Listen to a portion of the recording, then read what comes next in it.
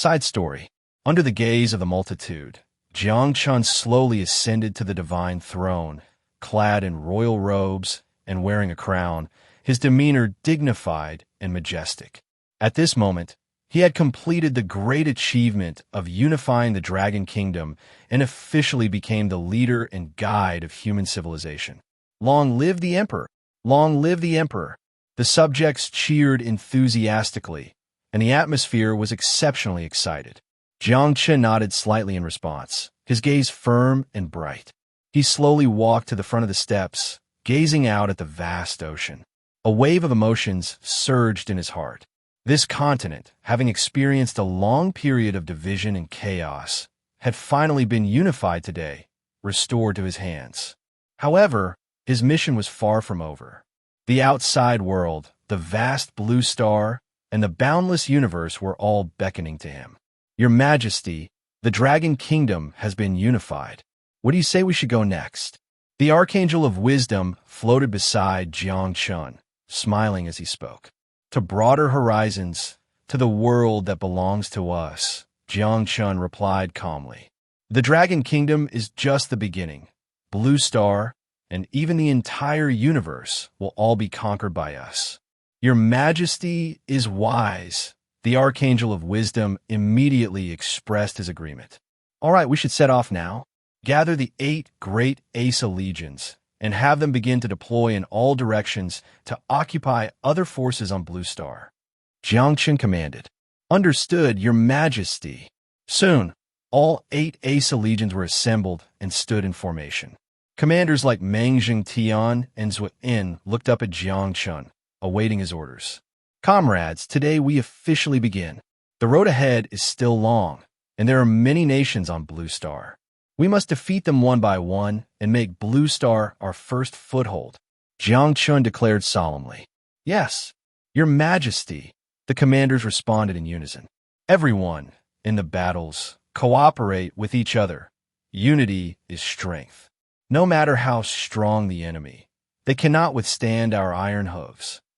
Understood, Your Majesty. We will certainly accomplish our mission.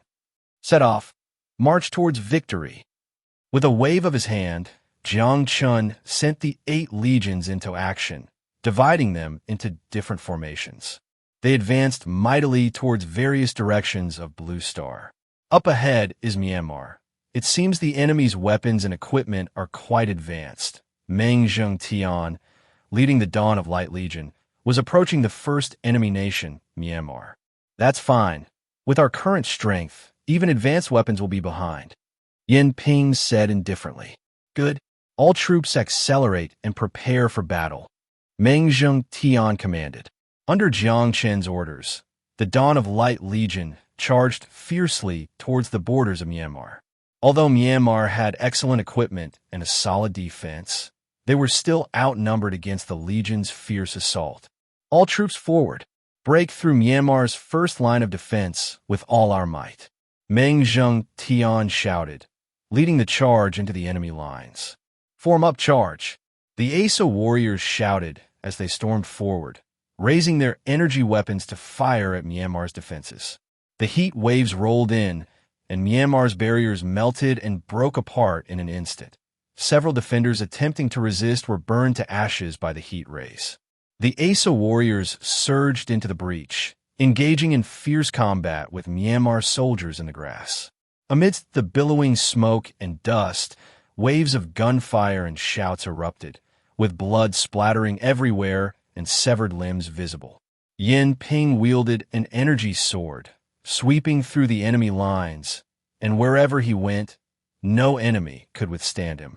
Quang Shao Jun waved mechanical claws, tearing the enemy troops apart. Under the fierce assault of the Legion, signs of collapse began to appear in Myanmar's defenses. The defenders suffered heavy casualties, and their morale plummeted.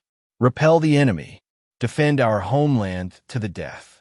The commander of Myanmar shouted from the rear, trying to stabilize the troops' morale. Follow me. We will build our great wall with our blood and flesh. The soldiers of Myanmar let out their final roars and charged at the Asa warriors with their bayonets. The two armies fell into a brutal melee once again. In the end, Myanmar's defenses were completely shattered under the relentless assault of the Legion. The defense line has been breached. Retreat to the second line of defense. The Myanmar defenders were thrown into chaos, retreating towards the capital in droves. Chase them down. Leave no enemy behind. Meng Zhengtan brandished his spear, leading the valiant ASO warriors in hot pursuit. The second line of defense of Myanmar quickly disintegrated under the Legion's continuous onslaught. Ultimately, under the whirlwind-like advance of the Dawn of Light Legion, the entire defense line of Myanmar completely collapsed, declaring a complete defeat within half a day. This is just the beginning. Many enemies are waiting for us to defeat them on Blue Star, Yin Ping said with a serious expression. That's right. Let's rest for a bit and continue forward towards the final victory. Encouraged by the continuous victories of other legions, reports of triumph kept coming back to the divine capital. On the fleet and the Forbidden Army's side, under the leadership of Jiang Chen and the commanders, the conquest of Blue Star was unfolding in an orderly manner. Wherever they went, they sent enemy nations into hell, continually expanding Jiang Chen's power. The entire Blue Star was gradually enveloped under Jiang Chen's rule in the waves of attacks. Under Jiang Chen's orders, the 8 Asa legions began their conquest of Blue Star. The first target was the neighboring strong nation, Isa. Report, Your Majesty, we have approached the borders of Isa. Commander Meng Zhengtian reported. Very good. Immediately launch an attack and give them a swift and thunderous strike. Jiang Chen nodded. Understood, Your Majesty. Set off and make Isa fall into chaos and take it in one fell swoop. Yes, we will not disgrace our mission. Meng Zhengtian returned to the camp and immediately gathered the commanders for a pre-battle meeting. Everyone in this battle, we must use swift and decisive means to take Isa. We cannot give the enemy any time to breathe. Understood, Commander, the generals responded. Then, are you all ready? Ready. Then launch the general assault and charge directly into their capital. Under Meng Zhengtian's command, the Dawn of Light Legion surged into the core area of Isa like a hot knife through butter. Not good. The enemy is coming fiercely. The Isa army was thrown into confusion. All troops, listen up. Immediately engage the enemy and fight to the death. The king of Isa forced himself to rally spirits in an attempt to reverse the dire situation. However, the defenses of the kingdom of Isa were still collapsing under the fierce assault of the Central Continent Corps. They quickly retreated to the vicinity of the capital. When Meng Zhengtian commanded the Legion of Radiance to arrive at the gates of the Isa capital, the atmosphere on the battlefield suddenly became tense. On the city walls of Isa, the defending soldiers picked up their long spears and short arrows, their spirits highly strung, watching intently for any movements on the horizon. The great army was about to arrive, and heavy troops had been deployed at the city gates to guard against the fierce assault of the Legion of Radiance. The residents within the city wore grave expressions, hastily closing their shops and returning home, while many began to pack their belongings in preparation for escape. The streets were filled with an oppressive and panicked atmosphere. Report, Your Majesty, the enemy has arrived at the city gates. What are your orders? Meng Zhengtian quickly approached Jiang Chen, bowing respectfully. Jiang Chen replied calmly, Prepare for the defense. They cannot ultimately overpower us. Yes, I will initiate a full-scale counterattack. Meng Zhengtian received his orders and immediately mobilized the troops to begin the assault. Meanwhile, the Isa warriors inspected their weapons and armor, cleaning the blood from their gear to boost their morale. The corps commander, Meng Zhengtian, wore a serious expression as he repeatedly confirmed the battle plan. On the wasteland, an endless tide of soldiers surged forward, like a rolling flood, surrounding the capital of Isa. As the two sides drew closer, the soldiers on the city walls and those on the plain unconsciously tightened their grips on their weapons. This long-awaited battle was about to commence. Victory would mean dominance for one side, while defeat would bring calamity. When the first arrow pierced the sky, the two armies officially clashed, and the atmosphere on the battlefield reached its peak. On the city walls, King Noki II of Isa paced back and forth. Clad in a luxurious red and gold royal robe and wearing an intricately designed crown, his long silver hair draped over his shoulders. However, his tightly furrowed brow and anxious expression revealed his inner turmoil. He constantly monitored the battle reports from below the walls, his grip on the scepter indicating his agitation.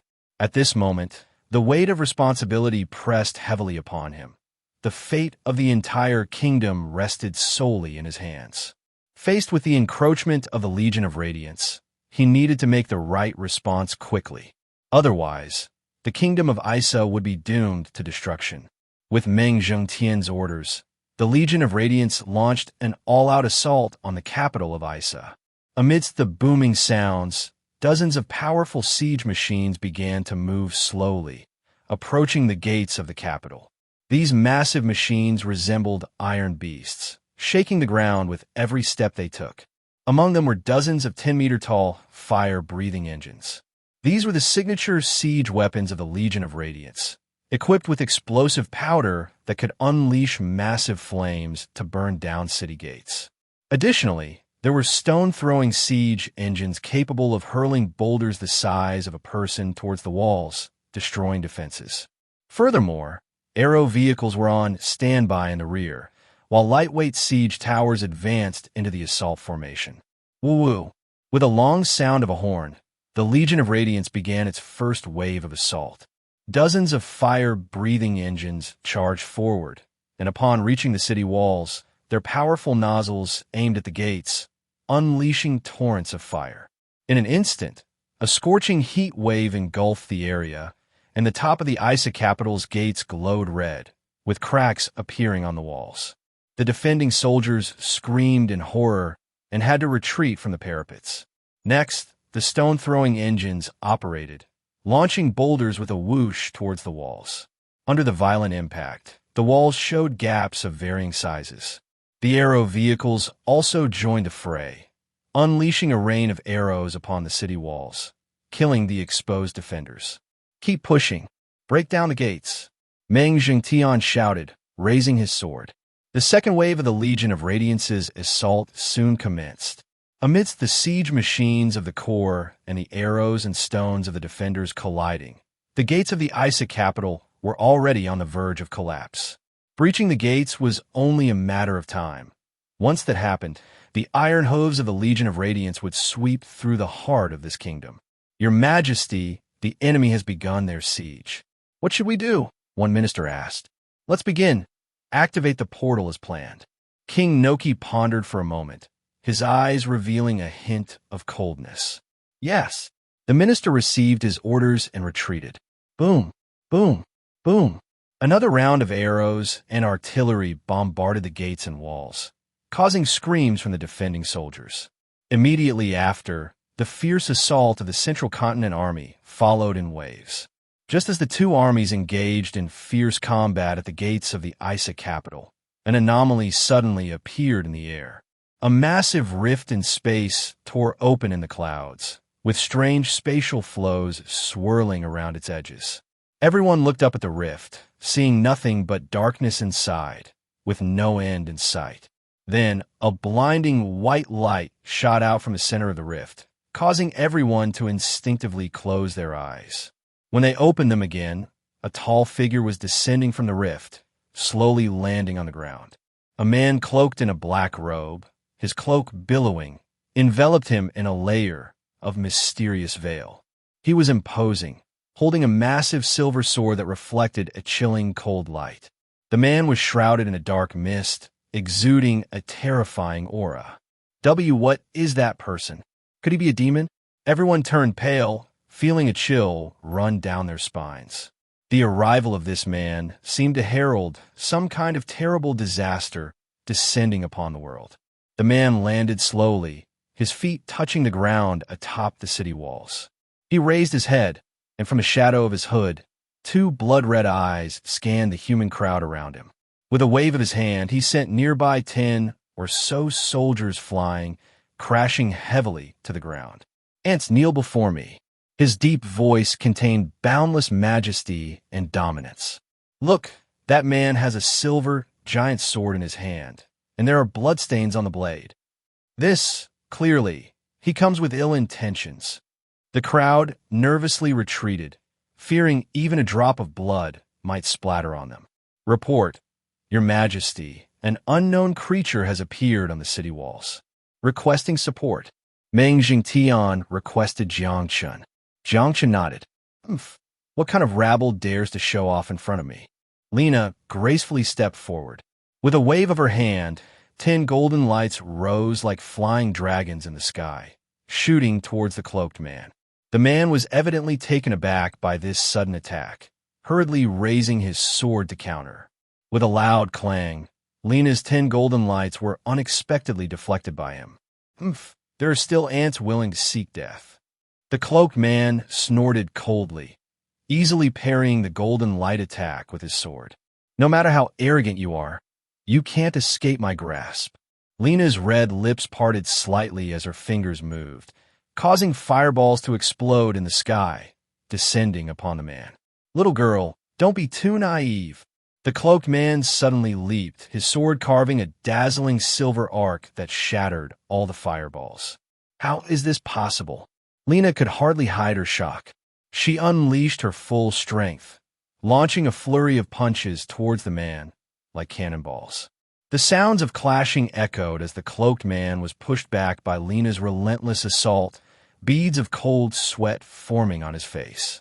This woman's skills are unfathomable.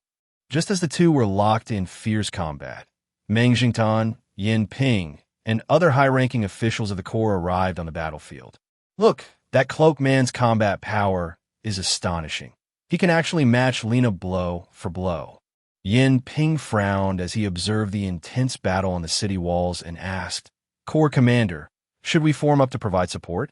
"No need. We have seen the strength of the god Forbidden One with our own eyes. She alone can deal with that mysterious black-clad man. Let's continue our assault. The city gates are about to be breached." Yin Chen nodded and refocused his attention on the siege. However, after a quarter of an hour, the battle on the city wall remained deadlocked, with neither side being able to gain the upper hand. "What's going on? How can it be that after such a long time, we still can't achieve victory?" Meng Jingtian wondered. "It seems the enemy is formidable. Lena needs support. Laya, Gu Qinxue, you two go help her." At this moment, Jiang Chen commanded the army that had just arrived at the foot of the city, hovering in mid-air. "Yes, Your Majesty." 2 enchanting figures leapt down from the clouds and slowly descended onto the city wall. One was a short-haired girl wearing a silver helmet and white armor, the Holy Knight Laya. The other was a long-haired beauty in red, the Valkyrie Gu Qinxue. Both were renowned for their unparalleled combat prowess and immediately rushed to the front lines upon receiving Jiang Chen's orders. "Your Majesty swears to capture the enemy alive here. We will do our utmost to achieve victory," Laya said with determination in her eyes. "Indeed, I will make him taste our dual swords." Gu Qinxue's red lips parted, and 2 slender swords danced in the air, sword light surging like thunder as they struck at the black-clad man. What a fast sword technique! The black-clad man barely managed to defend himself, a trace of surprise flashing across his face. Gu Qinxue moved like the wind, the sword light dazzling, coordinating with Laya's holy light magic. Soon, they joined forces with Lena to force the man into a flurry of defense. Under the siege of the 3 beauties, the black-clad man retreated step by step, unable to hide his disarray. "Holy light shines, power bestowed. Exorcise evil. Open." Laya clasped her hands together, chanting. A radiant beam of light descended from the sky, accurately striking the man. He raised his sword to block, narrowly preventing the holy light from hitting him, but exposed a flaw. Gu Qinxue, sharp-eyed, severed his cloak, revealing a pitch-black skeleton underneath. So, it turns out to be a skeletal demon. The 3 women realized, suddenly taking to the air, positioning themselves around him and launching their full-force attacks. With a resounding boom, the skeletal demon was simultaneously struck at its vital points, its bones shattering and scattering into fragments. Finally resolved. The three beauties stood side by side, proudly looking at the scattered white bones below. Don't let your guard down. This skeletal demon is of unknown origin. We must report to His Majesty. Laya reminded. You're right. Let's hurry back and report. Gu Qinshui agreed. Just as the three were about to leave, the bones on the ground began to reassemble, quickly forming a tall figure once more. What? It actually resurrected. Lena's expression changed dramatically. The skeletal demon stared ominously at the three beauties, its bone claws sweeping towards them, unleashing countless bone spikes. Be careful! The three quickly defended themselves, but there were too many bone spikes, and they were hit in several crucial areas. Damn it, true fire burning heaven! Lena, furious, spread her palms, and a fiery red lotus suddenly bloomed in her hands. Instantly, a tsunami of blazing flames engulfed the skeletal demon, surrounding it completely. It can't escape my sea of fire. A hint of ruthlessness flashed in Lena's eyes.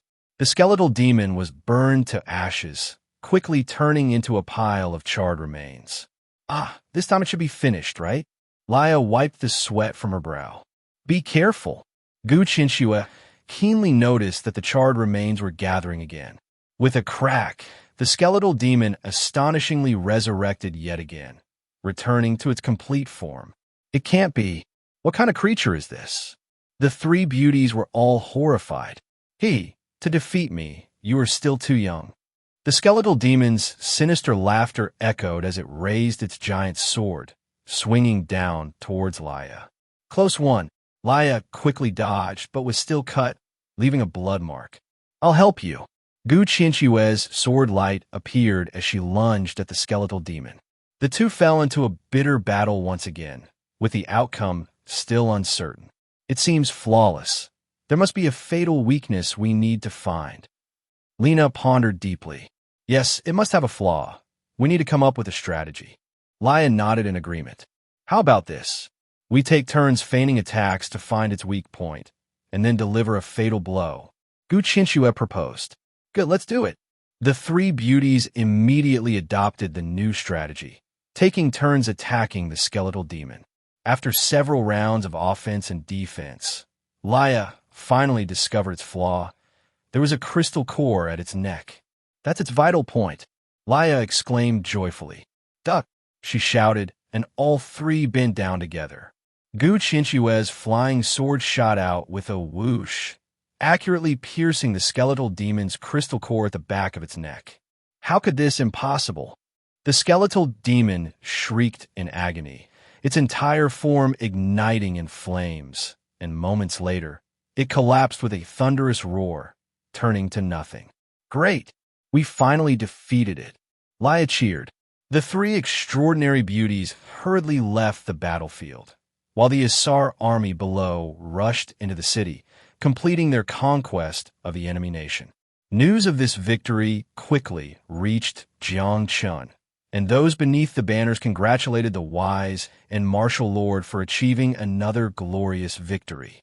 Jiang Chen smiled faintly, his expression calm, revealing no signs of joy or anger. The Isar kingdom has no possibility of resistance. Bring their king here. I have questions to ask, he instructed plainly. Yes, your majesty is wise. The Sor Brigade, led by Commander Zorn, took their orders and departed. After a short while, the king of the Isar kingdom, Inoji, was escorted before Jiang Chen, kneeling on the ground. Tell me, what is the origin of that black-clad man? Jiang Chen asked indifferently.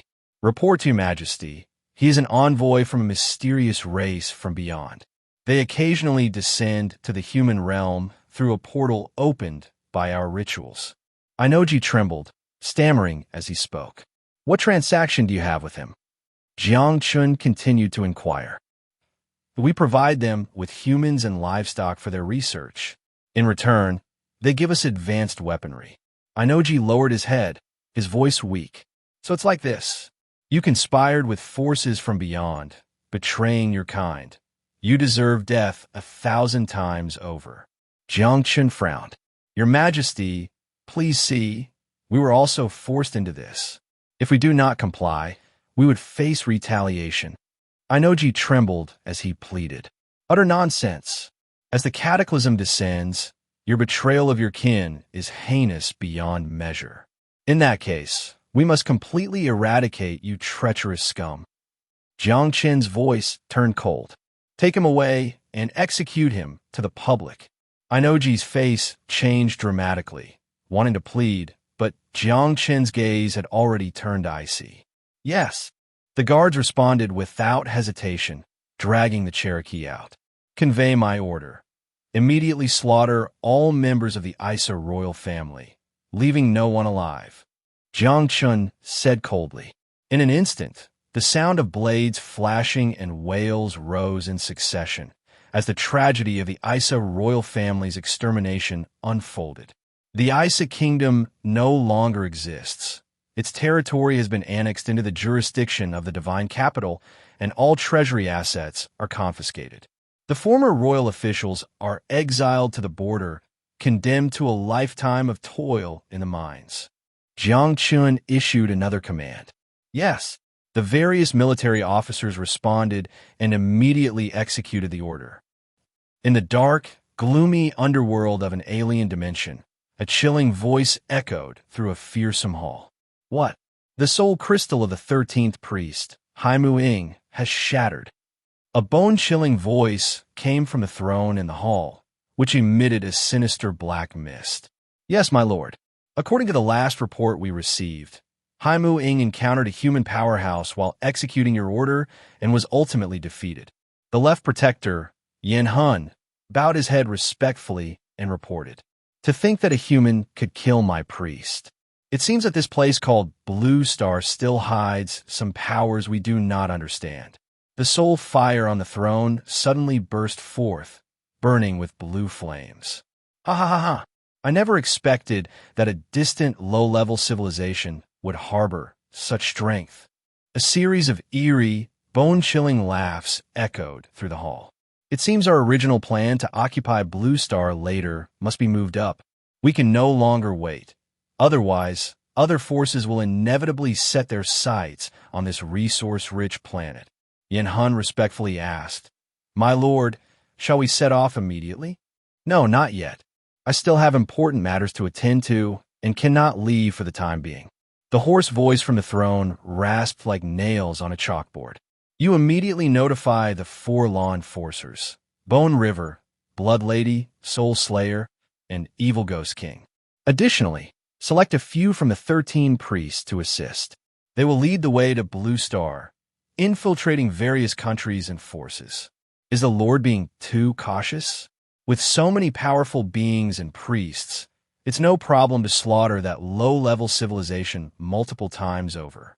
The left protector, Yin Hun, still asked with his head down. "Our Bone Soul Palace has endured for tens of thousands of years, relying on caution. No need for further words. Just carry out the order." The voice faded into the shadow. "Understood." Yin Hun vanished from the spot. On Blue Star, Jiang Chen gazed into the distance. Holding divine might, dressed in regal attire, his expression was inscrutable. At that moment, the intelligent assistant, Ko Xiao Xiao, silently stood beside him, holding the inventory list of the battle spoils from the Isa kingdom. Seeing the newcomer, Jiang Chen nodded, signaling Ko Xiao Xiao to speak. Ko Xiao Xiao immediately began to recite, and halfway through, divide the battle spoils into 3 parts. 1 for storage, 1 to distribute to the families of the fallen soldiers, and the remaining to be evenly distributed among the people of the Isa kingdom. Jiang Chen commanded. Ko Xiao Xiao immediately responded, "As you command, Your Majesty." After bowing, she prepared to leave. "Can you see what I'm thinking?" At that moment, Jiang Chen suddenly asked, "Your Majesty's demeanor is not as usual. You must have some concerns." Ko Xiao Xiao paused her steps and replied respectfully, "You are the most perceptive. Come, let's discuss in detail." Jiang Chen nodded and said, Afterward, Jiang Chen pointed to the map, indicating several countries near the Dragon Kingdom's borders, noting that Myanmar and the Isa Kingdom had already been pacified. Recovering these two countries is only right. They have always been at odds with my Dragon Kingdom, frequently invading territory and oppressing the people. Now that we have reclaimed our old lands, it is timely. What truly concerns me is this Nepal. Jiang Chen's expression turned serious at this point. Nepal's strength is comparable to Myanmar and Isa. Why should your majesty worry? Ko Xiaoxiao followed Jiang Chen's gaze and, after a moment, respectfully said. Jiang Chen smiled without speaking, looking at Ko Xiaoxiao. Is it the A3 country behind them? Ko Xiaoxiao quickly reacted, looking at the map. Although the A3 country's overall combat power is not the strongest, its territory is vast, and it has many strong individuals. The ancient Zen clan originates from the A3 country, spreading to Nepal and eventually to our Hua country. Indicating kindness, they could plunder our Dragon Kingdom's wealth and antiques at the first sign of disaster before returning to the A3 country. If I were to launch a high-profile attack, we would undoubtedly provoke the A3 country's retaliation. Jiang Chen nodded as he spoke. Your Majesty, I have a plan that can take Nepal without using a single soldier, incorporating it into our Dragon Kingdom's territory. Ko Xiaoxiao said respectfully. Please tell me. Jiang Chen's eyes brightened. I believe we should try a strategy of sowing discord. According to military strategy, winning hearts is the best approach, while siege is secondary. Psychological warfare is superior, and armed conflict is inferior. Although the king of Nepal, Bokhara, is wise, his son, Aga, is a foolish ruler. If we can sow discord between the king and the prince, as well as among the domestic noble factions, it will be enough to plunge Nepal into chaos. At that time, we can intervene and support a puppet to take power, easily controlling Nepal without expending much effort. This way, not only can we avoid provoking the A3 country, but we can also solidify the western front of the Dragon Kingdom. Ko Xiaoxiao continued. A good strategy of sowing discord. It aligns with my thoughts. I appoint you as the special envoy to negotiate. You must ensure the royal family of Nepal is thrown into disarray. With Nepal as a buffer, the Dragon Kingdom can free up its hands for external conquests. After hearing this, Jiang Chen relaxed his brow and spoke with a smile. With Jiang Chen's approval, Ko Xiaoxiao quickly set off for Nepal to implement the strategy of sowing discord. Through gradual infiltration, Ko Xiaoxiao skillfully incited discord between the king of Nepal and the prince, while also fanning the flames, supporting local nobles opposing the royal family. Before long, Nepal was on the brink of stormy weather, with factional struggles escalating, eventually erupting into a large-scale rebellion. With the Dragon Kingdom's support, the rebels quickly achieved victory, deposing the original King Bokhara and installing a puppet on the throne. The new king immediately pledged allegiance to the Dragon Kingdom, and Nepal officially became a vassal of the Dragon Kingdom. Upon hearing this news, Jiang Chen was very pleased. By obtaining Nepal through cunning means, not only had they avoided angering the A3 country, but also created favorable conditions for further expansion in the future. It seemed that Ko Xiaoxiao's strategy of sowing discord was indeed brilliant, helping the Dragon Kingdom save much unnecessary military expenditure. The next day, in the divine capital, in the Dragon Hall, Jiang Chen, dressed in a golden dragon robe, sat on the high platform. His eyes were sharp, his expression stern, exuding the aura of a king. Below, in the center of the Dragon Hall, stood the leaders of the 8 Isa legions in formation, their elite troops imposing. Everyone, I have decided to deploy troops to attack the A3 country and incorporate it into our territory. Jiang Chen announced in a deep voice. We shall undoubtedly fulfill the sacred mission bestowed by your majesty. The legion leaders responded in unison, their expressions solemn. Your majesty, the A3 country is powerful, and the terrain is unfamiliar. It is easy to encounter unexpected changes. I believe it is unwise to provoke them lightly. We should seek stability and victory. The intelligent assistant, Ko Xiao Xiao, cautiously suggested. Exactly. Although the A3 country is not as strong as we are, they still possess considerable strength. Moreover, they believe in the ancient Zen, and public sentiment is unpredictable. Bai Qixuan also interjected in agreement. I understand your concerns. However, the unification of Blue Star cannot be delayed. If we miss this opportunity, it may be a long wait. Jiang Chen calmly countered. I have already decided. We must open the western region this time. Since your majesty has already made the decision, we shall dedicate ourselves to serving you faithfully. Ko Xiao Xiao and Zhang Qixuan exchanged glances and respectfully responded to the emperor. With the army preparing to depart, we must ensure the rear is secure. I suggest that the Divine Guardian Corps remain in the capital to guard against unforeseen events, suggested the cautious Commander Meng Xingtian. That's right. The three esteemed ladies, Lina, Gu Qianxue, and Leah, are exceptionally brave and more than capable of defending the divine capital, Zhao Long echoed. By the emperor's decree, we shall steadfastly guard Longdu. Lina spoke, her red lips parting lightly. Good, it's settled. You must ensure the capital is absolutely safe. Jiang Chen nodded in agreement, and Lina and the other three women respectfully accepted their orders. Who will lead our vanguard forces? This mission is extremely important. Jiang Chen surveyed the generals and asked in a deep voice. Your Majesty, allow me to lead the troops to guard the vital transportation routes. Zorn volunteered himself. Very well, I appoint you as the vanguard. You must swiftly control the transportation routes to the Asen Kingdom. Jiang Chen said with determination. I shall obey your command. Zorn respectfully accepted the order. The various armies will begin their full-scale departure 10 days from now, striking with a single effort, directly aiming for the capital of the Asen Kingdom. Jiang Chen announced, we will surely let the Asen people experience the might of the dragon's power. Yes, we will serve with utmost loyalty. The generals responded in unison, and the military meeting came to an end.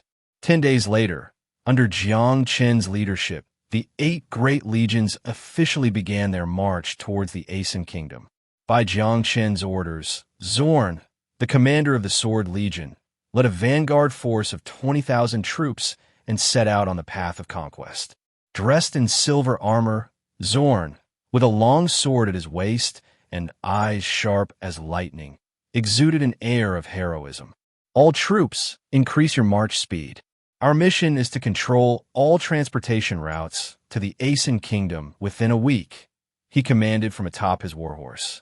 Understood, came the unified response from the army, and the air was thick with the atmosphere of impending battle.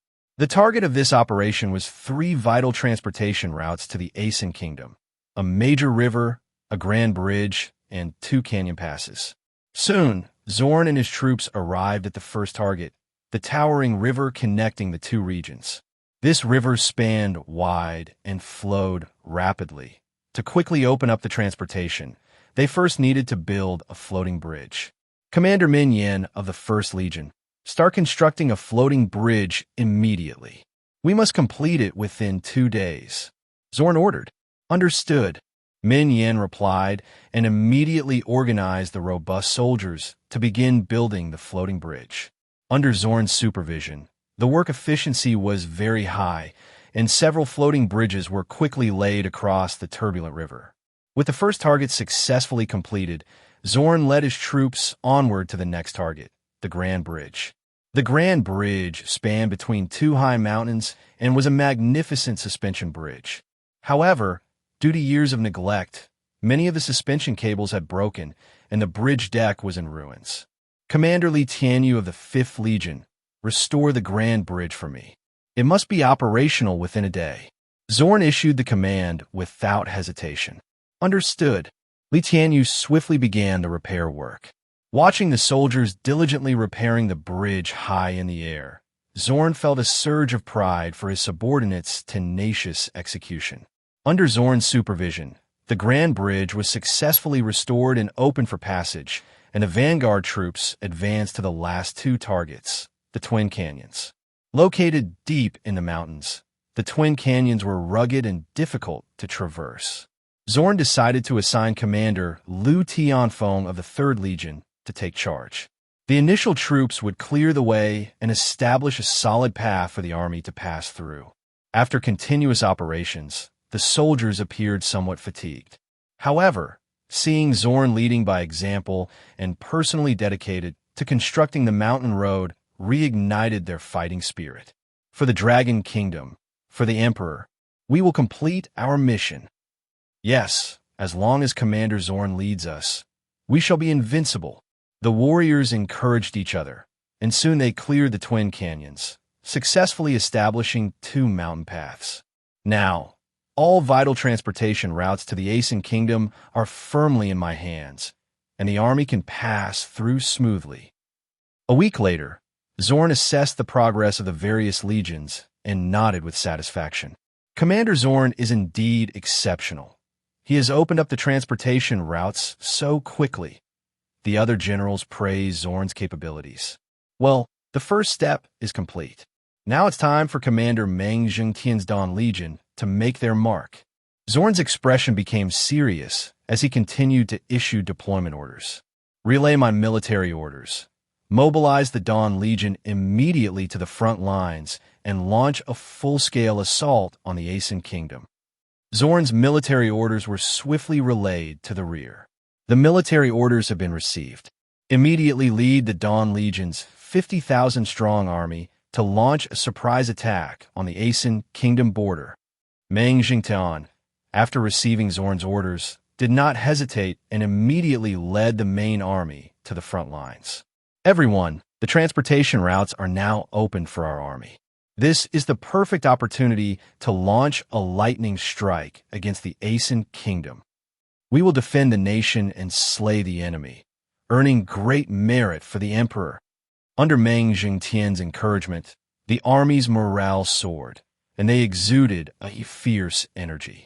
Quickly, under Meng Zhengtian's leadership, the Dawn Legion divided into 2 routes and swiftly reached the Aeson Kingdom border. Meng Zhengtian personally led the main force through the Twin Canyons, directly targeting the border fortress, the Gate of Conquest. In this operation, Meng Zhengtian employed rapid tactics, actively abandoning troop deployment and instead opting for light assault, aiming for a quick resolution. Under the cover of night, the Dawn Legion swiftly arrived at the Aeson Kingdom border and launched the surprise attack. The guarding troops were completely unprepared and were quickly thrown into disarray. Enemy attack! Enemy attack! The sentry's alarm echoed through the night sky. However, it was too late. Meng Zhengtian led his valiant vanguard into the Gate of Conquest, engaging the guarding troops in fierce hand-to-hand combat. With Meng Zhengtian's successive breakthroughs, the Aeson Kingdom's first line of border defenses was quickly breached, and the guarding troops suffered heavy casualties. The enemy is advancing fiercely. Quickly retreat to the next defensive line. The commanding officer struggled to organize the remnants to retreat. However, Meng Zhengtian gave them no time to breathe, as the Dawn Legion relentlessly pursued like a fierce wind. After breaking through 2 lines of the enemy's defenses, Meng Zhengtian ultimately aimed for the border city of Jie City to launch a siege. Give it everything you've got. We will seize Jie City in one go. Under Meng Zhengtian's rallying call, the elite soldiers of the Dawn Legion charged forward like hungry tigers descending a mountain. Everyone scrambled to take the city, and Jie's city soon fell. Ha ha! We are truly unstoppable. Meng Zhengtian laughed heartily, praising his fierce generals. After capturing Jie City, Meng Zhengtian decided to advance a few dozen miles further to directly seize a provincial city, consolidating the gains from the surprise attack. As Meng Zhengtian advanced like the wind, the Aeson Kingdom's border defenses collapsed, and several cities successively fell into the hands of the Central Plains Army. Meanwhile, Zorn, leading another rout of the Dawn Legion, also achieved significant results in the surprise attack, annihilating a large number of enemy troops.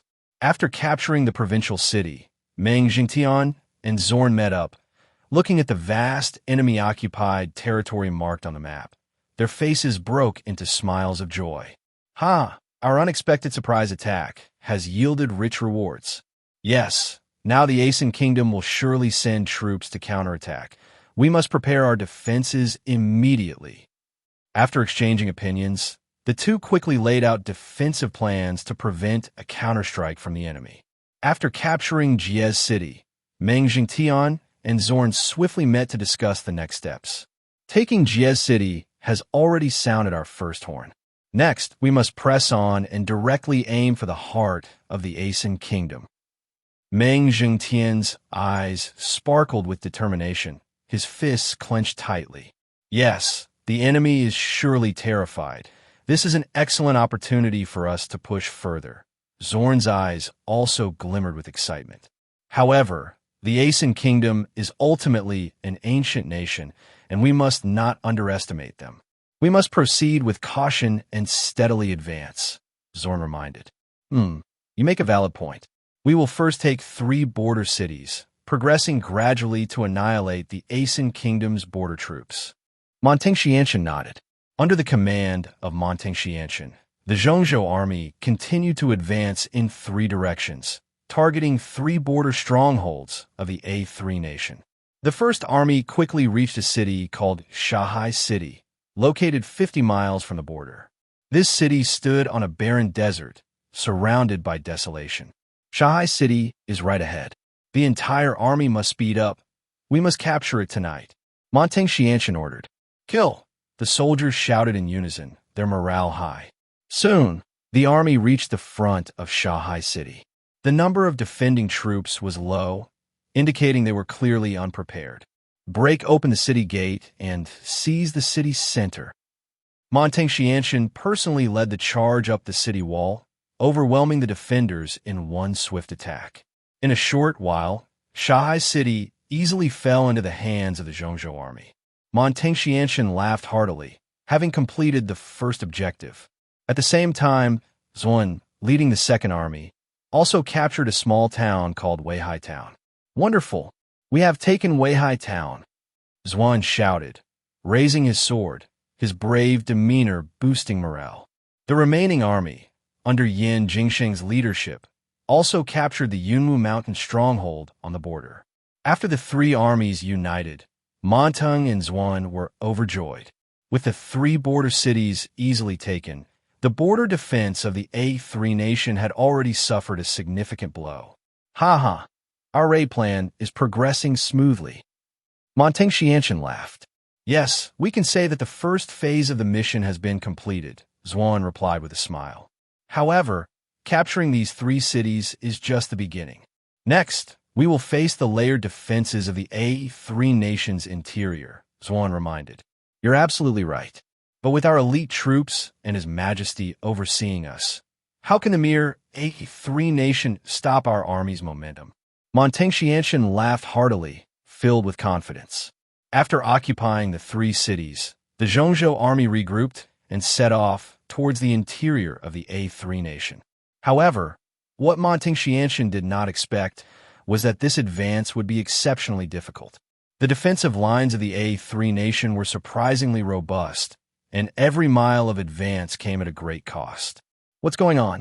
Their defenses are nothing like the intelligence we received earlier. Asked for instructions from Lord Ko Xiao. Monteng frowned. Understood. The 3rd Battalion commander, Yun Feng, received the order and sped off. Not long after, Ko Xiao arrived at the front lines. It seems the A3 nation had received wind of our movements long ago and has implemented the Zhonglu Wailu strong defense strategy. They have laid out a dense array of defenses and ambushes on the border, Ko Xiao analyzed. Every time the Zhongzhou army attacks a city, we encounter sniping and ambushes, resulting in heavy casualties. It appears the enemy was well prepared. We underestimated them, Zuan also said with a serious expression. After several bloody battles, although the Zhongzhou army had repelled the enemy's ambushes, they suffered many casualties and made slow progress. The A3 nation's tenacious defensive tactics had broken the morale of the troops. What should we do? The enemy's defenses are so tight. If we continue like this, we might find it hard to win. The generals felt overwhelmed. At this time, we need to strengthen our confidence. As long as everyone is united in spirit, there is no difficulty we cannot overcome. Xianchen raised his sword and shouted, though deep down he felt uncertain. Report. The A3 nation's first fierce general, Lung Yun, is leading a superior force to counterattack, came the message from the frontline reconnaissance post. I'll intercept him near the border fortress. Xianchen mounted his horse and galloped away. That's too dangerous. I'll go with you. Zhuan hurriedly followed. Take this. Lung Yun, lying in ambush for a long time, roared as he charged into the Zhongzhou army's formation, his spear aimed at Xianchen. Come for a proper duel. Xianchen swung his sword to meet Lung Yun's charge. The two engaged in a fierce one-on-one battle, neither side giving way. The other fierce generals of the A3 nation also displayed their prowess, causing the Zhongzhou army's formations to be thrown into disarray. Quickly support. Zhuan and the others adjusted their troops to reinforce Xianchen against Lung Yun. Mere ants dared to challenge me. Lung Yun bellowed, his entire being radiating ferocity. With a thrust of his spear, he unleashed a whirlwind of sword energy, sending countless streaks of sword chi crashing down upon the Zhongzhou army. What kind of divine technique is this? The Zhongzhou soldiers exclaimed in shock, unable to withstand such an onslaught. Boom! The sword chi swept through the Zhongzhou army's positions like a violent storm, instantly shattering their neat formations. We can't hold on. We're going to be wiped out. Xianchen's face turned pale.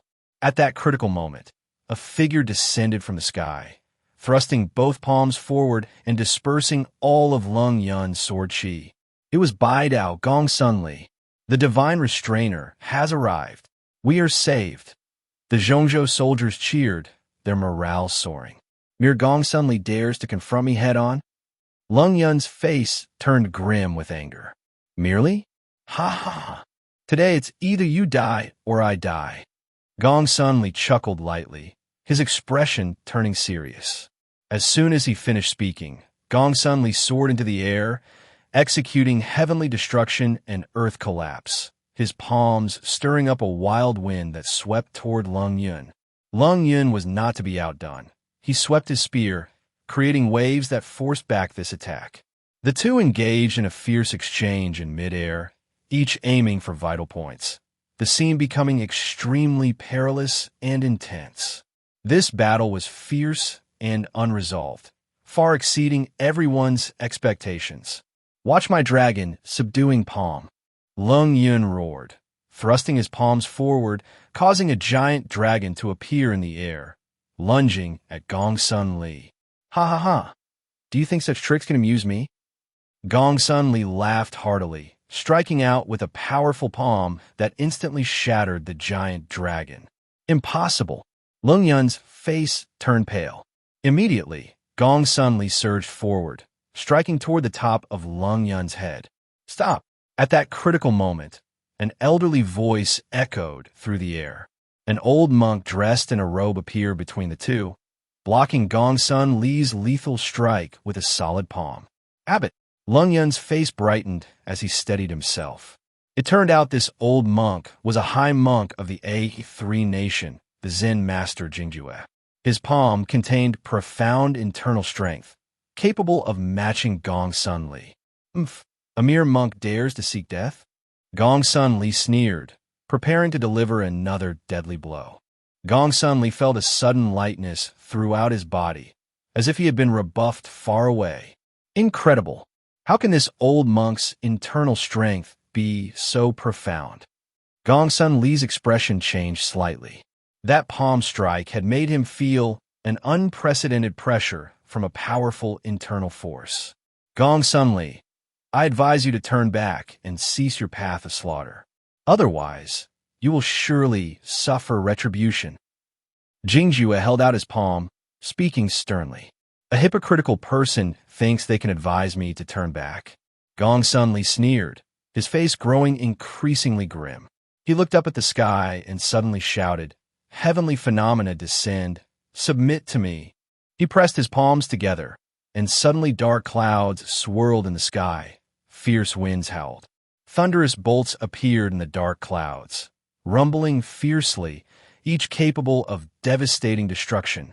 All Buddhist teachings are illusions. Witness my Tathagata's Thunder Realm. Gong Sun Li shouted to the heavens, waving his hand as countless thunders roared down. Jingjue's face changed slightly, and he quickly invoked Buddhist spells to pray, forming a golden light that spread around him for protection. Boom!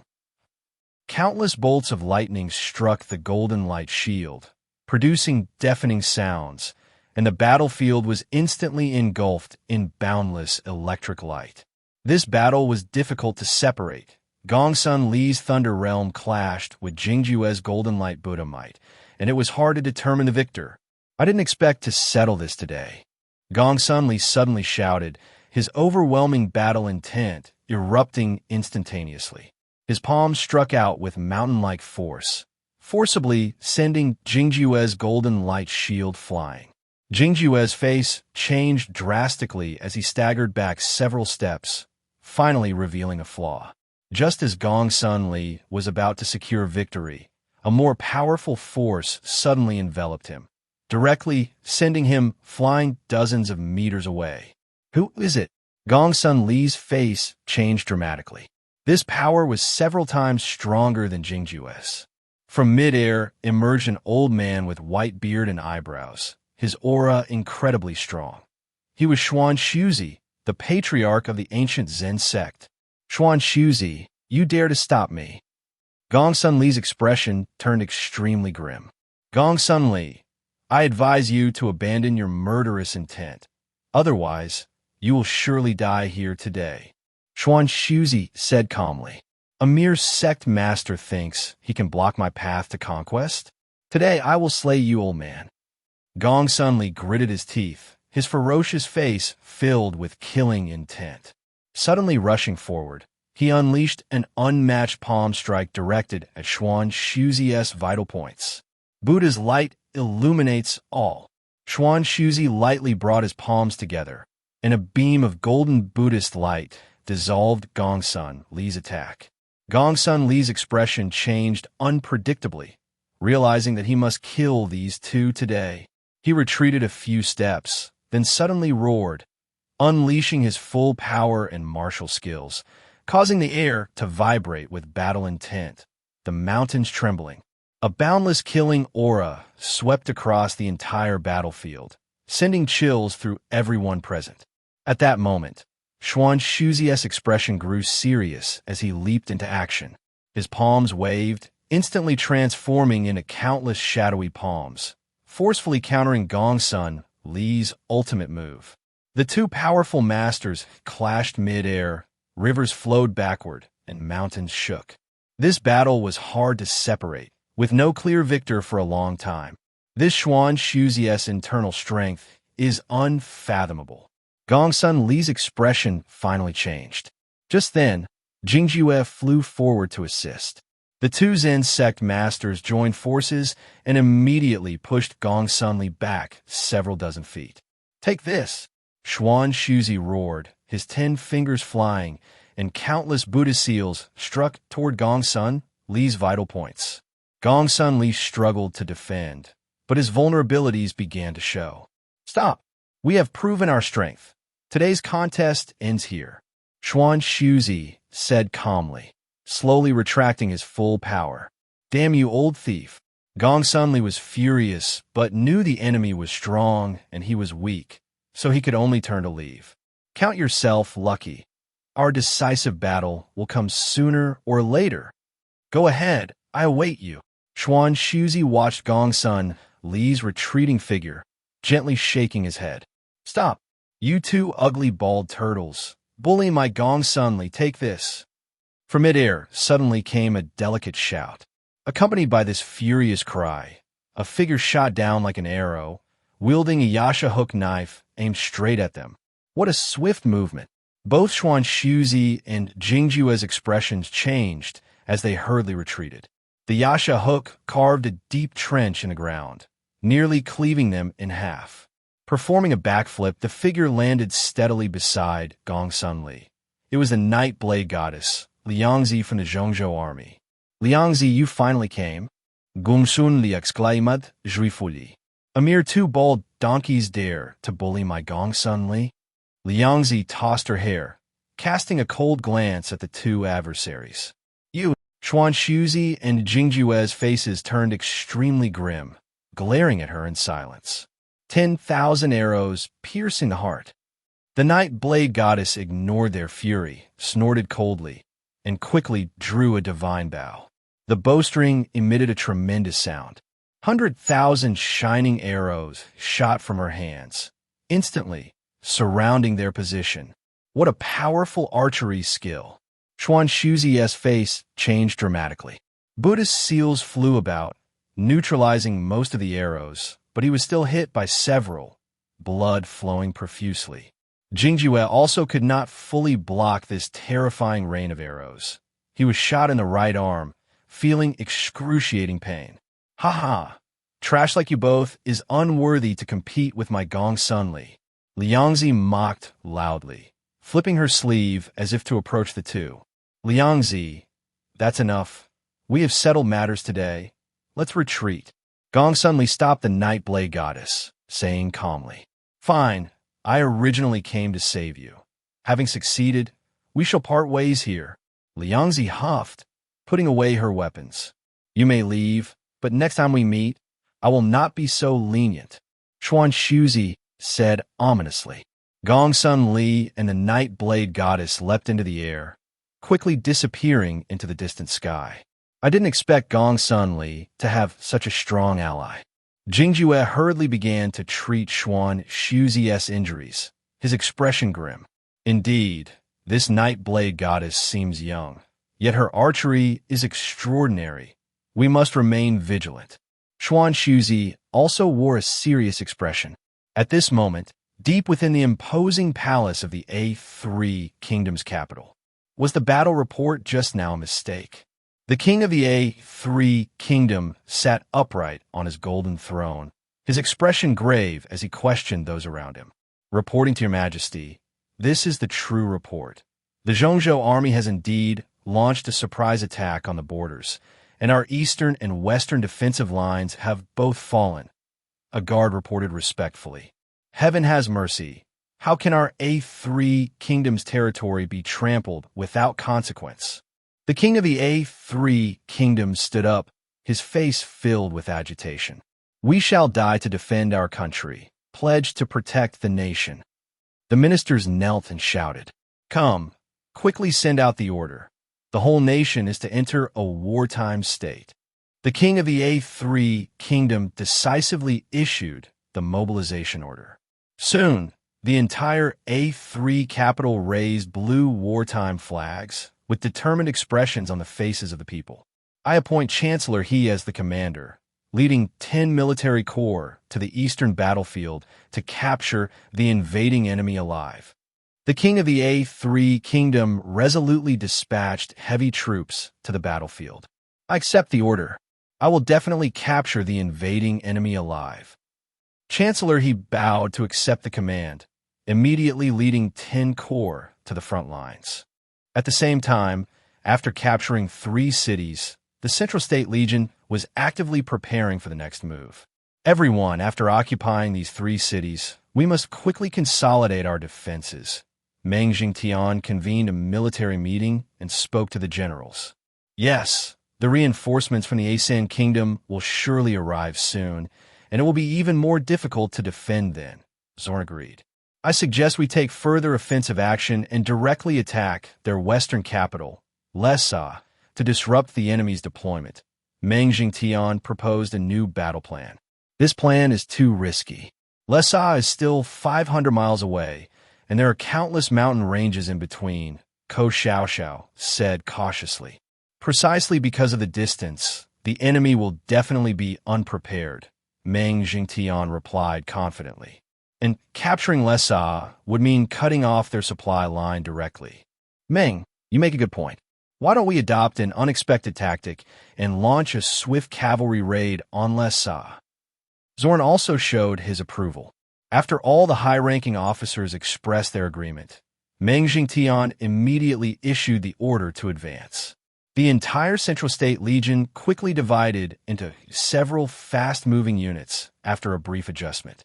Under the leadership of Meng Jingtian and Zorn, they set off for the west. Everyone, this surprise attack on Lhasa is a life-and-death operation. It must remain confidential. I have requested the Imperial Fist Brigade to clear the way for us. We must strike swiftly, Meng Jingtian said to the troops on horseback. Understood. The army swiftly crossed the continuous high mountains and soon arrived outside Lhasa. Enemy attack! Enemy attack! The sentry's alarm broke the tranquility of the night. What? The locusts from the Central State have reached the city walls. There was chaos inside Lhasa, and the defending troops hurried to respond. Everyone, attack fiercely and take Lhasa in one go. Meng Jingtian commanded, and the valiant generals charged into Lhasa like hungry tigers, engaging the defenders in fierce combat. All soldiers, follow my orders. We will defend Lhasa to the death. The city's defender, Meng Bu, also fought hard to command his troops to counterattack. However, the difference in strength between the two sides was vast. In a short time, the city gates were breached under the relentless assault of the Central State Legion. The enemy has breached the city. We can't hold them off. Quick, notify Chancellor he to send reinforcements. Meng Bu hurriedly ordered for assistance. But with the distance being far, it would take a day for reinforcements to arrive. As the enemy pressed forward, the defenders in Lhasa found themselves surrounded. We've gained the upper hand now. Lhasa will surely be in our hands, Meng Jingtian said excitedly. Yes, once Lhasa falls into our control, occupying the entire nation will be just a matter of time. Zorn also looked pleased. The fierce generals of the Central State Legion were also thrilled, believing victory was firmly in their grasp. However, at that moment, a sudden sound of horns echoed from outside the city. Woo! Woo! Woo! Everyone looked towards the city's exterior and saw a cloud of dust rising on the horizon. A large group of golden-armored cavalry was charging towards them with great momentum. Not good. It's the reinforcements led by Chancellor He. Meng Jingtian and Zorn's faces changed dramatically. The two exchanged glances and saw unease reflected in each other's eyes. They came too quickly. Something's not right. It's a trap. The entire army must break out immediately. Meng Jingtian suddenly realized the danger, but it was already too late to break out. Chancellor He's 10 military divisions quickly surrounded Meng Jingtian's troops and began a fierce assault on the Central State Legion. Fire! At Chancellor He's command, countless beams of light shot from the armored cavalry, darkening the sky. Defend! The soldiers of the Central State Legion quickly raised their shields to block the attack, yet many still fell. In my name, I will split heaven and earth. Zorn shouted, wielding his spear like a dragon, sending waves of energy that knocked countless arrows away. Zorn, we must break out. Meng Jingtian also fought hard to provide support. The two fierce generals fought bravely, and leading numerous elite troops, the Central State Legion finally managed to open a path for escape. Go! I'll hold them off. Zorn used all his strength to carve a bloody path for the Central State Legion. Zorn! Meng Jingtian felt a pang in his heart, but could only lead the others to break out first. Haha, want to break out? Not so easy. Chancellor He sneered, suddenly leaping off his horse and pushing forward with both hands. With a loud bang, he forcibly sent the Central State Legion's breakout troops flying back. How powerful he is! Meng Jingtian's face turned pale. Chancellor He was also an extraordinary master, with energy within him that was unfathomable. At this moment, Zorn was already exhausted from fighting and was captured alive under Chancellor He's siege. Kneel before me. Chancellor He bellowed with a voice like thunder, and the fierce generals of the Central State Legion all fell to their knees. It seems the situation is dire. We can only surrender. Meng Zhengtian's face turned ashen as he dropped his weapon. Thus, the Asan Kingdom successfully annihilated the vanguard forces of the Central State Legion with a clever counter-encirclement tactic. Chancellor He bound Meng Zhengtian and the others and prepared to escort them back to the capital for public display. Justice prevails. Those who bully others will surely be struck by heavenly thunder. Chancellor He secretly delighted in his successful scheme. However, at that moment, a sudden shout broke the joyous atmosphere of victory. "Stop! Dare to capture my lady! You are truly seeking death." Accompanied by this furious roar, a figure soared through the air like an arrow, heading straight for Chancellor He. The newcomer was none other than the night goddess, Lingzi. "It's you again." Chancellor He's expression changed dramatically. The night goddess, Lingzi, threw her sword, and the sharp blade directly sliced through the shackles in front of Chancellor He. Meng Zhengtian and the others gained a brief respite. "Lady Lingzi, I knew you would come." Meng Zhengtian cried tears of joy as they picked up their weapons and re-entered the battle. "You insignificant ants dare to act so arrogantly before me." Chancellor He spat defiantly, but inwardly, he felt a hint of fear towards Lingzi's explosive arrow technique. "Today, I will make you pay in blood for your crimes." Lingzi sneered, her divine bow drawn again, aiming 1,000 shimmering silver arrows directly at Chancellor He's vital points. "Take this." Chancellor He gathered all his energy, pushing with both hands, and the gust of wind created actually deflected the rain of arrows. How could this be? Lingzi's face changed slightly. "Ha ha! Do you think you can take my life so easily? You truly overestimate your capabilities." Chancellor He laughed maniacally, suddenly unleashing a powerful force that formed a gigantic cyclone, sweeping towards Lingzi. "Ah!" Lingzi let out a cry, her body caught in the whirlwind, her disheveled hair obscuring her face.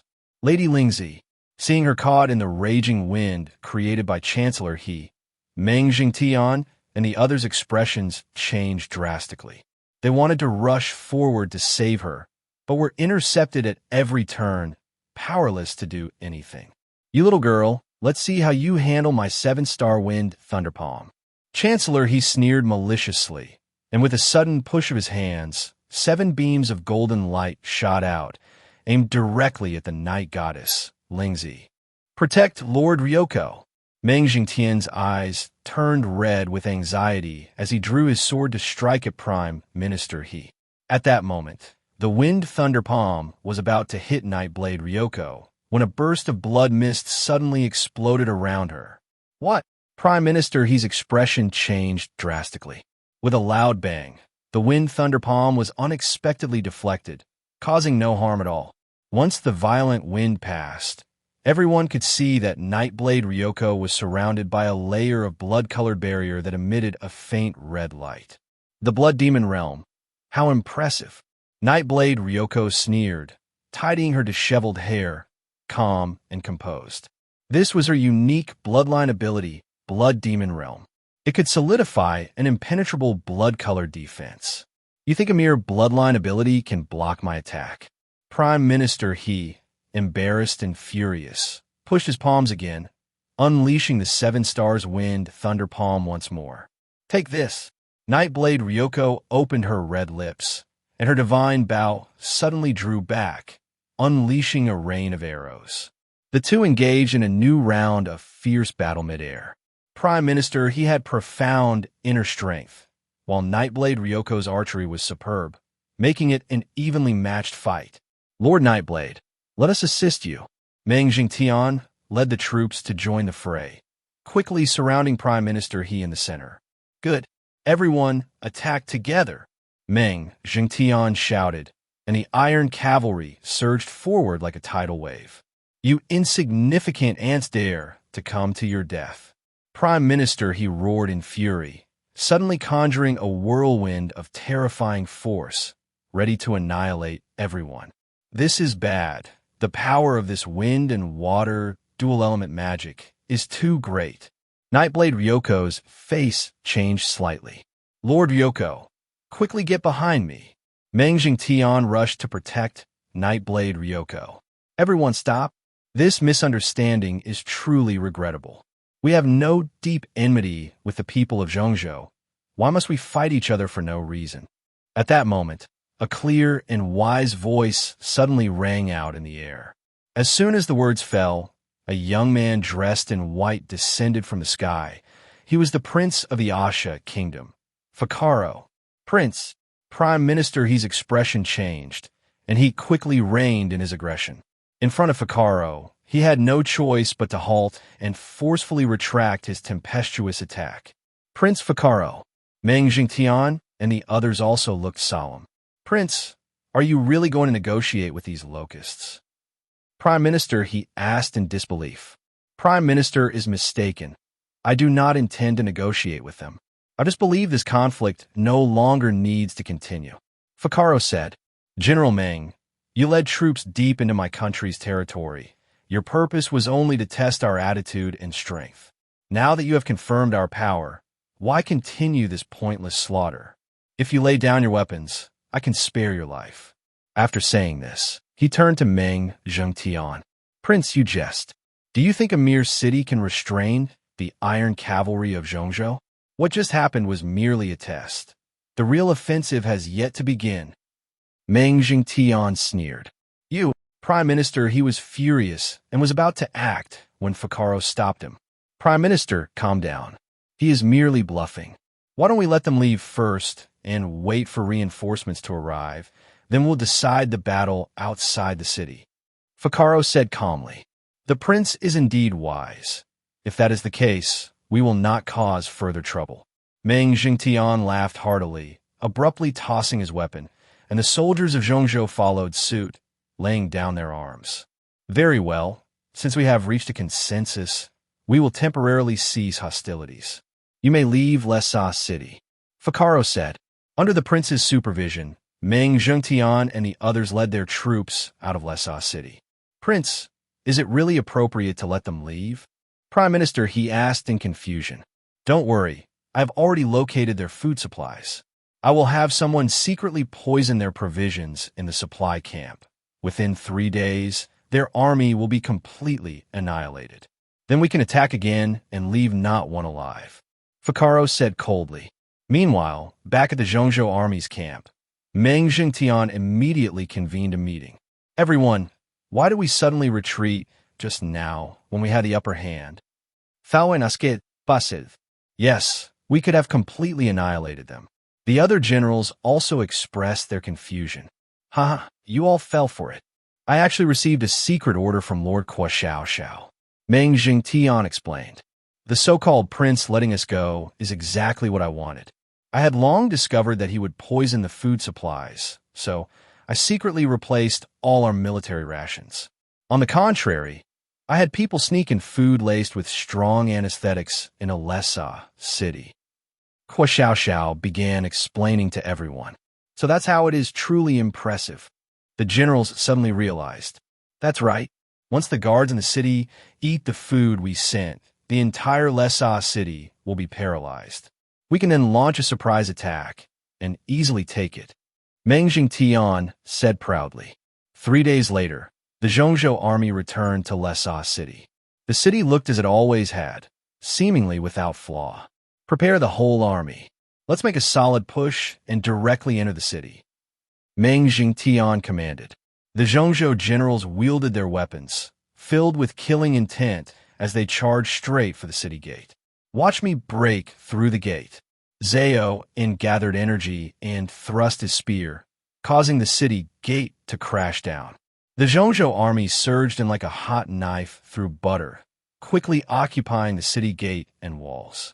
However, strangely, there was not a single person inside to welcome the battle. What's going on? Could all the guards have fallen for the trap? Meng Jingtian said, in confusion. This isn't right. This is definitely a trap. Varnet. At that moment, numerous glaring red lights suddenly appeared in the sky above. It's laser missiles. Zaoen's face changed, Quick, find cover. As everyone ducked behind buildings, a massive barrage of missiles suddenly struck the Zhongzhou army. Boom! The city was instantly engulfed in flames, shrapnel flying everywhere, and countless Zhongzhou soldiers fell. Damn it, we've been deceived. Meng Jingtian gritted his teeth. That prince was already prepared. Fukaro had anticipated this and had preemptively set up an automated defense system within the city. Is there any hope left? Kuo Xiaoxiao asked anxiously. Don't worry, my troops have arrived, Meng Jingtian said. Just then, a group of warriors clad in dark armor emerged from outside the city. It was Meng Zhongtian's special forces, the Ghost Shadow Brigade. They utilized electromagnetic pulse attack systems, quickly disabling the city's automated defenses. All right, take this chance. The whole army break out, Meng Jingtian commanded. Understood. With the cover of the Ghost Shadow Brigade, the Zhongzhou army finally managed to break out of the encirclement and retreat back to their own camp. Damn it, they escaped. Fukaro watched as Meng Zhongtian fled, gritting his teeth in anger. Prince, should we deploy the mecha troops to chase them down and annihilate them? Prime Minister, he respectfully suggested. No need. We have already heavily wounded their vanguard troops. As long as we hold the city, they will pose no significant threat. Prepare our latest weapons. In less than a month, I will ensure Zhongzhou never rises again. Fukaro declared confidently. Yes. Minister, he respectfully withdrew.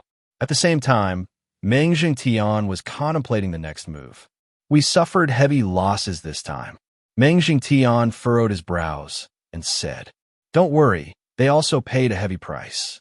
Moreover, we still have our final trump card. Kuo Xiaoxiao sneered.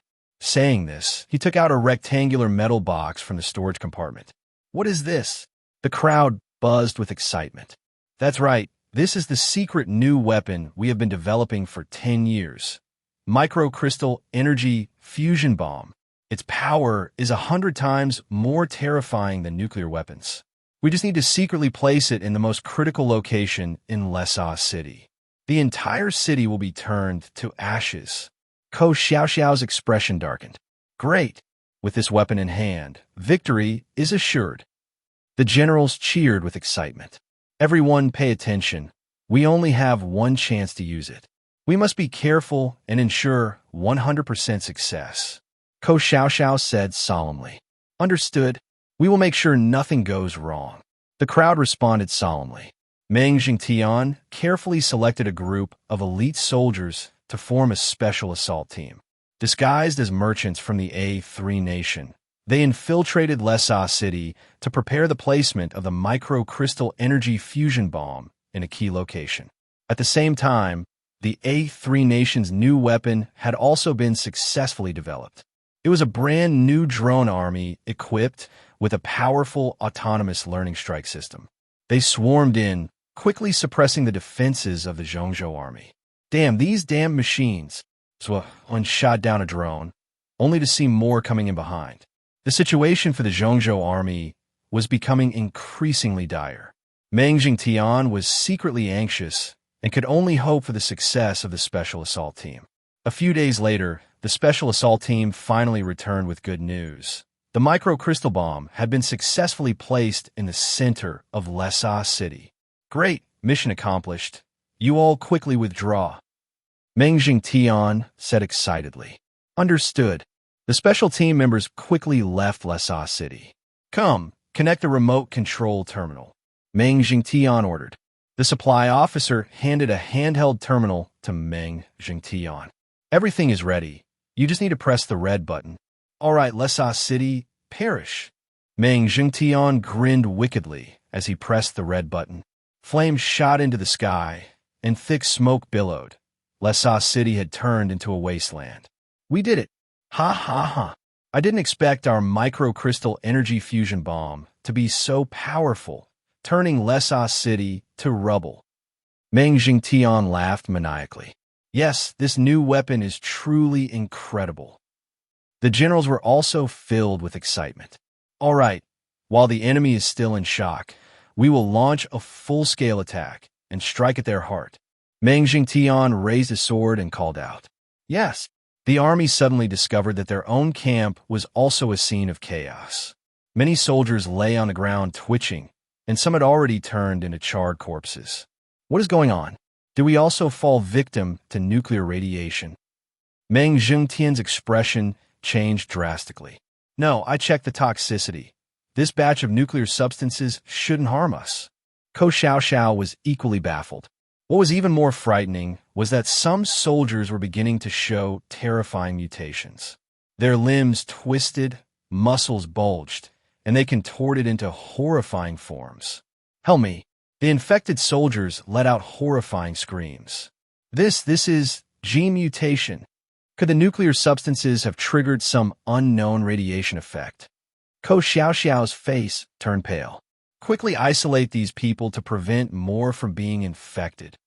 Meng Jingtian issued an urgent command. But it was already too late. More soldiers began to mutate, and the entire camp quickly fell into chaos. The mutated soldiers were incredibly strong, tearing at normal people, creating a horrifying scene. Help! The mutants have broken in. The camp was filled with panic screams. Everyone stop. Let the medical team retreat first. The rest follow me to hold the line. Meng Jingtian slashed down a mutant and ordered. Under the protection of Meng Jingtian and the elite generals, most of the normal soldiers successfully broke through the encirclement and temporarily distanced themselves from the camp. Only those who had been completely infected and mutated remained in the camp, rampaging. It seems the nuclear substances not only caused death, but also led to gene mutations. The consequences are truly terrifying. Ko Xiaoxiao's expression was very grim. We must find a solution quickly. Otherwise, this unknown mutation virus could spread at any moment. The generals were also anxious. Ko Xiaoxiao immediately gathered the research team to study the infected soldiers, hoping to find a controllable method for mutation. Meanwhile, the A3 nation was also affected by the nuclear explosion. Minister He was the first to wake up, discovering that he was in the midst of a wasteland. What is going on? Did Zhongzhou use nuclear weapons? Minister He was shocked. He shook the nearby Prince Piga Luo awake. Your Highness, wake up quickly. Lhasa City has been destroyed. What? We actually lost to them. Piga Luo opened his eyes, unable to believe it. The two searched for survivors, discovering that most of the defending soldiers were already dead. There were still a few soldiers transformed into terrifying mutated monsters. Oh no! The mutated soldiers let out strange low growls and lunged at them. Perish! Minister He struck out with a powerful palm, crushing the head of a mutant soldier. It seems Zhongzhou's weapon is not simple. We must quickly devise a countermeasure.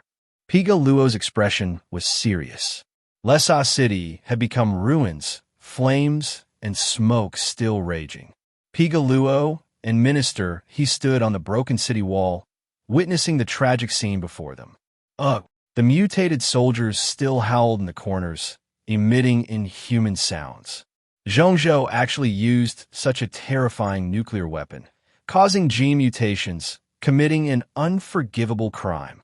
Minister He said angrily. Don't rush. Piga Luo said in a deep voice. We must remain calm and find a solution as soon as possible. As the two were discussing strategies, they suddenly saw a figure standing up from the ruins and rushing towards them. That person was dressed in black, looking panicked. It was the prince's trusted minister, Wenshan. Your Highness, it's good to see you're safe. Wenshan said breathlessly. The poisonous scheme of Zhongzhou is too ruthless. We must find a way to counterattack. Don't panic, Wenshan. Piga Luo patted him on the shoulder.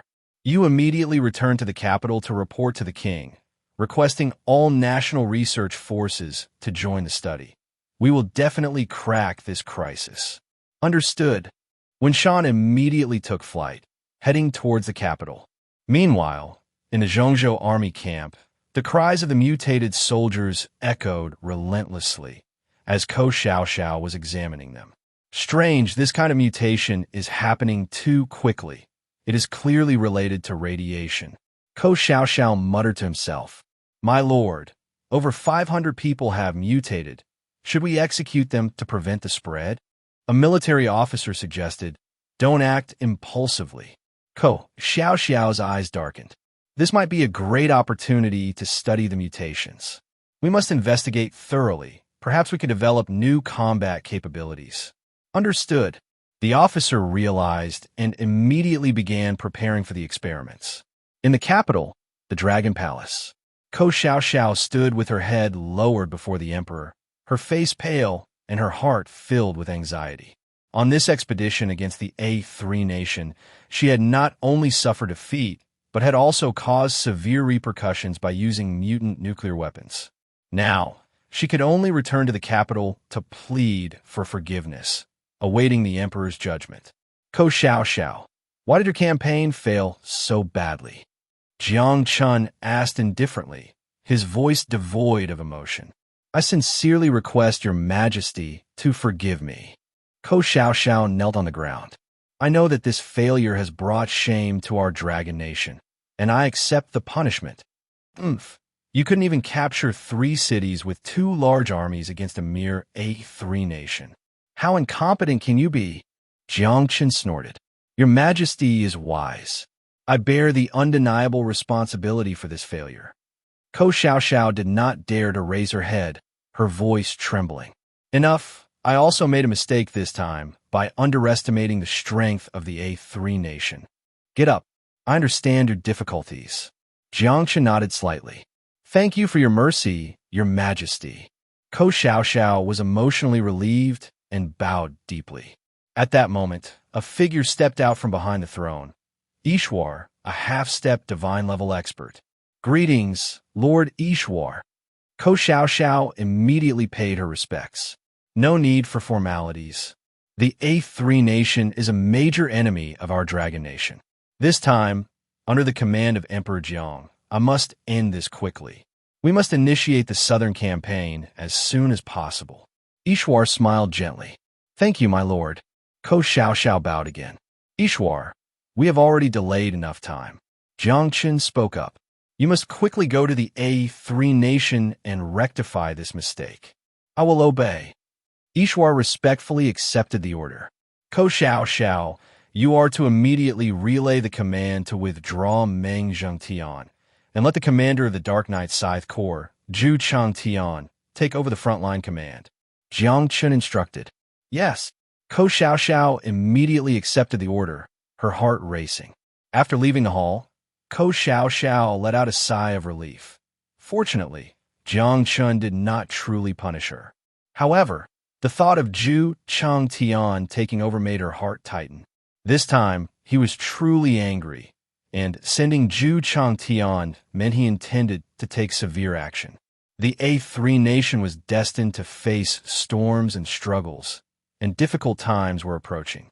Boarding the flying warship, Xiao quickly headed to the frontline base to convey Jiang Chen's order to Meng Zhengtian. What? Withdraw. My lord, I know that our inability to capture the city in a long siege is our fault, and there's nothing more to say. After the withdrawal, I will intensify training. Meng Zhengtian said helplessly. I'm sorry, General Meng. This is the Emperor's command. Xiao replied reluctantly. The Dark Knight Scythe Corps will take over frontline command tomorrow. Zhu Changtian, it seems the Emperor intends to use this fierce general. Meng Zhengtian said softly. This time, the casualties were not small. You should take care to reorganize after you withdraw. Xiao advised. Then I will first go and discuss issues with Zhu Changtian. Meng Zhengtian ground his teeth, leading his subordinates away from the front line. The next day, Zhu Changtian's flying formation appeared over the A3 nation, taking over the frontline command. Everyone, I come under the Emperor's command to ensure that the A3 nation submits to the Dragon Empire. Zhu Changtian announced from the flagship. We vow to serve loyally. The generals responded in unison. What I want is not your loyalty, but the heads of the A3 nation. Zhu Changtian nodded, his eyes cold. The generals felt a chill in their hearts, secretly relieved that this Reaper was not targeting them. Meanwhile, In the A3 nation's capital, King Pargal was restless on his throne. With Lesas City destroyed, the mutated military and civilians had nowhere to go. We must quickly find a solution, or our A3 nation will perish, Pargal said with a worried expression. Rest assured, Your Majesty, I will send people to handle this urgently and definitely resolve this crisis. His advisor reassured him. I am counting on you. You are my pride, King Pargal said softly. Pargal nodded, but as he turned away, his eyes hardened, fists clenched. He must quickly find a way to counteract the dangers of a nuclear weapon. Otherwise, the A3 nation would indeed be in grave danger. At that moment, he received an urgent report from the front line. The Dragon Empire had sent the fierce General Jiang Chen to command, and the situation was critical. What? Jiang Chen? Pargal's expression changed. If he comes, it means disaster is upon us. My lord, what should we do? Should we evacuate first? When Shan expressed concern. No, we must protect our homeland. Pargal's gaze was resolute. Notify all the national troops to enter a state of readiness. Understood. When Shan hurriedly issued the orders, Pargal silently prayed, hoping the Buddha would bless them in the face of great adversity, so that the A3 nation could survive this most difficult moment. At this time, Jiang Chen had already led his troops to occupy a large area of A3 territory, advancing towards the capital's outskirts. The A3 nation is like a primitive village, utterly vulnerable. Inside the A3 palace, Pargal was filled with rage upon hearing this news. On the throne, he smashed his staff onto the ground. Jiang Chen actually came. The Dragon Empire intends to destroy everything. His eyes were bloodshot, his whole body brimming with anger. My lord, please calm down. We must respond calmly. When Shan stood beside him, cautiously advising, Calm? Our territory is gradually being lost, and the people are suffering. How can I stand by and watch? Pargal shouted, My lord, we are also heartbroken. Intense resistance will only lead to more sacrifices among the people of both nations. When Shan said softly, Fine, we have one last chance. We can only go all in. Pargal took a deep breath, striving to calm himself. Suddenly, a strange spatial fluctuation appeared before the throne. Not good. Someone is coming. Pargal suddenly stood up, alertly looking toward the source of the disturbance. He saw a captivating woman slowly stepping out from the spatial rift. Dressed in black light armor, complemented by a crimson cloak, her skin was as white as snow, and her long crimson hair cascaded down. On her enchanting face, a pair of blood-red eyes exuded a chilling aura. Who are you? Pargal exclaimed in shock, immediately calling for the guards to surround the woman. With a series of whoosh sounds, dozens of armed guards quickly surrounded her, aiming at her vital points. Struggling like ants, it's not worth a blow. The Blood Maiden, however, showed no fear and instead smiled. As her words fell, a blood-red aura suddenly erupted around her. All the guards immediately rolled their eyes and collapsed limply to the ground. What kind of sinister power is this? Pargal's face turned pale. How dare you? I am the enforcer of the Bone Soul Palace. Call me Blood Maiden. The woman spoke coldly, her blood-red eyes fixed intently on Pagaro. Forgive me for not welcoming you, Lady Blood. Pagaro was taken aback, quickly bowing in respect. Feeling the overwhelming pressure emanating from the woman, he realized she possessed at least the strength of a transcendent level 9, and he was no match for her. It's no problem. I'll come today to help you through your difficulties. The Blood Lady walked up to Pagaro, her red lips curling into a strange smile. Thank you for your assistance, Lady Blood. But what do you propose? Pagaro's heart raced with alarm as he watched the terrifying woman approach, hurriedly stepping back a pace. To put it simply, I come on orders from the Lord of the Bone Soul Palace to propose a partnership. The Blood Lady smirked disdainfully. A partnership? Pagaro asked, suspicious. Exactly. The Central States Dragon Kingdom is also one of our minor targets. Together, we can eliminate this nuisance. The Blood Lady stepped closer. Lady Blood, if I may speak frankly, your intentions seem not so simple. Pagaro showed a thoughtful expression, hesitating before asking. Maybe I just like you. After all? Ha ha. Don't be nervous. I do have my objectives, but it's not convenient to discuss them now. A cold glint flashed at the corner of the Blood Lady's mouth. Just remember, the cooperation is beneficial for both of us. My palace has various means to help you out of your current predicament. Pagaro's mind was conflicted. The Blood Lady's power was indeed formidable. She might be able to change the situation with a single battle. But she had ulterior motives, and he might just be her pawn. Lady Blood, I appreciate your good intentions. However, our Asen kingdom has always excelled in defensive tactics, along with ancestral secret methods, so we might not necessarily need external help. Pagaro weighed his words carefully and politely declined. The Blood Lady's expression darkened, clearly displeased. Think it over well, but I'll still leave you something. She quickly regained her smile. If you find yourself in a critical situation, just activate this totem, and I will know you seek help. This opportunity only comes once. You decide. With that, she took out an ancient sheepskin scroll depicting a tortoise and fish bagua pattern. Pagaro took the scroll, his expression complex. The Blood Lady no longer wasted words, turning and merging into a spatial rift, disappearing without a trace. Your Majesty, should we inform the Emperor of the situation? When Shan cautiously asked, No, perhaps this is just an opportunity. If she can use me, then perhaps I can use her. Pagaro stared at the scroll for a long time before finally shaking his head. When Shan realized that Pagaro had made up his mind and no longer tried to persuade him. After the Blood Lady left, Pagaro's expression was grave, unable to calm down for a long time. Gathered Chancellor he and all the civil and military officials of the kingdom for a meeting to discuss countermeasures. Pagaro commanded, Yes, when Shan accepted the order and withdrew. Important officials of the Asen kingdom gathered in the palace, with Pagaro seated in a high position, his expression serious. Everyone, our country is an unprecedented crisis. Not only has Lesas City been destroyed, but the calamity of mutation is also difficult to resolve. Now, the Central State has sent the formidable army of Zhu Qingtian to threaten us. The situation is dire. Please put forth your strategies and discuss the grand plan. Pagaro surveyed the crowd. Your Majesty, I believe the most urgent issue now is to address the calamity of mutation. A civil official proposed. If we cannot control it, the consequences will be unimaginable. Indeed, another minister concurred. The issue of mutation concerns the foundation of the nation. We must do our utmost to develop an antidote. While the antidote is important, the enemy's advance is the pressing concern.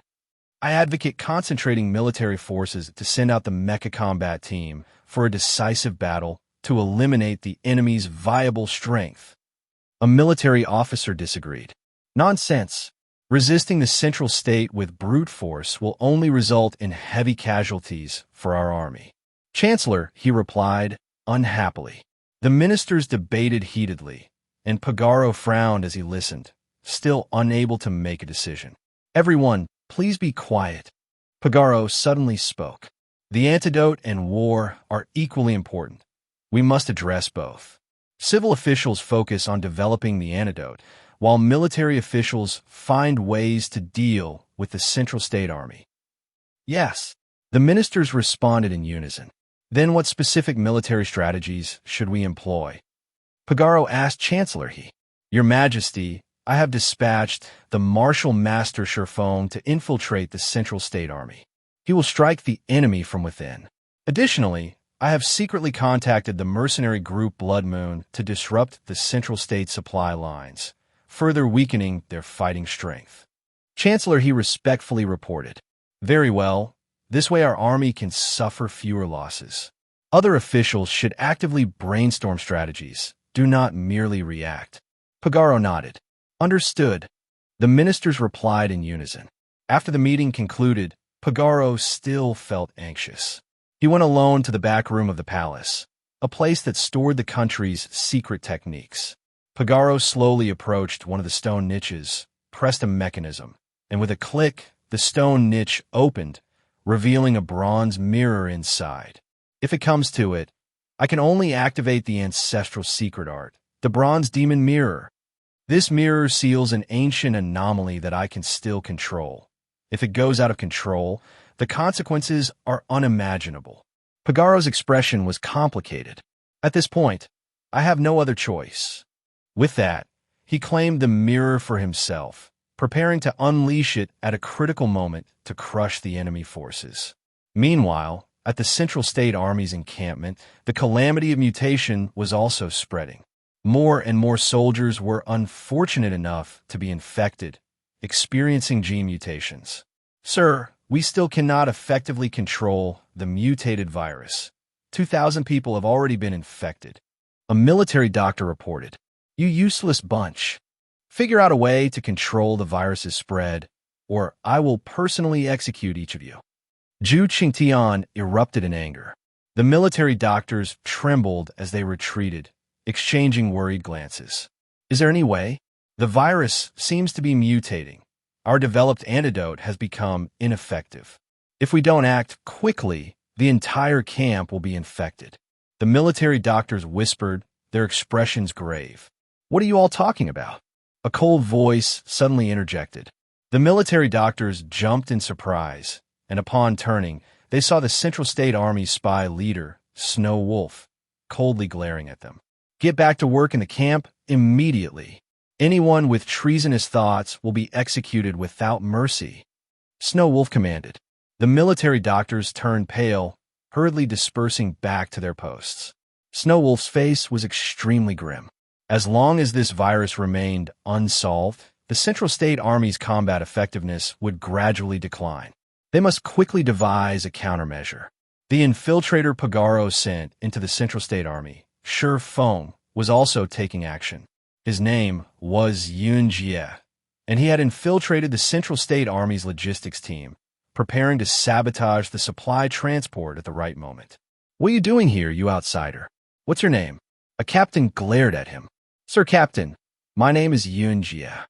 Shi Feng stood straight, respectfully answering.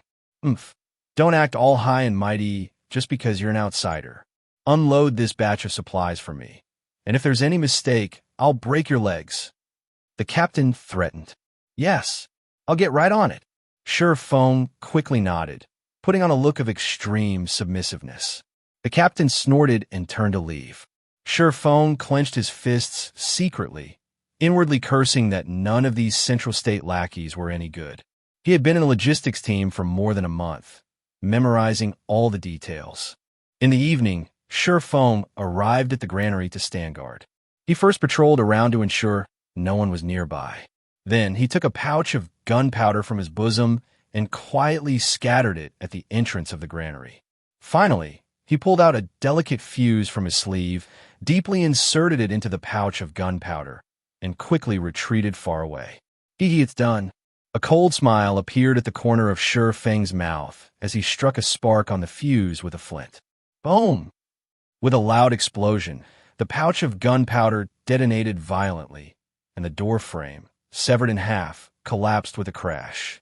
Oh no, the granary is on fire. Fire! Quickly put out. The soldiers of the Zhongzhou army ran around in a panic.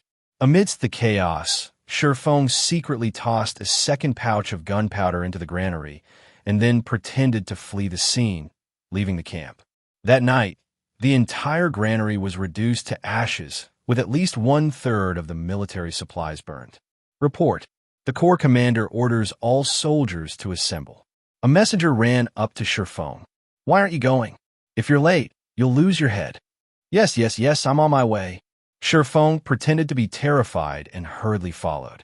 When he arrived at the parade ground, he saw Zhu Qingtian with a grim face, exuding an ominous aura, holding a long knife as he stood on the high platform. Come here, bring me all the soldiers who were guarding the granary, he shouted in a frenzied manner. Soon, more than a dozen unfortunate soldiers were brought forward, with Shi Feng among them. You useless fools! How dare you let this happen under my command? Zhu Qingtian kicked one of the soldiers beside him, sending him tumbling down the steps. Get down and confess. In his fury, he severed the hands of a nearby soldier with a single stroke of his knife. Ah! The soldier let out a miserable scream as blood gushed forth. Shifeng's face turned pale, but he still knelt down. The other soldiers also looked ashen and fell to their knees. I will burn everything to the ground, leaving no one alive. Zhu Qingtian shouted fiercely, raising his knife. Just then, an officer ran up, whispering something in his ear. What? The enemy is attacking. All right, I'll give you a chance to redeem yourselves. Shifeng and the other soldiers quickly received their orders and secretly breathed a sigh of relief. The Blood Moon mercenaries dispatched by the Paraga Kingdom attacked several checkpoints of the Zhongzhou army, which temporarily diverted Zhu Qingtian's attention. However, with the granary destroyed, Shifeng's mission was nearly complete. He decided to find a chance to escape back to his country to report. Meanwhile, in the capital city, the research team of the Asan Kingdom was working day and night on countermeasures. What is this? A young researcher suddenly exclaimed. What happened? The leader asked coldly. This virus sample has undergone a mutation in its surface proteins, and it's completely unrecognizable, the researcher said in surprise. What? The leader hurriedly checked the sample. How is this possible? This mutation rate exceeds our understanding. We must quickly adjust our research direction. This virus is unexpectedly difficult to deal with. The two exchanged worried glances, seeing deep anxiety in each other's eyes. What kind of catastrophe would this plague bring about? The fate of the entire Asan Kingdom seemed to rest in their hands. In the Paraga royal palace, the prince paced back and forth, constantly monitoring the latest battle reports. Shifeng had successfully destroyed the granary of the Zhongzhou army and was currently on his way back home. The frequent attacks by the Blood Moon mercenaries also kept the Zhongzhou army on edge. However, the situation was still precarious, and progress on the development of the antidote was not going smoothly. Your Highness, you haven't slept for 2 days. If this continues, your health will suffer, Wen Shan advised with concern. With the nation in crisis, how can I think about sleep? Only by taking matters into your own hands can you reverse the situation. Paraga replied irritably, I understand your feelings, but you must take care of your health to lead the nation effectively. You're right. I can't collapse at this critical moment. Paraga sighed deeply. You are indeed thoughtful, Wen Shan. I'll go rest for a bit. Wake me if there's any urgent military news. He nodded. Yes, Your Highness, please rest assured. Wen Shan respectfully accepted the order. Paraga went to his chamber, bathed and changed, then slowly laid down on his bed. However, his mind was filled with worries, making it difficult to fall asleep. If I hadn't foolishly relied on those useless ministers, would the military have been so weak? Would it have come to this? He felt deep remorse and tossed, and turned in bed. Amid Wen Shan's chanting, Paraga's consciousness gradually blurred, and he fell into a deep sleep. This time, his sleep was particularly uneasy, and he had strange and bizarre dreams. In a pitch-black space, Paraga found himself alone, unable to see a hint of light. What is this place? He muttered to himself. Welcome, my child. A chilling voice suddenly rang in his ears. Paraga was startled and looked around warily. From the darkness above, a huge and bizarre face slowly emerged. The face had 3 eyes, and 6 tentacles extended from its mouth, emitting a foul odor of blood. Who are you? Paraga exclaimed in shock, retreating. I am Tofla, a god from ancient times. The face opened and closed, emitting a strange sound. An ancient god? I have never heard of such a thing. Paraga asked warily. Do not be surprised. My power far exceeds that of humans. As long as you cooperate with me, you can defeat Zhongzhou and reign supreme. The terrifying face tempted him. Cooperate? What are you talking about? Paraga replied angrily. You an evil foreign god. I will never condescend to ally with you. You now have no choice but to cooperate. Tofla sneered coldly. If you hesitate, your country will perish, and your people will suffer eternal damnation. Dream on. I will never yield. Paraga shouted defiantly. What a foolish human. Then go die. The face of Tofla twisted into a sinister smile as 6 tentacles suddenly lunged at Paraga. No. Paraga jolted övergick, sitting bolt upright. This is a bad omen. He wiped the cold sweat from his brow. I must be on guard against any unclean entities trying to approach me. Paraga pondered for a moment, then fixed his gaze on the writing desk beside his bed. It was the summoning scroll left to him by the Blood Maiden. It's time to ask the Blood Maiden for help. Paraga's eyes sharpened as he took the scroll and walked out of the palace.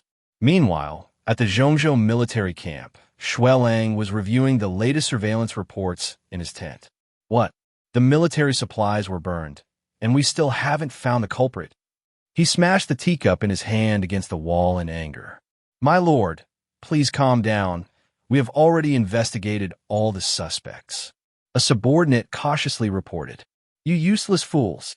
Xuelang roared in fury. I understand your anger, my lord, but the granary incident might just be an accident. The subordinate tried to reason. Absurd. Snow Wolf shouted. Immediately conduct a thorough investigation of all the new and old soldiers. Capture and interrogate any suspicious individuals. Yes, I will take care of it right away. The subordinate, trembling with fear, quickly accepted the order and left. The rats from Asan Kingdom have infiltrated the army. We must find them to serve as a warning to others. Snow Wolf paced back and forth in his tent, his steel teeth clenched tightly. Palgalo arrived at an empty square outside the palace, shrouded in the vague night. He opened the scroll left by the Blood Woman, which depicted a blood-red magical array. Come on, let me see the so-called help you promised. Palgalo bit his finger hard, letting his blood drip onto the center of the magical array. With a sizzling sound, as soon as the blood touched the array, the totem emitted a red light, followed by a loud boom. A whirlpool appeared above the square, and the figure of the Blood Woman slowly emerged from it. Long time no see, my dear prince. She flashed a seductive smile. Come, take me to a secluded place for a detailed discussion. Palgalo said in a deep voice, his tone devoid of warmth. As you wish, my prince. The Blood Woman smiled ambiguously. The two quickly arrived at an underground secret chamber. Palgalo let the Blood Woman sit down while he stood beside her. Blood Woman, our country is in extreme crisis. I hope your power can truly come into play. He spoke straightforwardly. Just give me your orders. I will do my utmost. The Blood Woman smiled charmingly. The first matter, the mutated soldiers and civilians. Do you have a way to resolve this? Palgalo asked, staring at her. That's simple. I brought a magical tool that can purify the radiation and virus within them. The Blood Woman took out a crystal orb from her spatial ring. This demon-dispelling ball will take effect as soon as it's sprinkled on the infected. It seems you really have some skills. Palgalo relaxed his brow and nodded. However, this is just a small matter. No need to talk about it further. The Blood Woman tossed the demon-dispelling ball and skillfully caught it again. The second matter. Do you have a good strategy to deal with the Central State Army? Palgalo pressed further. I'm still researching countermeasures against the new weapons of the Central State. However, I can provide some other methods. The Blood Woman said with a smile. For example, I have many magical treasures that can summon powerful monsters to assist in battle. I also have remote-controlled weapons that can greatly reduce casualties. For all of these, I can provide as many as needed. These are not new and won't change the tide of battle for my army. Palgalo snorted coldly. Don't be so impatient, Your Highness. I believe you will like the advanced mech warriors I have. The Blood Woman said seductively. Then you can send a batch over first. Palgalo said indifferently. No problem. I will prepare it right away. The Blood Woman answered respectfully. The last matter. I need you to help me predict the enemy's schemes, especially regarding their leader, absolutely Chong Tian. You must be careful with him. He is not simple. Palgalo said in a deep voice. This is actually not a problem. I will give you a blood talisman. Just use it when you need to deal with him. The blood woman smiled as she wrapped her arms around Palgalo's neck. I will also think of other ways to assist you. I will definitely inform you in due time. Then I will look forward to your good news. Palgalo nodded, his gaze revealing a hint of expectation. If there's nothing else, I will take my leave. The blood woman gracefully stood up and slightly nodded. Go then. I hope that next time we meet, you can bring some truly valuable information. Palgalo said flatly. The blood woman smiled, her slender figure slowly merging into the void, disappearing without a trace. Palgalo gazed in the direction she left, his expression profound and unfathomable. Collaborating with beings from another world indeed carries hidden dangers. For the future of Asen Kingdom, Palgalo has put all his chips on the table. Outside the capital of Asen Kingdom, Palgalo stood on the city tower, looking into the distance with a furrowed brow. Recently, the Central State Army had repeatedly harassed the borders, and the situation was becoming increasingly severe. Your Highness, the remote-controlled mechs sent by the Blood Woman have been installed and are ready for inspection, Wenshan reported as he approached. Palgalo nodded and followed Wenshan to the mech battalion stationed outside the city. The mechs were neatly arrayed, with the remote control terminals provided by the Blood Woman already installed. Now my army can avoid casualties. The remote-controlled mechs can charge directly into the enemy lines. Palgalo said with satisfaction. Yes, Your Highness. This batch of mechs has extremely strong defense capabilities, and combined with the remote control system, they will cause significant damage to the Central State Army. Wenshan explained, then let's begin the deployment. We must give the Central State a bloody lesson. Palgalo clenched his fists. Understood. Wenshan respectfully accepted the order. Within the palace, Palgalo sat in front of the remote control console, holding the control stick, his expression serious. In front of him, a large holographic image displayed the mech battalion encountering the Central State Army's blockade at the border. Watch me. Palgalo's eyes sharpened, and his fingers moved quickly, directing the mechs to advance. In the holographic image, the mech battalion surged forward like a tide of steel, crashing directly into the Central State Army. Countless soldiers in white armor from the Central State fell to the ground in response. The reason the Central State has won battle after battle is because of their abnormal warriors. I will launch a fatal strike against them. Palgalo muttered to himself, directing the mech battalion to change formation, aiming at the Central State Army's commander in the rear. He coldly said, lightly tapping his finger.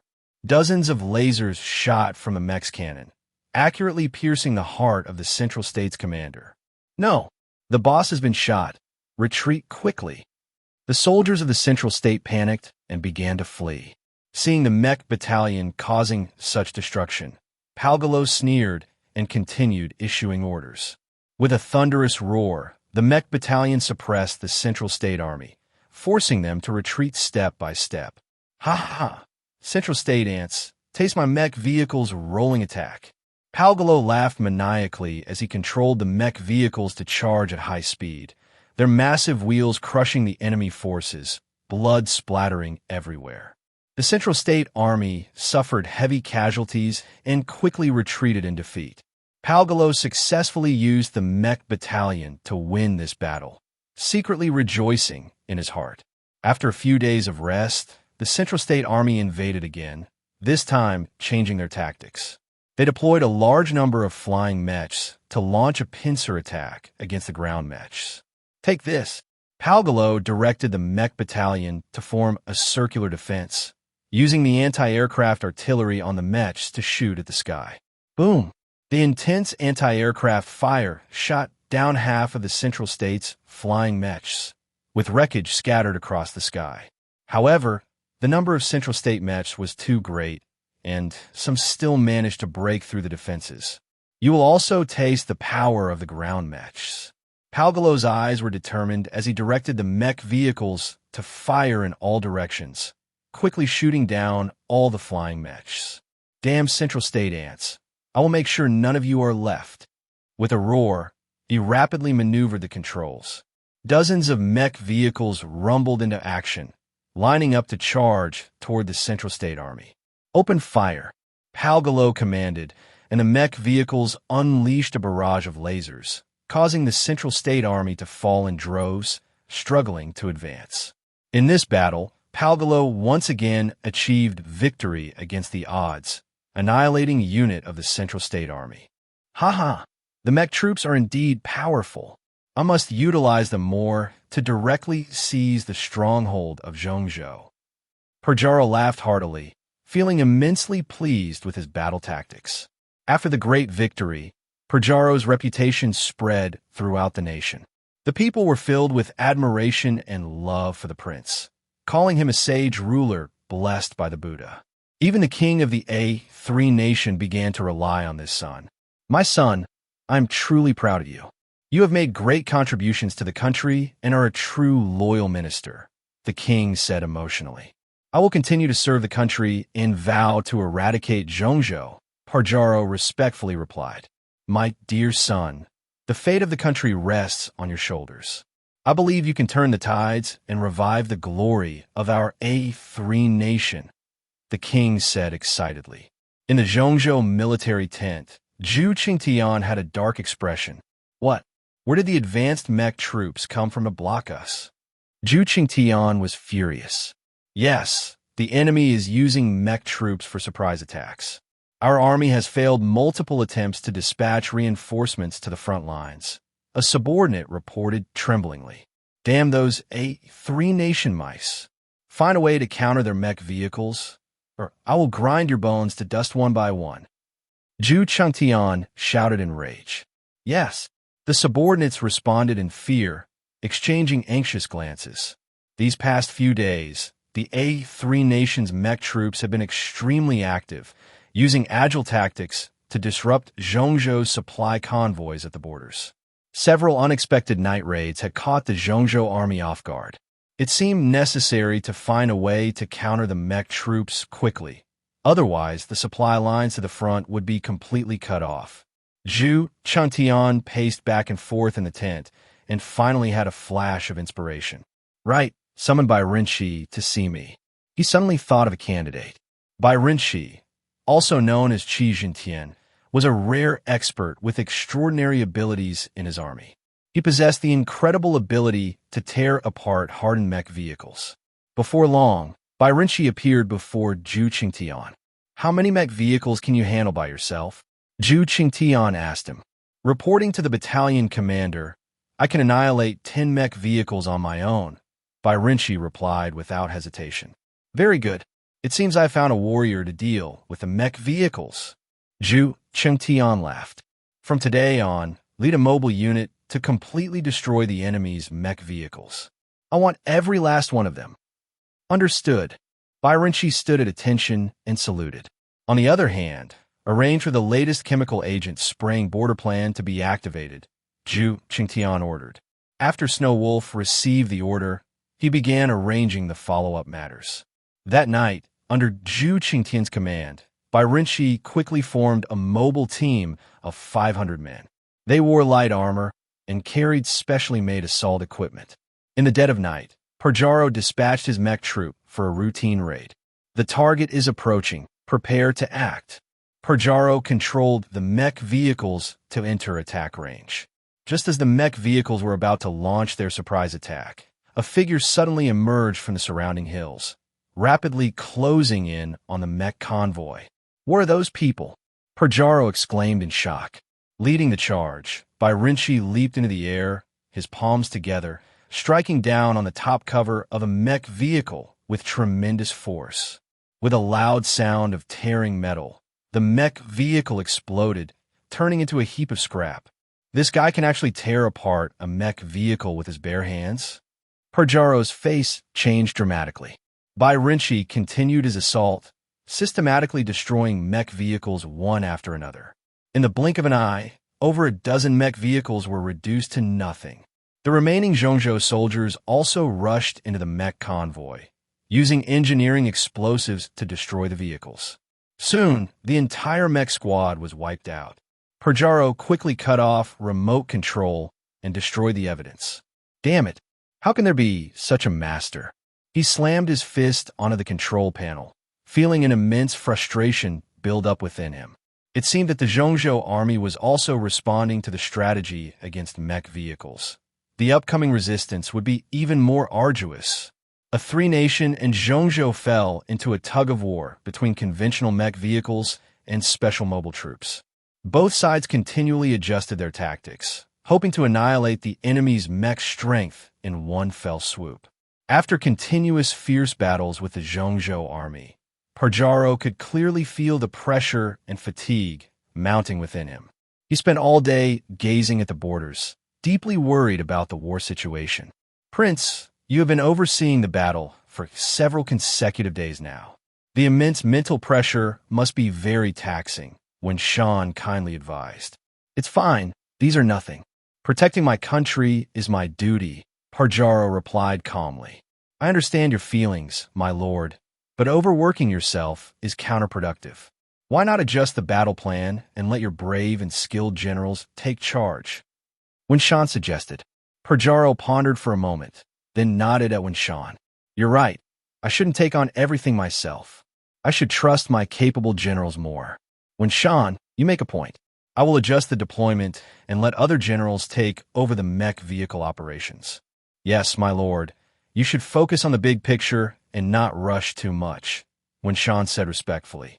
Pajaro quickly made new deployments, assigning other capable generals to handle the specific mech vehicle strategies. He would only set the overall strategic direction, allowing him to conserve his energy. Just as Pajaro was preparing to take a short break, urgent military reports began to flood in, and the situation suddenly turned tense.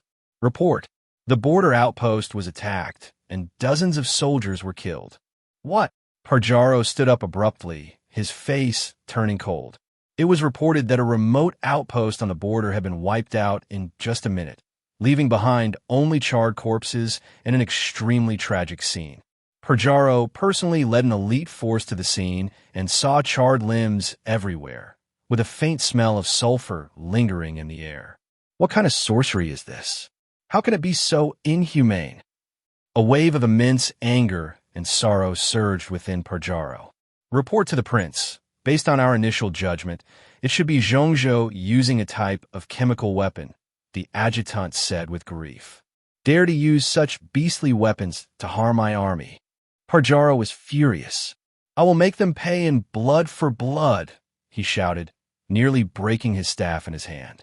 The adjutant had no words to respond, only silently nodding. The prince's feelings of indignation for his nation and soldiers were fully understood by him. Send out my military order. All military and civilian personnel nationwide enter a state of war. Within a month, I will definitely destroy Zhongzhou. Pajaro declared firmly. Understood, the adjutant responded respectfully. After investigating the scene, Pajaro was even more convinced that Zhongzhou had employed some kind of chemical weapon. He needed to urgently research effective protective measures. I need to see Prime Minister, he immediately, Pajaro instructed the adjutant. Yes, I will go request Prime Minister, he to come at once. Before long, Prime Minister, he hurried over. What orders do you have, my prince? He asked respectfully. Prime Minister, he. Zhongzhou has used chemical weapons. I need you to immediately mobilize the entire National Research Force to study effective protective methods. Pajaro said solemnly. Understood. I will start deploying this at once. Prime Minister, he said without hesitation. Also, have the Blood Moon Mercenary Group leader come to see me.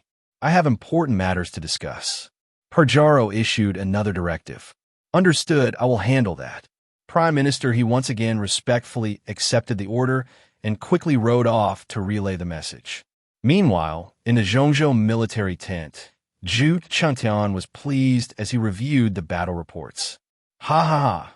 The chemical bomb indeed has incredible power, turning an entire border outpost into a no-man's land. The battalion commander is wise. This way we can greatly weaken the enemy's combat power, the subordinates praised. Go! continue to produce more of the secret martial arts weapon. I want to turn the entire Asan country into a desolate land. Zhu Qingtian grinned wickedly. Yes, we will do our utmost. The subordinates responded in unison. However, at that moment, Snow Wolf rushed into the main tent. Commander, the situation is dire. What? Speak. Zhu Qingtian's expression changed drastically. The spies lurking in Asan country have reported that the prince has mobilized all his efforts to research countermeasures. Coupled with their ancient secret techniques, I fear they will soon be able to crack our secret martial arts weapon. Snow Wolf said anxiously. So soon. Zhu Qingtian was astonished. It is indeed the case. The prince is truly a formidable opponent. Snow Wolf stated solemnly. Zhu Qingtian's expression darkened, and he remained silent for a long time. Once Asan country cracked the secret martial arts weapon, the Central Plains Army strategy would be rendered useless. It seems I must take action myself and launch a surprise attack on Asan country, forcing them to submit. Zhu Qingtian's eyes glinted with a terrifying red light. Yes, the commander is brilliant. The subordinates flattered him. Time is of the essence. Draw swords. Now is a good opportunity. All troops prepare to raid the capital of Asan country. Zhu Qingtian ordered a sudden assault. In the Central Plains Army camp, Zhu Qingtian's face was dark as thunder, his eyes blood red, filled with killing intent. Today, I will make the people of Asan country taste real despair.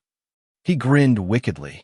Yes, we will level the capital of Asan country to the ground. The subordinates responded respectfully. Under Zhu Qingtian's orders, the entire Central Plains Army quickly entered a state of readiness, streaming towards the capital of Asan country. At that moment, in the capital, Prince Pijialuo was discussing battle plans with Amir Khan, the leader of the Blood Moon Mercenary Corps. Your Highness, the Blood Moon Mercenary Corps is fully assembled and ready to serve your command. Amir Khan said respectfully. Amir Khan, the leader of the Blood Moon Mercenary Corps, was experienced and commanding. He had a close relationship with Pijialuo and had come to assist in the battle. Good, Amir Khan. With your and my combined efforts, we will surely send the Central Plains Army fleeing. Pijialuo's eyes were resolute. I'm willing to go all out. However, I must remind you, the enemy's military might is formidable. We must be cautious. Amir Khan said solemnly. You are correct. Pijialuo nodded. Then his gaze sharpened. But I swear to protect my homeland. I will not hesitate to risk everything. The fearless prince is indeed a model for us all. Amir Khan praised sincerely. As the two were discussing strategies, Tazan rushed in urgently to report. Major trouble. The Central Plains Army is invading and has already approached the capital. His face was pale, and he looked terrified. What? Zhu Qingtian has come in person. Pijialuo's expression darkened. Indeed, Zhu Qingtian has personally led the army, claiming he will take the capital in one fell swoop. Tazan confirmed. Pijialuo pondered for a moment, and his expression gradually became resolute. Since this is the case, we will go all out and fight to the death. Amir Khan, you will immediately lead the Blood Moon mercenaries to defend the East Gate. That is the enemy's main attack direction. He turned to Amir Khan. Understood. Amir Khan did not hesitate and immediately led the mercenaries towards the East Gate. Tazan, you must immediately inform the commander stationed at each gate to strengthen their defenses. Pijialuo continued to give orders. Yes, Tazan hurriedly complied. Pijialuo took a deep breath and adjusted his armor. Come, Zhu Qingtian. I want you to regret stepping foot on my territory. His expression was solemn as he strode toward the command post on the city wall. At the same time, the Central Plains Army had already reached the capital's gates. Ha ha, Asan ants, your doomsday has arrived. Zhu Qingtian laughed loudly, waving his hand as the entire army launched a fierce assault on the city. Boom! Dense cannon fire bombarded the city gates, and the defending soldiers fell one after another. Asen natives, why not surrender now while you still can? Zhu Chengtian shouted. You insignificant Central Plains scoundrels, we will fight to the death. The commander on the city wall retorted angrily. Stubborn fools. Then die. Zhu Chengtian roared, and the Central Plains army intensified their attack on the city. Thick smoke billowed from the city walls, and the defending soldiers suffered heavy casualties. Watch me charge and take the city's center. Zhu Chengtian personally led the charge, and with his blade pointed forward, nothing could withstand his assault. The defenders of Asen country retreated step by step, unable to resist. I have arrived. At that critical moment, Pijiao Luo leaped down from the city tower, dual guns in hand. You bully too much. With a furious roar, the dual guns shot forth like dragons, carrying a momentum like a roaring wave toward Zhu Chengtian. Who goes there? Zhu Chengtian quickly raised his guard and engaged Pijiao Luo in a fierce battle. Zhu Chengtian, you villain, I will never share the heavens with you. Today, I will slay you beneath the city. Pijiao Luo's eyes glinted with killing intent as he attacked Zhu Chengtian with his dual guns. Are you not a mere Asen person, daring to come to your own death? Zhu Chengtian sneered and swung his sword to meet Pijiao Luo, launching an earth-shattering duel atop the city walls. The clash of long guns and long swords ignited countless sparks. Energy erupted, creating a storm-like surge that swept across the battlefield. Watch my thunder and fire dual absolute move. Pijiao Luo shouted, simultaneously unleashing attacks of lightning and fire with his dual guns. What? Zhu Chengtian was forced back by this sudden strike, struggling to defend himself. I have long heard that you are an SSS-level superpower master. You are indeed not to be underestimated. Pijiao Luo marveled. TCH. Pijiao Luo scoffed, taking the opportunity to stab fiercely at Zhu Chengtian's chest with one of his guns. Damn it! Zhu Chengtian hurriedly dodged, but still received a shallow wound. I underestimated you. His eyes burned with anger. Here, take a taste of the Hell King gun. Pijiao Luo shouted, unleashing a violent surge of energy that surrounded his dual guns, creating a silver screen that encircled Zhu Chengtian. Break! Zhu Chengtian, enraged, used all his strength to slash through the silver screen and break free. The powerful energy explosion forced Pijiao Luo to retreat repeatedly. Haha, Your Highness, you truly live up to your reputation, capable of matching me for so long. But you are ultimately not my opponent. You might as well surrender and leave the capital. Zhu Chengtian laughed. You mere scoundrel, why don't you die? Pijiao Luo's eyes filled with fury as he conjured thousands of silver needles with his dual guns, launching a torrential downpour of attacks toward Zhu Chengtian. Left and right guards. Zhu Chengtian suddenly yelled, and two white-clad guards appeared at his sides, wielding large hammers to strike at the silver needles. With a series of loud clangs, the two combined forces deflected all the silver needles. Who are you? Pijiao Luo exclaimed in astonishment.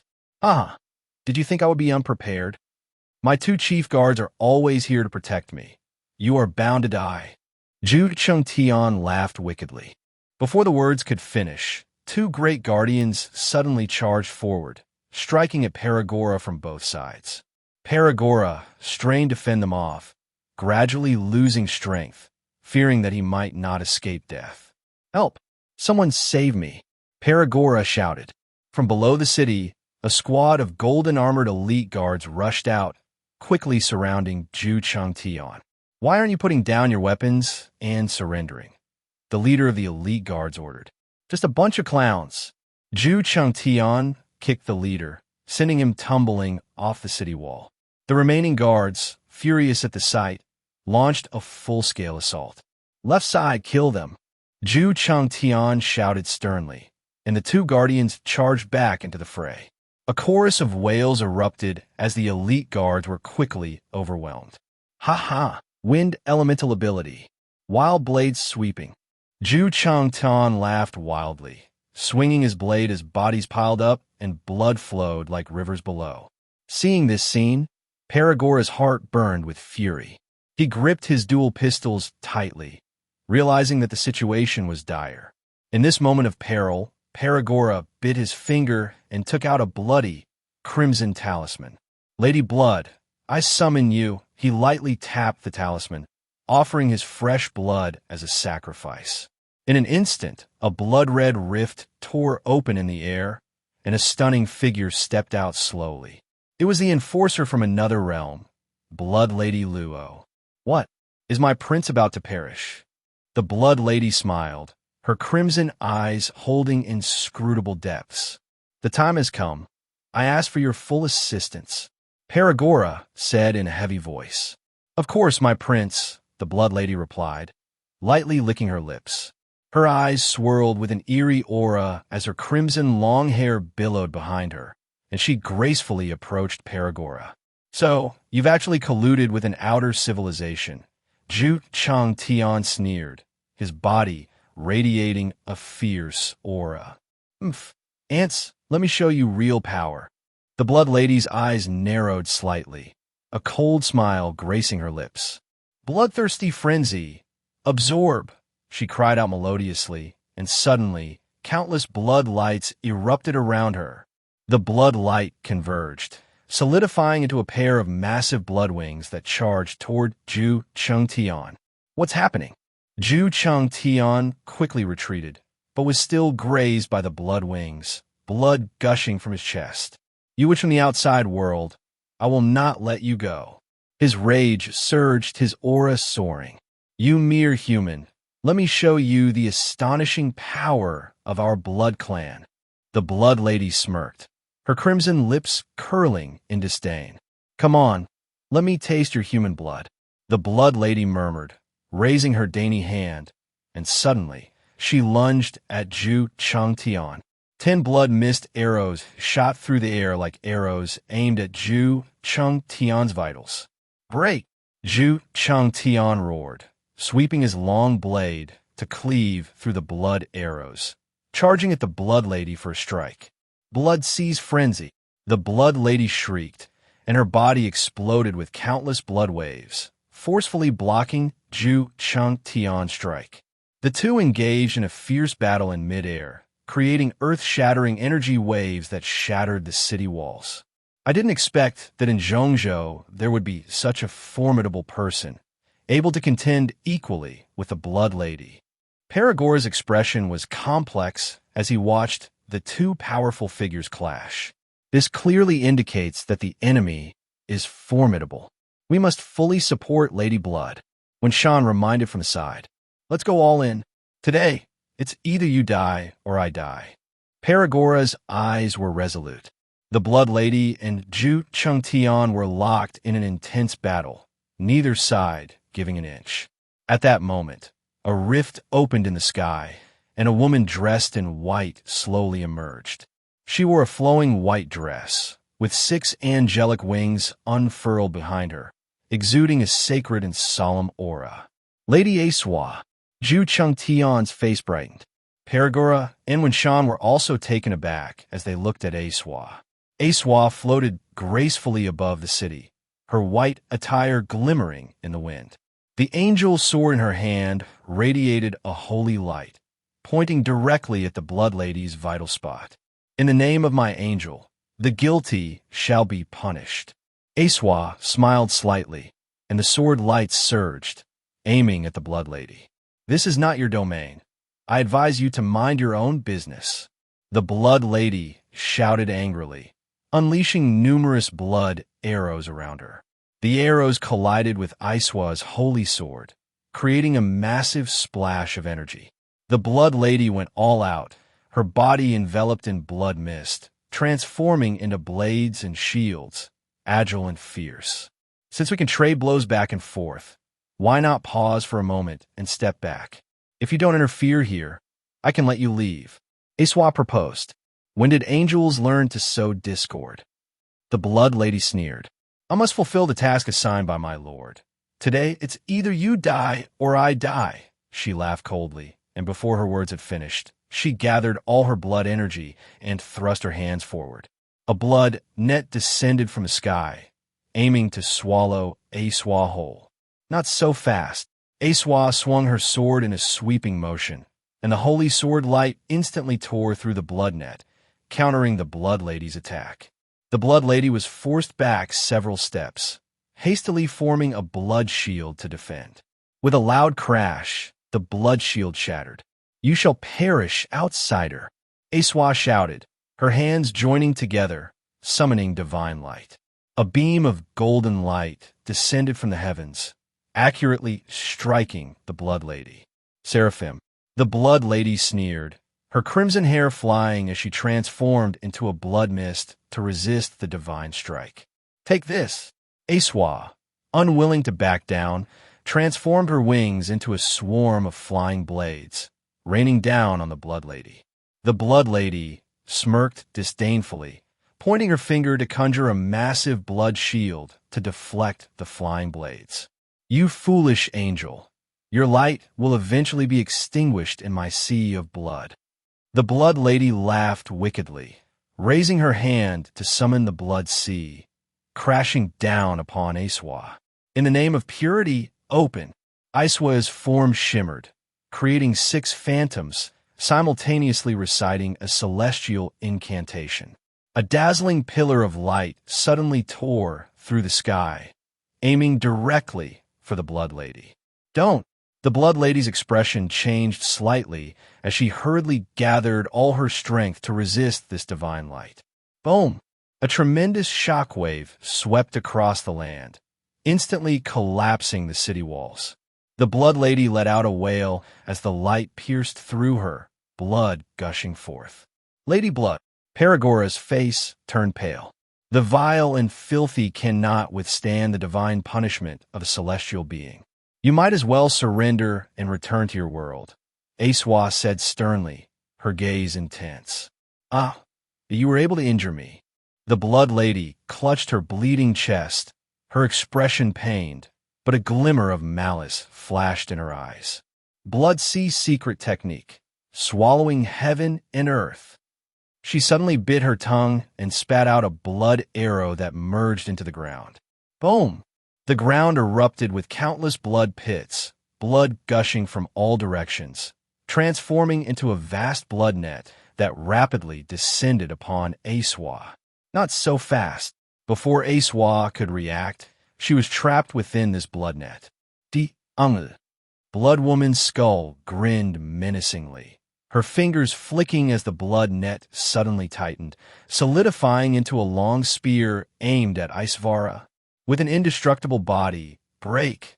Isvara chanted an incantation, and in an instant, golden light enveloped her, transforming her into a female warrior clad in full armor with wings. She swung her Vajra pestle with force, smashing apart that strike. Indeed, a strong opponent from the celestial realm. "Watch my blood fiend, great technique." Blood Woman's skull refused to back down, her fingers tapping rapidly, and blood mist enveloped her, morphing into countless blood demons attacking Isvara. Spatial realm. Isvara swept her palms, and suddenly the world around the two began to twist and turn, the scenery changing rapidly. What kind of magic is this? Blood Woman's skull was caught off guard by the sudden change, hastily retracting her attacks. Once the landscape stabilized, the two found themselves in an unfamiliar world. It was pitch black, filled with blood and bones. "Welcome to the Purgatory Realm, your final destination." Isvara smiled coldly, quickly forming hand seals and chanting the Purgatory forbidden spell. In an instant, countless chains burst forth from a void, binding Blood Woman's skull tightly. "How could this be? Let me go." Blood Woman's skull's face turned pale with terror as she struggled violently, but could not escape. Bone Storm. Isvara floated in midair, chanting incantations. A deafening roar erupted as the ground suddenly exploded, and countless bones shot up into the sky, forming a tempest that pressed down on Blood Woman's skull.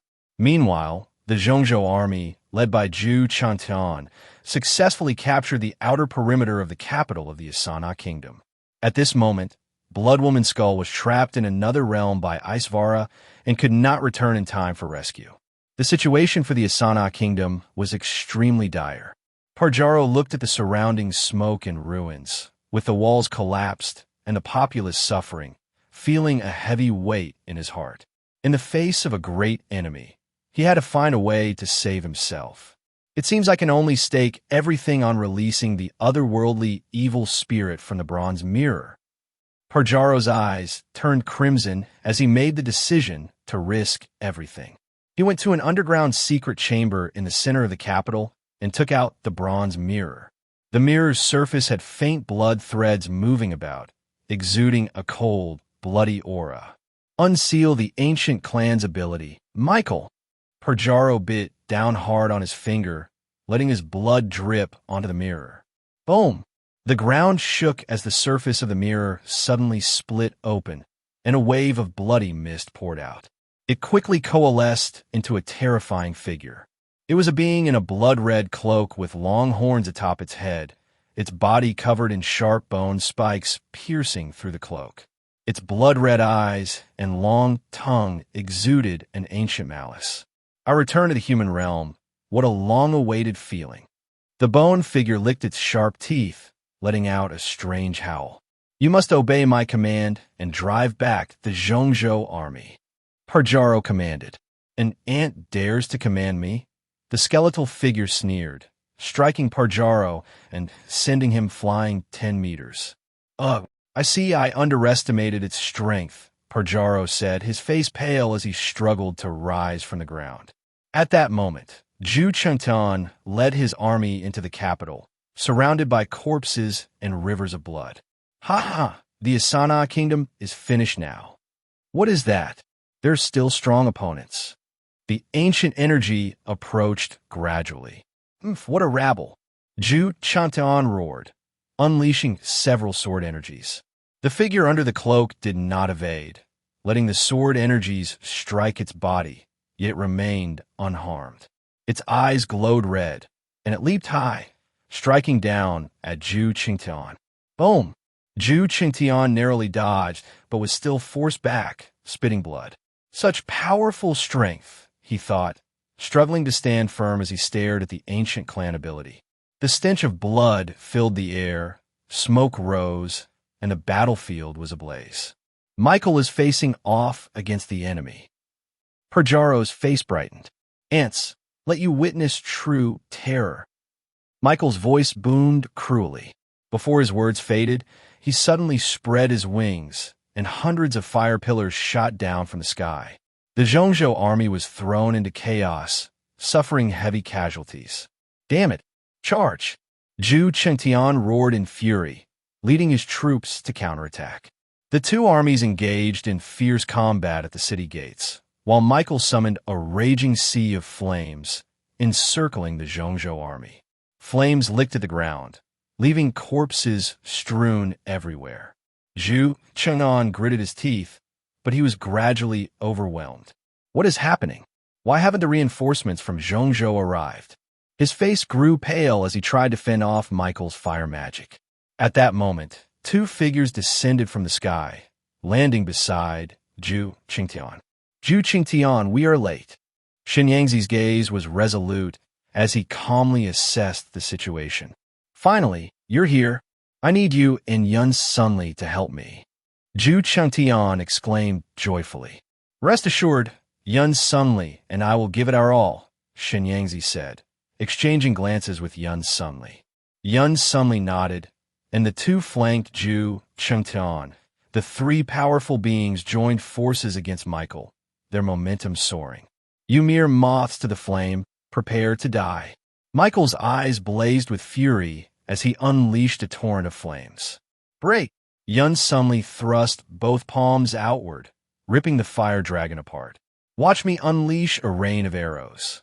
Shenyangzi drew back his bow, unleashing thousands of sharp arrows that tore through the air toward Michael. Ants! Michael roared in anger, flames erupting around him as he incinerated the entire volley of arrows. Don't be arrogant. Perish. Zhu Qingtian swung his sword, a blue glow shooting straight from Michael's heart. Boom! A massive shock wave swept through the area, gradually pressing Michael down. The three coordinated their tactics brilliantly, slowly turning the tide of battle. Seeing Michael fall into a disadvantage, Parjaro felt anxious.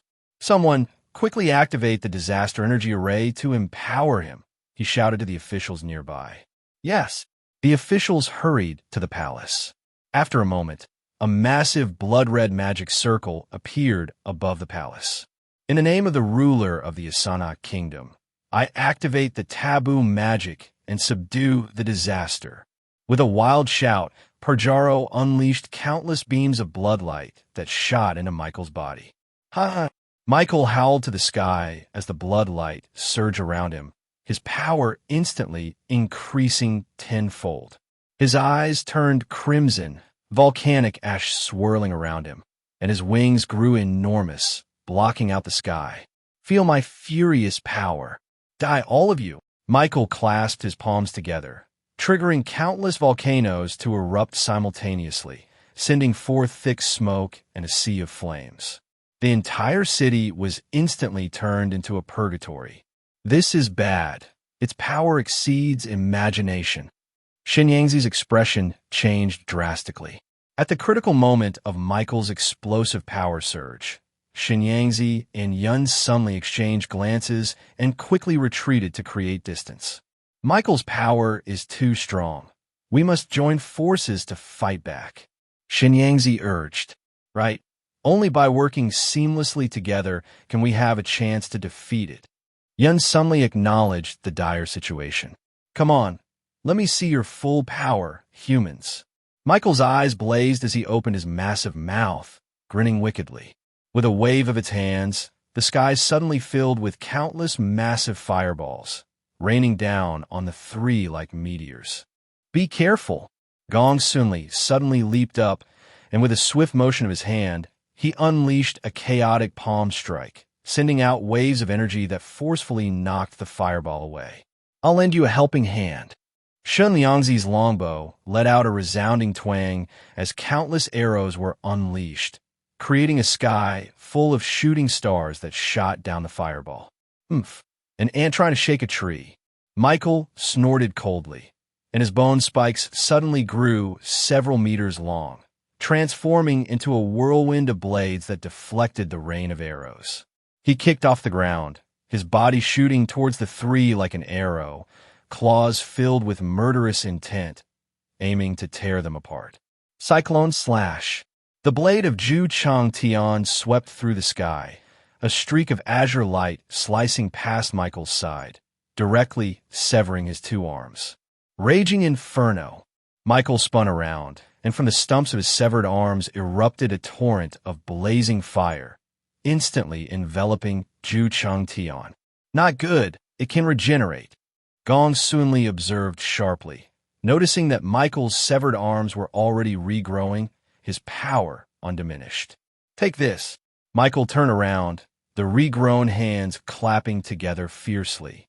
The space suddenly warped and distorted, trapping the three in a blood mist maze, leaving them unsteady. Ha ha! Foolish humans, I will not give you another chance to escape. Michael's terrifying laughter echoed throughout the maze. The three struggled to maintain their footing, vigilantly scanning for an exit, ready to break free at any moment.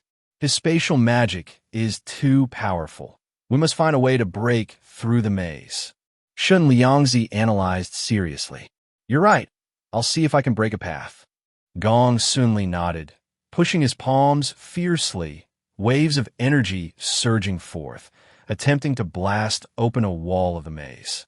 However, as soon as the energy wave touched the blood wall, it was immediately absorbed, unable to exert any force. This is bad. The maze seems to absorb our attacks. Gong Sunli's face changed. Since we can't break through, then let's break out from within. Zhu Changtian's eyes sharpened, and with a flick of his long knife, he began to swiftly traverse the maze, cutting through the barriers inside. Soon, under his lead, the three found the center of the maze. It must be lying in wait in this core area. Jiang Chen shouted. Just as he finished speaking, Michael's figure suddenly appeared above them, his eyes blood-red, grinning with a beastly smile. Doomed humans, go suffer in hell. With full force, he slammed his palms down, causing the maze's core to suddenly collapse, plunging the three into a whirlpool of blood, descending rapidly. Exterminate the demon 9 heavens.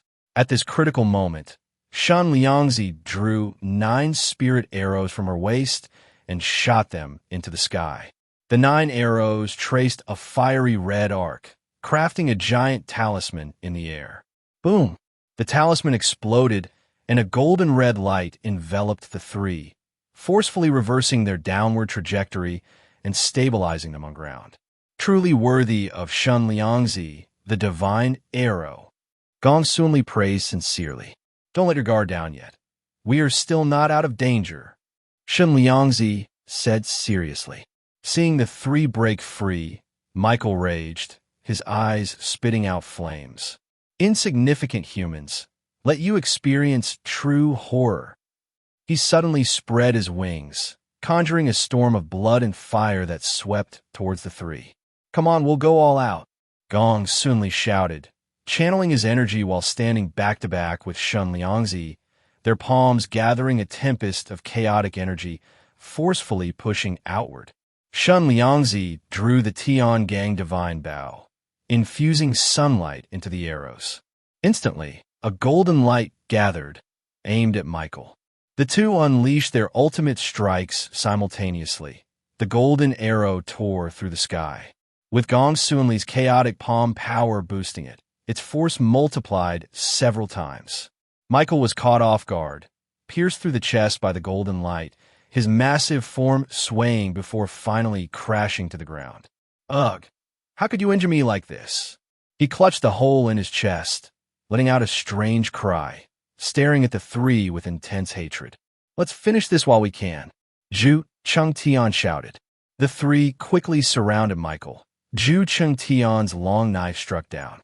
Gong Sunli pushed with both palms, and Shan Liangzi fired the 9 spirit arrows, their 3 attacks striking directly at Michael's weak point. No! Michael screamed frantically, his massive body flickering under the 3 attacks. Finally, he exploded, blood mist and fire illuminating the surroundings. Phew! Finally it's over. Shan Liangzi breathed a sigh of relief, putting away the divine bow. With Michael reduced to ashes, this thrilling battle finally came to an end. After Michael was defeated by the three, the counterattack of the Asen Kingdom's army collapsed instantly. The Zhongzhou army seized the opportunity to march straight to the capital, while Bajiao, seeing the tide turn, fled in a panic. Why are they running so fast? A bunch of cowards. Where can Bajiao run to? Jiang Chen saw Bajiao in the sky and shouted, swinging his long knife, drawing a bloody arc across Bajiao's back. Today you are lucky. Next time, I'll take your life. Bajiao struggled to fly forward, while summoning escape talismans to leave this place. Just as he was about to escape, a beam of white light suddenly descended from the sky, enveloping Bajiao within. Ha! You were ultimately one step too late. Bajiao was shocked, but soon the teleportation energy stabilized and activated. A woman in white appeared from the void. She was Isoa, a powerful figure from the Dragon Empire, having reached half-step divine realm. Although the Blood Maiden is trapped by my barrier and cannot escape for a short time, it seems I can only catch Bajiao next time. However, I can still make you kneel with my pressure. She frowned slightly, pointing the angel's sword to the ground, and Bajiao suddenly kneeled, disappearing from the open ground. Consider yourself lucky to have escaped. Jiang Chen snorted coldly, stopping his pursuit. He rejoined Isihua, Gong Sunli, and Shan Liangzi to discuss their next plan. With Michael defeated and Bajiao escaped, I see the Asen Kingdom is on the brink of collapse. Gong Sunli analyzed. Now is the time. We must take the opportunity to strike and directly attack the capital. Zhu Qingtian's eyes shone with excitement. You're right. While the Asen Kingdom is in turmoil, let's take the capital in one fell swoop. Shen Liangzi nodded. It seems everyone is in agreement. We can set off directly to the capital. Isihua smiled lightly, her fingers gently touching the void. The scenery around the four began to twist and change, and when everything stabilized, they found themselves in the central square of the Asen Kingdom's capital. The four walked in unison, their aura overwhelming, moving steadily towards the palace. The terrified citizens fleeing in the square were all stunned by the formidable presence of the four. A mere bunch of ants from the Asen. Zhu Changtian coldly snorted, swinging his long knife to cut through the air, instantly demolishing several nearby houses. You're being too excessive, Gong Sunli quickly cautioned. Don't worry, once we occupy the capital, we will definitely take good care of the citizens. Isihua calmly intervened, then floated into the air. After Michael was defeated by the three, the Asen Kingdom's capital was left in ruins, smoke billowing and cries of despair echoing everywhere. Bajialuo had just teleported to the imperial capital, looking around at the desolate scene, filled with despair. He knew that the decisive battle had left the Asen Kingdom powerless, and defeat was a foregone conclusion. Your Highness, I fear we cannot hold the capital. It will be better to break out now. Dasha suggested. TMD, I refuse to accept this. Dasha, you immediately lead the last batch of Imperial Guards. Cover me as I break out. Bajialuo pondered for a moment, then sighed deeply. Understood. Dasha respectfully accepted the order and immediately mobilized the remnants to prepare to break out. At the same time, the Central Plains Army, under the command of Zhu Qingtian, was launching a fierce assault on the city. 3 hours quickly passed. The Kingdom of San is already on the brink. We are sure to win this war. Zhu Qingtian laughed wildly, waving his long sword, as the Central Plains Army swept through every corner of the capital like a hurricane. Wenshan, you quickly sent a message to ensure the safety of our king and queen for their evacuation. Zhejiala ordered. Yes, Your Highness, please be careful. Wenshan replied and took his leave. Zhejiala gazed at the bustling capital. A wave of sentiment surged within him. His hometown, where he had grown up, was falling into the hands of others, which truly made him feel an overwhelming sorrow. If it weren't for my failures, you wouldn't have fallen into the hands of others. Zhejiala struck his chest in self-reproach. What a pity! What a pity! He turned to decide to break out when a cold voice sounded from behind. Fleeing? I made a promise to my master before I came here. I must take your head back. Zhejiala was startled, turning around to see Aizawa slowly approaching. 6 angelic wings extended from her back, the sword light flickering. You, Zhejiala's face turned pale.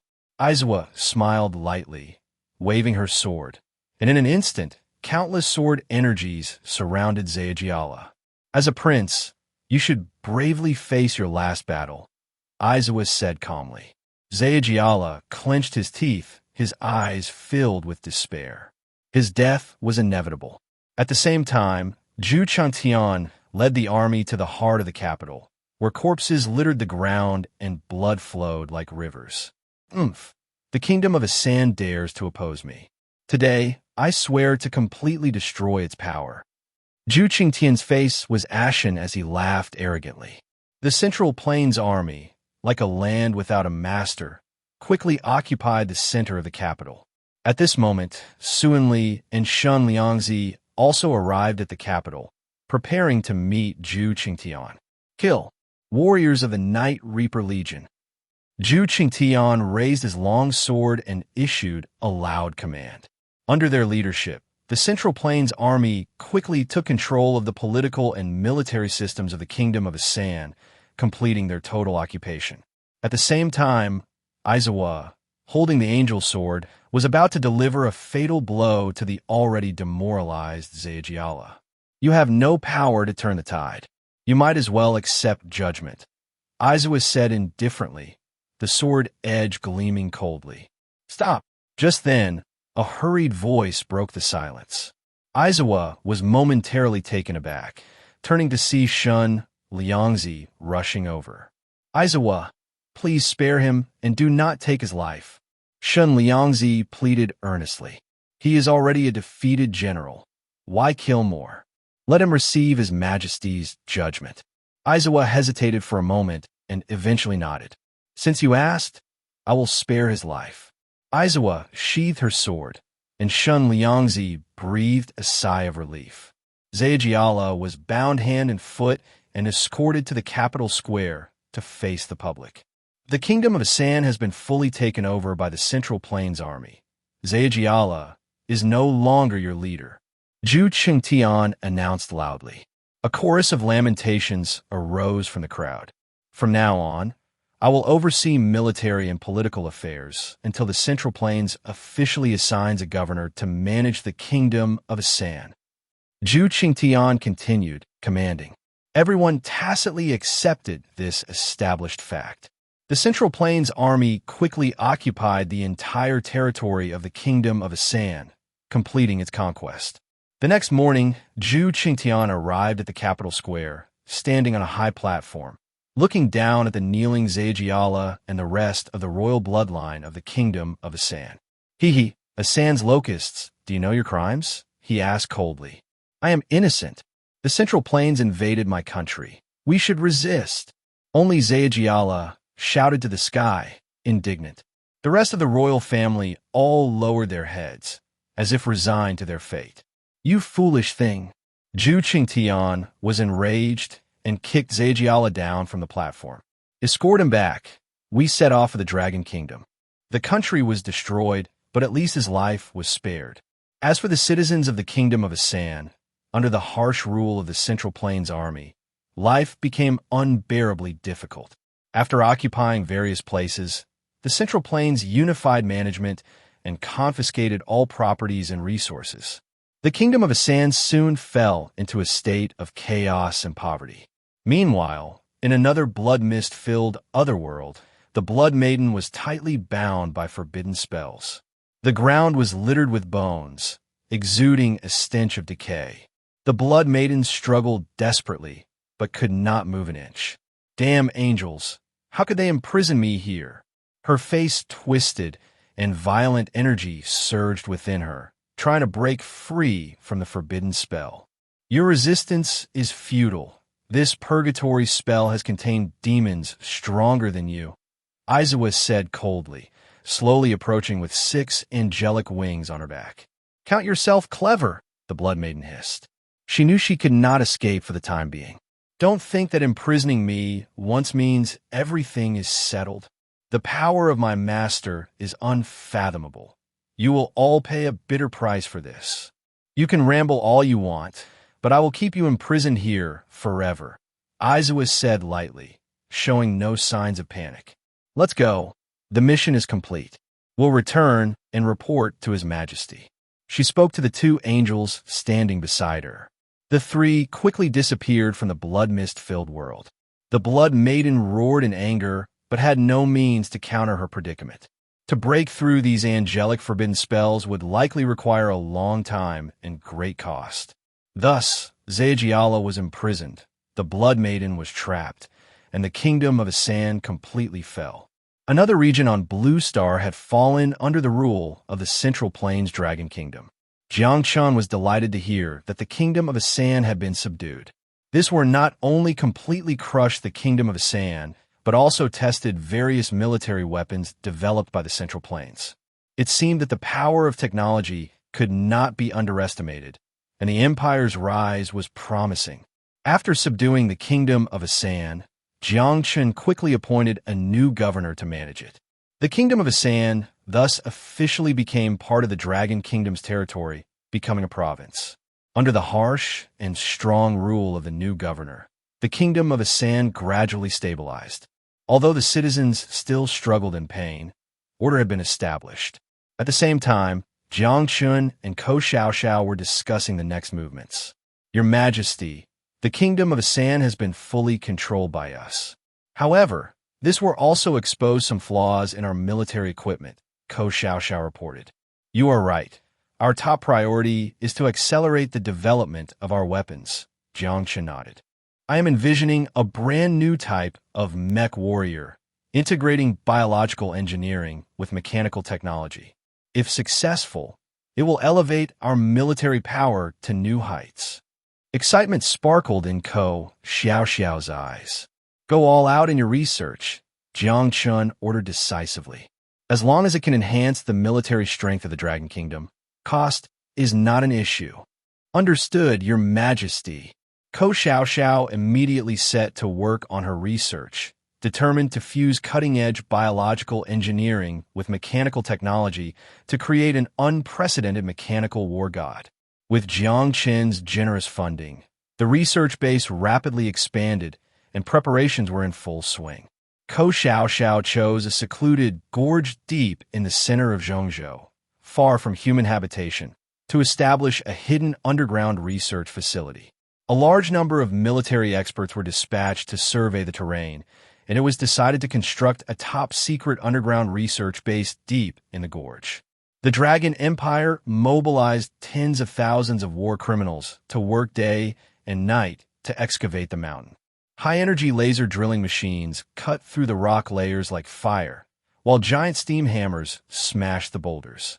The sound of explosives echoed through the valley, creating a lively atmosphere around the large-scale construction project. 3 months later, a vast underground space emerged, connecting to an extensive network of underground passages. Ko Xiaoxiao named it the Underworld Research Institute. From then on, all confidential biological weapon research would take place here. The Underworld Research Institute covered a vast area and consisted of 10 sections. Each section was equipped with advanced experimental facilities and protective systems to ensure the safety of various dangerous experiments. The largest section was converted into a simulated battlefield to test the combat effectiveness of various new mech weapons. Another section was transformed into a massive biological breeding base, where Ko Xiaoxiao could produce large numbers of experimental monsters. To ensure the secrecy of the Research Institute, it was surrounded by poisonous fog and electric grids. Any unauthorized intruders would be eliminated instantly. All staff members' memories would also be erased regularly to prevent leakage of confidential information. With such a tightly secured research institute finally completed, Ko Xiaoxiao eagerly began preparing for various experiments. She recruited a large number of top scientists from around the world to move into the research institute, while also capturing tens of thousands of human test subjects, all imprisoned in this underground maze. With this research institute, I can conduct all sorts of forbidden experiments without any worries and create the most powerful biological weapons. Ko Xiaoxiao's eyes sparkled with excitement as she believed she was one step closer to the legendary mechanical war god. Ko Xiaoxiao gathered a large number of scientific talents and test subjects from across the country, all brought to this secret base. Day and night, various bizarre experiments unfolded inside the facility. Ko Xiaoxiao personally conducted the experiments, which were extremely cruel, resulting in a high death rate among the test subjects. But the progress was astonishingly rapid. 1 week later, on a gloomy dawn, a burst of frenzied laughter broke the deadly silence. Success! It has been born. Ko Xiaoxiao's eyes turned red with excitement as she laughed joyfully. Inside a massive experimental chamber lay a giant gleaming with metallic luster, surrounded by various pipelines, with its eyes tightly closed. Awaken, my war god! Ko Xiaoxiao eagerly inputted the command. With a deafening roar, the metallic giant slowly opened its eyes, emitting 2 beams of red light. It rose to its feet, towering and formidable, exuding precision and coldness with every move. What is your name? Ko Xiaoxiao asked softly. I am T-800, the metallic giant replied in a deep voice. Very good, very good.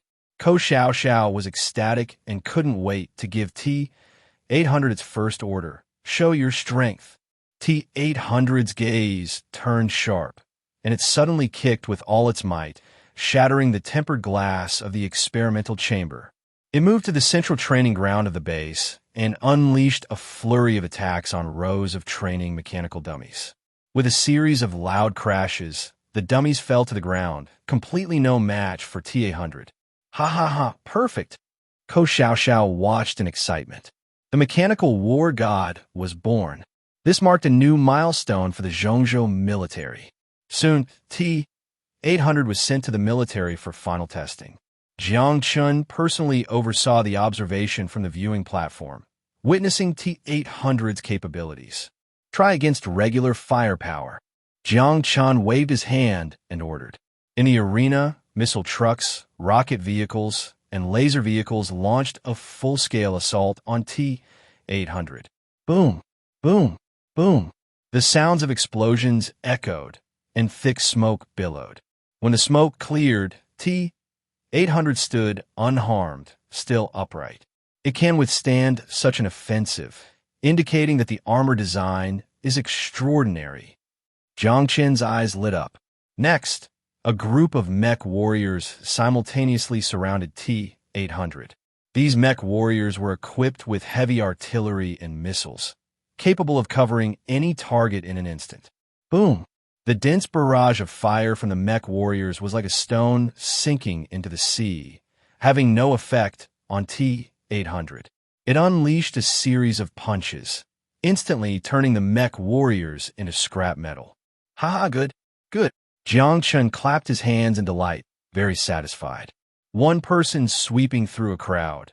Its combat power is comparable to one of our empire's 3 legendary heroes. A fervent glow flashed in his eyes. With Jiang Chen's approval, T-800 quickly entered mass production and was assigned to various frontline combat units. The soldiers of Zhongzhou felt a deep sense of awe and confidence upon seeing this new type of mechanical war god. With T-800 joining us, our conquest of other nations is just around the corner. Indeed, with it as our stronghold, the enemy's defenses will surely collapse. Even before dawn, the Dragon Palace in the capital of the Dragon Kingdom stood silently, filled with the highest levels of leadership. Jiang Chen, dressed in a golden dragon robe, sat on the high dragon-shaped throne with an exceptionally handsome face that looked to be in his 20s, yet his eyes carried a deep and steady aura. To his left and right stood the elites of the Dragon Kingdom. I have summoned you all here today, firstly, to commend the brave and valiant troops. Jiang Chen spoke, his voice not loud but clear enough to resonate throughout the hall. In the recent war to conquer the A3 country, you have worked tirelessly and with great courage. Ultimately, you have completely incorporated the A3 country into the territory of the Dragon Kingdom, fulfilling my expectations of you. Hearing this, everyone dared not look up, only bowing reverently. Rise, for your hard work deserves commendation. In the future, the affairs of the world will still rely on your wisdom and talent. Jiang Chen gestured for everyone to stand. The ministers bowed again and, upon rising, looked pleased. Your Majesty's insight is divine. We will do our utmost to serve the country. However, my ambitions go far beyond this. Just watch. Jiang Chen turned the subject, pointing his finger. A massive world map appeared in the air. The portion of the map that originally belonged to the A3 country had already been dyed in the Dragon Kingdom's representative color, red. The downfall of the A3 country is just the beginning. My goal is to incorporate the entire Blue Star into our territory, unifying it as part of the Dragon Kingdom. Jiang Chen's gaze was firm and his voice resonant. We shall surely follow your Majesty and accomplish this great undertaking. Everyone echoed in unison. Very good. Since you all are determined to achieve this, I will ask you. Jiang Chen nodded in approval, looking at the map. What should our next move be? Which country should we target? Quickly give your suggestions, so I can hear your thoughts. The ministers exchanged glances, pondering how to respond. Your Majesty, I believe our next step should be to conquer the beautiful country. While it is indeed a first-class power, it is far inferior to your Majesty's divine might. If we can take it down first, it would sufficiently deter other regional powers and create a favorable situation for our army's further expansion. After a moment, General Meng Jingtian stepped forward and respectfully said, General Meng's words are reasonable. Jiang Chen nodded, his gaze shifting to the other ministers. What are your thoughts? Your Majesty, I believe we should not overlook the stick country. It not only has abundant resources, but also possesses many advanced weapons and equipment. If the stick country allies with other forces against us, it will undoubtedly pose a significant obstacle. It's better to take the initiative and conquer it first. Bai Qi Xuan, the commander of the Eye of Divine Punishment Corps, also stepped forward to respond. That makes sense as well. Jiang Chen pondered for a moment. I believe that while we aim to unify the entire planet, we cannot ignore the little sun country. Although its national strength is average, its geographical position is critical. If we can take the initiative and occupy it, we can develop a strategic stronghold without worrying about being attacked from the rear. At this moment, Ko Xiaoxiao stepped forward slowly to respectfully suggest, Jiang Chen fell in a deep thought after hearing this. The ministers exchanged glances, weighing each other's opinions. Your thoughts are all quite good. I must consider carefully. Jiang Chen listened quietly, his face revealing no signs of joy or anger.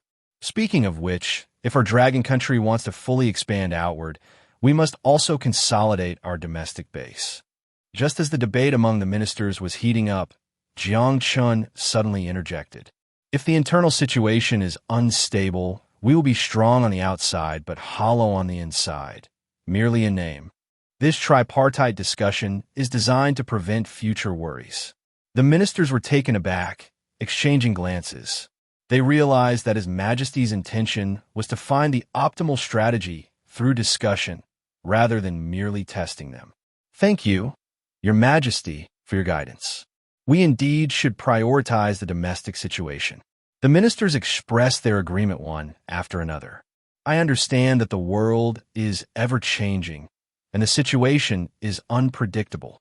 Jiang Chen rose from the throne and slowly walked down the steps. Therefore, we must make comprehensive deployments. Internal governance, external strategies, and military arrangements.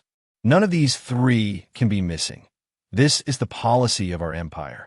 The ministers bowed again, indicating their understanding. Jiang Chen approached the center of the map, his expression calm as he slowly spoke. I have already thought it through and determined the strategy for our next move. Now I shall announce it to you. Everyone held their breath, focusing intently to listen. Firstly, regarding internal affairs. After occupying the new city area, we must promptly appease the hearts of the people, provide relief to the poor, and rebuild homes. Make them feel the grace of our empire, further solidifying our rear. The ministers nodded in agreement. Externally, we should actively win over small national powers, consolidate old alliances, and expand new friendly relationships. Strive for the support and cooperation of other countries to create a favorable environment for our army's further expansion. Avoid letting too many hostile forces unite against us. Finally, regarding military arrangements, Jiang Chen's expression hardened, his gaze resolute. We must rely on our existing territorial advantages to form a tripartite balance of power. Taking the divine capital as the center, we will simultaneously establish solid frontline bases along the eastern coastal and western inland areas. The ministers were astonished at first, then their eyes lit up. They realized that His Majesty had already made thorough preparations, and this speech clarified everything. Your Majesty is wise. The ministers bowed again in reverence. Jiang Chen nodded slightly and continued. Specifically, the Eastern Front will be handled by the Blade of War Corps, while the Western Front will be managed by the Empire's Fist Corps. Both major corps will establish defenses in their respective areas and construct fortress outposts, forming a strong deterrent against both internal and external hostile forces. At the same time, the main forces must remain mobile and flexible. They can be quickly deployed according to the situation, able to advance when there's an opportunity and retreat when under pressure. Finally, The Divine Guard will closely guard the central divine capital, ensuring a three-line interaction that combines offense and defense. After hearing this, the ministers all nodded and quickly understood. Your Majesty's strategy is brilliant. We will resolutely obey the orders to implement the three-line combat strategy. Meng Jingtian and others expressed their support. Very good. Jiang Chen nodded in satisfaction. Then you all shall set off immediately to carry out the orders, ensuring smooth progress. The defensive system must be established within a month at the latest. The ministers accept the orders, they replied in unison, quickly rising to carry out their commands. Soon the grand hall was empty, leaving only Jiang Chen. He walked to the window, gazing into the distance, his eyes deep, revealing a hint of worry. This deployment of the three lines would inevitably touch upon the interests of existing powers. I hope to avoid excessive conflict. Stable development is the best strategy. A month later, under Jiang Chen's arrangements, the defensive works on the eastern and western lines were basically completed. The eastern front was guarded by the Blade of War Corps, which established the Iron Great Wall in the eastern coastal area.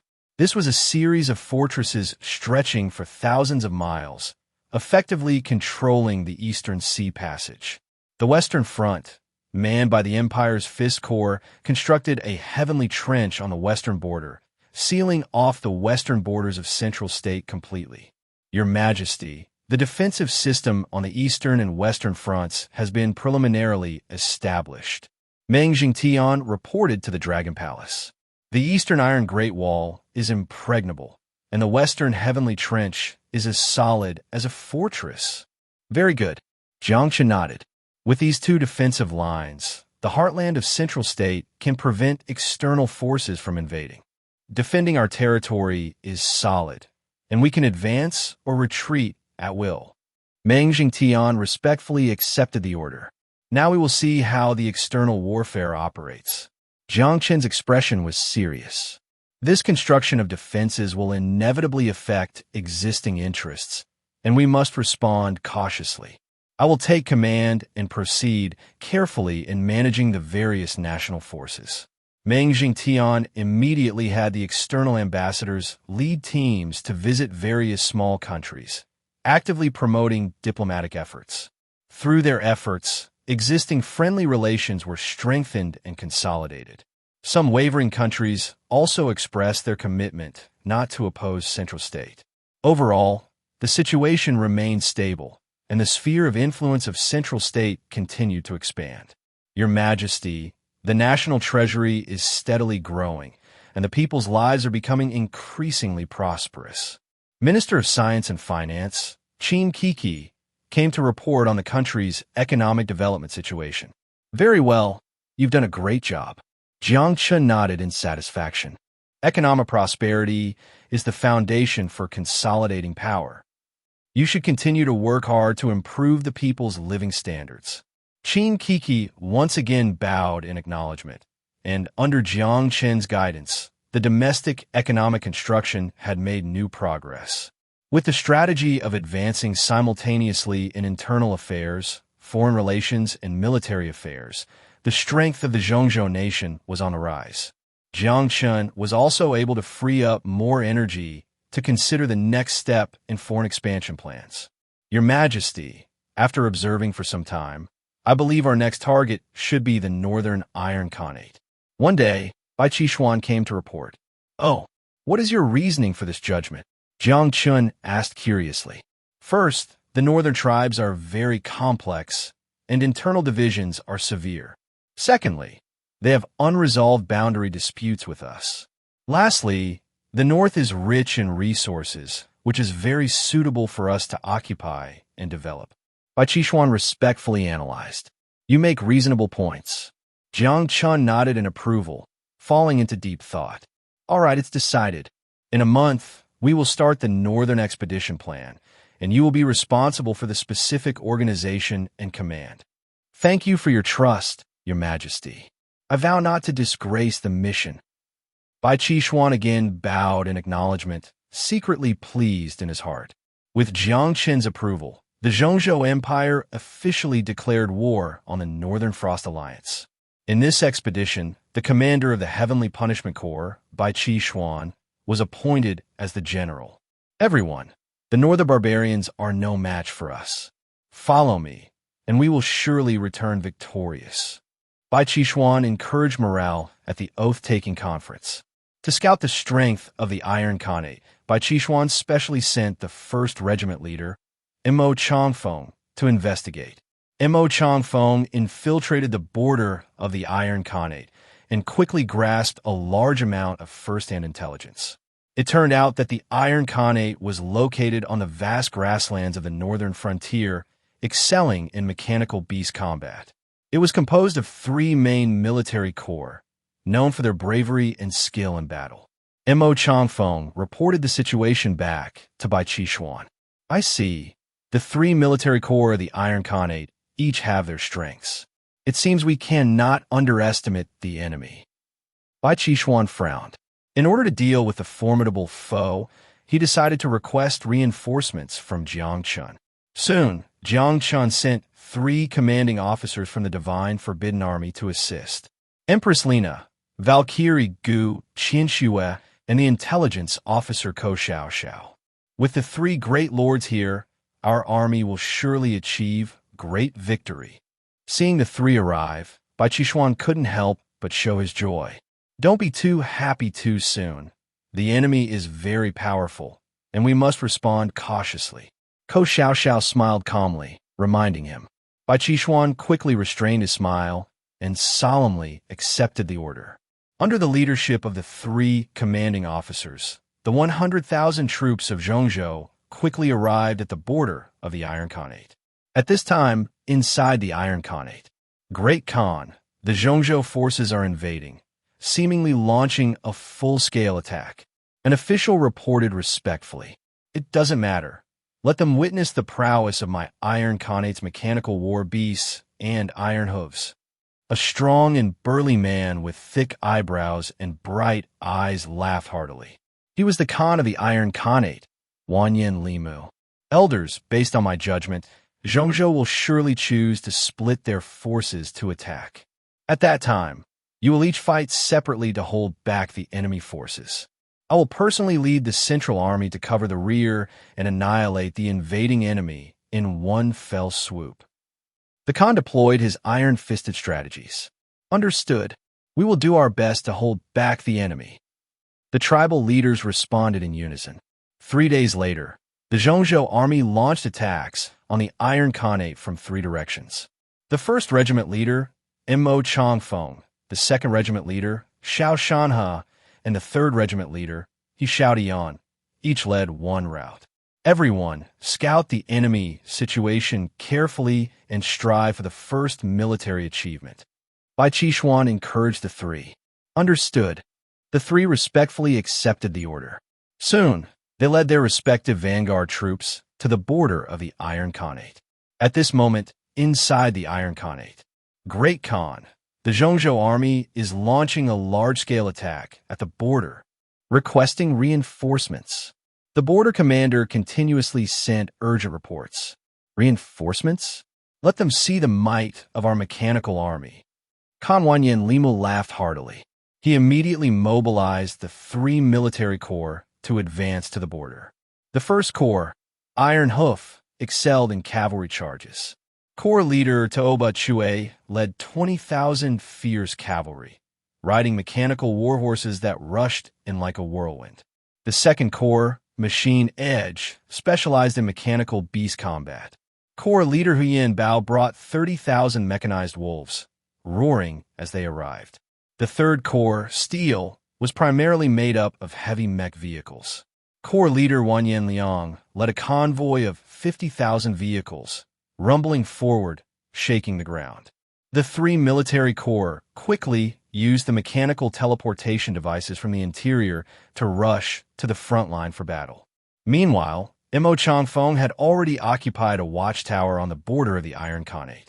After occupying the watchtower, we must quickly fortify it as a bridgehead. While he was directing the fortification, a cloud of dust appeared in the distance. as the Iron Hoof Corps' mechanical warhorses were charging towards them. Enemy attack. Prepare for battle. Montag Changfeng Huaritli deployed defenses. Let you see the might of our iron cavalry. Tuoba Zhuang, wielding an electric explosion spear, led 20,000 mechanical warhorses sweeping in like a gale. Charge the cavalry and annihilate them. The 20,000 mechanical warhorses activated their long-range charge mode and pounced on the Zhongzhou army. We can't hold back. Fall back. The Zhongzhou army retreated step by step, suffering heavy casualties. Meanwhile, Xiao Shanhe encountered the Machine Edge Corps' ambush at another location. Watch me take on 100, splitting the steel bull. Xiao Shanhe's eyes turned red as he swung his giant axe, knocking over several mechanical wolves. However, there were too many mechanical wolves, and soon they surrounded Xiao Shanhe's army in the valley. Woo-woo! The mechanical wolves let out sharp howls as they pounced. The Zhongzhou army fell into a pincer attack, their counterattack power diminishing. Finally, He Xiaodian faced the Steel Corps' heavy mech convoy.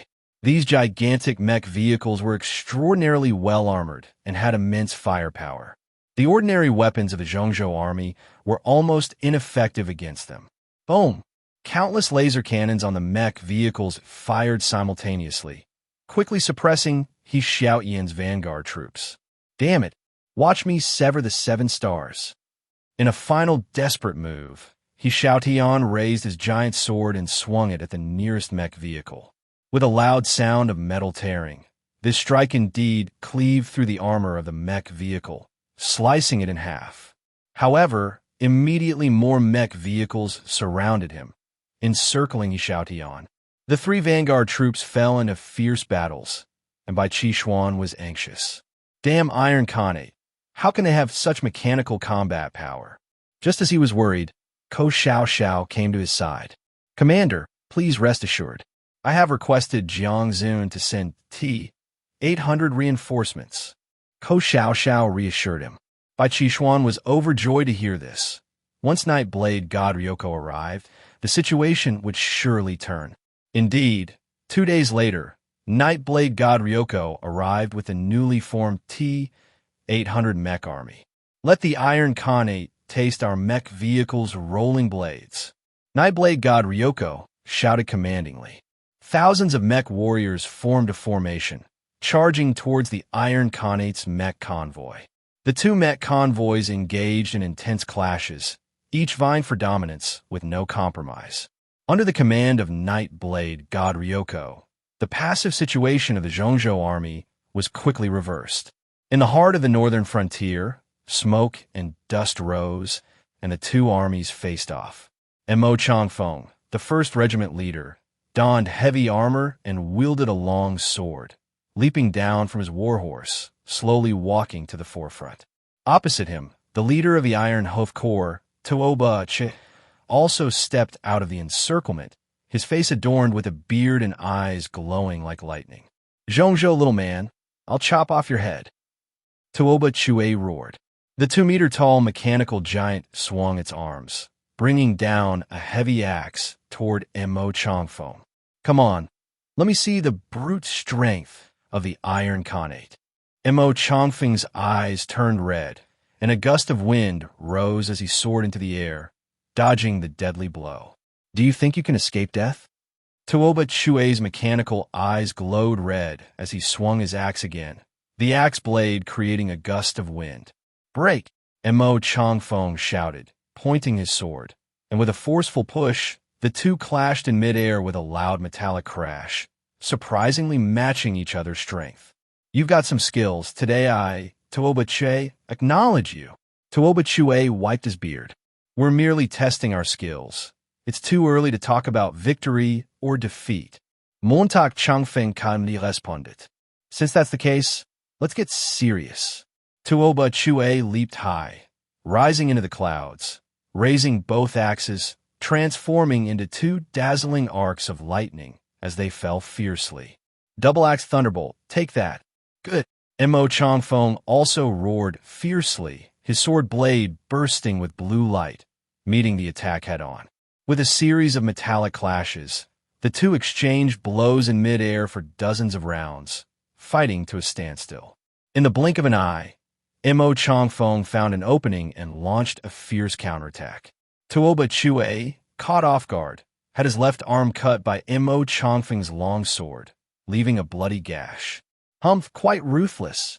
He became furious, kicking Mo Changfeng in the abdomen with all his might. Mo Changfeng grunted and stepped back a few paces. The two stood in midair, both gathering their strength. Watch me charge the divine bull.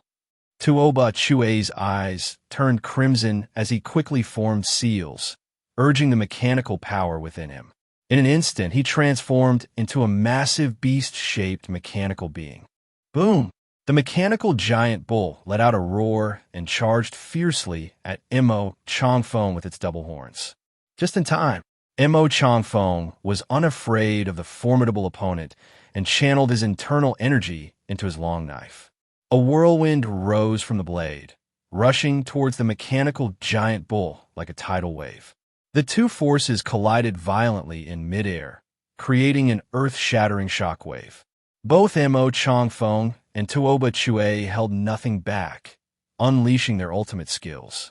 After this strike, both were injured internally, their faces pale as they fell back to the ground. Not bad.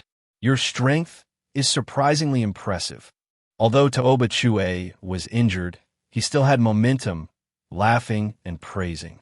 Come on, let me see the brute force of iron sweat. Mo Changfeng's eyes turned crimson, and a gale erupted, propelling him into the sky to avoid this deadly blow. You're overestimating yourself, Dai. Tuoba Chue's mechanical eyes emitted a red glow as he swung his axe again, the blade slicing through the air with a whistling sound. Break! Mo Changfeng shouted, pointing his long knife directly at the giant axe, pushing forcefully with his palm. With a loud metallic clash, the two were evenly matched in midair. You've got some skill, but let's see how many axes you can withstand. Tuoba Chue grinned savagely, launching 3 consecutive powerful axe strikes, each one generating a fierce wind and incredible force. Mo Changfeng's face changed slightly as he parried the first 2 strikes, but was still knocked back a few steps by the last one, blood surging in his throat. Don't run. Your time to die has come. Taking the opportunity, Tuoba Chue spun around, the axe blade shining as he slashed at Mo Changfeng. Blade of the wind. Mo Changfeng roared, his knife blade pointing sharply, unleashing a razor-sharp wind blade. The two attacks collided head-on, creating towering waves of wind, while dust and sand flew across the grassland, blocking out the sun. Mo Changfeng took a deep breath and suddenly split into 3 illusions, surrounding Tuoba Chue. Tuoba Chue swung his axe in a whirlwind, smashing 2 of the illusions, but the third Mo Changfeng took the chance to stab him in the chest. Impossible! Tuoba Chue let out a miserable howl as he fell to the ground. Mo Changfeng descended, his knife blade pointed at Tuoba Chue's throat. Surrender, and today I will take your head. Fine, I can see. Tuoba Chue laughed heartily, raising his hands, suddenly exploding with smoke. Mo Changfeng retreated warily as the smoke cleared, revealing that Tuoba Chue had vanished without a trace. Tuoba Chue, we will fight again someday. He sheathed his knife and focused his gaze far into the distance. On another side of the battlefield, in the northwest mountains, the second battle group, led by Xiao Shanhe, was currently engaged in fierce combat with Iron Sweat's mechanical vanguard. Ow! Tens of thousands of mechanical wolves emitted sharp roars, their giant mouths filled with sharp claws and fangs spraying blue smoke as they charged at the Central Plains army. Sweep them away. Xiao Shanhe's eyes turned crimson as he gripped his giant axe tightly, charging through the dense pack of mechanical wolves. With loud crashing sounds, he felled several mechanical wolves in quick succession. However, the numerous mechanical beasts soon surrounded him completely. Ha ha ha! Central Plains cowards, let you witness the terror of our mechanical vanguard. The brigade leader, Huyin Bao, sat high on the back of a mechanical wolf king, laughing sinisterly. He wielded a long whip, swinging it fiercely to summon a whirlwind that lashed out at Xiao Shanhe. Xiao Shanhe shouted loudly, causing the axe blade to expand several times, fiercely blocking this deadly strike. Good one, Huyin Bao. Watch as I cleave, open your wolf's mouth. With his eyes blazing red, he charged towards Huyin Bao, his axe shadow flying like a torrent, unstoppable. Heavenly net. Huyin Bao fiercely shook his long whip, instantly forming a golden light net that wrapped around Xiao Shanhe layer by layer. Do you think you could trap me? A foolish dream. Xiao Shanhe roared, and a surging force erupted from his body, violently shattering the light net. Impossible. Huyin Bao's expression changed drastically. Taking advantage of the moment, Xiao Shanhe swung his axe down, sending Huyin Bao flying off his wolf mount, his body crashing heavily onto the ground.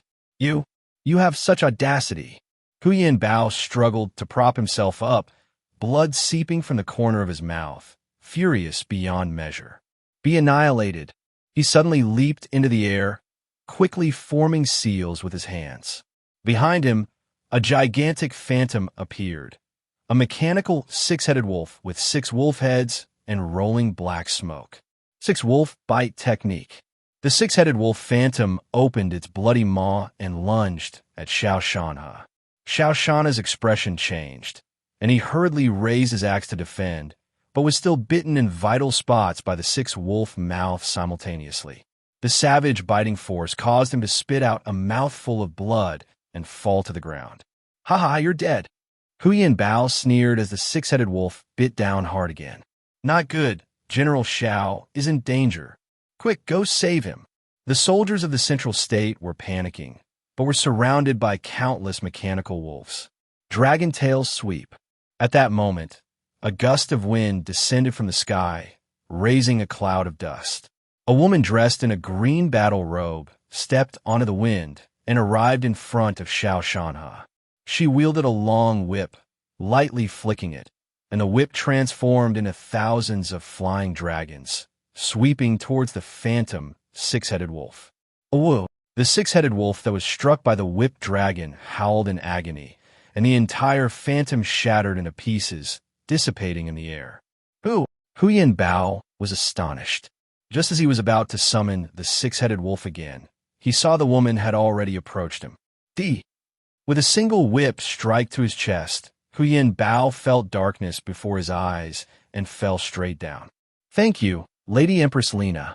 Xiao Shanhe quickly stood up and expressed his gratitude to Lady Empress Lina. "I come by the order of Emperor Jiang to assist you in achieving victory." "No need to be polite, General." The woman smiled lightly as she put away her long whip. Xiao Shanhe immediately felt energized and raised his giant axe once more. "With the commanding general here, we will surely achieve a great victory." The soldiers of the Central State were also invigorated, re-engaging in battle. The mechanical wolf pack showed signs of weakness as their commander was defeated, their rhythm thrown into chaos. "Kill them all!" Xiao Shanhe shouted loudly, leading the charge into the wolf pack. The Central State Army gradually gained the upper hand, inflicting heavy casualties on the mechanical wolves. "Damn Central State people, you all will die." At that moment, Huyin Bao surprisingly got back up, his eyes gleaming with cold light. He continuously formed seals with both hands, his flesh tearing apart, transforming into a mechanical body. "I will perish together with you." Mechanical Huyin Bao grinned hideously, and the core in his chest suddenly emitted a dazzling light. Self-detonation magic. "Get away." Lady Empress Lina's expression changed drastically, but it was too late. A massive blue-white shockwave swept across the mountain, causing heavy casualties among the Central State Army. Mechanical Huyin Bao slumped to the ground, his mechanical components shattered, but he successfully threw the Central State Army into chaos. At that moment, more mechanical wolves rushed in, surrounding the Central State Army once again. "The situation is dire. Let me clear a path," Lady Empress Lina said with determination. She leaped high into the air. Dragon fly 9 times. Her long whip transformed into 9 flying dragons, hovering around her. Go! With a light command from Lena, the 9 flying dragons fiercely pounced in all directions. The mechanical wolf pack was instantly crippled, falling apart amidst the chaos. Soon, a bloody path was opened, allowing the Central State Army to break through. Lady Empress's might. Xiao Shana followed behind Lena, sincerely admiring. Go! Lena waved her whip, leading the Central State Army deeper into the northern border. Lady Lena, please allow me to lead my troops to annihilate the enemy. Xiao Shanha respectfully requested. Good. Go. I will cover your retreat. Lena nodded in agreement, continuing to clear out remaining enemies. Thank you, Lady Lena.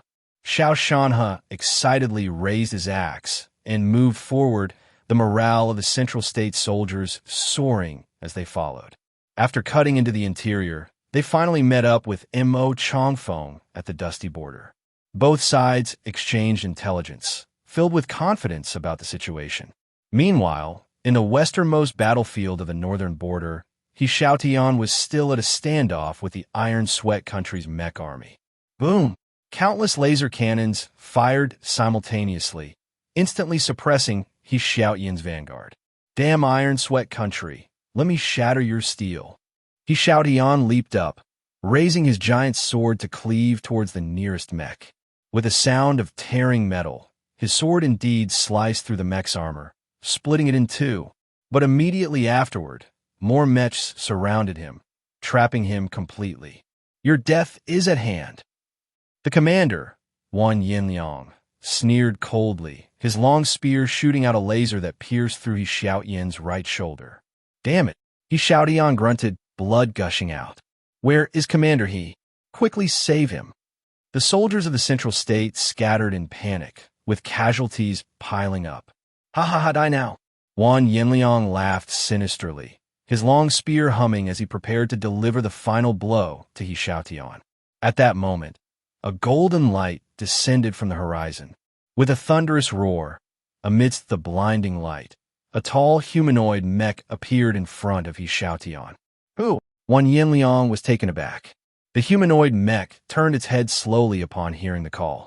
A woman with an expressionless face appeared behind the mech's cockpit, calmly saying, I'm the Valkyrie Gu Qinxue, here to assist.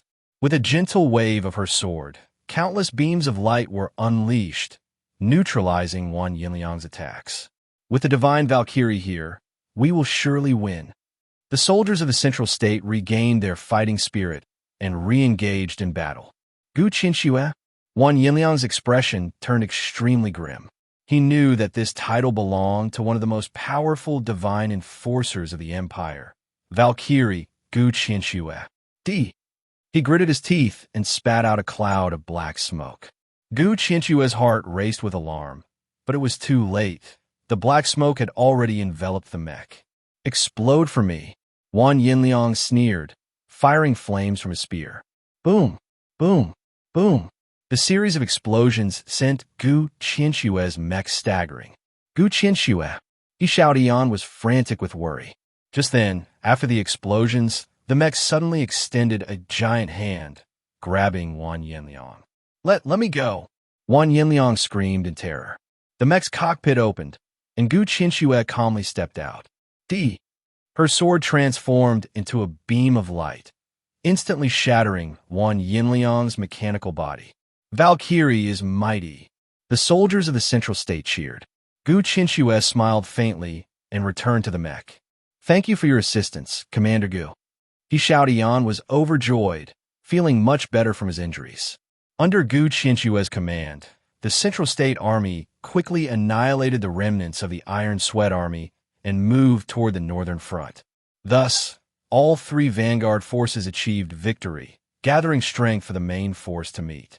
Meanwhile, at the main camp of the Central State, report, all 3 vanguard forces have achieved victory. Please advise if the commander should deploy troops.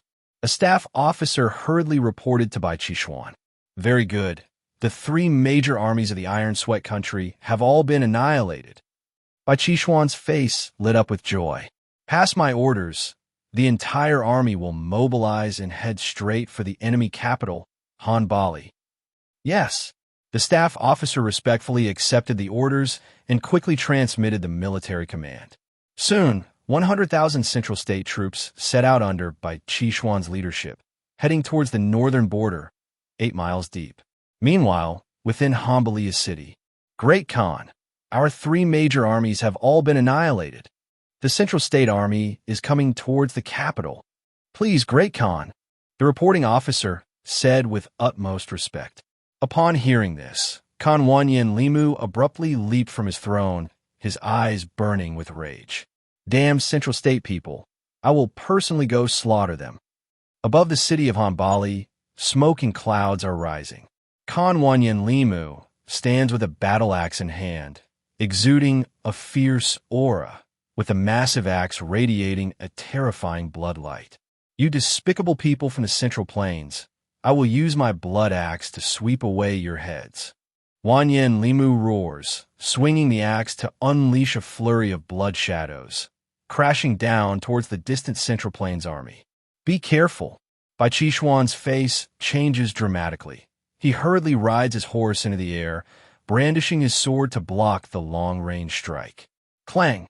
The sound of metal clashing rings out, and Bai Qishuan feels a sharp pain in his hand, nearly losing grip on his sword. What tremendous strength! His complexion changes slightly, knowing that today's enemy is formidable. At the same time, Wanyan Limu laughs heartily as he raises the giant axe, arrogantly hovering in the air. You ants of the Central Plains, let you witness the slaughter of the blood axe. Before his voice fades, he suddenly swings the axe down, and the blade cuts through layers of mountains. Boom!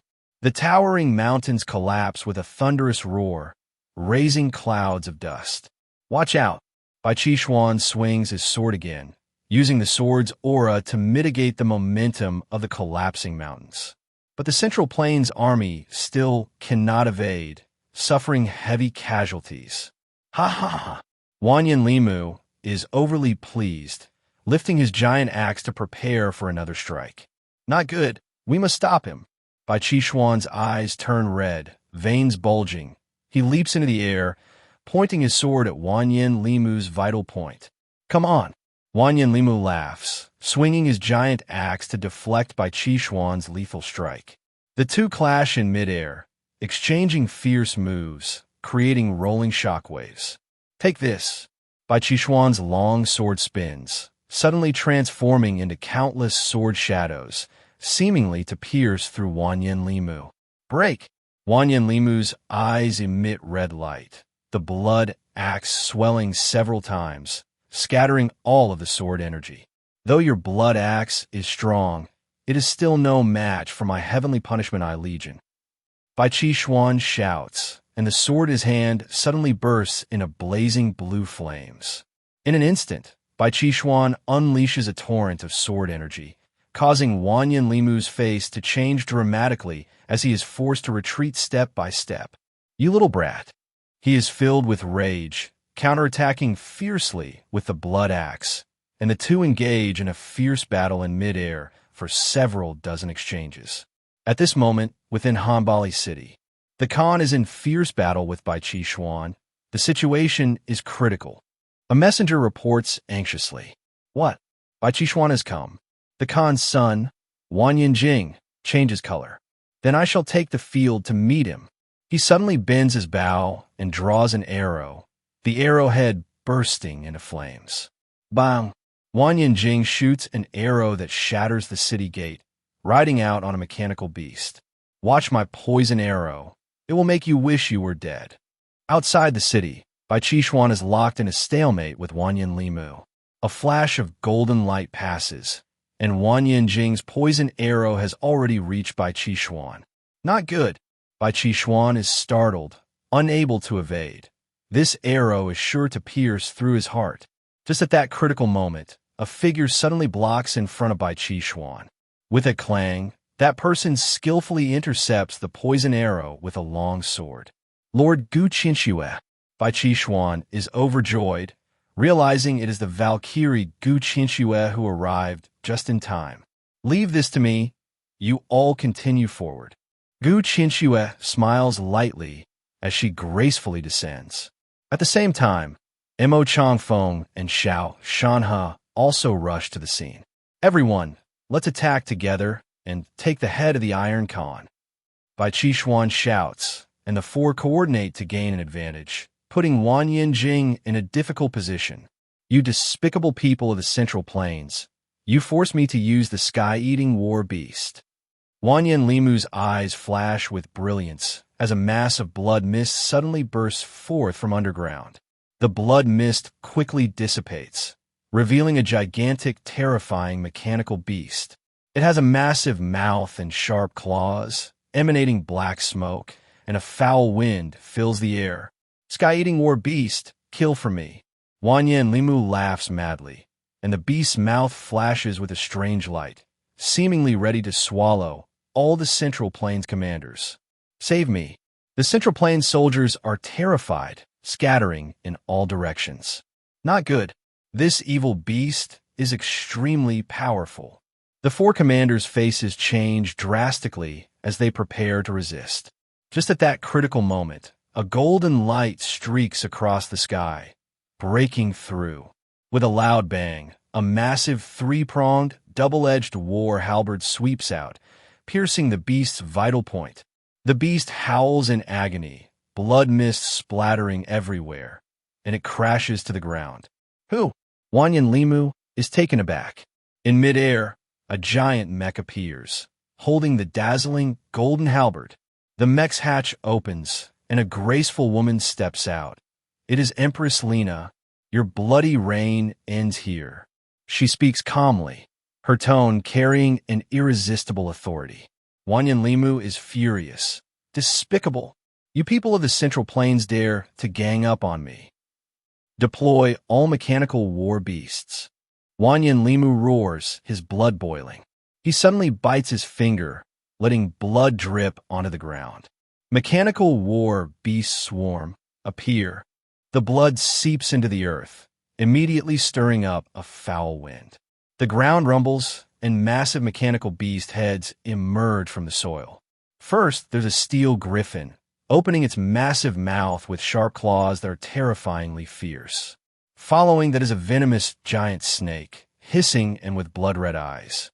And then the electric leopard, glowing with blue light, flickering with electricity.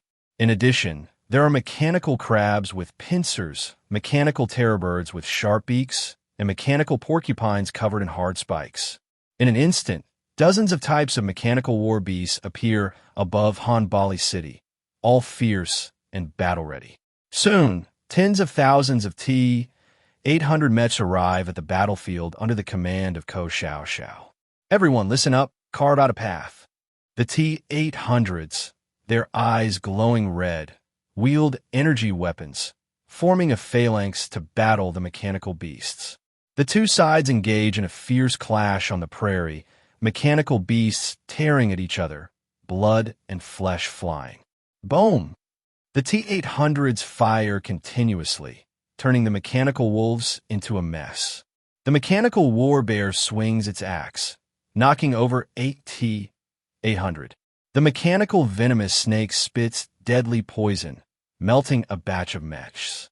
The electrical tiger unleashes a thunderous strike, smashing 3 T-800s. Your cavalry clashes with the enemy mechs, and the scene is exceptionally brutal. Mecha War God, carve out a path for us.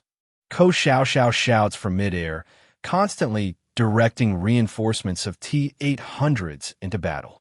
Bai Qishuan also leads the Central Plains soldiers in a fierce fight. Both sides suffer heavy casualties, but the numerical advantage of the T-800s gradually begins to take effect. Under Ko Xiao Xiao's command, the mech army slowly suppresses the mechanical war beasts, clearing a path for retreat. Breakthrough! Bai Qishuan shouts, leading the Central Plains army to rush toward the designated escape route. Stop them! Kill them all! Wanyan Limu roars, driving the mechanical beasts to pursue relentlessly. Cover the army's retreat. Ko Xiao Xiao's eyes are firm inside the mecha, gesturing command. Thousands of mechs halt, forming a phalanx to counterattack fiercely. For the Central Plains, the T-800s show no fear, bravely fighting against the mechanical war beasts, risking their lives to buy time for the army. Boom, boom, boom.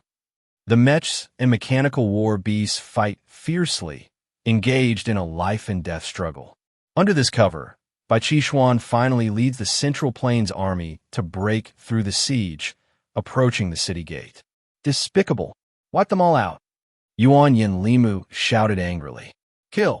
Yuan Yin Limu swung his hand fiercely, and the group of war beasts roared as they pounced towards the Zhongzhou army. Be careful. These war beasts are incredibly powerful. Bai Qixuan's complexion changed slightly, and he quickly raised his sword to defend. The other three generals also rapidly prepared their defenses, while Empress Lina lightly shook her mechanized spear. In the blink of an eye, dozens of mechanical war beasts had already pounced in front of the Zhongzhou army. Boom!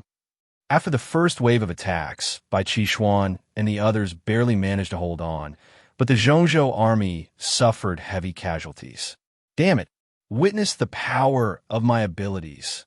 Bai Qixuan shouted loudly, and the long sword in his hand shot out 10,000 green flames of sword energy, forming a gigantic vortex of energy that rushed towards the Iron Griffin.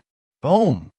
The Griffin was instantly reduced to wreckage, but more war beasts immediately charged in. One slash to cut down the southern lands. Mo Changfeng swung his sword to create a wind blade that extended for miles, cleaving the lightning leopard in half. Take this! Xiao Shanhao's eyes turned red as he swung his giant axe, smashing the mechanical terror bird. Gu Qinxue scanned the battlefield with cold eyes, and with a light swing of her long sword, she instantly killed several mechanical war beasts. Die Heavenscheck in Golden Spear. Empress Lina gathered her mechanized arms, and the golden spear in her hand was charged and ready to strike. Boom! The golden spear transformed into 1,000 bolts of thunder, crashing into the group of mechanical war beasts, causing them to be utterly destroyed. Impossible. Hurry up. Yuan Yin Limu was furious, his rage boiling over as he bit his finger and offered blood to the sky. This time, what appeared was an enormous mechanical doomsday beast. It had 3 terrifying blood-red mechanical eyes and exhaled dark smoke, each step causing the ground to shake. Ha die! Yuan Yin Limu laughed maniacally as the mechanical doomsday beast opened its mouth, shooting a cold light towards the Zhongzhou army. Be careful! The faces of the generals changed drastically, and they hurriedly prepared to defend themselves. This cold light threatened to freeze the entire army. Damn it! Seeing the dire situation, Bai Qixuan shot into the air, the blue flames erupting from his sword, transforming into the force of a blazing sun. Boom! The two powerful forces collided, creating a massive wave of energy. The doomsday beast let out a roar and staggered back a few steps. Its cold light also dissipated. The power of the mechanical doomsday beast is too terrifying. Mo Changfeng struggled to hold his ground. We must work together to subdue it. Gu Qinxue proposed. Let's go with Qinshue's plan. Bai Qixuan nodded in agreement, and the other 3 expressed their support as well. Come on, let's all attack. The 5 of them jumped into the air, positioning themselves on either side and in front of the doomsday beast. Break! They launched their attacks simultaneously. Blue flame, sword energy, thunder war spear, fierce wind blade, and the giant axe struck with overwhelming force, targeting the beast's vital spots. Boom! The doomsday beast let out a mournful cry and retreated, its mechanical parts exploding and falling to the ground. No, it's impossible. Seeing his mechanical army being defeated, Yuan Yin Limu let out a pained roar. He swung the blood axe in his hand violently towards Bai Qixuan. Bai Qixuan's expression changed, and he took a deep breath, channeling all his true energy as the blue light emanated from his long sword, striking towards the blood axe. The two immense forces collided violently, and Bai Qixuan felt his true energy surging and nearly spitting blood. My blood axe is unmatched. Let you taste its power. Yuan Yin Lima laughed, swinging the blood axe down again. Bai Qixuan's face turned pale as he struggled to block this strike. Yet he was still sent flying back over 10 feet. Ha ha die. Yuan Yin Limu seized the opportunity to pursue the blood axe, accompanied by a fierce wind, aimed at Bai Qixuan's face. In this critical moment, a golden figure suddenly leaped out, blocking in front of Bai Qixuan. With a loud clang, Yuan Yin Limu's axe was firmly blocked. Lina! Bai Qixuan exclaimed in surprise.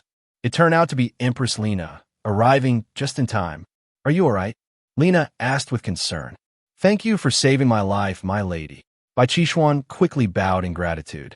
Let's work together to defeat him. Lina's gaze was sharp as she held the golden spear with both hands, ready to strike. Okay. Bai Qixuan nodded, channeling all his sword energy. The two teamed up unexpectedly, quickly forcing Yuan Yin Limu to retreat step by step. Damn it! How could this be? Yuan Yin Limu roared with rage, his eyes blood-red as he bit his finger again, offering blood to the sky. Come forth, my blood beast. With a thunderous sound, blood mist rose, condensing into an enormous blood-colored mechanical beast. This blood beast was pulsating with surging blood-red mechanical circuitry, its eyes blood-red, and it exuded a terrifying aura. Kill! Yuan Yin Limu commanded, and the blood beast lunged towards Bai Qixuan and Lina. Be careful! The two hurriedly responded together, but the blood beast charged ferociously, resembling a reinforced tank. Before long, they found themselves in a bitter struggle. Ha ha! Let you witness true power. Yuan Yin Limu laughed loudly. Bai Qixuan's expression was serious, feeling his true energy surging and difficult to sustain. I'll help you. At that moment, a cold voice rang out. Gu Qinxue descended from the sky, joining the battle. Thank you, Lady Qinxue, Bai Qixuan exclaimed joyfully. With the three of us together, we can surely defeat this blood beast. Let's go. Lina's gaze was determined. The three positioned themselves on either side of the blood beast, working in perfect harmony, targeting the beast's vital spots. Just you three? Yuan Yin Limu's eyes glinted with malice as he waved his hand, and the blood beast's mouth glowed with bloodlight, trying to swallow the three whole. Not good, this strike is extremely powerful. Bai Qixuan's expression changed drastically.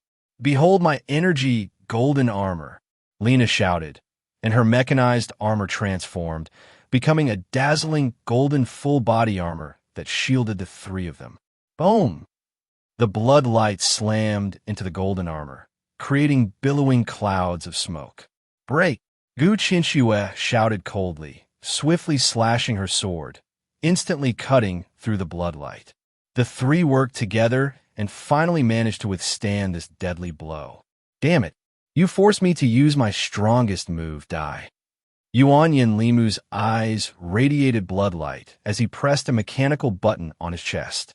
With a thunderous roar, the mechanical parts within the blood beast began to hum.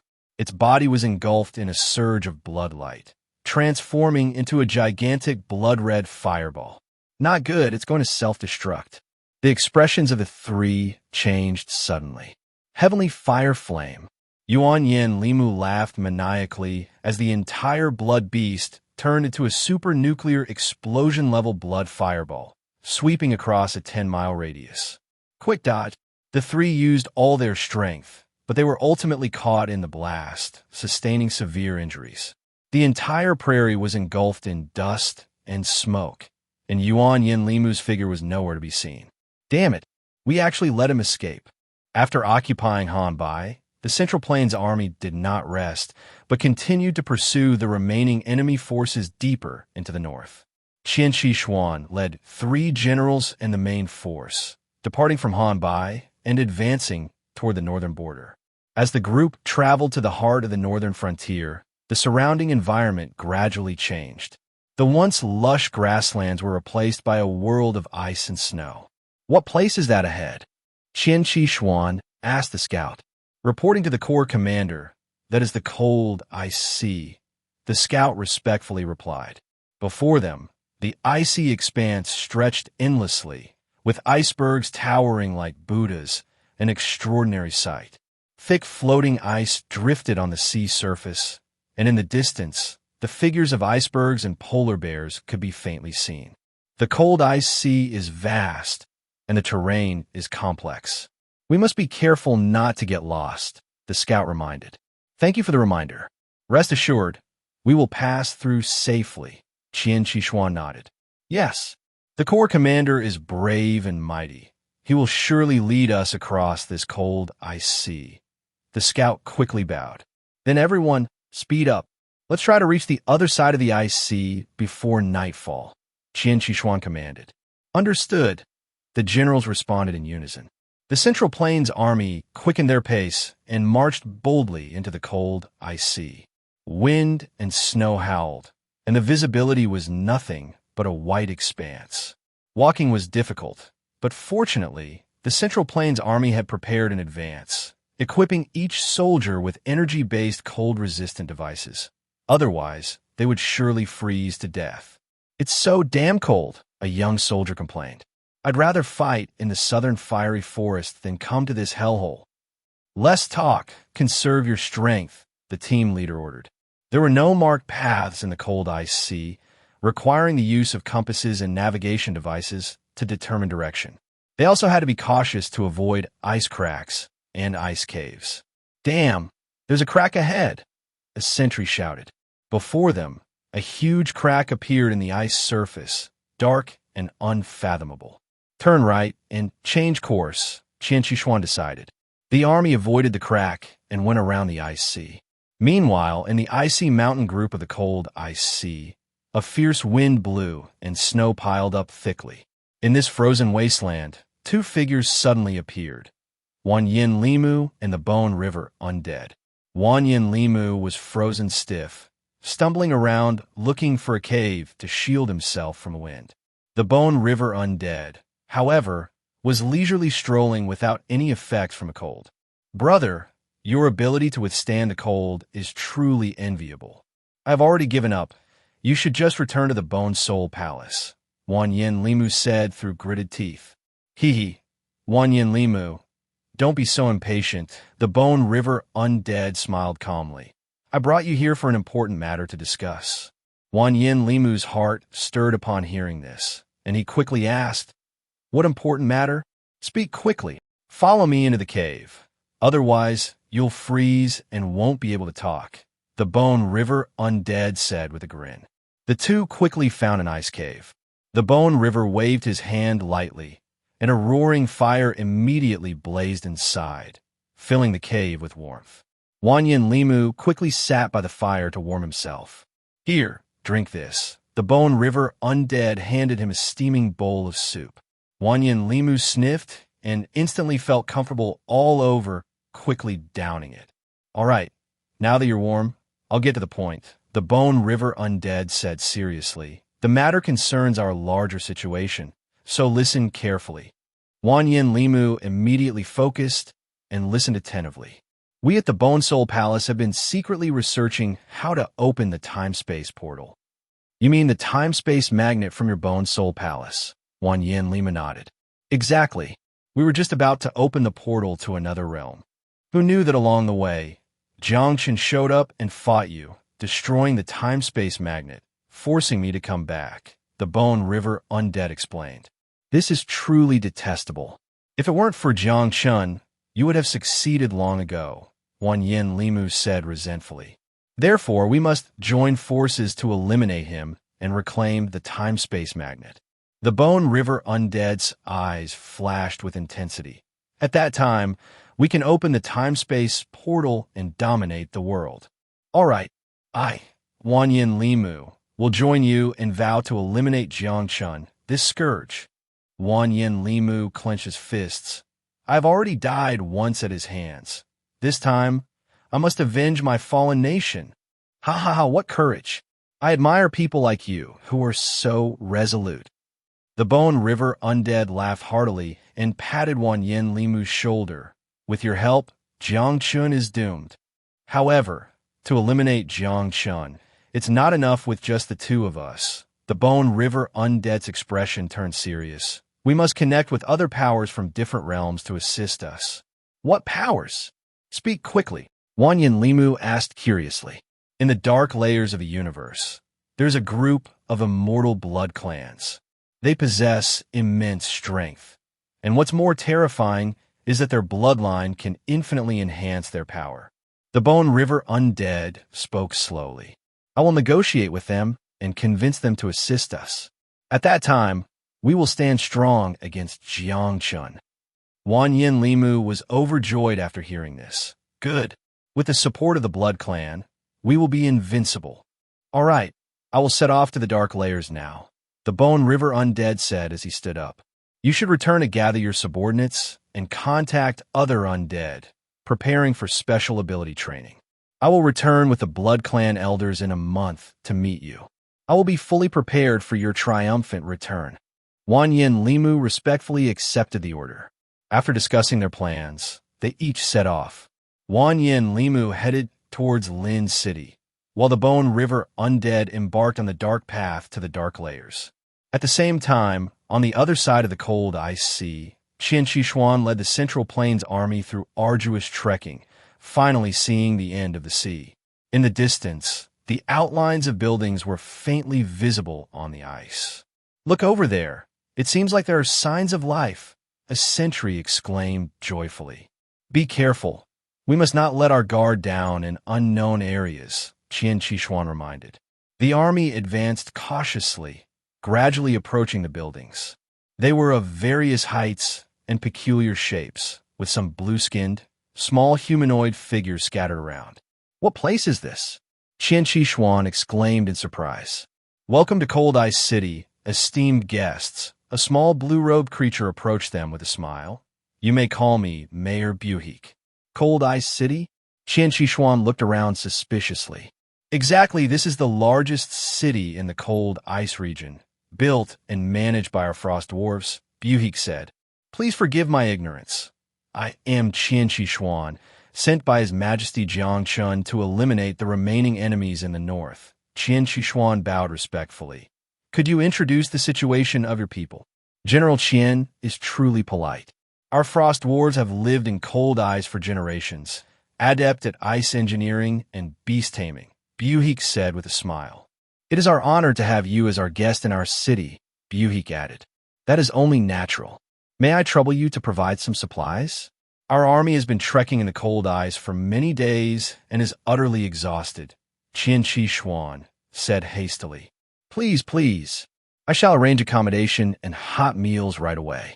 Tonight is our Frost Dwarves' traditional festival. We must properly entertain our esteemed guests. Buhik warmly invited. Upon hearing this, the soldiers of the Central Plains immediately perked up, following Buhik into the city. At that moment, on the other side of Cold Ice City, a mysterious figure wearing a black robe was lurking in the shadows, observing. Bai Qishuan actually came here personally. Heaven is helping me. The figure in black robes laughed ominously. I want you to pay with blood for your blood debts. This group of ice and snow buildings was arranged in an aesthetically pleasing manner. Although the exterior appeared simple, the interior was filled with exquisite ice sculpture artistry. The soldiers from the Central Plains followed Brick to the center of the city, where they arrived at the ice and snow plaza. They saw ice pillars standing around, each intricately carved with beautiful patterns. In the center of the plaza was a massive ice sculpture fountain, with water droplets falling like jade, exceptionally beautiful. Welcome, welcome. Please take a rest here, Brick said, pointing to an ice house. Bai Qishuan quickly led everyone inside. The interior was softly lit, simply yet comfortably decorated. Thank you for your warm hospitality, Mayor, Bai Qishuan said with a bow. It's nothing. It's been a long time since Cold Plains City had outside visitors. Tonight, I'll surely host a grand feast for your troops. Brick said with a smile. As night fell, joyful sounds of celebration echoed throughout Cold Plains City. The Frost Dwarves were singing and dancing in the plaza, celebrating the annual Ice and Snow Festival. Bai Qishuan and the others were also invited to watch the folk performances. The frost dwarves were dressed in colorful attire, dancing gracefully around the ice sculpture fountain in a lively atmosphere. What a lively, festive atmosphere! Xiao Shana exclaimed. Our Central Plains don't have such rich and colorful traditional customs, Ko Xiao Xiao added. Just as they were enjoying the festivities, Bai Qixuan suddenly noticed a figure in the crowd. It was Mayor Brick. He looked anxious, cautiously approaching the ice sculpture fountain. What was even stranger was that the ice sculpture inside the fountain seemed to be slowly melting, changing shape. What is the mayor doing? Bai Qixuan thought, feeling alert, and quietly followed him. He saw Brick secretly take out something resembling a syringe from his pocket, attempting to inject it into the ice sculpture. Just then, he suddenly turned around, and their eyes met. You! Brick's expression changed drastically, and he tried to escape. Stop right there! Bai Qixuan shouted, the cold gleam of his sword flashing. With a whoosh, the syringe was knocked away by the sword energy. Mayor, are you trying to harm the ice sculpture? Bai Qixuan pressed. No, I was just trying to repair it. Brick's face was filled with terror as he stammered in denial. Repair it with a syringe like that? Bai Qixuan sneered. It's better to tell the truth. Brick fell to his knees, crying out, It's all because of Wanyan Limu's coercion. Please see my sincerity. Wanyan Limu's coercion? Bai Qixuan frowned. But we just arrived here. How did you know? He sent people to infiltrate the city long ago, knowing you would come to the ice sculpture plaza tonight. He wants to put you to death to vent his personal grievances. Brick pleaded. Bai Qixuan was shocked. Gu Jiangjun, quickly bring people to search the city. There may be remnants of Wanyan Limu hiding here. Yes, Gu Qinxue responded. Soon, in a secluded ice house, they discovered quite a few people. One of them wore a beast skin, his face full of murderous intent, holding a battle axe that exuded a deadly aura. Bai Qixuan, I've finally waited for you. The man sneered, his eyes glowing with malevolence, and a dark light shot towards them. Be careful. Lina pushed Bai Qixuan aside, her mecha shielding both of them. The dark light hit the mecha, causing a tremendous roar. You are indeed involved with Wanyan Limu and his people. Bai Qixuan's expression hardened as he thrust his sword at the man. The giant roared, swinging his axe to create a wall of beast bones. With a clang, the bone wall shattered. Impossible! The giant's eyes widened, and before he could react, the sword's edge was already close to his brow. Damn it, I'll fight to the death. He pulled back his giant axe, muttering incantations. At that moment, Gu Qinxue's sword light surged, striking the giant's neck with a fierce blow. Blood gushed wildly, and the giant fell to the ground. Great! We've eliminated this threat just in time. Bai Qixuan sighed in relief, intending to look at the corpse. But he saw the giant's body rapidly decay, quickly turning into a puddle of black water and disappearing. What kind of person? Even the body is transformed by some evil technique. Bai Qixuan was greatly shocked. It seems we need to be even more cautious, Lina said worriedly. Although they had eliminated the hidden danger, everyone felt that the situation was dire. A seemingly sincere ally was coerced, showing how ruthless the enemy's methods were. Commander, we must quickly eradicate the enemy. Otherwise, the future will be endless trouble. Gu Qinxue said with a serious expression. You're right, Bai Qixuan nodded. We'll set out tomorrow to hunt down the enemy. Yes. The general stood at attention and saluted. Just then, a commotion suddenly erupted outside the city. The sounds of battle grew louder, as if someone was attacking the city. Not good. There's an ambush outside the city. Bai Qixuan's expression changed, and he hurriedly led everyone out. When they reached the city gate, they found darkness all around, filled with murderous intent. Hundreds of mechanical warriors were attacking the city gate, attempting to break into the city. It's Wanyan Limu's remnants. Gu Qinxue shouted. Watch me freeze them with my ice ability, Heavenly Cold Ice Seal. She waved her hand, and all the mechanical warriors were frozen in place. What a powerful ice spell. A voice came from the darkness. You're here too. Are you from a Bone Soul Hall? Bai Qishuan pointed his sword at the source of the voice. Suddenly, Bone Guochuan emerged from the black mist, his face full of mockery. Bai Qishuan, you can't escape this calamity. Di! He shouted, and suddenly countless ice spikes erupted from the ice field, shooting towards the city gate. Hold your ground. Bai Qishuan gathered all his strength, and his sword drew a light sphere to protect everyone.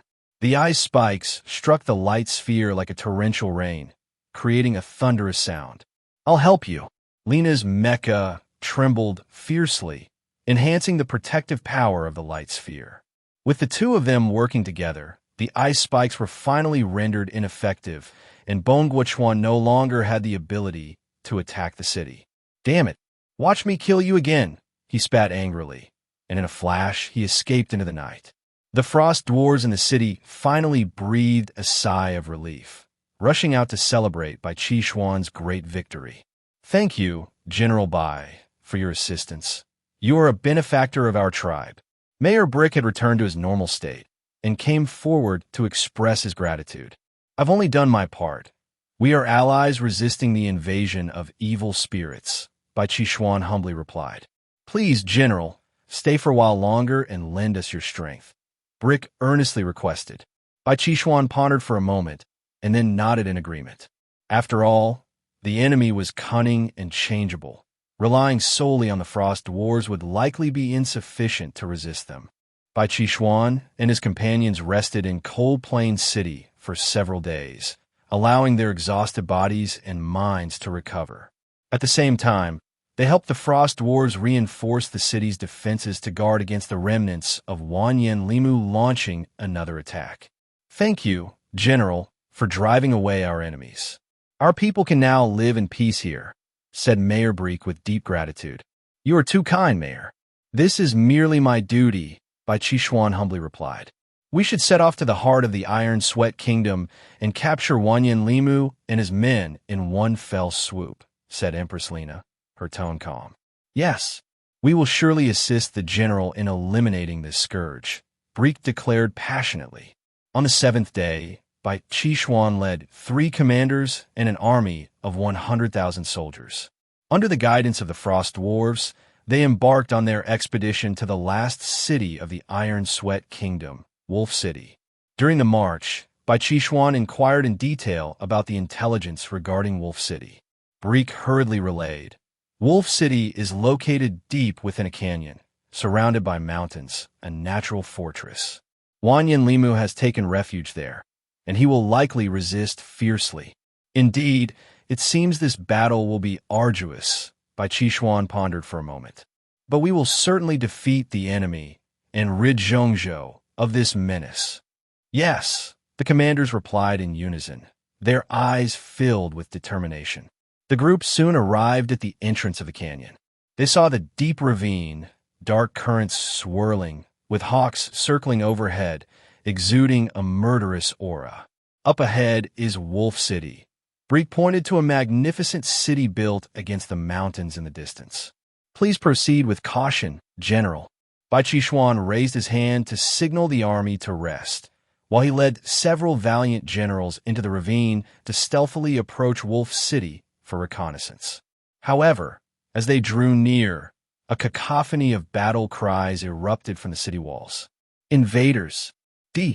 A fierce-looking man stood atop the city wall, wielding a heavy crossbow aimed at Bai Qishuan and his companions, unleashing a barrage of arrows. Dod! Bai Qishuan shouted, leaping into the air, quickly approaching the city wall amidst the rain of arrows. Die! The man roared as Bai Qishuan closed in, releasing an arrow aimed at his heart. Strike fast to counter fast. Bai Qishuan's eyes turned red as he swung his sword, and with a clang, the lethal arrow was deflected. Impossible. The man barely had time to react before Bai Qishuan's sword was at his throat. Surrender, and I will spare your life, Bai Qishuan said coldly. The man gritted his teeth, but had no choice but to drop his crossbow and surrender. Bai Qishuan bound him securely and jumped down from the city wall to rejoin his valiant generals. Commander Gu, you handle the interrogation, Bai Qishuan said, handing the man to Gu Qinshue. "Leave it to me," Gu Qinshue nodded, seizing the man and quickly extracting the information. The man soon confessed the defenses of Wolf City and the location of Wanyan Limu. Wanyan Limu is residing deep within the main castle, while the remaining defenders are stationed at the 3 city gates. "Good. We have confirmed the enemy's situation. We now have the basis for our assault." Bai Qishuan nodded in satisfaction and turned to the valiant generals. "You will immediately relay orders for the entire army to prepare for the siege. Tomorrow morning, we will capture Wolf City and apprehend Wanyan Limu."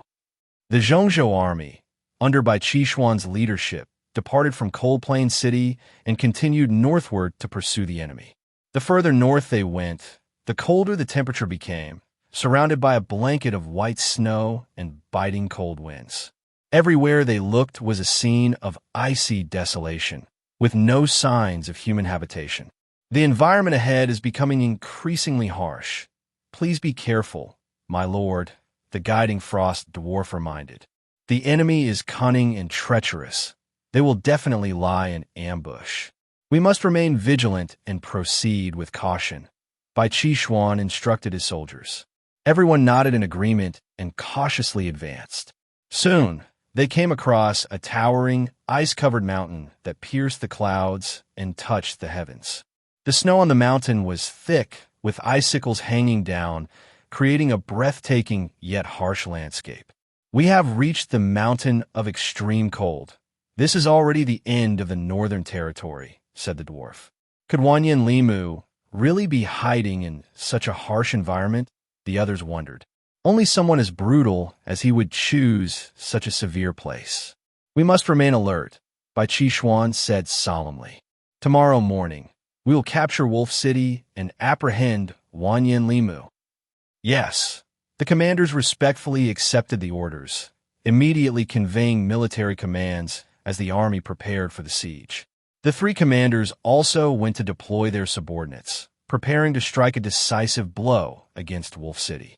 As night fell, the atmosphere outside Wolf City was tense, as if foreshadowing a fierce battle about to unfold. At dawn on the 8th day, with a command from Bai Qishuan, the Zhongzhou army attacked Wolf City from 3 directions.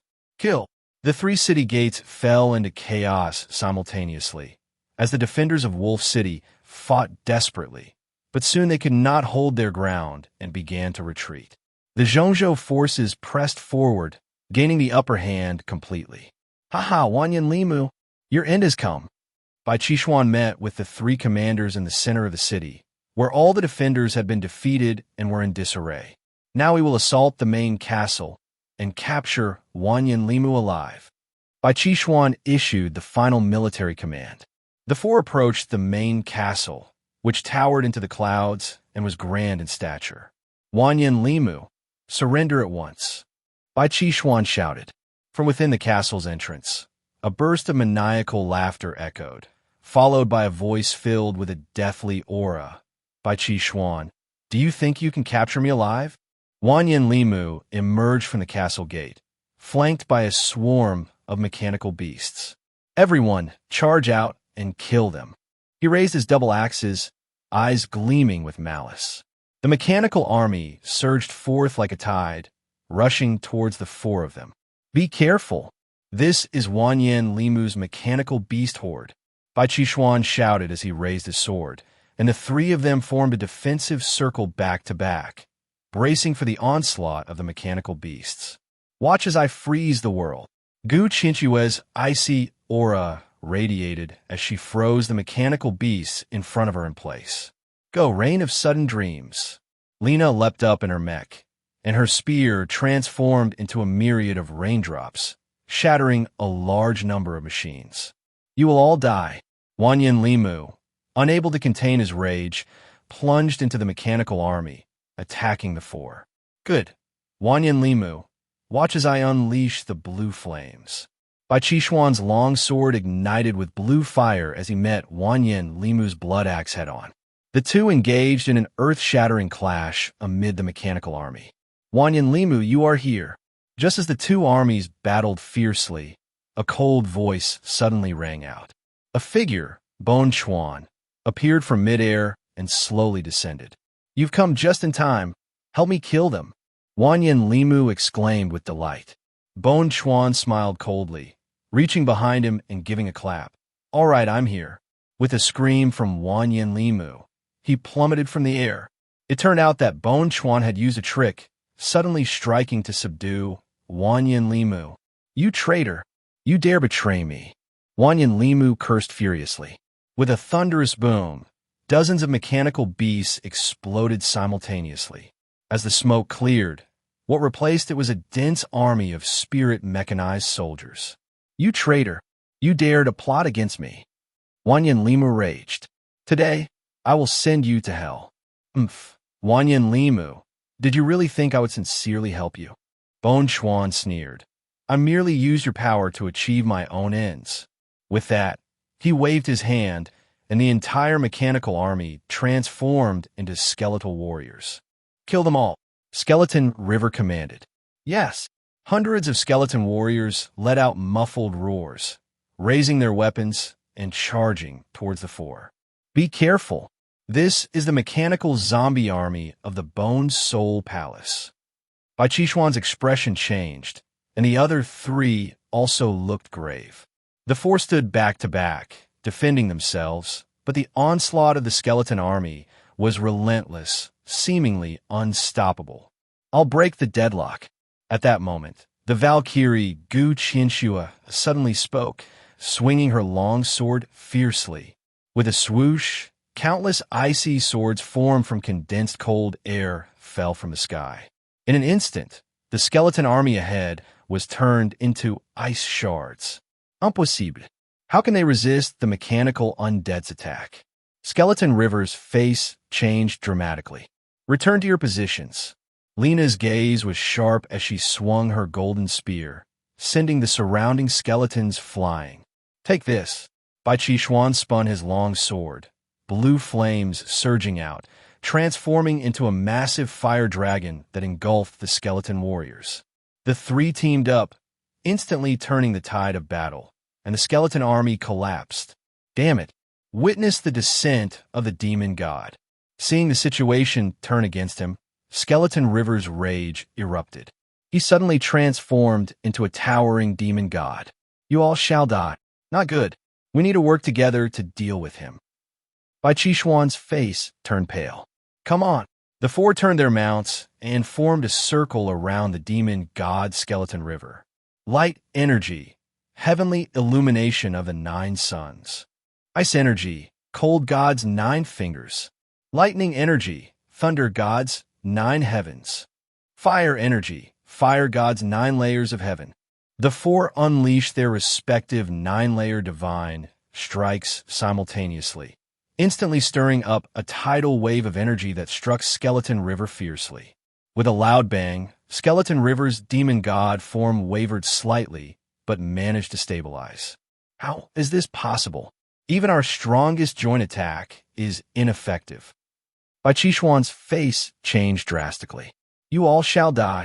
Skeleton River, as a demon god, laughed sinisterly, launching 6 beams of death light from his 6 palms, targeting the four's vital points. "Not good. We can't block this attack." The four's faces turned pale. At that critical moment, a golden light suddenly surged in, forcibly intercepting the 6 beams of death light. "Who?" Skeleton River shouted in anger. A golden armored robot appeared before the four. It was the martial mecha sent by the Empress Lena to provide support. "We're saved." Bai Qishuan was overjoyed. Skeleton River, seeing reinforcements arrive, became even more furious. All 6 of his hands gathered spiritual power, transforming into a gigantic energy ball. Ultimate skeleton devouring spirit technique. He forcefully pushed the energy ball, aiming for the vital points of the martial mecha. "Ha! Let me show you the supreme power of my soul palace." However, just as the energy ball was about to hit, a golden sphere of light suddenly rose up, shielding the martial mecha. Impossible. Could it be? Skeleton River's face turned pale. From the mecha came a celestial voice. "Skeleton River, Do you think you can do as you please just because you have gained some power? 6 angelic wings unfurled from behind the mecha, and a girl in white appeared above them. It was the Archangel Ishwar. You. Skeleton River's face became extremely ugly. With your evil and wicked ways, you dare to attempt to open the interworld gates and harm the innocent? Today I will stop you. Ishwar's gaze was firm as she clasped her hands together and recited an incantation. Suddenly, a golden light shot down from the sky, firmly binding Skeleton River. You. Skeleton River roared but could not move. With my supreme angelic power, I shall seal you for all eternity. As Ishwar finished speaking, Skeleton River and the mechanical army were instantly reduced to ashes, vanishing into dust. We've won. Bai Qixuan was overjoyed. Thank you, Archangel, for your assistance. It is my duty to eliminate evil and protect the people. Ishwar smiled faintly. The group reorganized and swiftly annihilated the remaining forces in Wolf City. Wanyanlimu was also captured, and their mission was complete. Wolf City has been broken, and Wanyanlimu has been captured. Our mission is accomplished. Bai Qixuan raised his sword high and proclaimed, "Yes, let's triumph." The 3 commanders responded loudly. The Central State Army regrouped, singing victory songs as they returned triumphantly from the northern border. In the Central State capital, Bai Qixuan led the Central State Army back from the northern border. "Long live your majesty!" As they arrived in Longdu, 1,000,000 soldiers shouted their slogans. The square was filled with crowds, buzzing with the celebratory atmosphere. Jiang Chen, clad in full regalia, ascended the Spirit Dragon platform, facing the cheers and tributes of hundreds of thousands of people. "Your Majesty is wise and martial. The Iron Sweat Nation has been destroyed." Bai Qixuan approached the Spirit Dragon platform, kneeling respectfully. "Rise. Your contributions are indispensable." Jiang Chen nodded in satisfaction, scanning the 3 commanders. "Well, I will hold a grand celebration ceremony here to reward the meritorious ministers. The commander of the Heavenly Punishment has made great achievements in this northern expedition and is specially promoted to the unmatched war god, bringing peace and prosperity to the Central State. The commander of the Heavenly Punishment Eye's First War Corps, Imo Changfeng, has made outstanding contributions and is specially promoted to the Dragon Emperor's Guardian." Ko Xiaoxiao held a jade tablet, reading aloud solemnly. Jiang Chen named and promoted the meritorious ministers one by one. The generals accepted their titles with deep bows. "Thank you for your Majesty's recognition. We will do our utmost to eliminate harm for the people." After the award ceremony, Jiang Chen personally hosted a banquet to reward the soldiers. During the banquet, music and wine flowed, and the atmosphere was extraordinarily lively. "I propose a toast." Bai Qixuan raised his wine cup, his eyes filled with heroism. "Cheers!" Everyone raised their cups, celebrating their great achievement. As the wine flowed, Jiang Chen stood up and said, "Everyone, this northern expedition not only stabilized the border, but also seized valuable territory and resources for the empire. I have decided to rename the northern border to Northern Star Province, with Imo Changfeng serving as the first ruling minister. I accept the command." Imo Changfeng immediately bowed to accept the position. The northern border has always been barren and impoverished, leaving the people in hardship. "Minister, you must bring our Central State's technological civilization to the northern border, allowing the people to escape poverty." Jiang Chen instructed, "Yes, I will wholeheartedly serve the people and develop the northern border." Montauk Changfeng promisait répétidement. At the banquet, the ministers eagerly presented ideas, engaging in a lively discussion on how to govern the occupied northern border. The next day, Jiang Chen summoned Ko Xiaoxiao. This northern expedition can be said to be the first battle of the T-800 mech army. "Master Ko, are you satisfied with their performance?" "Your Majesty, the overall combat capability of the mech army is indeed excellent," Ko Xiaoxiao respectfully reported. "However, Some issues have also been exposed, such as poor individual combat awareness and the need to improve mission coordination, she added. You are absolutely right, Jiang Chen nodded. A new type of army has just been born, so there are bound to be shortcomings. You need to work on improvements to make the mech army truly the elite force of the Empire. Yes, I will definitely work hard to improve and equip the mech army well, ensuring strict discipline. Ko Xiaoxiao solemnly accepted the order.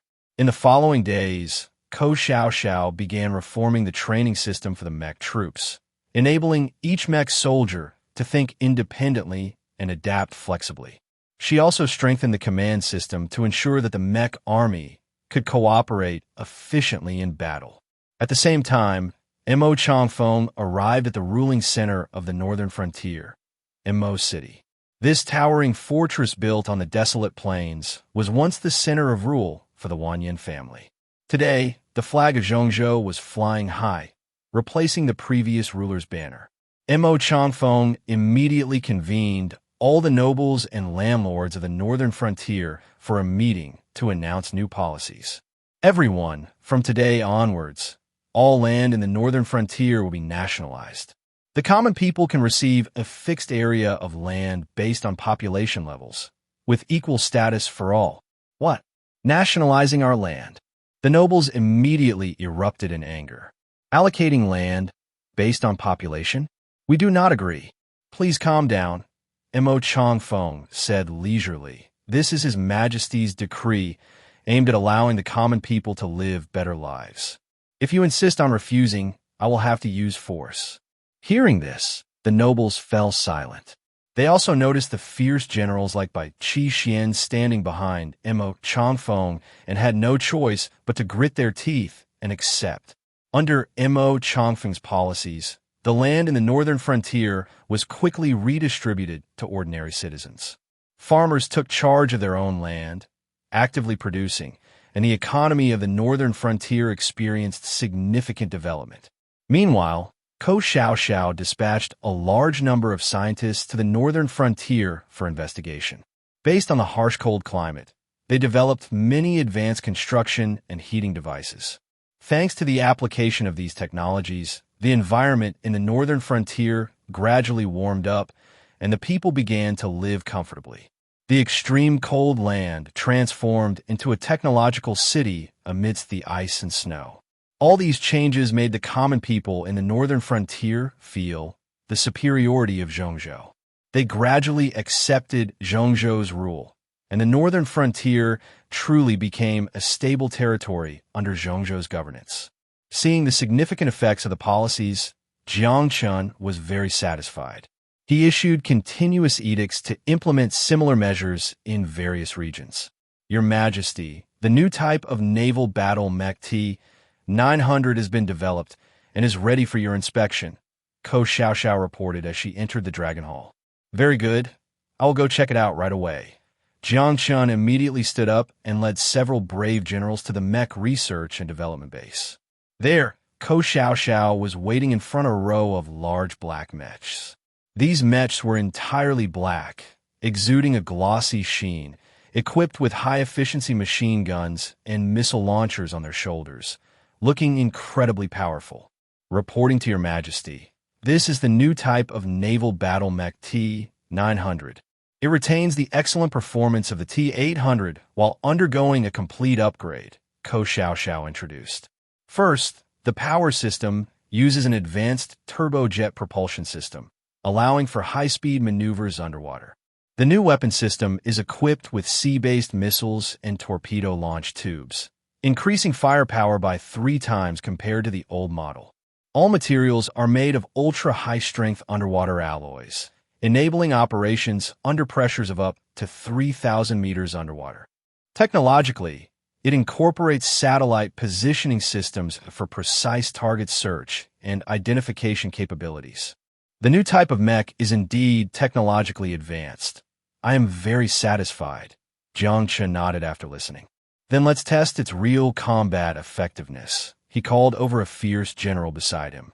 First Battle Group Commander Yan Ping. You will engage the T-900 in combat to showcase its true capabilities. Yes, I accept the order. Yin Ping respectfully responded, moving to the center of the training area. He formed hand seals, his entire body bursting with power, instantly transforming into a 3-meter-tall mechanical giant. Come on, let me see your abilities, he shouted, charging toward T-900. T-900 flashed a red light, silently activating its thrusters and easily sliding a few meters to the left to dodge. It then raised its hand and delivered a heavy punch aimed at Yin Ping with lightning speed. Yin Ping also reacted quickly, launching his mechanical arm to block the punch. The two immense forces collided with a thunderous sound. Yin Ping was pushed back a few steps, while T-900 stabilized its position. What immense strength! Yin Ping silently marveled. He leaped high into the air, his fists swirling with mechanical airflow, shooting toward T-900 like two bullets. T-900's eyes glowed red, its shoulder missile bay doors opened wide, and it instantly launched 8 missiles. The missiles roared as they collided with Yin Ping's fists, causing explosions to erupt. Yin Ping rolled to the ground from the flames, and T-900 swiftly approached him from behind, wrapping its arms around his neck and applying immense pressure. Boom! With a loud noise, Yin Ping forcibly pried T-900's arms apart and counterattacked with an elbow strike, sending it flying. Unexpectedly powerful, he admired inwardly. The two engaged in a fierce back and forth in the training area, the sound of mechanical collisions echoing continuously. Yin Ping transformed into a 3-meter-tall mechanical giant, while T-900 relied on agility and precision to often gain the upper hand. The spectators watched with rapt attention, all shocked by the capabilities of the two. Just as they were locked in combat, T-900 suddenly retreated a few steps, its head and arms opening up. It transformed into a massive, hovering tank. Behold my ultimate firepower! The tank's barrel glowed with energy points, and it unleashed a torrent of laser shells. Yin Ping moved at full speed to evade, but still got hit by several rounds, suffering significant damage. I have to admit, your firepower is too formidable, he laughed and conceded. Combat simulation ended. Thank you to the commander for the training. T-900 reverted to its original form, its mechanical voice echoing. Excellent, excellent. The new type of mech is indeed powerful. Jiang Chen applauded, smiling. With it in service, our army's combat strength will reach new heights. Thank you for your praise, Your Majesty. This batch of T-900s will be deployed to the southeastern coastal base to strengthen our coastal defense forces, Ko Xiao respectfully reported. Make it happen. Master Ko, you need to accelerate the production pace to ensure every coastal base is equipped with T-900s, Jiang Chen instructed. Yes, I accept the order. Upon returning to the research institute, Ko Xiao immediately increased the production of T-900s. Factories worked day and night to commence high-intensity production. 3 months later, the first batch of 1,000 T-900s entered service, deployed to various coastal military ports. They patrolled the sea surface or submerged for vigilance, greatly enhancing Zhongzhou's naval defense capabilities. At the same time, Yin Ping, under Jiang Chen's orders, also reformed the training system of the battle group, establishing a marine warfare academy to select a large number of mech destroyers for specialized training in naval combat. In the East Sea of the Zhongzhou Empire, a destroyer from Zhongzhou's naval defense forces was patrolling the East Sea waters. On the bridge, an urgent report came in. Report to the commander. Radar scans show a large number of unidentified vessels in the waters ahead. The duty officer quickly called up the holographic image, and the radar displayed numerous red dots rapidly approaching. Immediately enhance vigilance. All personnel prepare for battle, the commander ordered in a deep voice. Very quickly, more than a dozen foreign warships appeared on the sea surface, with the flags prominently displaying the words Tsitsi Nation and Little Sun Nation. It's the joint fleet of Tsitsi Nation and Little Sun Nation. The Dragon Nation officer's expression changed. Suddenly, a sharp male voice came through the intercom. Stupid pigs of Zhongzhou, let you see our naval power. Immediately, the enemy warships aimed their guns at the Zhongzhou warships and opened fire. Boom! Shells mixed with missiles whistled through the air, instantly surrounding the Zhongzhou warships. Fire back! Full counterattack! The Zhongzhou commander shouted amidst the roar. The ship's machine guns and torpedoes retaliated instantly, and both sides began a fierce exchange of fire on the sea. Watch my freezing torpedoes. The fleet commander of Little Sun Nation held a staff and mumbled a spell. Suddenly, the launched torpedoes were enveloped in frost and sped up drastically. The Zhongzhou warships tried to evade, but were still hit in several places, their hulls freezing. Damn it! The commander of Sitsi Nation sneered, a red light shooting out. The Zhongzhou warship rumbled, its systems instantly failing, losing all power. Damn! Our power has been paralyzed by the enemy's magic. The Zhongzhou officer was sweating profusely, barely managing to fight back with the ship's weapons. Ha! Let you see our strength. The joint forces of the two nations became increasingly rampant, with the Zhongzhou warships on the verge of sinking. Requesting support from command. The commander was already in a desperate situation, urgently calling for reinforcements. Support is on the way, hold on. The command center returned the message. Suddenly, a mechanical whirring sound came from beneath the sea. More than a dozen black, giant mechs slowly rose from the depths, surrounding the Zhongzhou warships. It was the T-900 Naval Battle Mech Unit. Stupid Zhongzhou fools dared to call for support? The enemy coalition was furious upon seeing this. Sink them. The warships of the two nations immediately aimed at the T-900 and opened fire fiercely. Countless shells exploded, but the T-900 remained unmoved. Now it's our turn to counterattack fire.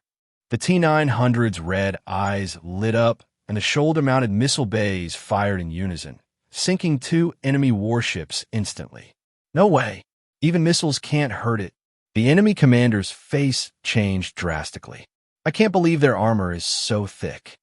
The T-900 was completely immune to the enemy's attacks and began to retaliate. With powerful arms rotating, the machine guns swept towards the enemy ships, firing high-intensity armor-piercing rounds. The enemy warships were hit and caught fire, thick smoke billowing into the air. Damn it! Retreat quickly! The two nations' coalition began to retreat in disarray, and in the blink of an eye, several warships had lost their combat capability. Chase the enemy. Leave not a single ship behind. The T-900 received the order and began to chase at high speed in the sea. Its turbine thrusters provided immense power, quickly catching up to the enemy warships. Its hands transformed into torpedo launchers, unleashing a barrage of concentrated fire on the enemy ships. This is truly troublesome. The commander of Little Sun Nation's face turned pale, and he quickly waved his staff, trying to conjure a protective shield. But the T-900's torpedoes were too numerous and concentrated, and the shield was instantly shattered. We are doomed to be completely annihilated. The coalition of the two nations faltered before the T-900, forced to withdraw in disarray. Watch me summon a disaster. Seeing the situation was dire, the commander of Sitsi Nation suddenly shouted. He quickly formed hand seals, and dark clouds gathered as the sea turned turbulent. A massive whirlpool appeared on the surface, sucking the T-900 into it. They are summoning a sea dragon. The T-900 instantly detected an extremely strong aura from the creature. A gigantic beast head emerged from the sea, letting out a deafening roar. This sea dragon was enormous, roaring in anger and directly swallowing 3 T-900 units. Attack and suppress the sea dragon. The T-900 immediately transformed, combining into an aerial fortress. The fortress's cannon locked onto the sea dragon's vital points, firing powerful lasers. The sea dragon howled in agony, trying to evade the attacks. I will assist you. The commander of Little Sun Nation also quickly chanted a spell, shooting out ice spikes. The T-900 fortress remained steady, unharmed by the combined attacks of the two commanders. Instead, its firepower intensified, quickly wounding the sea dragon. The sea dragon, near death, let out one last mournful howl before disappearing beneath the waves. Damn, no way. The coalition of the two nations was dumbfounded as their trump card was easily defeated. Cover all firepower. The T-900 Fortress aimed at the enemy ships, simultaneously launching over 100 missiles. The remnants of the two nations disintegrated instantly, with their flagships sinking. The two commanders fled in disarray, unable to move an inch. Mission accomplished, the enemy has been completely annihilated. The T-900 reported to the command center, marking the naval battle as a complete victory for Zhongzhou. That night, the command center of the Eastern Sea Defense District of Zhongzhou. The battle report came in, and Jiang Chen personally arrived at the command center, convening the generals to discuss countermeasures. Little Sun Nation and Sitsi Nation actually formed an alliance to invade. They aim to be enemies with my Dragon Nation. Jiang Chen said solemnly, "Your Majesty, please decide whether to attack these two nations. I was just worried about whom to fight, and they came right to my doorstep." Jiang Chen pondered for a moment. This situation may be the opportunity for my Dragon Nation to rise. Quickly summon Ko Xiao to come. I have matters to discuss with him. On the seventh day, Ko Xiao came before Jiang Chen. What insights do you have? Jiang Chen asked with a smile. I believe the current situation is quite favorable for our country. Ko Xiao respectfully stated. Although Little Sun Nation has a strong naval force, its national power has been declining, and Sitsi Nation is troubled both internally and externally, making it difficult to confront our empire alone. This is precisely the great opportunity for us to expand eastward and conquer both nations. Indeed, your perspective is exactly what I was hoping for. Then it is decided. We will mobilize for an eastern expedition 3 days from now. Jiang Chen praised with a hearty laugh. In the great hall of the Dragon Nation, Jiang Chen sat on the high dragon throne, his face serious. The ministers also looked solemn. Ladies and gentlemen, I have called this military meeting to discuss the strategic deployment for the conquest of Sitsi Nation. Jiang Chen began. Sitsi Nation has repeatedly provoked our borders recently and colluded with Little Sun Nation, intending to break through our Eastern Sea defense line. If we do not avenge this grievance, how can we hold the world to account? Please propose countermeasures. I am open to suggestions. Upon hearing this, the ministers fell into deep thought. After a moment, from the side of the main hall, a general dressed in a crimson battle robe stepped forward and spoke. Your Majesty, time is of the essence. I, Meng Jingtan, commander of the Li Zhanguang Expeditionary Corps, am willing to strike first and avenge the nation. This person was the commander of the Li Zhanguang Expeditionary Corps, Meng Jingtan. I also request Your Majesty to send my Empire's Fist Corps. We vow to trample Sitsi Nation underfoot. On the left, a general dressed in dark blue armor also stepped forward to volunteer, who is the commander of the Empire's Fist Corps, Li Qing. I am sure we will soon have good news. The eyes of the two men sparkled with loyalty and passion. Good. I will assign you both as vanguards, leading 10,000 iron cavalry to conquer the kingdom of Korea. Jiang Chen readily agreed. We will definitely make them see the might of our middle state. We swear to be loyal. The two men respectfully accepted the order once again. However, I have a purpose in sending you to battle. Jiang Chen's tone shifted, and his gaze deepened. To test the enemy country's strengths and weaknesses, you must remember your strategies and not underestimate the enemy. Meng Jingtian and Li Qing nodded in understanding. Currently, the Kingdom of Korea is in chaos and division. I plan to take advantage of this and govern by division. You must first gain the trust of a small nation to unite against another. Only then can we achieve victory without fighting. We understand Your Majesty's good intentions. The two men quickly accepted their orders.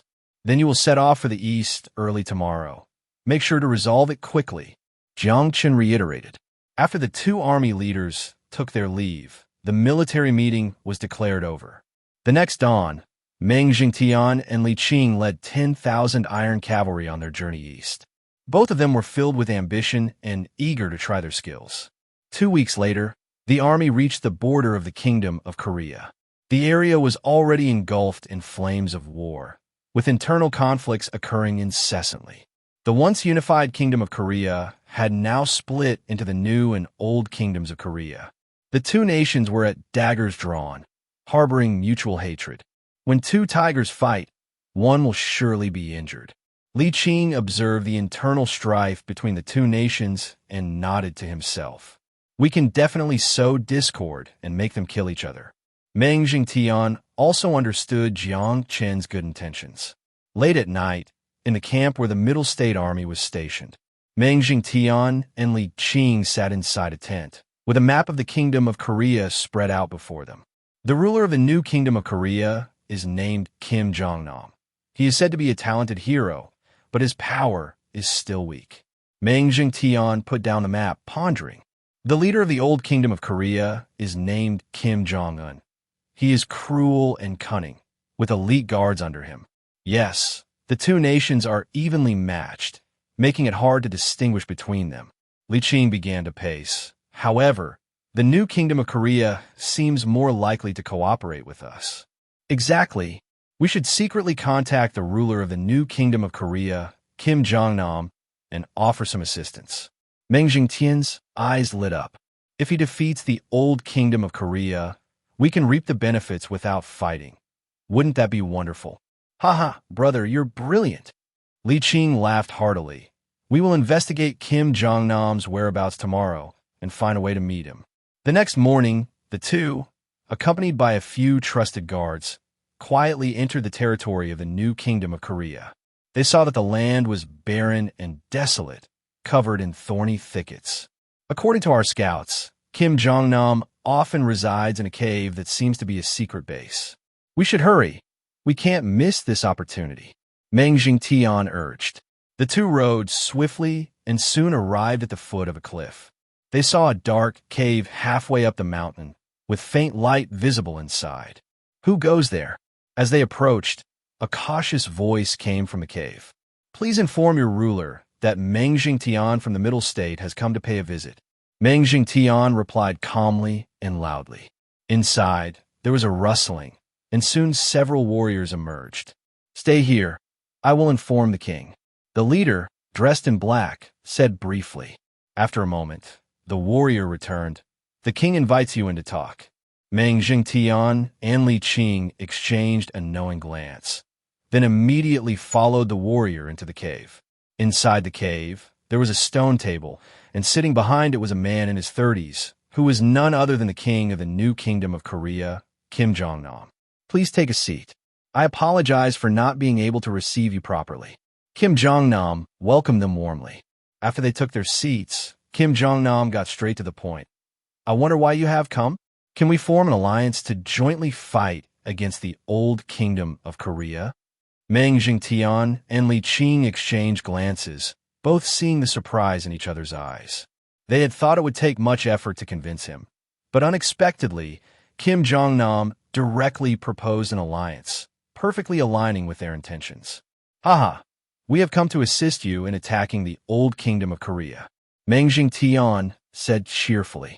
The Middle State can send 10,000 troops to help you crush the army of the old kingdom, as long as your country agrees to come under our banner. Come under the banner of the Middle State? Kim Jong-nam hesitated for a moment, but quickly expressed his agreement. My new Kingdom of Korea is weak. Being protected by the Middle State is a stroke of luck. I agree to this condition. Haha, it's a deal.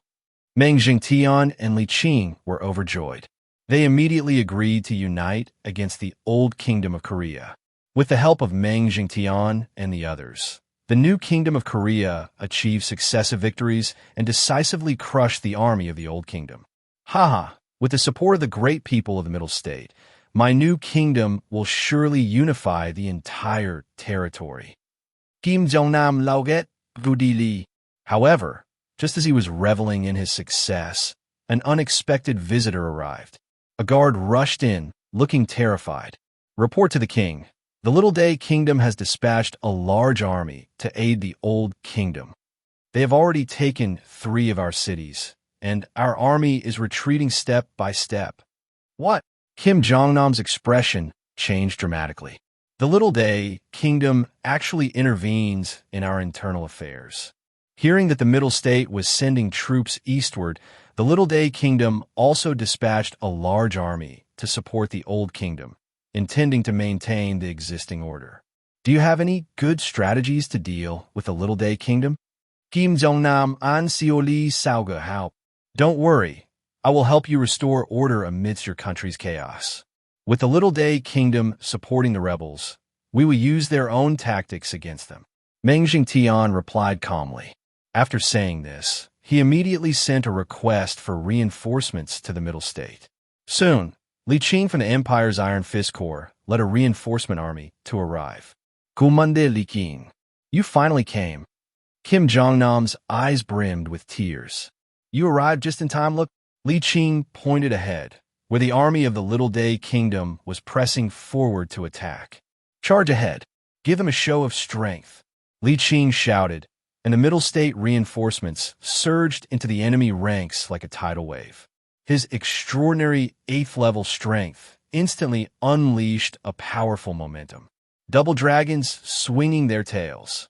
With both hands entwined with azure lightning, he unleashed 2 flying dragons, sweeping through the army of the Little Day Kingdom. A chorus of wails erupted. Watch out for a master! Li Qing was quick-witted and suddenly shot out a wave of azure energy, knocking back a shadowy figure. A man dressed in black and wearing a mask with a cross-burn scar landed steadily on the ground. Matsushima Kamaru. Kim Jong-nam's expression changed. He immediately recognized that this was the leader of the Dark Division from the Little Day Kingdom. Kim Jong-nam, your life ends here. Matsushima Kamaru laughed coldly, drawing 2 shiny black Japanese short swords from his back. Humph. A mere assassin dares to come and kill me? Kim Jong-nam disdainfully replied, swinging his hand fiercely as over a dozen warriors surrounded the assassin with a murderous aura. Godi! The warriors immediately lunged forward, their killing intent soaring. Wait! At that moment, Li Qing shouted loudly, and his right hand pointed into the air, unexpectedly forming a massive true chi seal in midair. This energy seal suddenly pressed down, instantly surrounding Matsushima Kamaru. Step back. I will handle this assassin. Li Qing's eyes were filled with battle intent, and with a fierce wave of his left hand, he shattered the force field confining Matsushima Kamaru. You do have some skill. Matsushima Dingmaru's eyes glowed fiercely, and his entire body emitted a series of explosive cracking sounds. However, my cross-scalding is the ultimate killing move that you absolutely cannot dodge. As soon as he finished speaking, he suddenly transformed into black smoke and rushed towards Li Qing. Attacked swiftly to counter.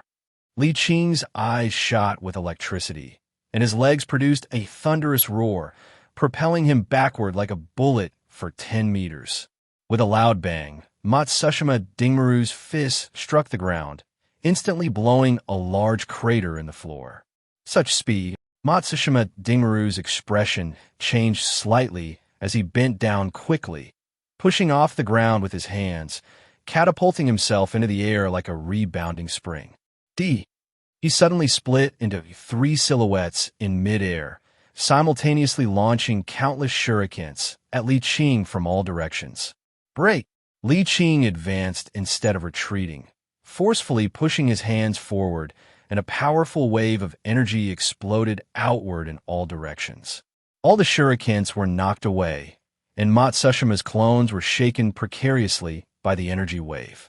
Do you really think you can rely on these tricks to win against my overwhelming momentum? Li Qing snorted coldly and suddenly punched one of the clones in midair. With a loud bang, the clone exploded and blood splattered everywhere. Damn it! Take this! Matsushima Dingmaru's face turned extremely ugly as he suddenly pulled out a short knife shimmering with purple light from his bosom. He held the knife with one hand, and black smoke emanated from the blade. This poison blade is so venomous that an ordinary person who lightly touches it would rot all over and have their soul scattered. Let me show you my ultimate skill. As soon as he finished speaking, Matsushima let out a fierce howl, and his entire being shot towards Li Qing like an arrow piercing the clouds. The poison blade carved a trajectory of death in the air, seemingly flawless. Take this. At that critical moment, Li Qing's eyes suddenly opened wide, and two beams of green laser shot out. In the next second, Matsushima Dingmaru screamed in agony as his entire right arm, along with the poison blade, was instantly burned to nothing by the laser. My arm. Damn it. He fell to the ground in pain, blood gushing out. You. Who the hell are you? Matsushima Dingmaru looked at Li Qing in terror. A mere expert from a small country dares to fight me?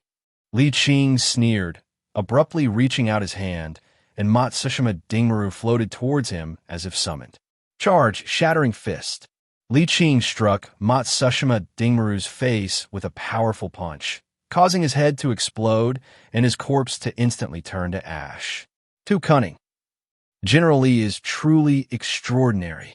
Everyone marveled at Li Qing, looking at him with newfound respect. Li Qing withdrew all his power, returning to his normal state. Not worth mentioning, Jin Zhengnan showed profound respect for Li Qing, performing the highest salute. In an instant, the Imperial Punch Legion had thrown the small nation's army into disarray, leaving them unable to counterattack. Ice in the sky and snow on the ground. The enemy commander used ice-type ninjutsu, trying to slow down the Central Plains Army's offensive. Break! Meng Zhengtian shouted loudly, slapping out his palm, and an intense heat wave instantly melted the ice layer. After days of fierce battles, the small nation's army ultimately could not withstand it and had to retreat to the south. The old country and the new country regained a balance of power, both falling into a stalemate. Jin Zhengnan looked over the map, his eyes gleaming with excitement. The new country's army was advancing step by step into the old country's heartland. With the assistance of the Central Plains Army, the new country had won battle after battle, and morale was high. Now that victory was in sight, Jin Jingnan's desire to unify the entire territory grew stronger. My lord, scouts report that the old country has heavy ambushes ahead. Please think it over. A fierce general advised anxiously. What's there to fear? Jin Zhengnan laughed. Lord Meng is right here with us. With him in command, what can the old country's ambushes do? Just as he was speaking, a retainer of Meng Jingtan rushed in to report. My lord, the enemy's vanguard is attacking. Just in time, Jin Jingnan's eyes brimmed with killing intent, shouting, All troops charge! Capture them! The new country's army surged forward, quickly encountering the enemy's vanguard. The clash of metal rang out as the two armies engaged in intense combat on the plain. Charge! Jin Zhengnan wielded a heavy sword, leading a team of elite soldiers into the enemy ranks. Dozens of warriors followed, their eyes filled with battle rage. Kid, taste my sword! An enemy general shouted, swinging at Jin Zhengnan. Jin Zhengnan sidestepped and struck that person's throat with his long sword. The enemy general fell to the ground. The enemy army is weak. Jin Zhengnan laughed excitedly. Just as he was about to continue the assault, he suddenly heard an angry roar. A figure shot past like lightning, striking Jin Zhengnan hard and sending him flying. My lord! The soldiers cried out in alarm, rushing to support him. Jin Jingnan's face was pale, and he spat blood. That strike had clearly wounded him severely. The figure stopped not far away. It was a strong man clad in black armor, wielding dual halberds. A mere weak army dares to invade our land. Park Bujong. Jin Zhengnan struggled to prop himself up. The fierce general from the old country. My lord, be careful. The soldiers surrounded Jin Zhengnan. Park Bujong laughed. Bring it on. One halberd to the sky. Let you taste true power. Before his words fell, Park Bujong gathered all his strength, striking the ground with his dual halberds. With a boom, the ground instantly exploded into a large crater, and a powerful shockwave swept out, knocking Jin Zhengnan and the others away. "Ha ha! Weaklings! All of you shall die!" Park Bujong laughed maniacally. "Not good, my lord, flee." The soldiers fought hard to resist, but were forced to retreat step by step. Park Bujong died. Just at that critical moment, a sharp sword energy shot out, forcing Park Bujong to leap back several meters. Meng Jingtian rushed in from behind, sword pointed at Park Bujong. "Die." So it's the Central Plains Meng Jingtian. Park Bujong sneered, swinging his dual halberds fiercely to strike Meng Jingtian.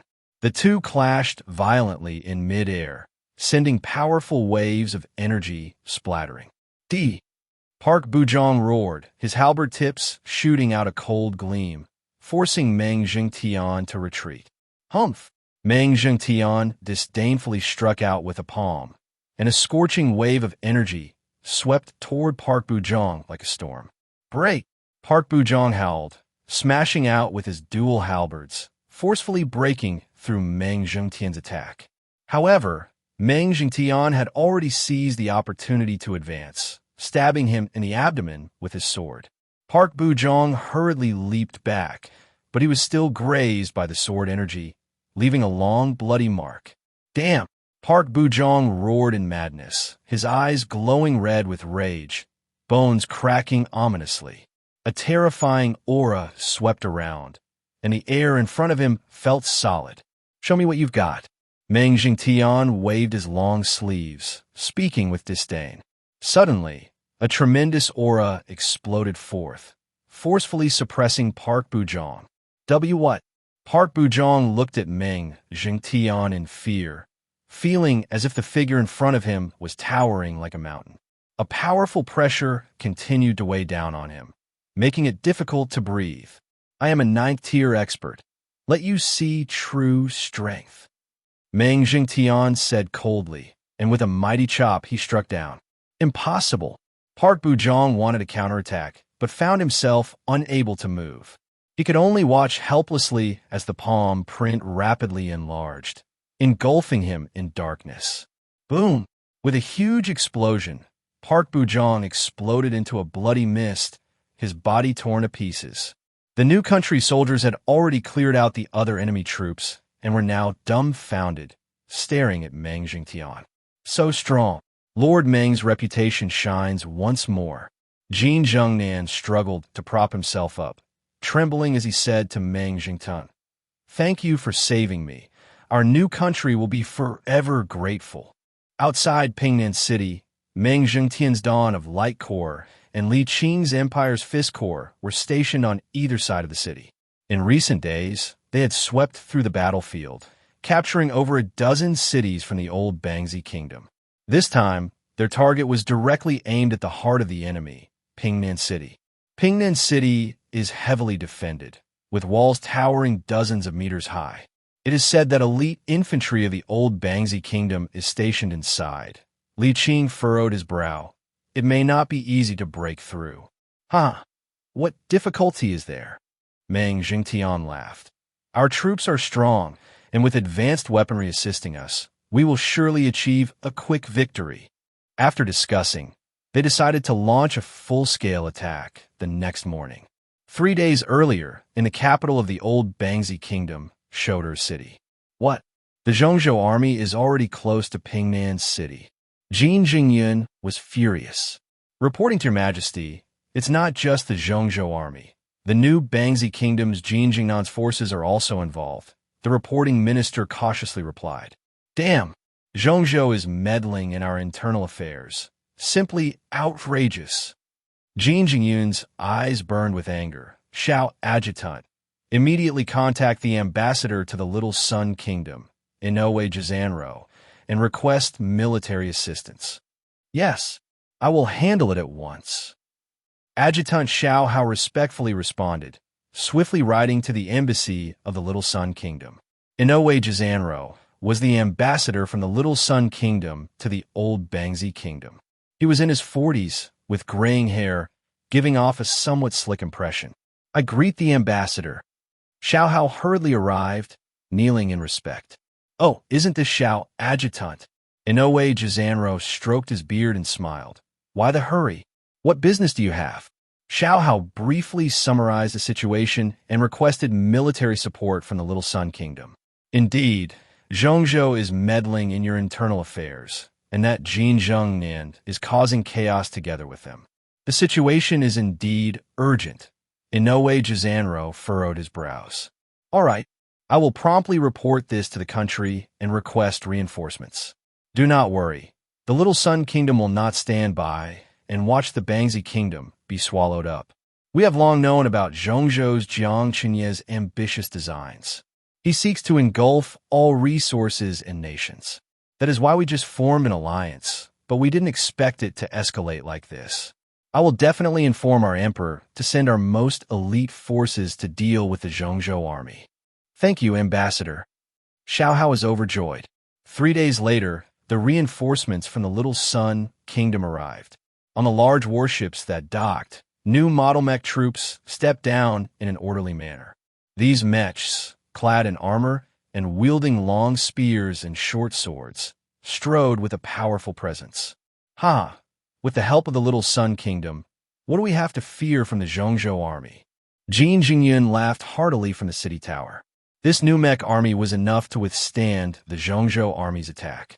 Meanwhile, the Little Sun Kingdom also secretly dispatched its top assassination organization, Shadow, consisting of 5 assassins. Each of these individuals was incredibly skilled, all being S-rank upper ninjas. They received orders to infiltrate the enemy army quietly and were prepared to strike at the opportune moment. The next morning, Meng Jingtian and Li Qing launched their attack as planned, sending out 50,000 troops that surged toward Pingnan City like a tide. On the city walls, the city lord Qian Bugao donned his shining armor and wielded a heavy sword. Come on, let me see your skills. Charge! Meng Jingtian shouted lightly, and 50,000 valiant warriors rushed toward the city gate. The two armies clashed head-on on the plains, and immediately the sounds of battle filled the air. Take this! Li Qing shouted, smashing a large lock on the city gate with a punch, creating a big hole in the gate. The Zhongzhou soldiers poured into the city like a tide, engaging in street battles with the old Bangzi Kingdom's troops. Meng Jingtian swung his sword, sending sword energy that directly cut down over a dozen enemy soldiers. Anyone who blocks me will die. At that moment, an enemy general suddenly erupted, wielding a heavy halberd and striking down fiercely.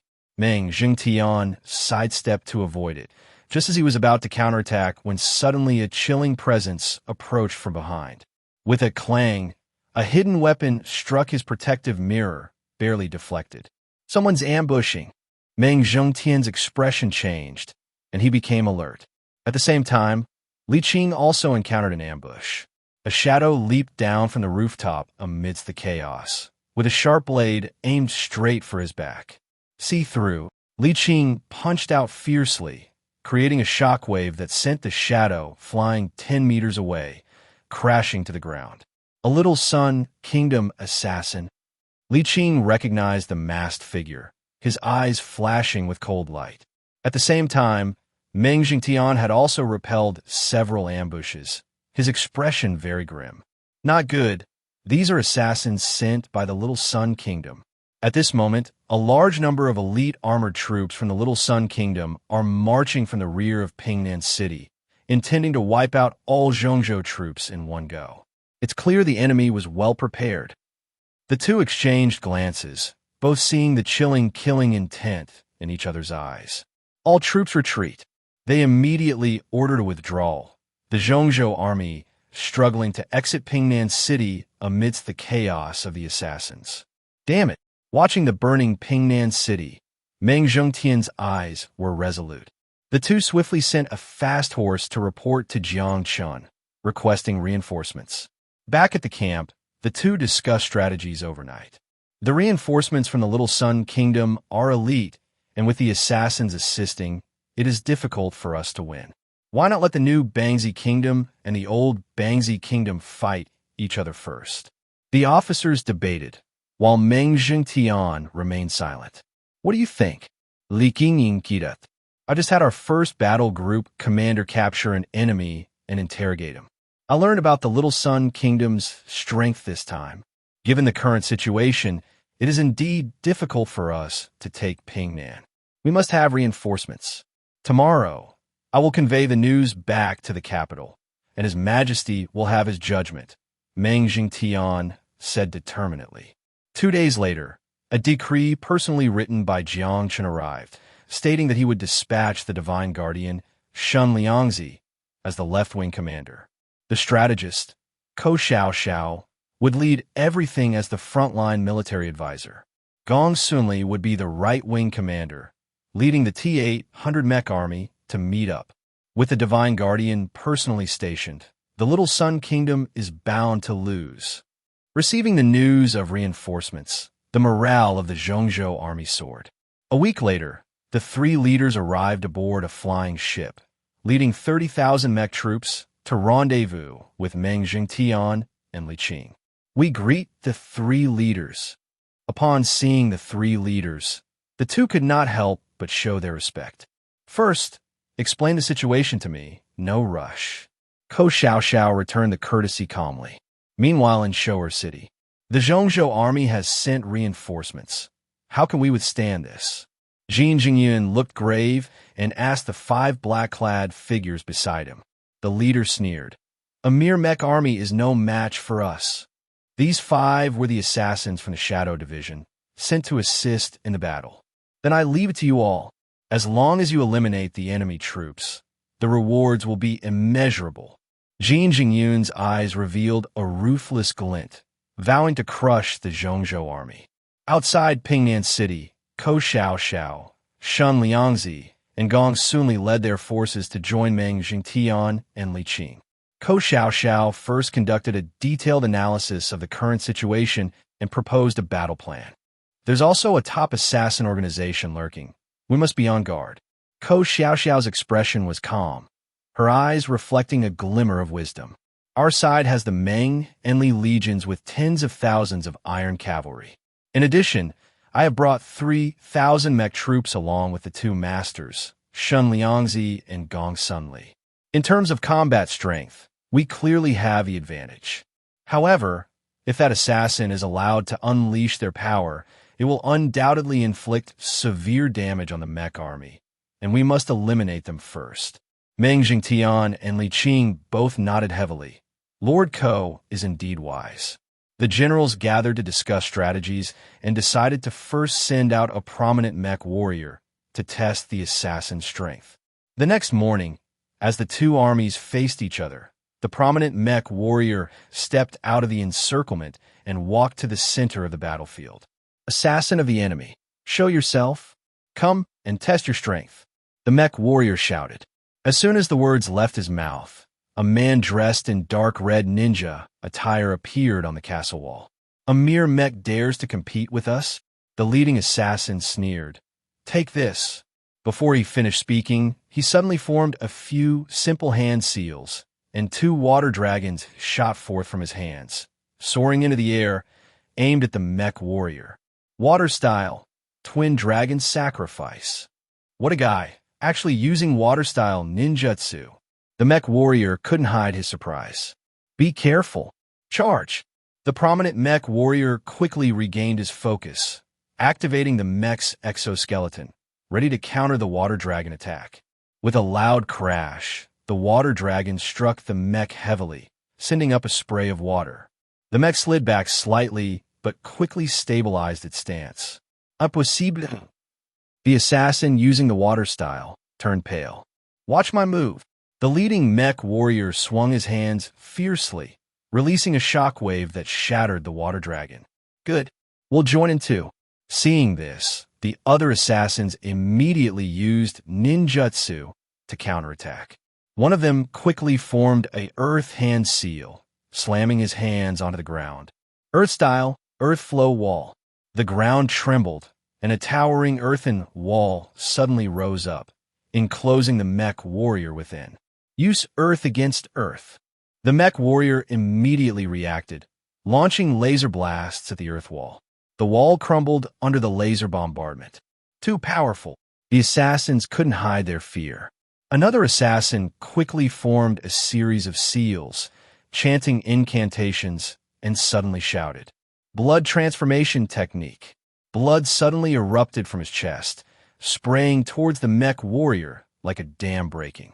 The blood seemed to be aimless, but in reality, it tightly wrapped around the mech following a certain rule. This is the legendary shadow forbidden technique, blood transformation technique. The mech warrior's face changed slightly as he waved his hands, trying to disperse it.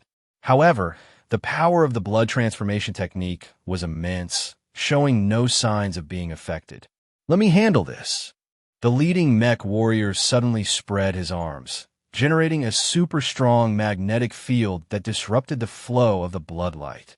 He actually broke the blood transformation technique. Amazing! The assassin's face changed. The other two assassins also continued to use ninjutsu, but the mech warrior, relying on technological equipment, managed to withstand it all. The mech clearly had the upper hand, and the assassins were already in a tough battle. Indeed, the Lord is formidable.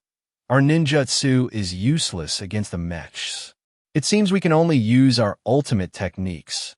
One assassin exchanged glances with another, both seeing the fierce determination in each other's eyes. "Come on, let's unleash our most powerful forbidden ninjutsu to crush them." One assassin shouted, quickly forming complex seals. The other four followed suit. A powerful chakra suddenly gathered in one place, and the air was thick with a strong, murderous aura. Not good. What forbidden ninjutsu are they going to use? The mech warrior's face changed drastically, and he immediately went on high alert. At that moment, the five of them simultaneously squeezed their seals, and the rising murderous aura transformed into a giant ghostly head. 9 luminaries ghost kill. One of them shouted, and the ghost head opened its mouth, shooting out countless blood-red beams. Wherever the beams passed, the air was distorted and twisted, the power so immense it made one tremble. This is not good. The mech warrior's face turned ashen. Facing such forbidden ninjutsu, he truly couldn't resist. Just at that critical moment, a figure suddenly appeared in midair and swung their hand. With a loud boom, the blood light was forcefully dispersed. Too slow, Shun Liangzi floated down lightly in front of the mech warrior, her presence commanding and undeniable. Shun Liangzi. The assassin's face immediately turned pale. It turned out that the previous surge of battle intent from the mech warrior had attracted Shun Liangzi. She rushed over to check and unexpectedly saved the mech warrior from a dire situation. "Your strength is acceptable, but you are still far from being top tier." Shun Liangzi spoke calmly, her tone carrying an unarguable authority. "Rest assured, Lord Shun, we have learned about the enemy's strength." The leading mech warrior respectfully replied. The few assassins were about to flee. "Since you are already here, let's settle this.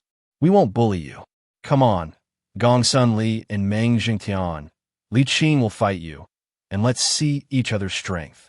Shun Liangzi smiled faintly as she looked at the few of them and spoke. The assassins' faces changed slightly. Since they had come here, they could only brace themselves for a fight. "All right, since Lord Shun has requested, we will fight with all our might." The leading assassin took a deep breath and replied solemnly, "Let's begin." Shun Liangzi lightly waved her hand and retreated to the edge of the battlefield. The two sides immediately took their fighting stances, their momentum surging as they faced off. "Come on, let me see your strength." Meng Jingtian swung his sword and was the first to launch an attack. With a clang, Meng Jingtian and the leading assassin clashed swords, sparking a shower of sparks. Both moved with incredible speed, exchanging blows dozens of times, hard to determine a winner. At the same time, Li Qing faced off against the assassin who used Earth Style. Gong Sunli took on the two who used Water Style and Blood Transformation Technique. The four displayed exceptional skills, their teamwork impeccable, quickly forcing the three assassins to retreat. Take this! Gong Sunli suddenly stopped his attack, performing a backflip to clear the way. Li Qing and Meng Zhengtian instantly flashed in front of the assassins. With one on the left and one on the right, they simultaneously struck, aiming for the vital points of the three. The faces of the three assassins changed dramatically as they hurriedly retreated to form seals. Water style, water wall. Earth style, earth flow wall. Two defensive ninjutsu suddenly rose up from the ground, protecting the three tightly. Break! Li Qing and Meng Zhengtian shouted simultaneously, their strength unyielding as their palm winds and sword energies crashed against the water wall and earth wall, shattering them. The three assassins were caught off guard, spewing blood as they flew back over 10 meters. The remaining two assassins saw this, and their faces turned extremely pale. The combined strength of these four was too formidable for them to handle. It seems we must use our most powerful ninjutsu. The leading assassin whispered to the other. The other nodded solemnly. The two quickly formed seals, preparing to unleash their strongest ninjutsu. Two assassins wore serious expressions as they quickly formed complex hand seals. Clearly, they were about to unleash their trump cards. Not good. We must guard against their forbidden techniques. Meng Zhengtian said warily. The leader, holding a ninja knife with a cold gleam on the blade, aimed directly at Meng Zhengtian's vital points. At the critical moment, Meng Zhengtian rolled to the side, narrowly avoiding the attack. Despicable scoundrel! Meng Zhengtian shouted, drawing his longsword. You're dead for sure.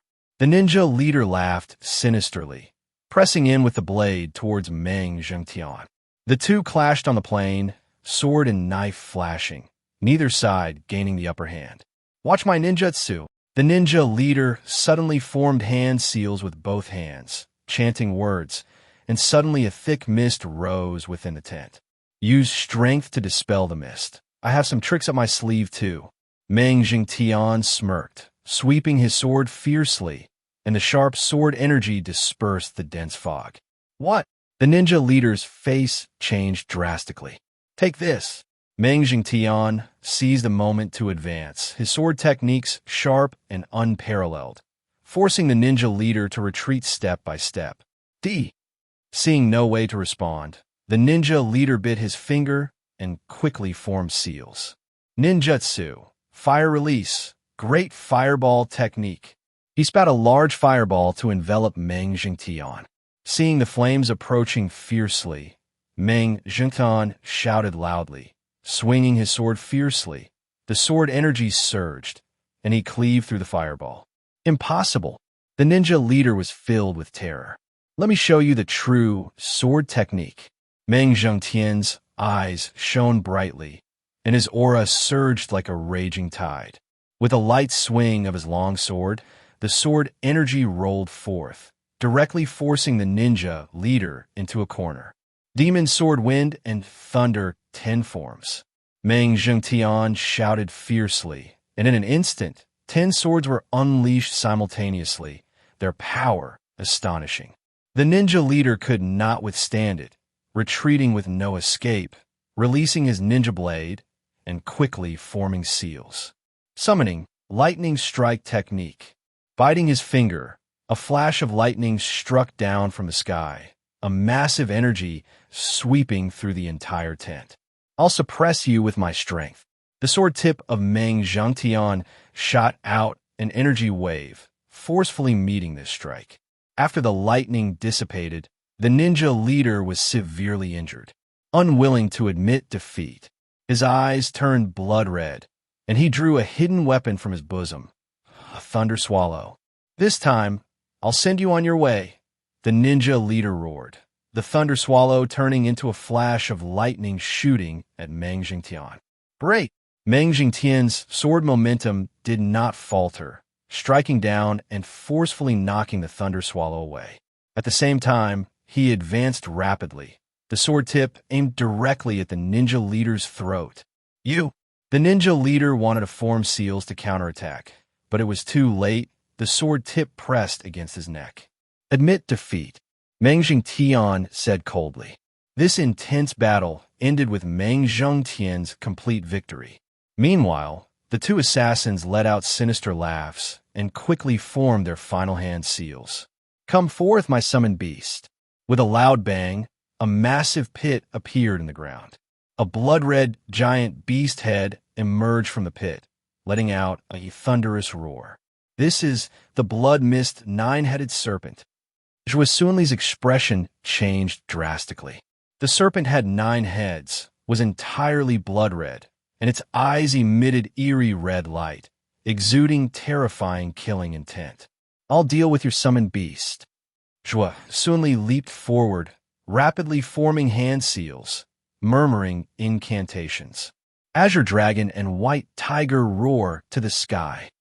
2 figures suddenly appeared behind Zhuo Sunli, spiraling upwards to condense into 2 gigantic beast heads, one blue and one white, representing the Azure Dragon and the White Tiger. The 2 divine beasts roared in fury, colliding with the blood-mist 9-headed serpent. Wind release, spiral wind blade. At the same time, the other assassin completed the chant for his ultimate move. He pushed with both hands, and a whirlpool appeared above his head, pressing down on Meng Jingtian and others. I'll handle it. Li Qing clapped his palms together, producing a thunderous sound. A blast of energy surged like a hurricane, sweeping towards the whirlpool. The 2 powerful forces collided fiercely in midair, falling into a stalemate. Ha ha ha! Let you see our organization's forbidden moves. The 2 ninjas laughed maniacally, exerting all their effort to control their forbidden techniques. The blood-mist 9-headed serpent was engaged in battle with the Azure Dragon and White Tiger, each side taking turns attacking, with no clear victor. The spiral wind blade whirlpool was also gradually weakened under the energy waves but still held on. We will also unleash our full power. Meng Jingtian shouted, swiftly circling behind the assassins, pointing his sword at the core of the spiral wind blade. Exterminate! The sword light shot forth like a meteor, and the wind blade let out a roar as the core of the whirlpool was directly pierced by the sword light. Impossible! The faces of the ninjas turned pale. Meanwhile, Zhuo Sunli waved his hand, and the Azure Dragon and White Tiger opened their mouths simultaneously, unleashing torrents of energy at the blood-mist 9-headed serpent. The blood-mist 9-headed serpent was trapped within the torrents, letting out a painful howl. Zhuo Sunli struck down fiercely, and the blood-mist 9-headed serpent exploded, dispersing into 9 streams of blood mist. With both forbidden techniques defeated, the 2 assassins suddenly fell to the ground like deflated balloons. On the left side of the battlefield, Li Qing was still in a standoff with the Earth-style ninja. You must be team leader Li Qing. If I kill you, please don't hold it against me. By the way, I forgot to introduce myself. I am Tsuchigami Mitsushima. The Earth-style ninja glared at Li Qing with malice, emanating a powerful aura. What arrogance! Let's see who kills whom. Then come on. Li Qing sneered. The 2 took their stances in the narrow valley, their killing intent soaring. Tsuchigami Mitsushima quickly formed the earth seal and punched the ground. Earth release, ground split cross slash. The ground shook violently, and a massive cross-shaped fissure surged towards Li Qing. Break! Li Qing shouted, slamming his palm down, the wind from his palm striking the fissure like a mountain crashing. Boom! The ground trembled violently, and the cross fissure was directly shattered. What? Tsuchigami Mitsushima's face changed drastically. Take this. Li Qing seized the opportunity and aimed directly for Tsuchigami Mitsushima's face, the palm wind pressing down with violent momentum. Earth release, earth flow wall. A towering earth wall erupted from the ground, blocking Li Qing's palm wind. Tsuchigami Mitsushima hurriedly jumped back, forming seals with both hands. Break! Li Qing shouted, swinging his left hand fiercely. A blast of air struck the earth flow wall, instantly smashing it to pieces. Impossible! Tsuchigami Mitsushima's face turned pale. Let you witness the power of an ability master. Li Qing's eyes flashed coldly as he rapidly gathered strong currents with both hands, the air around him buzzing. A massive cyclone appeared around Li Qing, instantly sweeping towards Tsuchigami Mitsushima. Ugh! Tsuchigami Mitsushima was caught in the cyclone, unable to control his body. Li Qing punched into the cyclone, followed by a series of fierce heavy punches. Bang! Bang! Bang! Tsuchigami Mitsushima had nowhere to escape in the cyclone and could only take Li Qing's heavy punches. It's over. Li Qing raised his hands high. The cyclone exploded, and Tsuchigami Mitsushima flew out like a kite with its string cut, crashing heavily to the ground. Cough, cough, cough. The Earth God Mishima was on the brink of collapse, but he still strained to rise and form hand seals. Witness my final strike. Earth release. Earth release chaos rock roll. He bit his finger and sacrificed a large amount of chakra. Suddenly, a fierce wind swept through the valley, and countless giant rocks collapsed from the cliffs, rushing towards Ku Qing. Your final resistance is futile, Ku Qing said coldly. With a powerful leap into the air, he gathered immense energy in both hands and slammed down. Heaven and earth collapse. With a deafening roar, Ku Qing's strike was astonishingly powerful, directly leveling the entire valley. The rolling boulders were all shattered, and the Earth God Mishima was reduced to blood mist in the massive impact. Ku Qing slowly descended through the thick smoke, his figure resembling a deity. A mere ninja dares to challenge me? With a cold snort, he retracted all his energy and turned to leave. This confrontation ended in a complete victory for Ku Qing. After the two had finished dealing with their respective opponents, they walked over. Truly worthy of Lord Shun Liangzi's discerning eye, we have been greatly enlightened. Meng Jingtian and others bound the two assassins, respectfully bowing to Shun Liangzi. Shun Liangzi smiled faintly and floated away. Instantly, everyone felt invigorated. This contest undoubtedly boosted their confidence. On the other side, the Lord of Pingnan City, Qian Bugu, watched the entire event from the city tower, his face pale as a sheet. Their strength is so formidable, it's simply despairing. Just as Qian Bugu was preparing to seek help from the Kingdom of Little Days, word came from outside that the Central State Army had begun a full-scale attack. At this moment, the Central State Army, under the command of Shun Liangzi and Ko Xiaoxiao, had completed their pre-battle preparations. 20,000 mech troops lined up in formation, their momentum like a rainbow. Meng Jingtian and Ku Qing's two legions were stationed on the left and right flanks. Launch the full-scale attack. Ko Xiaoxiao calmly issued the final order. The mech army marched with thunderous, synchronized steps, slowly advancing upon Pingnan City. Fire! On the city tower, Qian Bugu personally commanded the defending troops to shoot. Dozens of artillery pieces fired in unison, shells flying toward the Central State Army like a torrential rain. Activate shields. The mech troops formed groups of 3 to immediately deploy all-around shields. With a series of loud bangs, countless shells bounced off the shields, remaining unscathed. It's ineffective? Qian Bugu's expression changed as he hurriedly dispatched the mech army to intercept. The two armies clashed fiercely on the plain, explosions ringing out one after another. The Central State mech army, outnumbering the enemy, quickly broke through their first line of defense. Breakthrough. Meng Jingtian and Ku Qing's two armies also began their assault on the city simultaneously. The defending troops on the city walls were embroiled in a bitter struggle, retreating step by step. Activate the secret weapon of the Kingdom of Little Days. Qian Bugu immediately ordered his subordinates. Gather. The soldiers below quickly relayed the command. Before long, the skies suddenly darkened with clouds, and beams of blood-red light shot down towards the Central State Army. Quick dodge. The Central State troops barely managed to resist, yet still, hundreds were struck by the blood rain, crying out as they fell. Charme les scoundrels. D. Lu Xunli furiously drew a long sword from his waist and slashed at the most intense beam of light in the blood rain. With a tremendous roar, that beam of blood light shattered. You actually severed the blood rain? Qian Bugu's face changed drastically, fear evident in his expression. Lu Xunli's aura surged, the sword body faintly glowing with a green light. Everyone retreat. Leave this to me. Calmly issuing the order, he then moved and instantly appeared in front of Qian Bugu. D.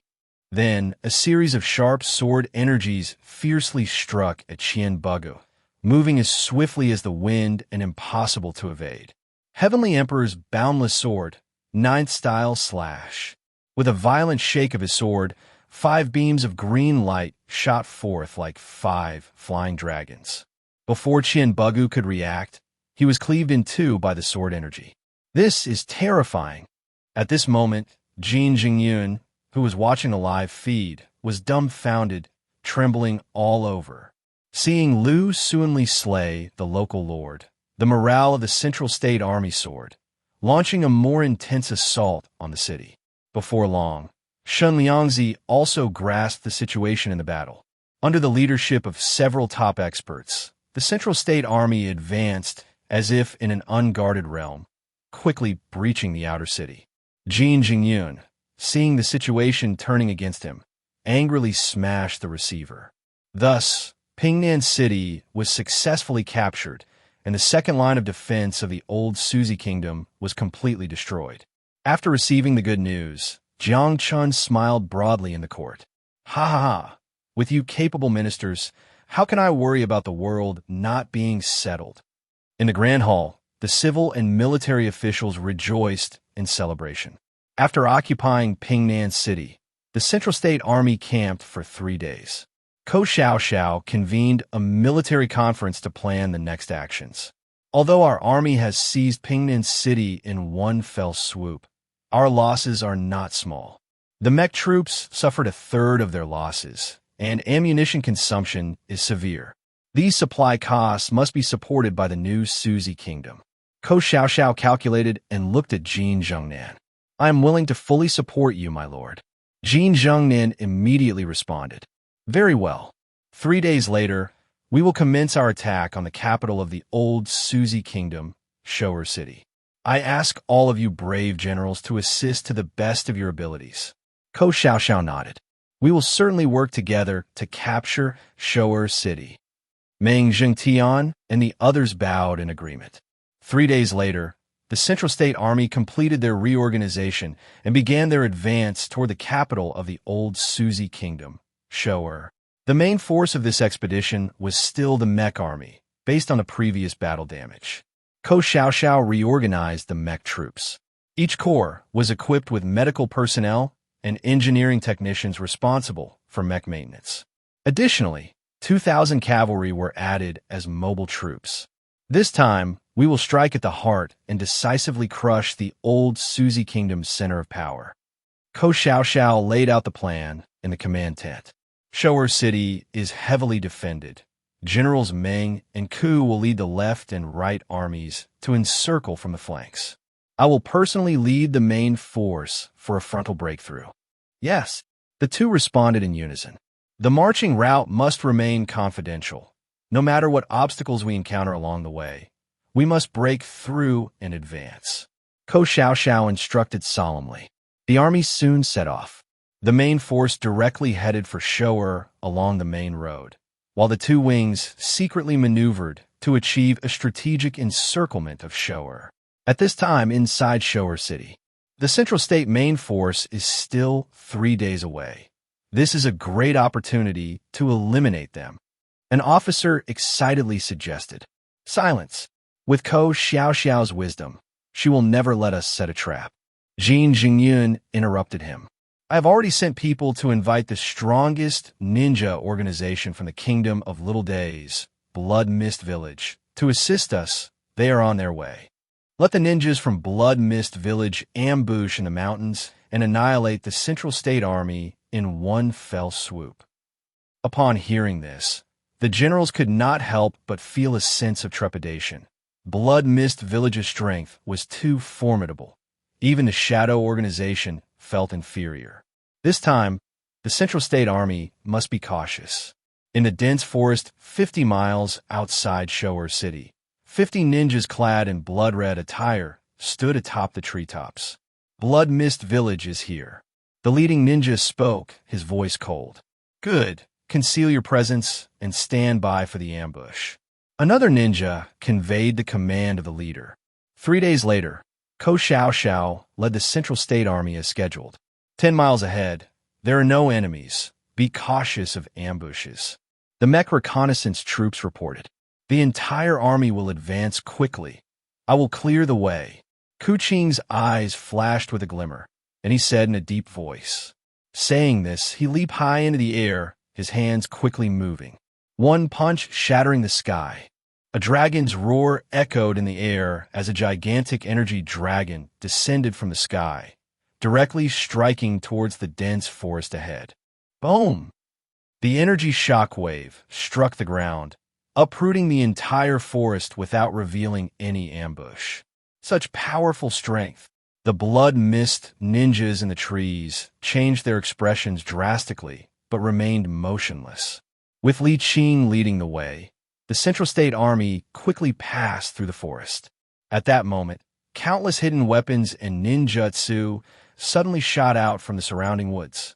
Central State invaders, let you witness the power of the Blood Mist Village. 50 ninjas appeared at the same time, their murderous aura overwhelming. Void escape, vacuum gale. Shun Liangzi's eyes narrowed, and with a swift motion of her hand, an invisible wave of energy swept through the entire forest.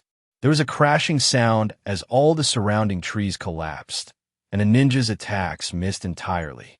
Not good, retreat. The faces of the ninjas changed drastically, and they hurriedly fell back, but it was too late. Ko Xiao moved and was already in midair. She continued her sword techniques, unleashing a series of waves that swept through the entire forest. Help! The ninjas didn't even have time to use the body flicker technique before being sliced in half by the thousands of waves. In an instant, all 50 Blood Mist ninjas lay dead, their bones shattered. The soldiers of the Central State Army looked on with deep respect. Lord Ko's strength was unfathomable. After successfully dealing with the ambush, the Central State Army continued to advance rapidly. Soon, Shower City appeared on the horizon. At the same time, Meng Jingtian and Li Qing's flanking troops had also reached their support positions, completing the strategic encirclement of Shower. At this moment, Jin Jingyun had just received the bad news of the Blood Mist Village's ambush being defeated and was at a loss. There are only 3 hours left until they reach the city. What should I do? Just then, a figure in black suddenly appeared in the Great Hall. You are Matsushita Yukigatsu, the leader of the Dark Division of the Little Sun Country? Jin Jingyun asked in surprise. Indeed, it is I. The figure spoke in a deep voice. The Little Sun Country sent me to assist. Do not worry. Jin Jingyun nodded eagerly, finally seeing a glimmer of hope. 3 hours later, the Central State Army arrived at the foot of Shower City, preparing for the siege. Siege equipment in position. Prepare to launch the final assault. Ko Xiao commanded in a serious tone. At that moment, a figure suddenly appeared on the city wall. He wore a dark ninja outfit, and on his forehead was embroidered a blood-red spider. Blood Spider, you're the leader of Blood Mist Village Shura. Ko Xiao's expression changed slightly. Correct. Today you shall all die here. The man laughed cruelly. As soon as he finished speaking, he leaped into the air, hands forming seals, and instantly dark red chakra gathered into a giant spider. Summoning, Blood Poison Spider Queen. Shura shouted savagely, and the blood spider let out a piercing scream as it rapidly descended towards the Central State Army. Seeing the Blood Poison Spider Queen descending quickly, with Shura standing atop it, Ko Xiao's heart sank. She knew the power of this summoned beast. Being bitten would surely lead to disaster. All troops retreat, she immediately ordered. The mechanized army hurriedly fell back upon receiving the command, but the blood-poisoned Spider Queen was too fast, already approaching the Central State Army overhead. Shura laughed maniacally, and the blood-poisoned Spider Queen opened its massive jaws, lunging at the mechanized army. Watch this. At that moment, a long howl echoed from the sky as Li Qing, like a falling star, descended and punched the blood-poisoned Spider Queen on the back of its head. The blood-poisoned Spider Queen let out a mournful howl, being sent flying several dozen meters away, rolling on the ground. Impossible. Li Qing, you dare to harm my blood-poisoned Spider Queen. Shura roared in fury, his eyes turning red. Blood-poisoned Spider Queen, get up. Quickly kill him. The blood-poisoned Spider Queen slowly stood up, radiating an overwhelming murderous intent and chakra. Its 8 blood-red eyes fixed on Li Qing, as if it wanted to devour him alive. Come on, let me see your strength. Li Qing's eyes shone brightly, his entire body crackling as his aura suddenly increased several times. A powerful airflow swept around him, shaking the ground. Shura leaped suddenly, flying above the blood-poisoned Spider Queen. He formed intricate seals with his hands, placing them on the blood-poisoned Spider Queen's head. The blood-poisoned Spider Queen's form froze, and its 8 blood-red eyes fired 8 beams of blood-red laser directly at Li Qing's vital points. Break! Li Qing shouted, drawing a large circle with his hands, suddenly creating a powerful vortex that absorbed and neutralized the blood light. In this move, Shura's mouth curled into a cruel smile as the blood-poisoned Spider Queen suddenly spewed out countless blood threads, rapidly attempting to ensnare Li Qing. How is this possible? Li Qing's expression changed slightly. It was indeed difficult to deal with. Watch my blood-slash sword. In a critical moment, a clear howl rang out, and Meng Zhengtan descended from the sky with his sword, his long sword transforming into a blue light that severed all the blood threads. Not good. Meng Zhengtian is here too. Shura's expression changed. At the same time, Gong Sun Li and Shun Liangzi also rushed over, attacking the blood-poisoned Spider Queen without hesitation. What the hell? You all came at once. Shura's expression changed dramatically as he finally realized that the situation was dire. With 4 powerful experts attacking simultaneously, even with his summoned beast, he could not withstand it. Soon, under the combined attacks of the 4, the blood-poisoned Spider Queen was annihilated. Shura was also struck down by Shin Liangzi while attempting to break through. The news of Shoer City's fall struck Jin Jingyun like a bolt from the blue. He had never anticipated that the Central State Army would advance so rapidly, managing to occupy the capital of the old stick country in such a short time. Lord, what should we do? The Central State Army is only one last line of defense away from us. They are about to arrive at our doorstep, an anxious officer asked Jin Jingyun. Jin Jingyun's expression darkened as he paced back and forth in the Great Hall. My lord, why panic? Don't forget that we in the Little Sun Country have more experience in technology than these Central State savages, said Matsushita Yukigatsu from the Dark Division. That's useless. Your country already sent its strongest ninja, Shura, and still met with total defeat. Now we can only hope for heaven to open its eyes and eliminate these dogs. Jin Jingyun slammed his fist on the dragon chair. Is the secret weapon ready? Matsushita Yukigatsu asked, turning around. Reporting to Lord, the secret weapon is in its final adjustments, and it is expected to be ready for use in 3 days. A ninja replied respectfully. That's too long. Just 3 days. Matsushita Yukigatsu nodded in satisfaction. Is the secret weapon still not deployed? Jin Jingyun's eyes lit up. Of course not. Our little sun empire is not just boasting. Just wait and see. Matsushita Yukigatsu said proudly. Meanwhile, after occupying Shoer City, the Central State Army did not rush to launch a final attack. Instead, they camped and stationed themselves 50 kilometers outside Shoer, waiting for reinforcements to arrive. After several consecutive battles, the morale of the troops is extremely exhausted. We must let them rest properly, Ke Xiaoxiao explained to Meng Jingtian and Wei Qing inside the tent. Indeed, morale is the foundation of war. Meng Jingtian nodded in agreement. By the way, I just received a secret report from the capital. The reinforcements have already started moving towards us, Ke Xiaoxiao said, pulling out a piece of confidential document. When they arrive, we will achieve a complete victory. 3 days later, Lord Isa arrived with thousands of newly produced T-800 Model 2 mechas at the Central Plains Garrison Camp. Finally, they have arrived. The Central Plains troops cheered with joy upon seeing the reinforcements. Another batch of new mechas, and they are even more advanced. With these, our combat power will be elevated to another level. Ke Xiaoxiao looked at the newly arrived T-800 Model 2 mechas, her eyes flashing with delight. Good. The goal is to seize the last stronghold city and directly step into the enemy's territory. She scanned the crowd, her voice booming. That evening, under Ke Xiaoxiao's command, the 150,000 troops of the Central Plains set out towards the enemy's last defensive line. 3 days later, the Central Plains army arrived outside the stronghold city. The city resembled a giant dragon, standing tall on a solitary peak, its natural defenses formidable.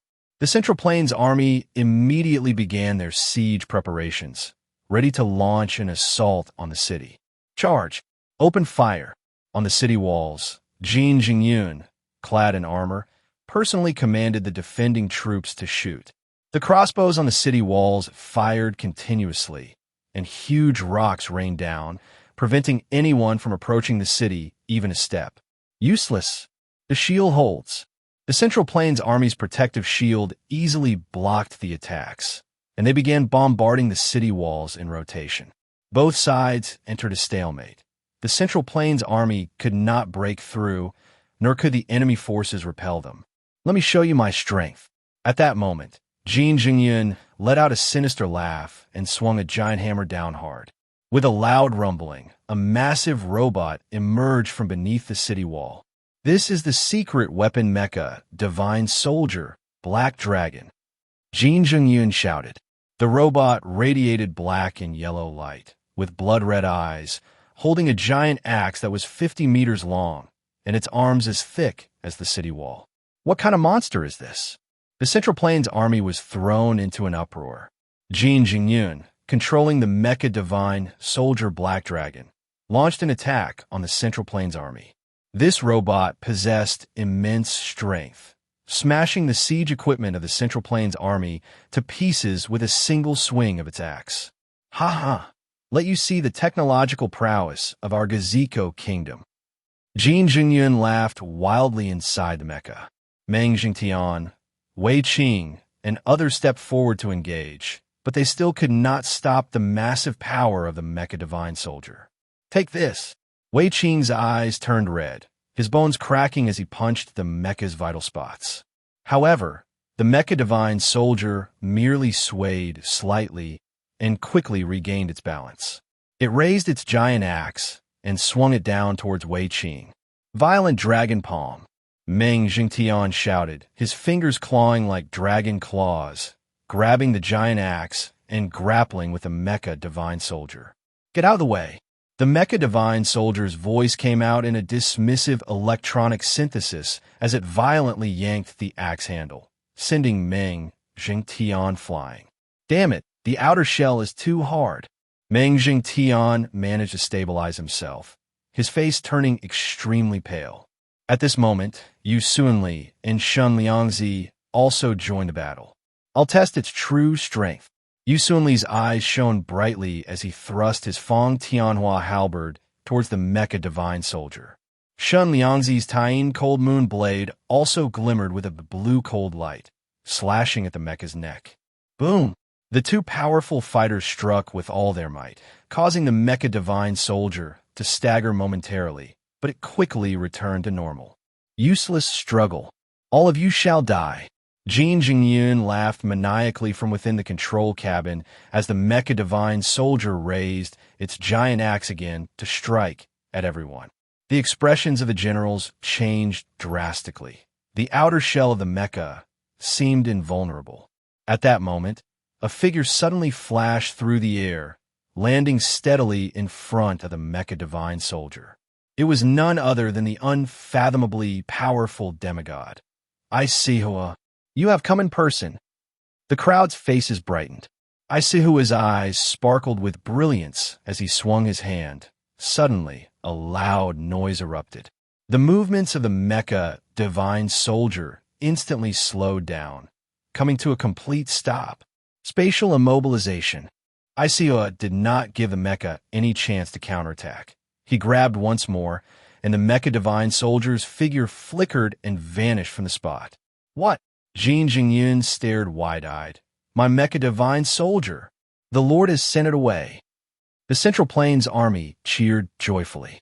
Jingjingyun was still in shock, unable to believe that their Gaziko kingdom's secret weapon was so easily resolved. It's impossible. What kind of sorcery is this? His eyes bulged, his lips trembling. Sir, the mecha divine soldier has been transported away. What should we do now? A military officer cautiously inquired. Jingjingyun's expression darkened, and he began to fidget uneasily. He knew that if they lost this battle, the fate of the Gaziko kingdom would hang by a thread. Immediately order the entire army to increase artillery fire. We must fight to the death. He gritted his teeth and said. In an instant, the artillery fire from the stronghold city doubled, and a barrage of shells rained down on the Central Plains army like a storm. Isehua's expression turned serious as he suddenly waved his hand, effortlessly blocking the artillery fire. Useless struggle, he said flatly. At the same time, the Central Plains army began to launch a fierce offensive. Meng Jingtian and Wei Qing led the left and right flanks to besiege the east and west city walls of the stronghold. Surrender, and you can preserve your lives. Meng Jingtian shouted from below the city. Joke. Our Gaziko kingdom warriors never yield. Jin Jingyun retorted angrily, ordering his subordinates to continue the attack. Very well, then it's time for you to pay the price. Take this. Meng Jingtian roared, drawing his long sword from its sheath, the sword tip shining with a cold light. With a dragon's roar, he leaped into the air and struck down towards the city wall like a falling star. Boom! With this sword, the sword energy surged, cleaving a huge crack in the entire city tower. Jin Jingyun turned pale. The power of this strike was comparable to the previous ordinary attack of the mecha divine soldier. At the same time, Wei Qing also launched a fierce attack on the western part of the city. He crossed his palms, his fingers clamping down like steel pincers, and broke open a large gap. Break through, he shouted, leading the cavalry into the city. The defending soldiers inside the city were powerless to fight back, quickly being slaughtered or routed. No, this is impossible. Jin Jingyun's eyes were bloodshot. Before he could say more, a white light had already arrived before him. It was Shun Liangzi. She held the tiny cold moon blade, gracefully carving a circle in the air, a chill emanating toward him. You, Jin Jingyun leaped to evade, the blade barely grazing his nose. The terrifying killing intent sent chills down his spine. If that blade fell, he would undoubtedly die. Oomph. A mere insect dares to obstruct my Central Plains path. Shun Liangzi coldly snorted and swung her blade again, locking Jin Jingyun in place with nowhere to escape. Watch out! Just at the critical moment, a Japanese ninja sword descended like lightning from the sky, intercepting the deadly blow. Shun Liangzi frowned. Who is this person? The owner of the sword landed with a flip, revealing Matsushita Kuji. His eyes were blood red, emanating a terrifying aura. Shun Liangzi die, he shouted, swinging his sword fiercely. Shun Liangzi's expression changed, and she hurriedly raised her sword to block. With a loud clang, both retreated a few steps. Your strength far exceeds that of ordinary people. Shun Liangzi stared intently at Matsushita Kuji. She hadn't expected that the enemy would have such a top-notch expert hidden. At the same time, the defending army in the city launched a fierce counterattack amidst a hail of bullets. Meng Jingtian and Li Qing had to withdraw from the previously occupied area and redeploy their siege plan. Both sides became entrenched in a stalemate. Shun Liangzi and Matsushita Kuji faced off, neither able to gain the upper hand. The defending troops in the city fought desperately, blocking the advance of the Zhongzhou army. This stalemate isn't a solution. How can we break through this last line of defense? Ko Xiaoxiao furrowed her brows as she looked at the situation before her. Don't worry, I will give you a satisfactory answer. Isihua smiled faintly, suddenly raising his hand, and a golden wave of light shot into the air. A gigantic magic circle suddenly appeared in the sky, and Isihua gathered his source power, rapidly injecting energy into the circle. The magic circle soon shone like daylight. Not good, he's about to cast some terrifying spell. Matsushita Kuji's expression changed dramatically atop the city wall, but it was already too late.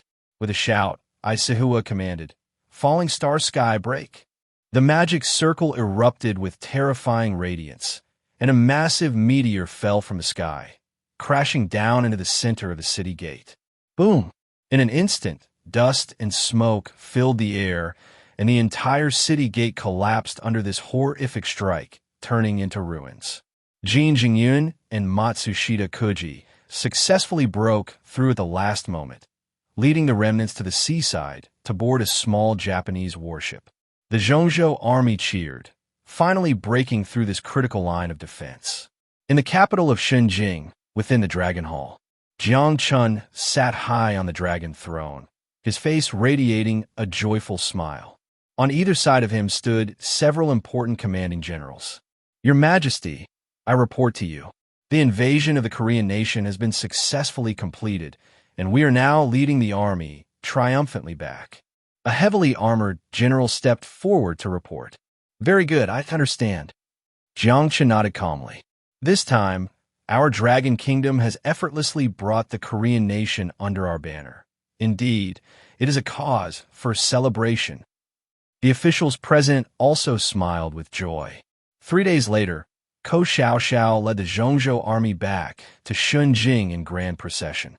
The King of Korea, Jin Zhengnan, and his family followed behind. Jiang Chen personally came to the city gate to welcome them, and upon seeing Jin Zhengnan and his family, he wore a look of satisfaction. Prince Jin, I am very pleased that you have successfully quelled the internal strife and unified the territory. From now on, your Korean nation will be a vassal of my Dragon Kingdom, and I will grant you the utmost autonomy. Jin Zhengnan was immediately moved to tears, bowing repeatedly to Jiang Chen in gratitude. Your Majesty's grace is immense. Zhengnan swears loyalty unto death. Jiang Chen laughed heartily as he welcomed Jin Zhengnan and his family into the palace for a feast. During the banquet, Jin Zhengnan continuously praised the power of the Zhongzhou army and Ko Xiaoxiao's wise leadership. Relying entirely on your Majesty's dispatch of troops to assist, we were able to eliminate the rebellion and unify the land. If not for that, how could my small forces possibly contend against the vast army of the former Korean nation? Speaking of which, your achievements in this Eastern expedition are brilliant and have brought great honor to the nation. Jiang Chen waved his hand with a smile, then shifted his gaze to Ko Xiaoxiao. Your Majesty flatters me. Xiaoxiao has merely done her best, achieving a small merit. Ko Xiaoxiao humbly responded. Good, good. Today I am in a great mood, so I permit you to request one reward from me. Jiang Chen said readily. Then I respectfully request your Majesty's permission to allocate the advanced technology and military equipment seized during this Eastern expedition to Xiaoxiao for national defense research. Ko Xiaoxiao respectfully knelt and spoke. Haha, your thinking is indeed thoughtful. All war spoils will be granted to you for the improvement of our national defense technology. Jiang Chen nodded with a laugh. Thank you for your graciousness, your Majesty. Ko Xiaoxiao once again bowed in gratitude. The next day, Jiang Chen specifically summoned Jin Zhengnan and gifted him a high-end villa located outside the city. Prince Jin, you must live comfortably, I've already sent someone to prepare everything you need for living. Jiang was overwhelmed with excitement, repeatedly thanking Jiang Chen with deep bows. Your Majesty, with such great favor, Jiang and his family swear to serve you faithfully. At the same time, Ko Xiaoxiao was reporting the detailed situation of this eastern expedition to Jiang Chen. Your Majesty, this battle can be said to have completely conquered the Korean nation. The strength of the small Japanese nation far exceeds our expectations. They possess many advanced military technologies. In particular, their developed mech warriors, the Black Dragon, have exceptionally strong defense and firepower. In this regard, we still need to strengthen ourselves. Jiang Chen pondered for a moment after hearing this, then ordered, "You must quickly start working on developing more powerful mech weaponry. No matter how many resources are consumed, we must achieve military technology that surpasses that of the small Japanese nation as soon as possible." "Yes, I will follow your orders and work hard." And one more thing, as the small Japanese nation is an island nation, to conquer them, we must win the naval battle. Ko Xiaoxiao added, "Immediately start mass production of naval combat mechs and select naval mech divisions for rigorous training. By then, the navy of our Dragon Kingdom will surely be like a tiger with wings, unstoppable." A light flashed in Jiang Chen's eyes. The other side of the ocean is the small Japanese nation. In the capital of the small Japanese nation, Dongjing City, inside the palace, the emperor sat on the dragon throne, his face dark with anger.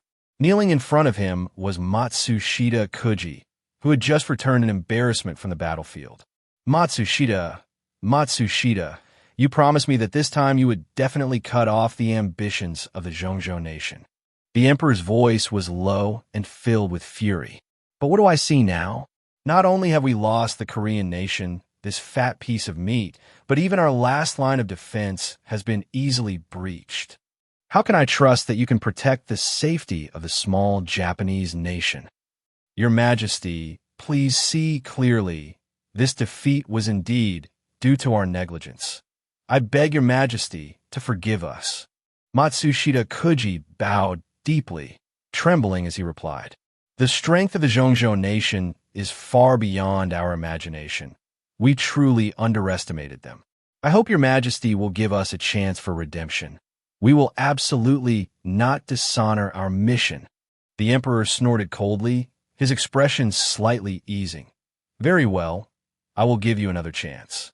This time, you must launch a full-scale counterattack in the name of the small Japanese nation. Otherwise, you, in your Dark Division, will have to commit seppuku in apology. Thank you, your Majesty, for your understanding. I will do my utmost to defend my homeland." Matsushita Kuji repeatedly bowed.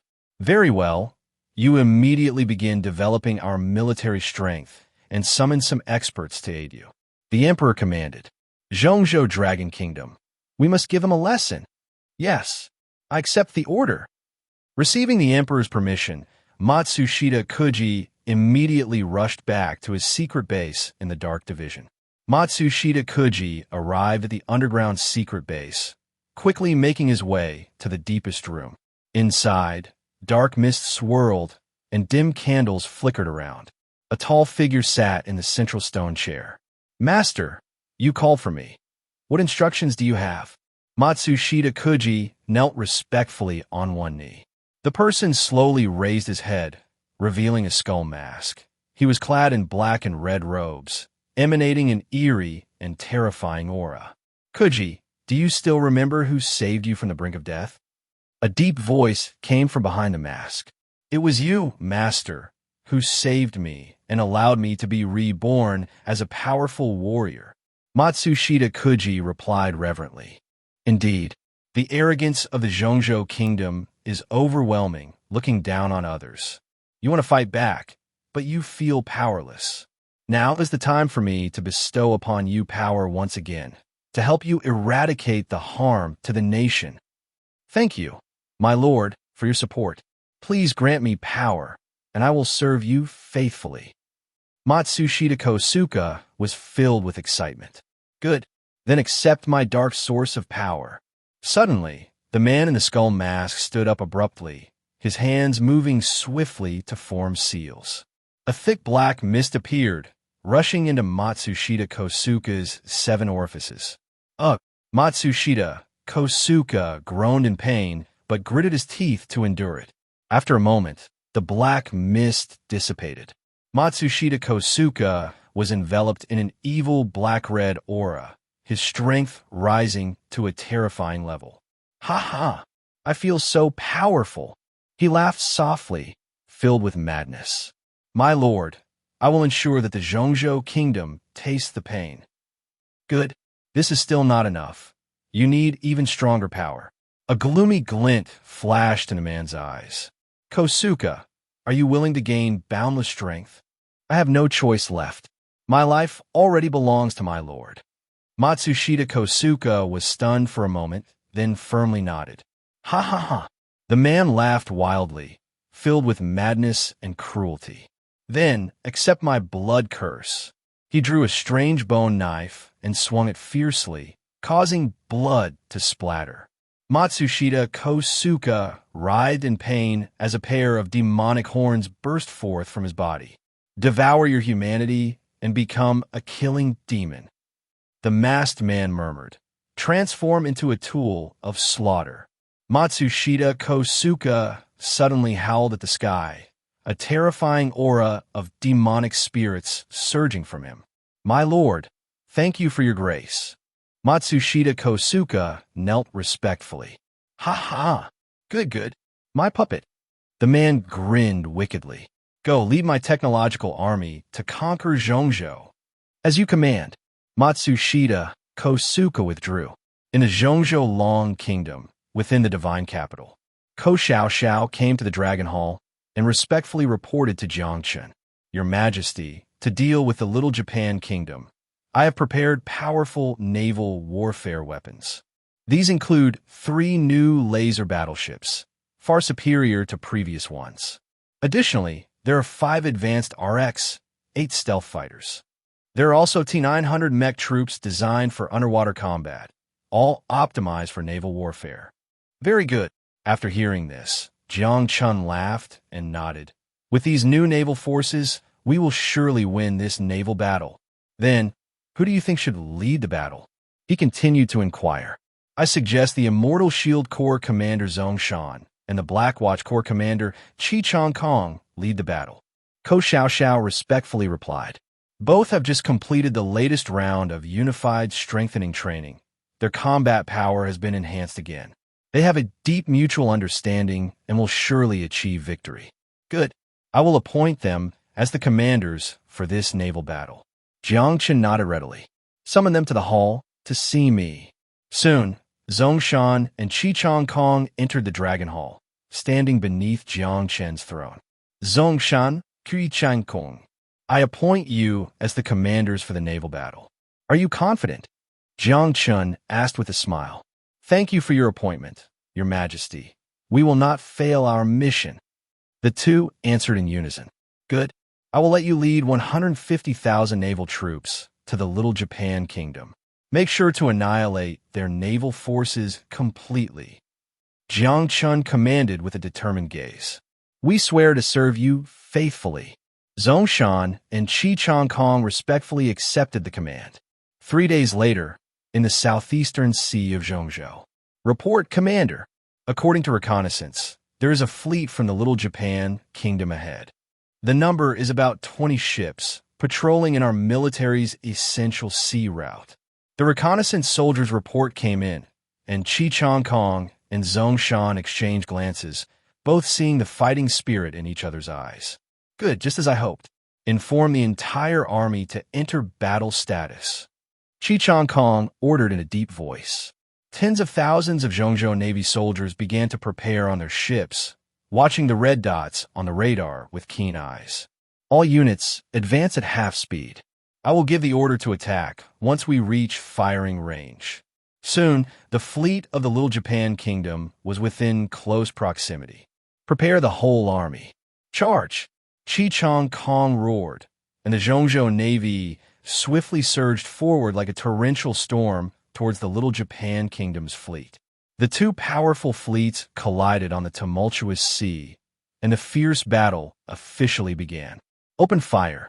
Let them taste a rain of bullets," Chong Kong shouted, and the new laser cannons of the Zhongzhou army fired simultaneously, instantly turning the forward battleships of the Little Japan Kingdom into fireballs. "Behold my blood mist technique."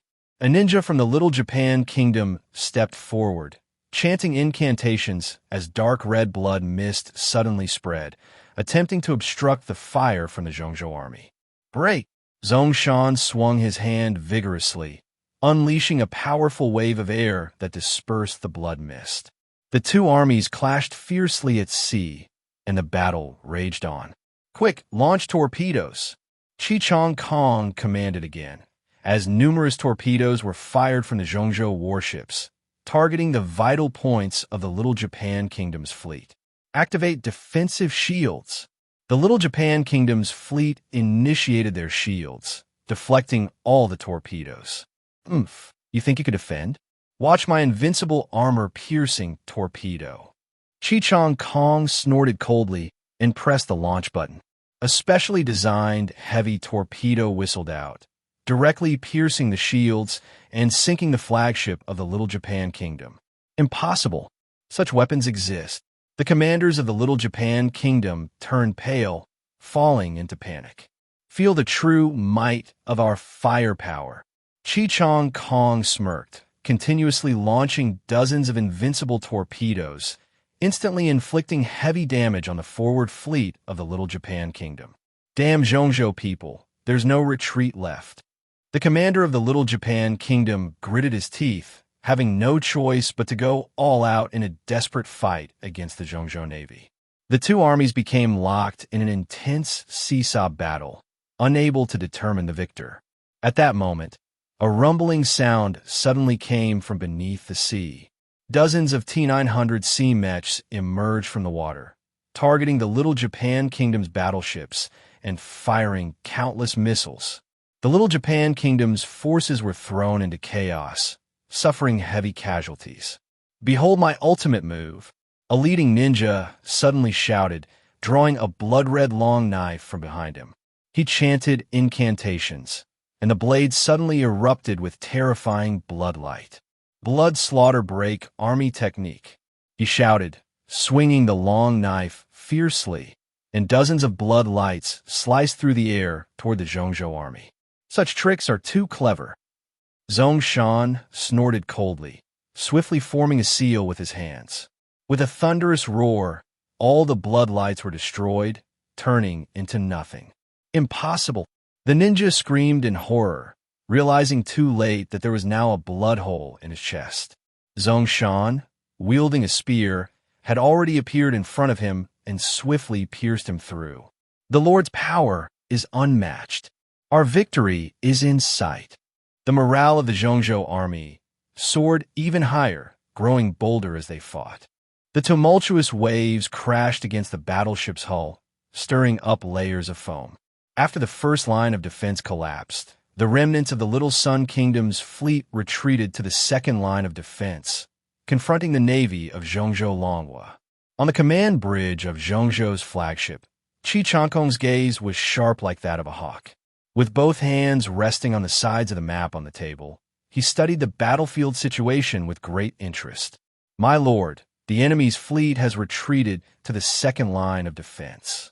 Our casualties are also within controllable limits.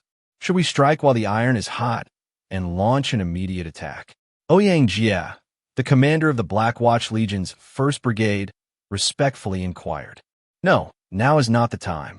The enemy may have suffered a defeat, but they are not yet in disarray. Their retreat to the second line of defense means they will fight to the death. We cannot attack recklessly."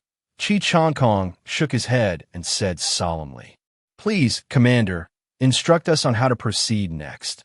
Ouyang Jie continued to ask. "First, lead the left-wing fleet to make a surprise attack and test the enemy's response and strength," Chong Kong instructed after pondering for a moment. "Understood." Ouyang Jie respectfully accepted the order and immediately mobilized the left-wing fleet to act. Zhongzhou reptiles die. The fleet of the Little Sun Kingdom immediately unleashed a torrent of cannon fire in retaliation. However, under the powerful defensive systems of the Zhongzhou army, their attack was completely ineffective. The enemy has fallen into an ambush. Retreat quickly. Ouyang Jie issued a warning, and the left-wing fleet hurriedly fell back. Haha, foolish Zhongzhou people, you took the bait. The naval command of the Little Sun Kingdom laughed heartily and immediately ordered the entire army to pursue and encircle. This is how it should be. All units commence counterattack. A cunning glint flashed in Qi Changkong's eyes. With a loud boom, Zhongzhou's flagship suddenly rose from the sea, surrounding the fleet of the Little Sun Kingdom. In no way. This is a trap. The faces of the commanders of the Little Sun Kingdom changed drastically, falling into a predicament with no way out. All units bombard them, turn them into a hornet's nest. With a wave of his hand, Qi Changkong ordered the Zhongzhou army to unleash a torrent of cannon fire. The Little Sun Kingdom's forces suffered heavy casualties, and the situation fell into chaos in an instant. At that moment, another thunderous sound came from the sea. A massive humanoid mecha slowly stood up from the water, wielding a giant axe, towering over 100 meters, comparable in height to Zhongzhou's flagship. Ha ha! Let you experience the god of mecha from the Little Sun Kingdom. Blood slaughter. Matsushita Kuniyasu laughed maniacally inside the mecha. Weaklings of Zhongzhou Longhua, let me send you on your way. The blood slaughter mecha violently raised its giant axe and swung it towards Zhongzhou's flagship. Be careful! Qi Changkong hastily commanded the flagship to brace for impact. With a horrendous scream, the flagship was slashed, leaving a large gash and suffering heavy casualties. Ha! Let you witness true power. Matsushita Kuniyasu excitedly controlled blood slaughter to continue attacking. The Zhongzhou army was caught in a bitter struggle. The power of this super-large mecha exceeded expectations, leaving them unable to resist for the time being. Damn it, this colossal beast must be dealt with. Qi Changkong clenched his fists tightly. Immediately call for Zongshan to come and provide reinforcements. Received. Execute immediately. The communications officer quickly conveyed the order.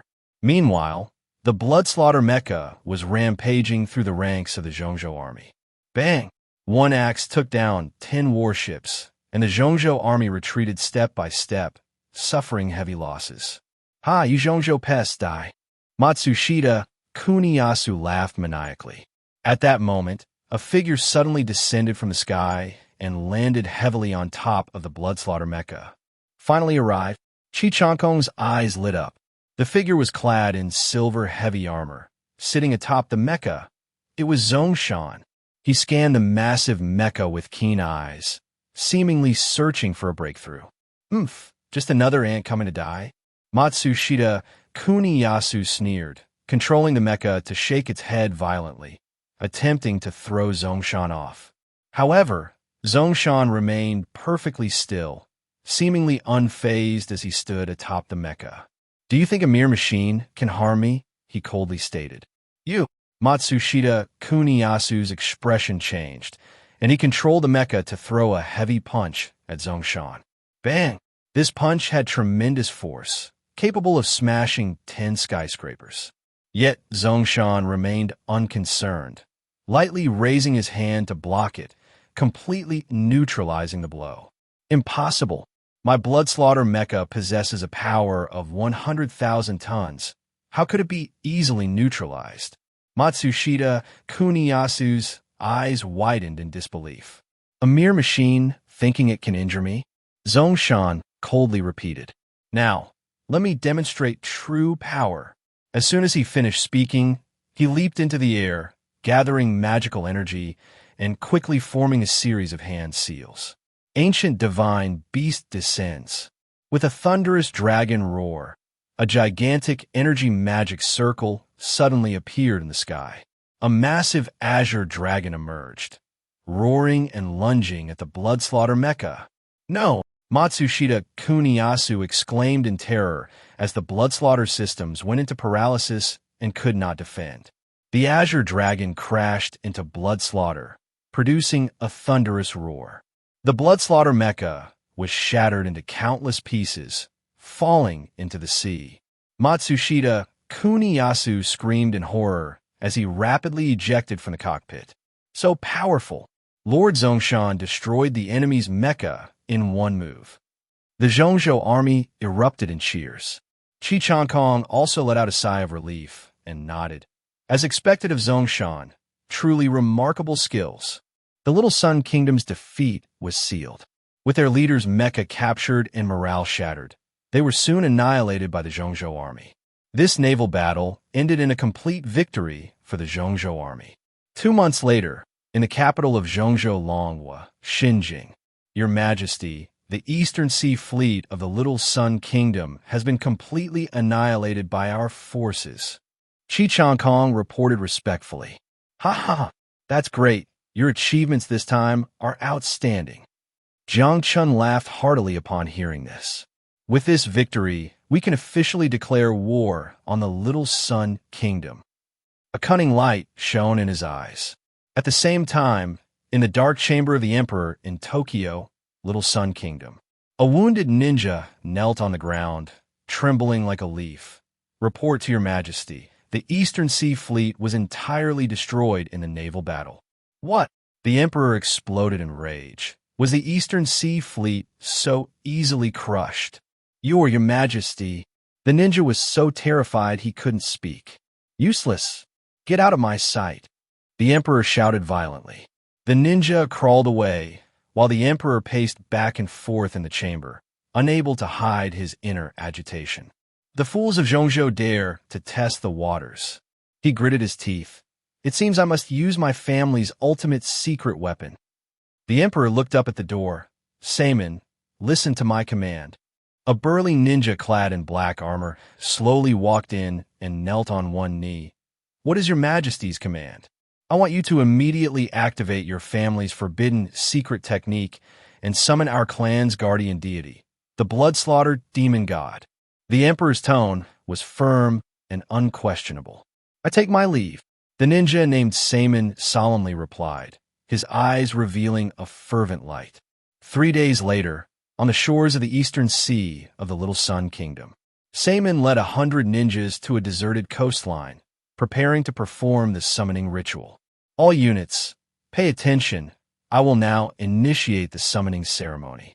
During the ritual, no matter the cost, ensure that we are not disturbed by outside forces. His voice was as cold as ice. Yes. The crowd of ninjas responded in unison. Zhuo Wei Min slowly closed his eyes and swiftly formed complex hand seals with his hands. Suddenly, a gigantic blood-red magic circle appeared beneath his feet, emanating a chilling aura of blood and carnage.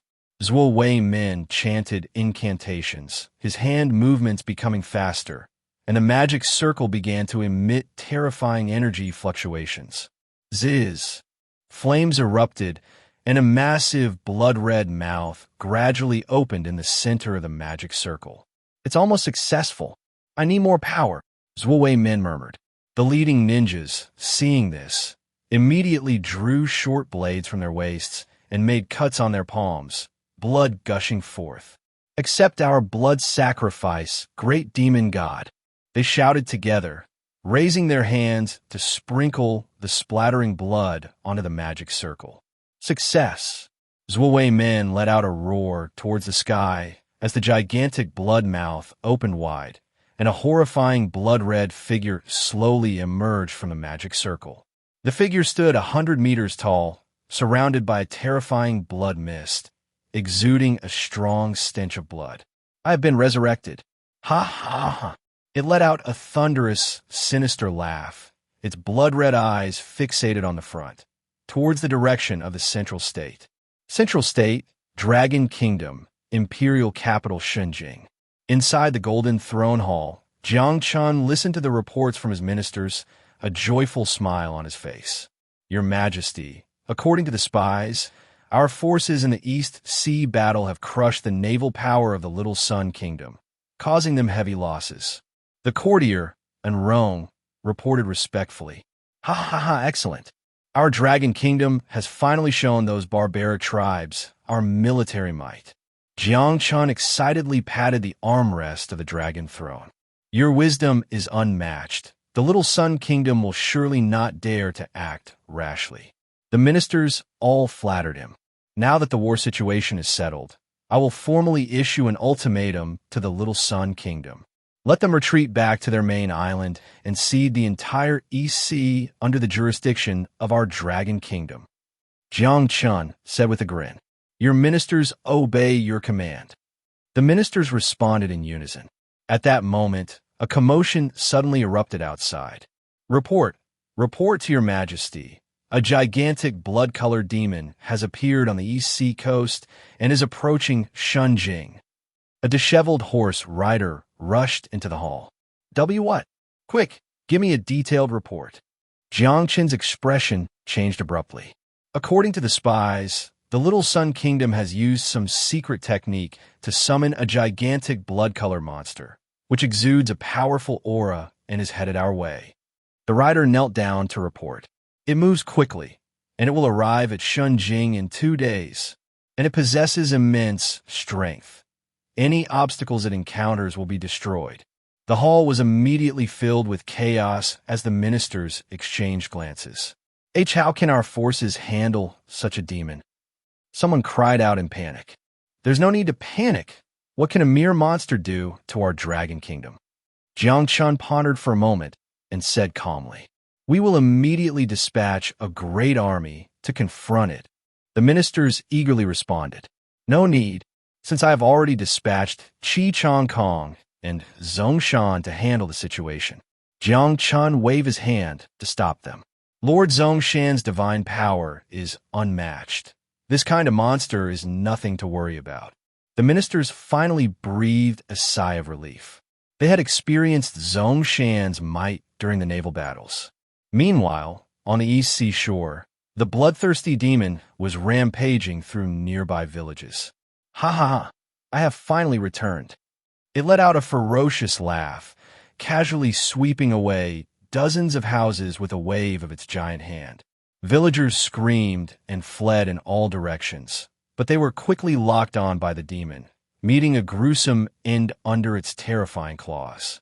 "I will trample your central state into ruins." The bloodthirsty demon roared to the sky, its blood mist surging forth, filled with murderous intent. It took giant strides towards the capital city of the central state. 50 miles away from Shenzhen, the bloodthirsty demon suddenly stopped. A figure appeared in the void ahead. It was Zongshan. "Have you finally come to greet me?" The bloodthirsty demon sneered. "Today, let me show you my power. You, a mere chaotic creature, dare to covet the city of our central state? Today, I will sever your demon head and reduce you to dust." Zongshan's eyes turned cold, and his aura surged like a tidal wave. "Humph. Do you think a mere human can harm me in the slightest? I will show you what true power looks like." The bloodthirsty demon laughed sinisterly, its blood mist rolling as it unleashed powerful magical waves.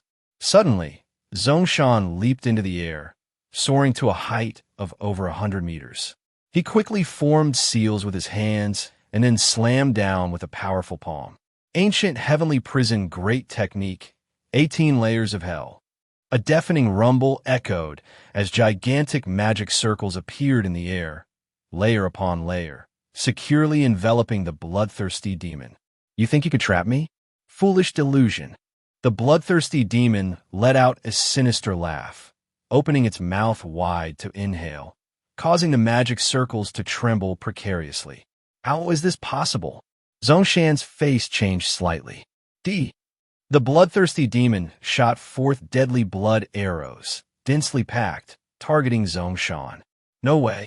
Zongshan hurriedly formed several defensive shields, straining to block the fierce barrage of arrows. Bang, bang, bang. The arrows struck the shields violently, producing a thunderous sound. Zongshan's expression grew increasingly grim, The power of these blood arrows far exceeded his expectations, and cracks began to appear in the defensive shields. Break for me! At the critical moment, Zhongshan unleashed a powerful punch, creating a massive wave that scattered the arrows. That was close. He leapt lightly to evade a deadly blow. But just as he landed, he felt a giant shadow looming over him. The bloodthirsty demon was right before him, its hands gripping Zhongshan's neck tightly. Ugh! Zhongshan felt his neck being gripped with immense force, hoisted high into the air, and then slammed back down to the ground, kicking up a massive cloud of dust. Ha ha, is this all you've got? The bloodthirsty demon loomed over him, laughing viciously. Zhongshan crawled out from the rubble, coughing up a mouthful of blood, his face pale. This power is too strong. This demon is indeed not to be underestimated. His eyes glinted with determination as he took a deep breath, feeling his energy surge. I cannot lose. With a resolute expression, Zhongshan leaped up again, rapidly forming seals in midair. All things revive. The Creator descends. A thunderous dragon roar echoed as a massive energy magic circle appeared in the sky. A giant clad in a Taoist robe slowly emerged from the magic circle. How is this possible? The bloodthirsty demon widened its bloodshot eyes, showing signs of fear. Die judgment upon evil. Zhongshan swung his hand fiercely, and the giant took massive strides toward the bloodthirsty demon. Boom! With each step it took, it created tidal waves of energy, making the mountains and rivers tremble. No! Stop! The bloodthirsty demon shouted in terror, desperately shooting blood arrows in an attempt to block it. But the giant's massive body was impervious. The blood arrows had no effect. It's time to end this. Take this, Zhongshan coldly declared. As his voice fell, he erupted with an overwhelming aura. The blood fiend demon was unwilling to back down upon seeing this. It suddenly opened its mouth and inhaled sharply, shooting out countless blood arrows. How was this possible? Its movements suddenly halted, and it was filled with shock and horror. Zhongshan held his staff and lightly pointed, firmly immobilizing the demon. Time and space blockade. Next, no matter how much you struggle, it will be useless. Zhongshan spoke. The blood fiend demon let out a furious roar, wanting to swing its fist to attack, but its arms remained completely still. It glared with bloodshot eyes in anger, but found itself helpless. Zhongshan swung his staff violently. There was a loud rumble as countless bolts of heavenly thunder struck down from the sky, crashing onto the blood fiend demon. It let out a tragic scream, smoke billowing from its body, suffering severe injuries.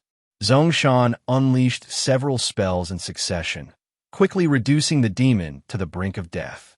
In no way. I possess endless power. It roared unwillingly.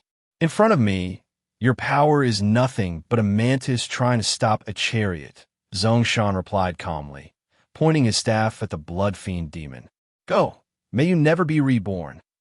With a dragon's roar, the blood fiend demon was enveloped by countless waves of magical light, soon turning to ashes and dissipating. Thus, I have extinguished you. Zhongshan withdrew his fist and gradually vanished into the distance. In the capital of the Central State Dragon Kingdom, the Golden One Hall, Jiang Chen sat on the dragon throne, his expression serious as he listened to his minister's report. Your Majesty, according to reports from the front lines, Lord Zhongshan has gone to the eastern sea border and slain that blood fiend demon. Our kingdom is temporarily safe. Minister Ouyang Tong reported respectfully. However, the Little Sun Kingdom seems to have secretly employed some forbidden technique to summon such a creature. We must remain vigilant against them using such dangerous tactics again. The barbarian scum of the Little Sun Kingdom dare to covet our central state's capital. They deserve to die 1,000 deaths. Jiang Chen pondered for a moment and spoke coldly. Ouyang Qing, you must quickly issue orders to strengthen the border defenses. We must not let our guard down. I will obey. Ouyang Tong replied respectfully. Also, send out undercover troops to lie in ambush near the Little Sun Kingdom's waters to monitor their movements at all times to prevent any unforeseen circumstances. Jiang Chen continued to give orders. Yes, I will handle it immediately. Ouyang Tong hurriedly bowed and withdrew to transmit the military orders. At the same time, in the capital of the Little Sun Kingdom, Tokyo City, within the emperor's main hall, the emperor sat high on the dragon throne, his face grim as he listened to Left Guard's report. What? You say the blood fiend demon has been slain by the people of the central state. The emperor suddenly stood up, his tone filled with rage. Left Guard knelt on the ground, trembling all over, and could only nod with difficulty. Reporting to your majesty, the power of the blood fiend demon far exceeded our expectations, but it was still no match for that person named Zongshan from the central state. It is now reduced to ashes. You incompetent fool! I granted you such great trust, and you dare to return to face me? The emperor was furious, smashing his fist heavily onto the armrest of the dragon throne. Your majesty, please calm your anger. I indeed failed in my duties and deserve to be punished. Left Guard repeatedly bowed his head on the ground. The emperor snorted coldly and managed to calm himself down. Forget it. This matter was my oversight, and I cannot blame you. The strength of the central state is growing stronger. It seems we must quickly reorganize our military equipment. Left Guard secretly breathed a sigh of relief upon hearing this and promptly stood aside. Just then, a faint sound of footsteps suddenly came from the entrance of the main hall. In the capital of the Little Sun Kingdom, Tokyo City, within the emperor's main hall. Just at that moment, a faint sound of footsteps came from the entrance of the main hall. Mitsushita Kuniyashi entered the hall with his master, the evil Ghost King. A tall man dressed in a black and red robe slowly walked in. It was the enforcer of the Bone Soul Palace, evil Ghost King. I, evil Ghost King, pay my respects to your majesty the emperor. The leading man stopped a few steps in front of the emperor's dragon throne, respectfully kneeling on one knee. The emperor nodded slightly, signaling him to rise and speak. Mitsushita just mentioned your Bone Soul Palace's matters to me. Please explain in detail. Understood, your majesty. Evil Ghost King bowed again and then stood up. I am currently troubled by the inability to counter the central state and require powerful assistance. Do you have any good ideas? The emperor's interest was piqued. Reporting to your majesty, I have come this time specifically to aid in the conquest of the central state. The evil Ghost King bowed respectfully. Oh, what good strategy do you have? The emperor became more attentive. Please allow me to recommend a few of my top disciples, who are also experts with extraordinary abilities, to assist your majesty in the conquest of the central state. They possess great strength and can surely change the current situation. The evil Ghost King smiled mysteriously. Good. Quickly bring them in so I can see them, the emperor said eagerly. The evil Ghost King received the order and soon introduced 4 people. Everyone knelt before the emperor's dragon throne. From the court, we, the 4 ghosts, pay our respects to your majesty. One of them spoke with a resonant voice. So these are your esteemed disciples. Can each of you explain your abilities? The emperor examined them. Reporting to your majesty, we have practiced the ancient legacy of extraordinary abilities and possess terrifying powers capable of confronting the central state. Among us, I have trained in the Blood Shadow Heart method, allowing me to transform into countless blood shadows and phantoms. The ghost responded respectfully.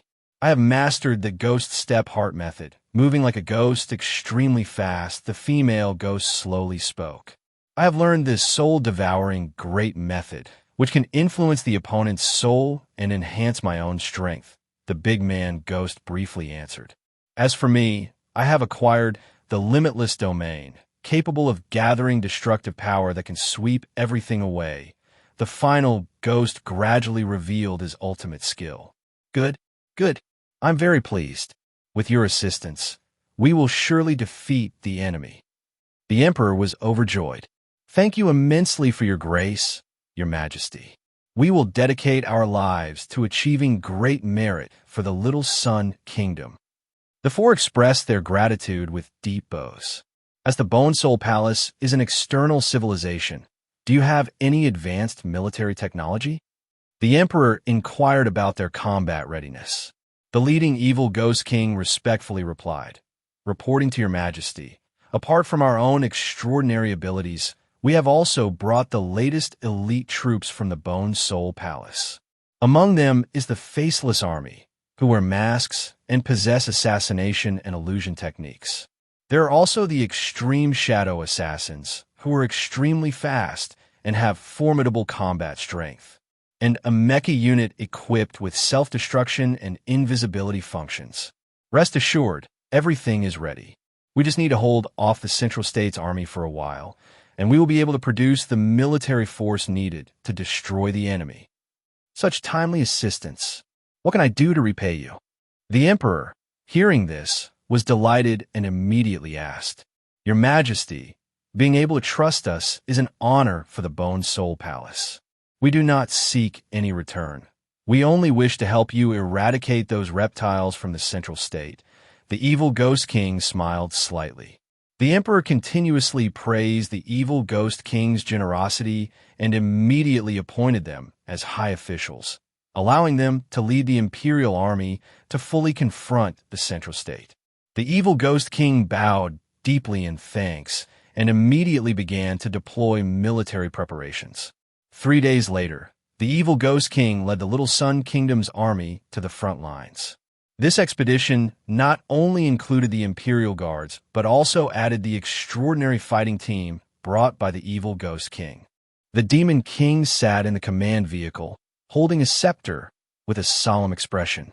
"Attention all units, our first target is to seize the coastal city of Shaman, which holds the life source water. This is a crucial strategic location for their country. Life source water is rich in spiritual energy and is the secret to the strength of the Zhongzhou Kingdom's army. Once seized, we can weaken their military power." The voice of the Demon King echoed through the entire army via the loudspeaker. "Understood. We will complete the mission." The commanders of each unit responded. The army quickly reached the border of the Zhongzhou Kingdom and set up camp near the life source water. "The time has come. You lead the Faceless Legion to move out and use your assassination and stealth techniques to seize the life source water." In the dead of night, the Demon King quietly approached the commander's tent. "Understood." The commander, seeing the opportunity ripe, immediately mobilized his troops and sent out the Faceless Legion.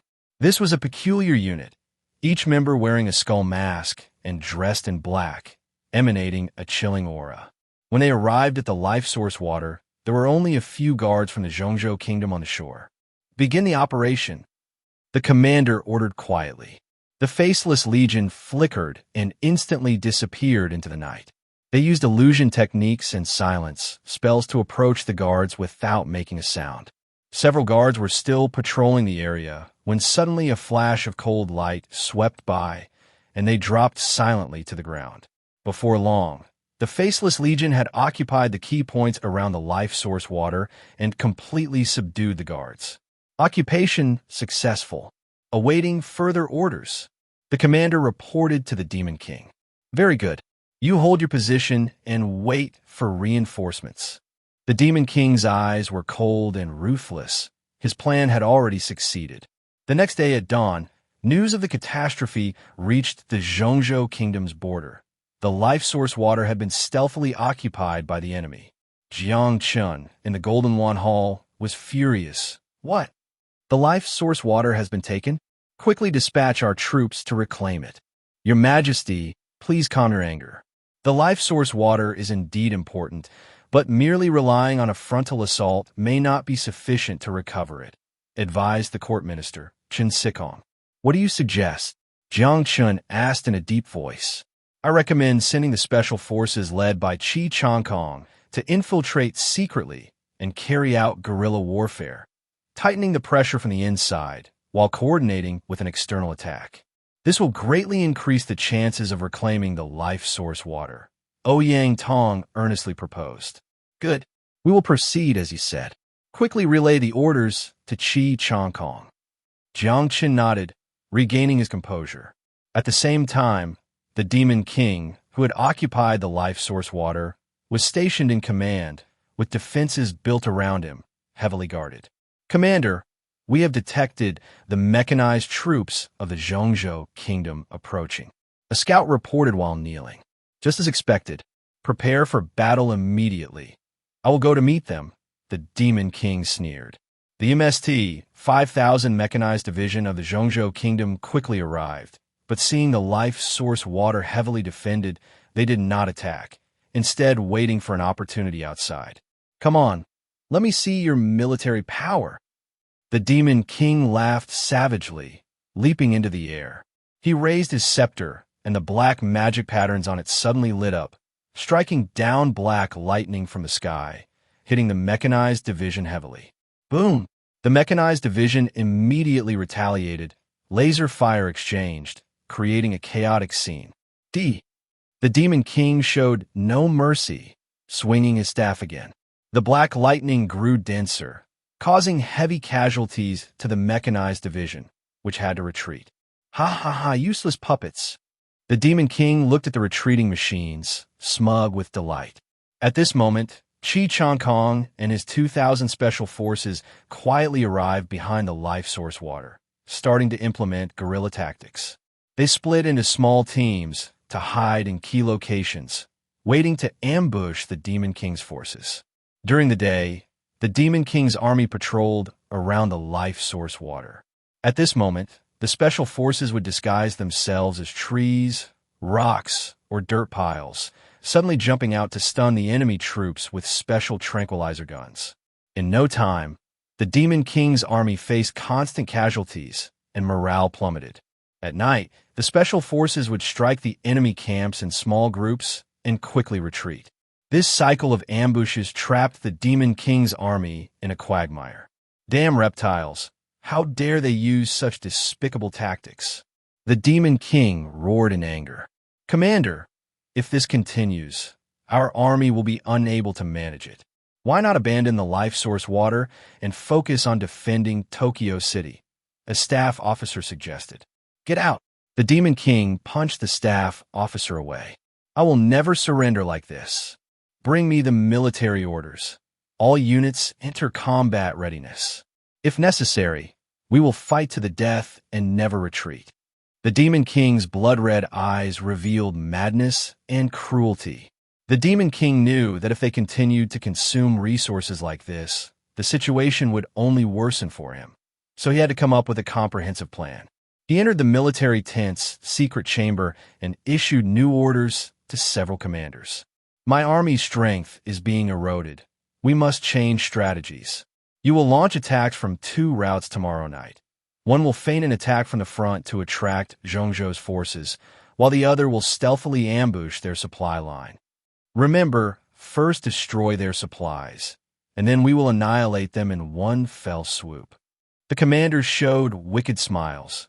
This was exactly the type of ambush warfare they excelled in. That night, the Demon King's army began their movements in 2 directions. One group of 7,000 ninja soldiers transformed into black mist and directly attacked the Zhongzhou army's front camp, quickly igniting chaos. Seeing this, the Zhongzhou army hurriedly mobilized forces to respond, leading to fierce battles around the life source water. At this moment, another group of 3,000 ninja soldiers quietly circled around to the Zhongzhou army's supply depot. Attack! Several assassins armed with flamethrowers suddenly jumped out from the shadows and unleashed torrents of fire onto the depot. Boom! The fire quickly ignited the ammunition depot, leading to a series of explosions. Success! The assassins laughed wildly and quickly withdrew from the scene. Jiang Chen was alarmed and immediately dispatched 10,000 mechanized troops to pursue. Commander, there's an ambush ahead. The mechanized troops, while speeding along in pursuit, suddenly received a warning. Before them lay a narrow valley. On either side of the cliffs, countless guns from the Demon King's army were aimed at the valley's exit. Charge! A dense barrage of energy rays whizzed out, instantly decimating most of the mechanized troops. Damn it! Use the energy shields to defend. Chi Changkong's expression changed drastically, and just as he was about to command new forces, scouts reported that the main troops were under night attack. Zhongzhou reptiles, let you see what true cruelty is. The Demon King laughed savagely. Press the attack. Annihilate the Zhongzhou soldiers. He turned to several commanders. Yes. The commanders' eyes gleamed with excitement and cruelty. At this moment, the Zhongzhou army was trapped in an unprecedented crisis, having lost all morale. Chi Changkong could only urgently request reinforcements, desperately trying to consolidate his defenses and preserve strength. 3 days later, reinforcements led by Zongshan entered the area around the life source water with the Undying Shield Brigade, leading to a standoff between the two sides. Seeing the situation was not favorable, the Demon King decided to launch a full attack. All troops listen. We must fight to the death today. We will not withdraw until we achieve our goal. Inside the command vehicle, his eyes were bloodshot, determined to fight to the last. The two armies immediately erupted into fierce combat, with the sound of cannon fire rumbling over the life source water, smoke filling the air. The Demon King's army was clearly at a disadvantage, yet they were still desperately counterattacking. As the Demon King pondered his next move, a ninja burst in to report. Lord, the situation is critical. Our soldiers have suffered heavy casualties. The Demon King fell silent for a moment, then suddenly laughed sinisterly. Since we must die, then let us perish together. All of you listen carefully, detonating the explosives on your bodies, and perish together with the enemy. All the soldiers were shocked. My lord, isn't this approach too extreme? My command is not up for debate. Execute immediately. The Demon King's eyes burned with terrifying fanaticism. The soldiers' faces turned pale, but they dared not disobey. Soon, the battlefield echoed with the sounds of successive explosions as all soldiers of the Demon King's army detonated the explosives on their bodies. Above the life water, smoke filled the air as fierce battles raged on. The Demon King's army chose to let the soldiers of the Little Day Kingdom and the Central State troops perish together, setting off explosives strapped to their bodies, resulting in a scene of extreme carnage. Boom, boom, boom. The continuous sounds of explosions were deafening. Although the Central State Army temporarily avoided the direct assault, many soldiers still perished. Damn it, how could they resort to such extreme self-destruction, trading lives for lives? Chi Changkong was furious, vowing to take revenge for his fallen comrades. Such cruelty must be punished. Zongshan's expression was also grim. Facing them was the Demon King, shrouded in black mist, along with his 4 disciples inside a ruined command vehicle. Ha ha ha!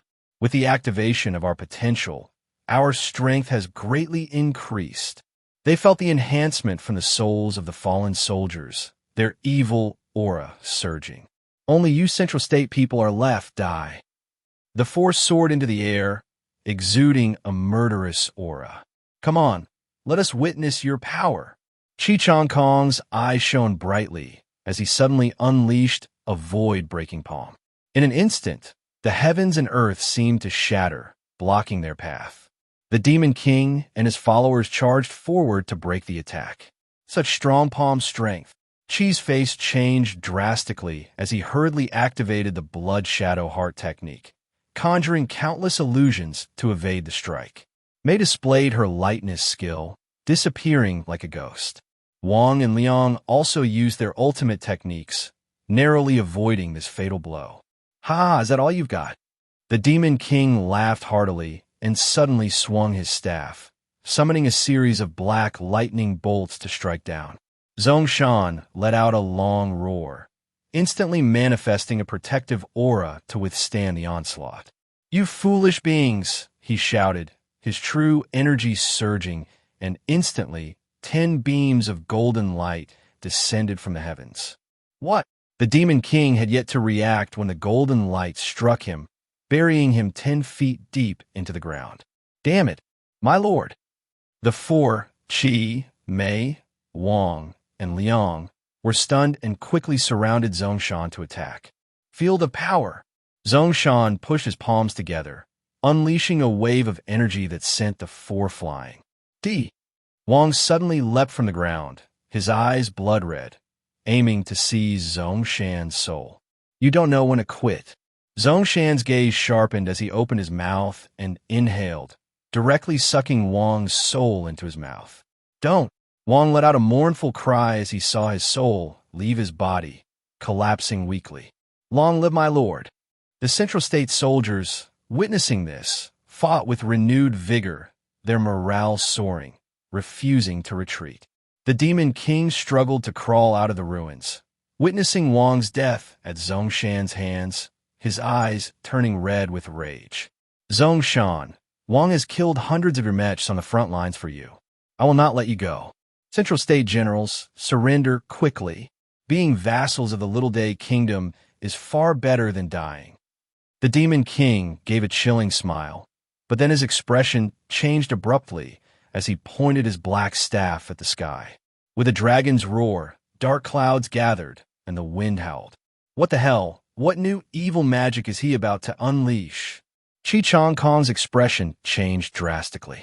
The Demon King quickly formed dozens of seals with his hands, the black mist around him growing thicker. You and I cannot coexist. Today, blood debts must be repaid with blood. The Demon King shouted fiercely, swinging his staff violently. Thunderous booms echoed as enormous lightning bolts struck down from the sky with incredible power. Watch out, my lord! Chi Chong Kong and the others' faces changed in an instant. Zhongshan leapt up, shouting loudly as a wall of energy suddenly rose to block the terrifying strike. But the might of the thunder was too strong, and cracks soon appeared in the energy wall. Not enough. The Demon King, frenzied, unleashed more lightning beams from his staff. The energy wall finally collapsed under the continual bombardment, and Zhongshan's face paled slightly. Ha ha, I will wipe you out. The Demon King was confident of victory, but suddenly a golden light descended from the sky, piercing through. Who? How dare you interfere with my slaughter? The Demon King's face changed as he glared around. Several figures descended from the sky. Central State soldiers, don't panic. Reinforcements have arrived. A sturdy middle-aged man spoke. It was none other than the God Restrictors, Gu Qinxue and Lina. My lord comes to save our warriors. It is truly a blessing for the Central State. Chi Chong Kong and the others were overjoyed. Leftover evil spirits who have killed my soldiers deserve to die 1,000 deaths. Gu Qinshue's eyes gleamed like lightning. You don't know the heights of heaven and depths of earth. Let you witness what divine power is. As her voice fell, Lina suddenly launched a punch that changed the color of heaven and earth. The Demon King and his followers' faces changed drastically as they quickly used all their strength to resist this unmatched punch. Bang! A thunderous sound erupted, and the four were sent flying, crashing to the ground. Surrender quickly, otherwise there will be no chance of survival. Lina declared with righteous fervor, her aura overwhelming. The Demon King, barely managing to prop himself up, wiped the blood from the corner of his mouth. A mere God Restrictor. What are you trying to do with such an invincible stance? My demonic power is far from exhausted. Do not be so pleased. As his words fell, he suddenly opened his bloody maw, biting his tongue. Open the gate with blood. Let the demon descend. Suddenly, the sky turned blood red, and powerful demonic energy swept through the surroundings. A 10-meter-tall blood figure formed from the blood mist, its eyes red and horns towering. A blood demon. You've summoned this forbidden creature again. Lina's expression changed slightly. The blood demon's power was beyond that of ordinary beings. Ha ha! Let you taste the flavor of despair. The Demon King laughed madly, and the blood demon let out a thunderous roar, lunging forward. Lina let out a long chant, her energy erupting as she slammed both palms down. With a deafening boom, a powerful wave of energy surged forward, sending the blood demon flying back several dozen meters. What? The Demon King's eyes widened in disbelief. My lord's extraordinary energy is at its peak. This mere evil spirit is ultimately no match. Chi Kong and the others expressed their gratitude to Lena for her timely rescue, their morale soaring. Blood Demon, rise quickly and fight. The Demon King's expression darkened as he forced the Blood Demon to continue its assault. Evil spirits, return to your place. Lena's sharp command and the golden light from her artifact made the Blood Demon tremble, returning to the Demon King's side. Impossible. My Blood Demon has been controlled. The Demon King's face was filled with terror. Your enemy is not me, but him. Lena coldly pointed her artifact at the Demon King. At that moment, the Blood Demon's eyes turned red as it charged at its summoner. Stop! No! You beast! The Demon King, astonished, hurriedly dodged the Blood Demon's attack. But Lena's power had completely seized control of the Blood Demon, which clung tightly to the Demon King without letting go. This matter is not over. We will fight again next time. The Demon King let out a mournful cry, having been blasted away by the Blood Demon, and he fled. Lena coldly observed until the Blood Demon devoured Qi, Mei, Wang, and Liang, before waving her hand to retrieve her artifact. The Blood Demon immediately dissipated. The air above the life, water, finally returned to tranquility. Great! We finally eliminated this scourge. Chi Kong and the others rejoiced. Under the leadership of Lena, the Central State Army successfully seized the life water. Jiang Chen sat on the golden throne in the Great Hall, listening solemnly to the military report. Your Majesty, I report that the evil Ghost King of the Little Japan Kingdom has already been defeated at the front line of the life water. However, recent scouts have reported that they're gathering a large army along the eastern coast, seemingly preparing for a counterattack. The court minister Ouyang Tong presented the memorial with both hands, respectfully reporting, What? That little island nation dares to covet our central state's territory. The battle for the life water has already taught them a lesson, and now they are foolishly attempting a counterattack. It's simply self-destruction. Jiang Chen said in anger, Your Majesty is wise. The Little Japan Kingdom is undoubtedly betting everything this time, wanting to fight us to the death. Ko Xiaoxiao stepped forward and analyzed in a deep voice. Oomph. A mere ant dares to be our enemy. Jiang Chen snorted coldly. Since they are coming to our doorstep, let them experience what it means to have iron-blooded tactics. Xiao Xiao, you will lead the charge against the Little Japan Kingdom as the chief strategist. Head to the eastern coast and crush their counterattack with thunderous force. He looked determinedly at Ko Xiaoxiao. Yes, I accept the order. Ko Xiaoxiao respectfully acknowledged. Chi Kong, you lead the Yunlei airship fleet of 10,000 to bomb the enemy from the sky. Jiang Chen turned to Chi Kong.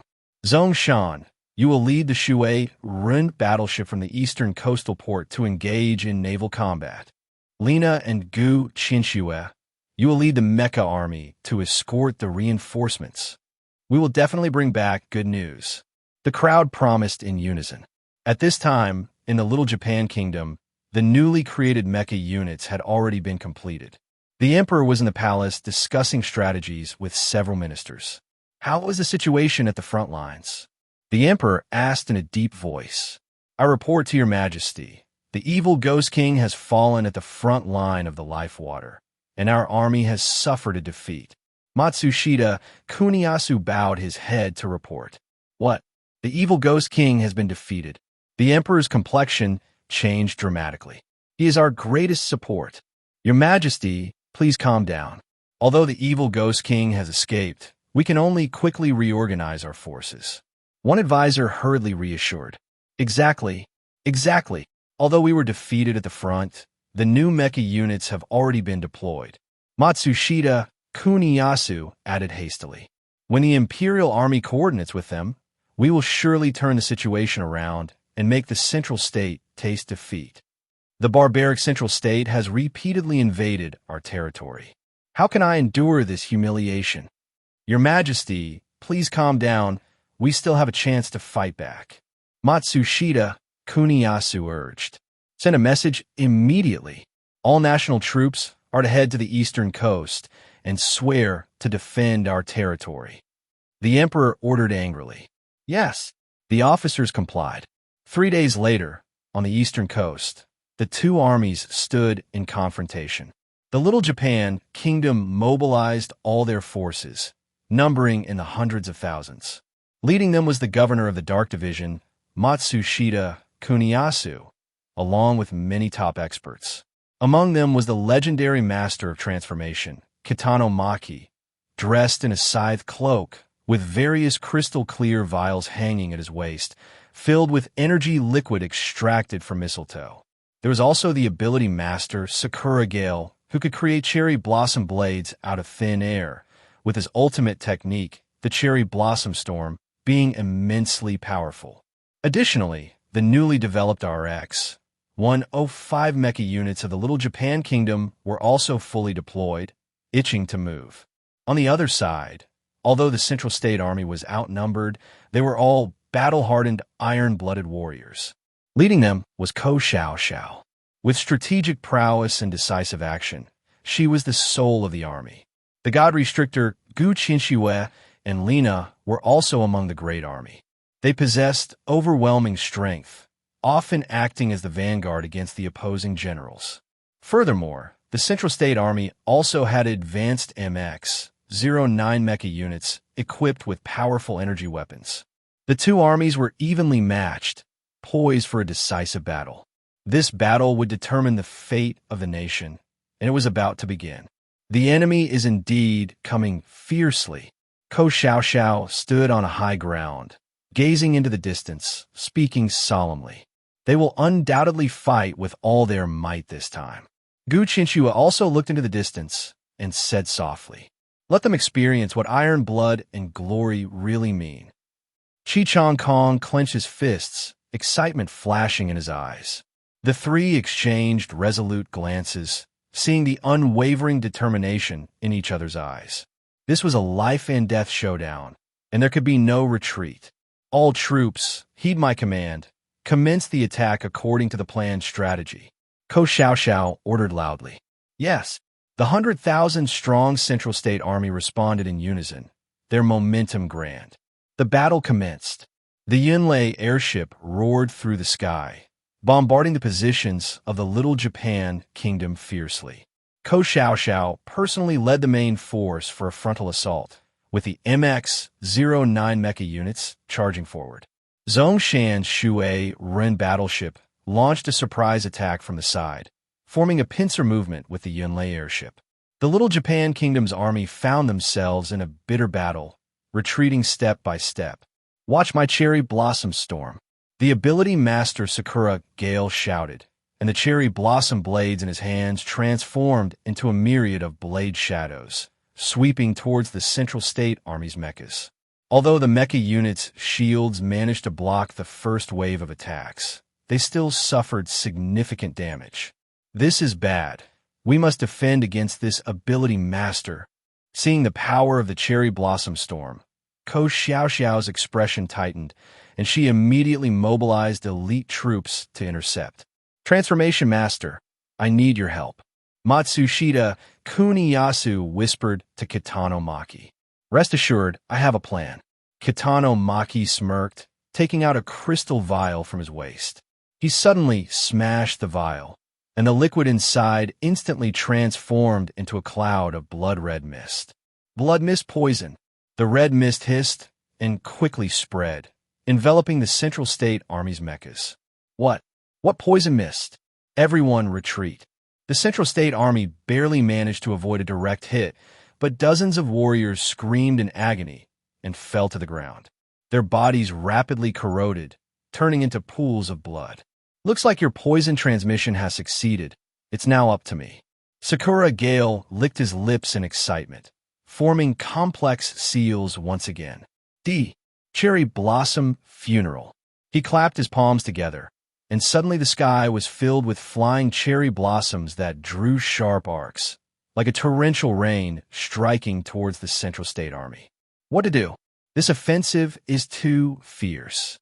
The Central State Army found themselves in a predicament.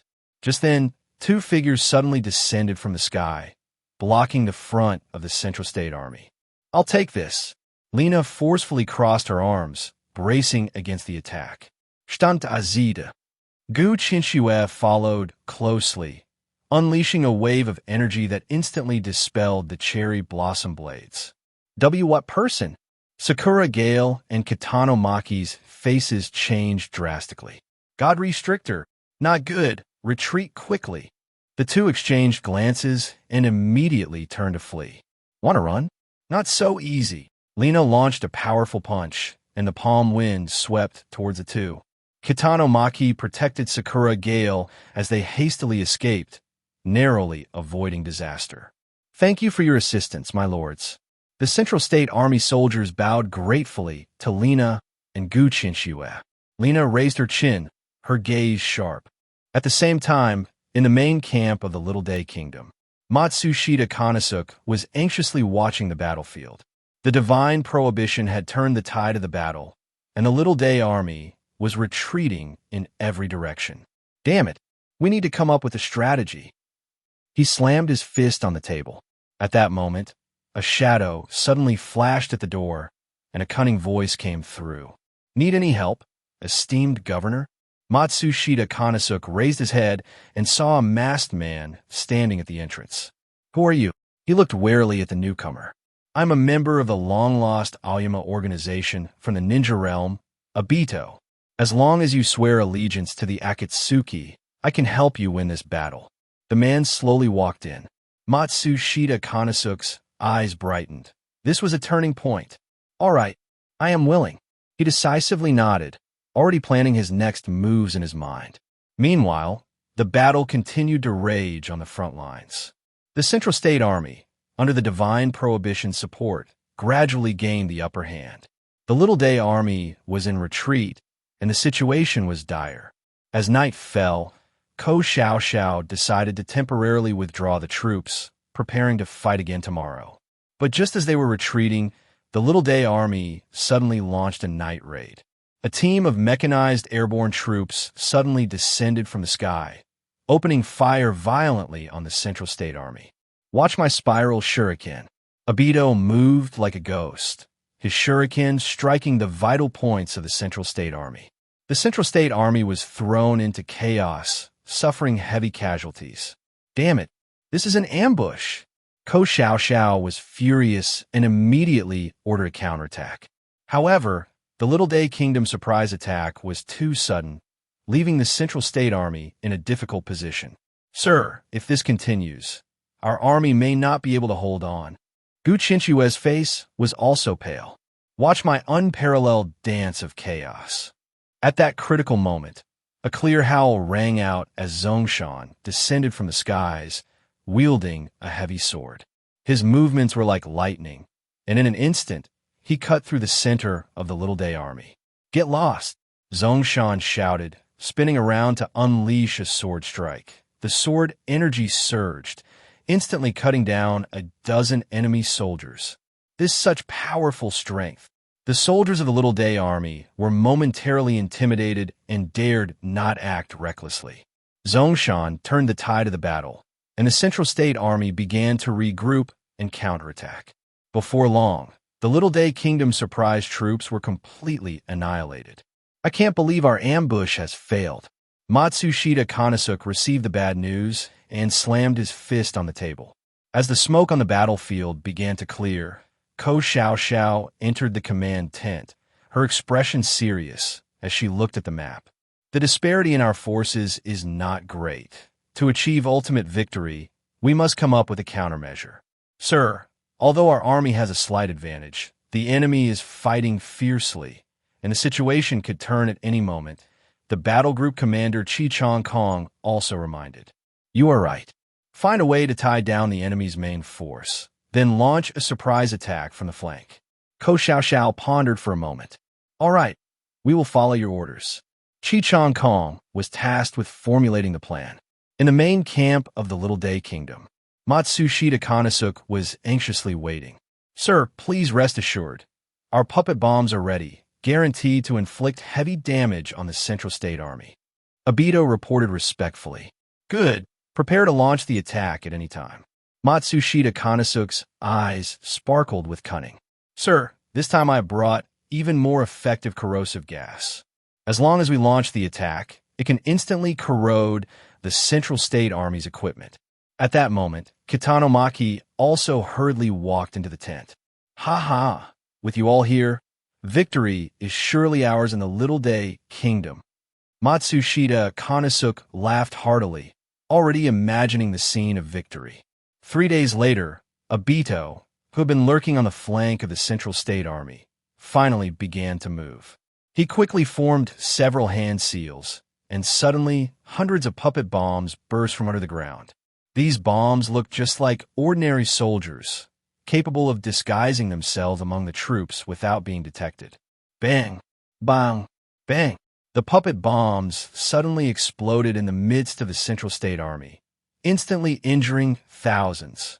Being ambushed. Stay alert.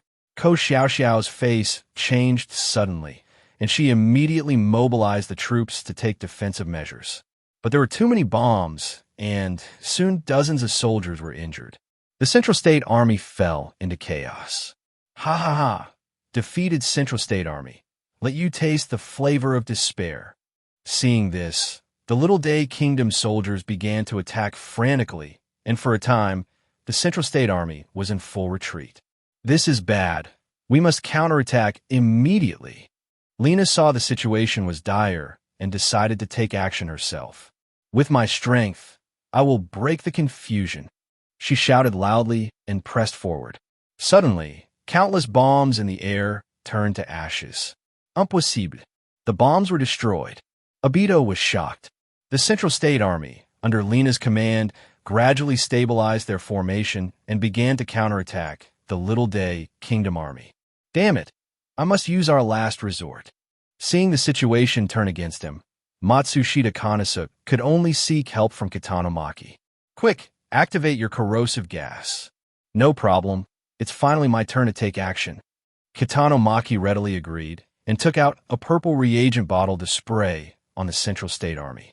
With a few hissing sounds, a thick, purple mist quickly enveloped the Central State Army's mechanized troops. Boom!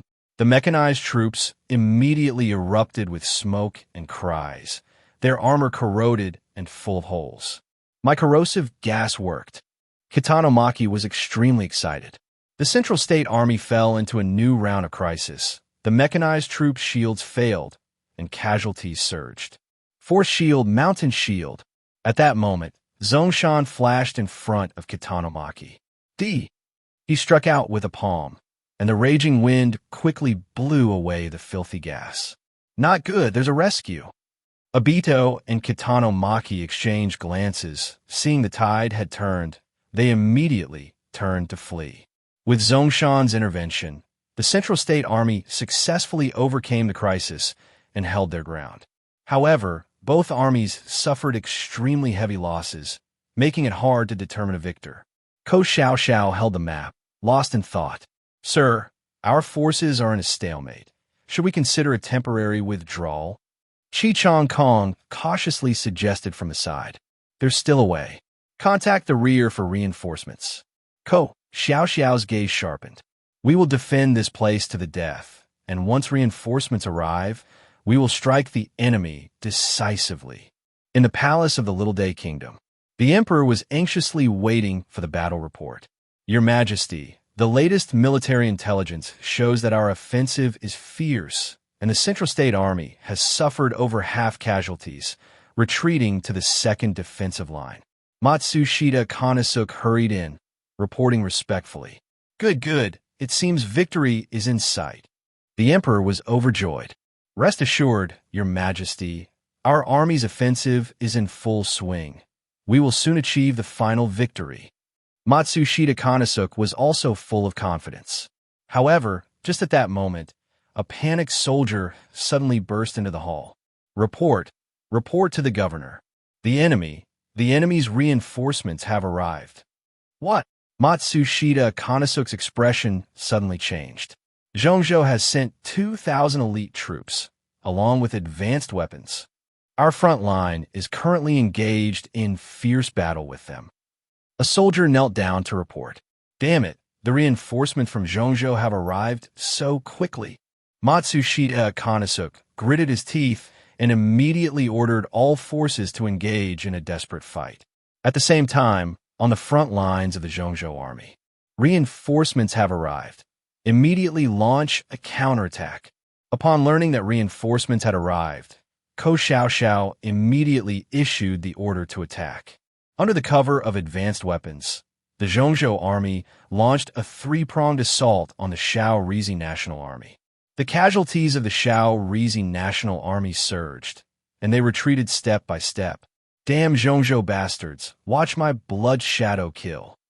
The ability master, Sakura Storm, sensed the situation was dire and immediately unleashed his ultimate move. Suddenly, his whole body shone with a blood light, instantly splitting into thousands of blood shadows, crazily attacking the Zhongzhou army. Shit, this is deadly. The Zhongzhou army suffered massive casualties in an instant, and the situation reversed once again. I'll deal with it. At this critical moment, a white light suddenly flashed across the sky, and Zongshan appeared in midair. 1 against 10,000 break. He forcefully struck out a palm, and the shock wave surged, instantly obliterating all the blood shadows. It can't be. Sakura Storm let out a miserable cry as he was sent flying by the palm force. With Zongshan's assistance, the Zhongzhou army finally regained the initiative on the battlefield. The Shaorizi National Army suffered heavy losses and was on the brink of collapse. Damn Zhongzhou reptiles, take this. Sakura Storm, having recovered, saw the tide turning against him and decided to take everyone down with him. He took a deep breath, and blood mist surged around him, transforming into a gigantic blood-colored demon, grinning as it pounced toward the Zhongzhou army. Get out of the way! Zongshan shouted loudly and struck out a palm. With a deafening sound, the blood-colored demon was shattered by the palm force, merging into the heavens and earth. It can't be. Before Sakura Storm could finish speaking, he had turned to ashes. Seeing this, the Zhongzhou army's morale soared, fighting fiercely without retreat. The Shaorizi National Army suffered heavy casualties and was on the verge of complete defeat. Matsushita Konosuke saw the situation was lost and could only request the emperor for a retreat. Both armies temporarily withdrew to reorganize their forces and assess casualties. This bloody battle ended in a great victory for the Zhongzhou army. On the positions of the Zhongzhou army along the eastern coast. Report. According to scouts, the Shaorizi National Army has retreated completely back to their homeland, and the eastern coast has returned under our control. A scout knelt down to report. Very good. It seems we have won beautifully this time. Ko Xiaoxiao nodded.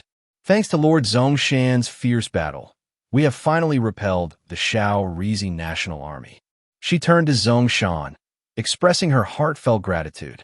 This was merely a small trial. It still requires your strategic decision-making to completely eradicate the barbarians. Zongshan bowed respectfully. You're being modest. Your contributions in this battle were the greatest. All the generals saluted Zongshan. All right, you all go and tally the supplies and casualties. Ko Xiaoxiao made a gesture, dismissing everyone. Although this victory was beautiful, there are still many strong enemies from the Shaorizi National Army yet to make their move. We must prepare more thoroughly to prevent them from coming back. After the generals took their leave, Ko Xiaoxiao approached Qi Changkong and Zongshan, her expression serious. Both Qi Changkong and Zongshan nodded in agreement. As the three were discussing the next steps, a sudden commotion erupted outside. Report to the commander, several individuals claiming to be warriors from the Shaorizi National Army request an audience. A guard rushed in to report. What? The people from the Shao Rizi National Army dare to come here. Everyone was taken aback. Hurry, take me to meet them, Ko Xiao Xiao ordered solemnly. Following the guard, they arrived outside the camp, where several strangely dressed men were waiting, surrounded by soldiers.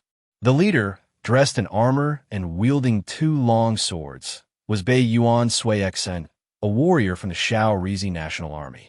Who are you? How dare you intrude on our military camp?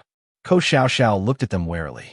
I am Bei Yuan Sui Xen, a warrior from the Bei Yuan clan of the Shao Rizi National Army. I have come to pledge allegiance to your army. The warrior bowed respectfully. A mere nobody thinks to pledge allegiance to our Zhongzhou Longhua. Chichong Kong snorted coldly, looking disdainful.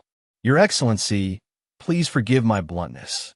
Although my status is low, I have great ambitions and seek an opportunity to serve Zhongzhou. I have come to represent the voices of some clansmen from the Shao Rizi National Army. We are weary of militarism and long to pledge allegiance to Zhongzhou.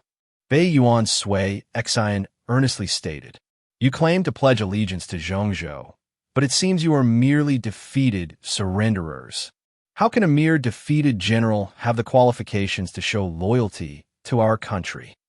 Ko Xiao Xiao, hearing this, glanced at him thoughtfully. Your Excellency, what you say is not without merit, but it is precisely in defeat that we see the decayed essence of the Shao Rizi National Army. They are nothing but militarists slaughtering the innocent, and we can no longer stand by. So for the sake of justice in our hearts, we only hope to serve Zhongzhou. Even if it is just a humble role, we would be content. Bei Yuan Sui Xen listened to her and did not get angry. He continued to plead. You want to pledge allegiance to Zhongzhou. That's understandable. But how can Zhongzhou casually accept traitors? You must first prove your loyalty. Mere words are not sufficient. Ko Xiao Xiao, seeing his earnest words, was slightly moved. Your Excellency, we will sincerely prove ourselves. Just give us a chance, and we will report all the ins and outs of the Shao Rizi National Army. This time, I brought several ninja who wish to defect to Zhongzhou. They are highly skilled and can serve you. Seeing her attitude change, Bei Yuan Sui Xen quickly interjected. After he stepped aside, several figures dressed in black kneeling on the ground were revealed. All right, you may temporarily stay, but you must accept strict surveillance. If there is any sign of treachery, you will suffer double the punishment, living a fate worse than death. Do you understand? Ko Xiao Xiao looked at them and nodded. Yes, we will obey your orders. Bei Yuan Sui Xen and the others promptly agreed.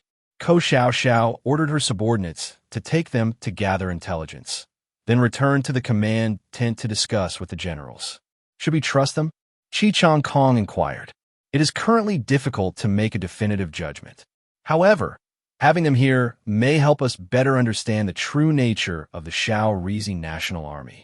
Ko Xiao Xiao pondered. But they must be strictly monitored. We must not let our guard down. Zongshan reminded. You are right. It seems we need to keep a close eye and guard against any schemes from the Shao Rizi National Army. Ko Xiao Xiao nodded. While the three were discussing, a sudden uproar broke out outside, and news arrived that reinforcement from Zhongzhou had arrived. Ko Xiao Xiao hurried out to meet them, only to see tens of thousands of Zhongzhou mech soldiers marching in. At the forefront was the dashing half-step divine-level expert, Hua. Lord Hua, it is truly hard work for you to come to the front lines leading the reinforcements this time. Ko Xiao Xiao stepped forward and embraced Hua with a smile. You're too kind, sister. Defending our home and country is our duty. This time I have brought 2,000 mech soldiers to assist you. Hua bowed respectfully. Ko Xiao Xiao then led her into the command tent to discuss military affairs. I just received a message. A major incident has occurred in the Shao Rizi National Army. They have lost their emperor. Hua reported with a serious expression. What? The emperor has passed away. Everyone was shocked upon hearing the news. Indeed, it is said that the emperor suddenly fell ill and soon departed for the afterlife, plunging the entire Little Sun country into chaos. Hua interfaced. This is great. It's the perfect opportunity. Chong Kong clenched his fists, his blood boiling with excitement. Given this heaven-sent opportunity, we must seize the moment to strengthen our power and eliminate the Little Sun Country in one fell swoop. That's right. Now is indeed the best time to launch a full-scale attack. The generals also became agitated. What you say has some merit. However, we must be cautious. The internal turmoil in the Little Sun Country makes them most dangerous. If we act impulsively, we may end up suffering instead. Ko Xiao looked at them, hesitating for a moment. Your wisdom is clear, my lord. You are right. We must remain vigilant and not let our guard down just because the enemy is in disarray. Zongshan agreed. That's right. We share the same thoughts. We must be doubly alert while also looking for opportunities to strike at the enemy's weaknesses, advancing step by step. This way, the chances of ultimate victory will be greater. Ko Xiao nodded. I shall heed your teachings. The generals also expressed their agreement. That night, Ko Xiao inquired in detail from Beiling Suixin and others, starting to probe into the internal affairs of the Little Sun Country. Beiling Suixin was also forthcoming, revealing everything about the emperor's passing and Matsushita Konosuke taking power. From what I gather, after the emperor's demise, power will likely fall into the hands of Matsushita Konosuke. This man is extremely cunning. We must be on guard. Ko Xiao pondered. My lord, you speak wisely. Matsushita Konosuke has always been ambitious, and this time he will surely intensify his military expansion. Beiling Suixin respectfully stated. It seems we must raise our vigilance and be prepared to counter any surprise attacks from the Little Sun Country. Ko Xiao understood the enemy's malice. Rest assured, my lord, to show our loyalty, we will surely fight on the front lines and do our utmost to protect the safety of the Zhongzhou army. Beiling Suixin patted his chest in assurance. Ko Xiao nodded, feeling somewhat reassured. As long as they were adequately prepared, the schemes of the Little Sun Country should not come to fruition. Inside the palace of the Little Sun Country, Matsushita Konosuke personally ambushed and eliminated the emperor. After assuming the throne, his first order of business was to convene a military meeting to discuss strategies. Everyone, the Zhongzhou Dragon Country has been victorious repeatedly lately, and our country faces a crisis of annihilation. If we cannot turn the tide quickly, the consequences will be unimaginable.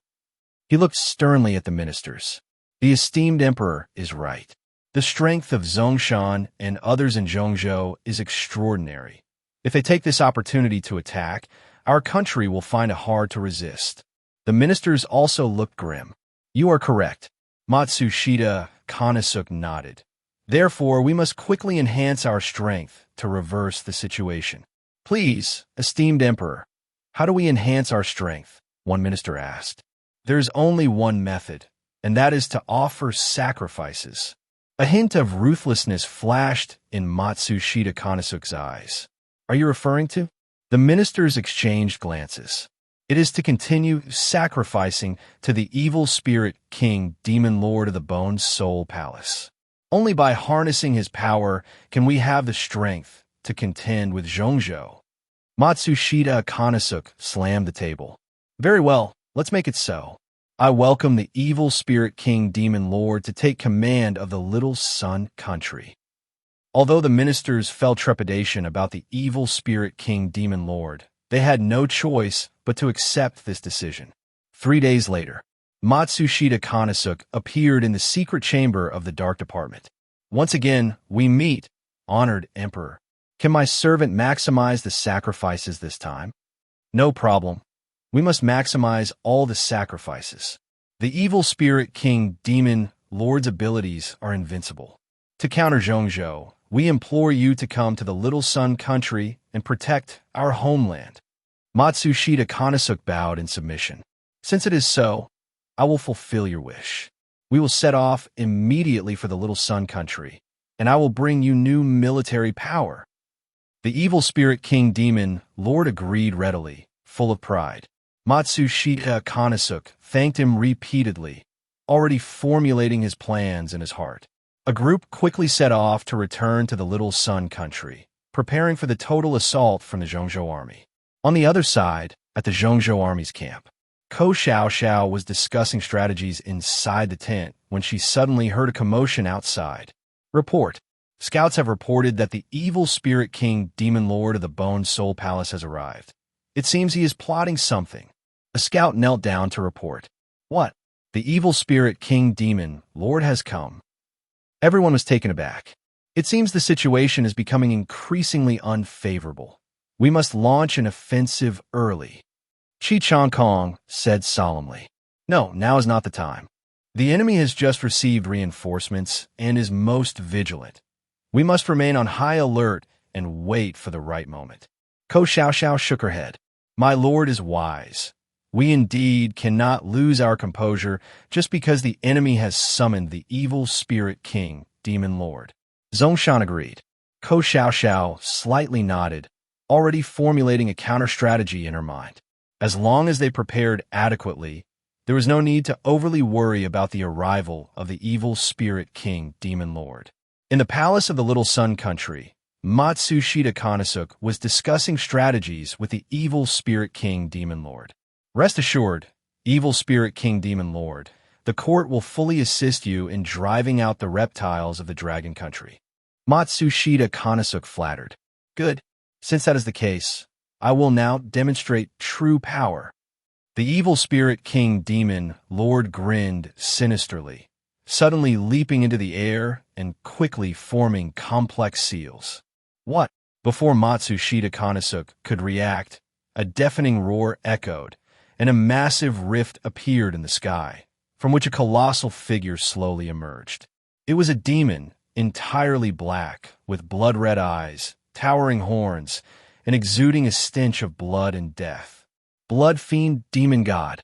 Matsushita Konosuke's face changed dramatically, retreating repeatedly. Wasn't this the one that was slain by Zongshan back then? How could it possibly be resurrected? Rest assured, that's just the avatar I summoned. At that time, the sacrifices were still too few. The evil spirit king demon lord said proudly. The blood fiend demon god let out a thunderous roar, and in an instant, it appeared above the palace. Heavens, its power can simply move mountains and fill seas. Matsushita Konosuke was dumbfounded, and hope ignited in his heart. With the power of the evil spirit king demon lord and the blood fiend demon god, the Little Sun country truly had the strength to fight. Just then, a commotion suddenly broke out outside the palace. Report. The Zhongzhou army is invading. A military officer rushed into the hall in a panic. What? Matsushita Konosuke's face changed dramatically. Before they could react, a deafening boom echoed, and the palace was bombarded from above.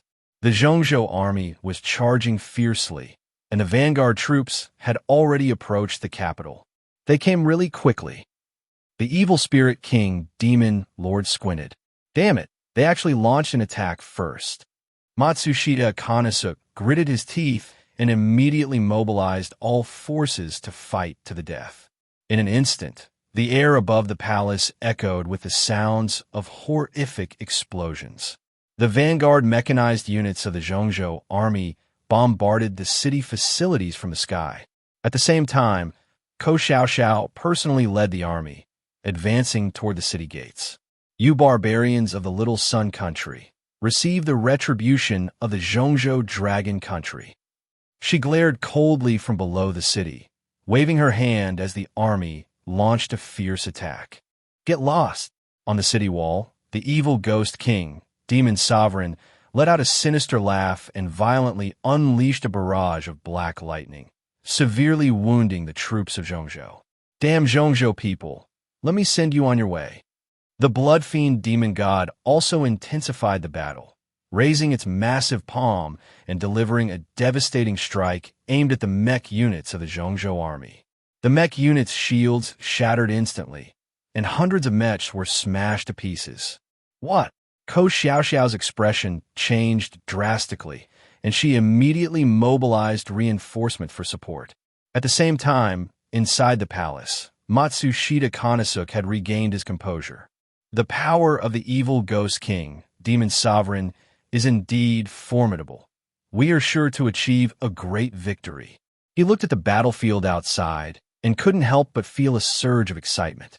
The evil ghost king and the blood fiend demon god were coordinating perfectly, pushing the Zhongzhou army into a retreat. Ha! The right decision was to summon me. My power is enough to sweep through the Zhongzhou army. The evil ghost king, demon sovereign, was filled with self-satisfaction. On the battlefield, the evil ghost king and the blood fiend demon god worked in perfect harmony, causing heavy casualties among the Zhongzhou army, which could hardly sustain itself. Zongshan could only hold on with great difficulty under the fierce onslaught. My lord, our casualties are too severe. We may find it hard to continue the attack. Qi Changkong's face was ashen. We must retreat.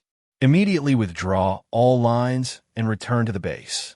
Ko Xiaoxiao looked at the increasingly dire situation and finally made her decision. The Zhongzhou army could only retreat for the time being, as the immense power of the evil ghost king and the blood fiend demon god far exceeded expectations. Defeated. Matsushita Konosuke was ecstatic in the palace and immediately ordered a pursuit.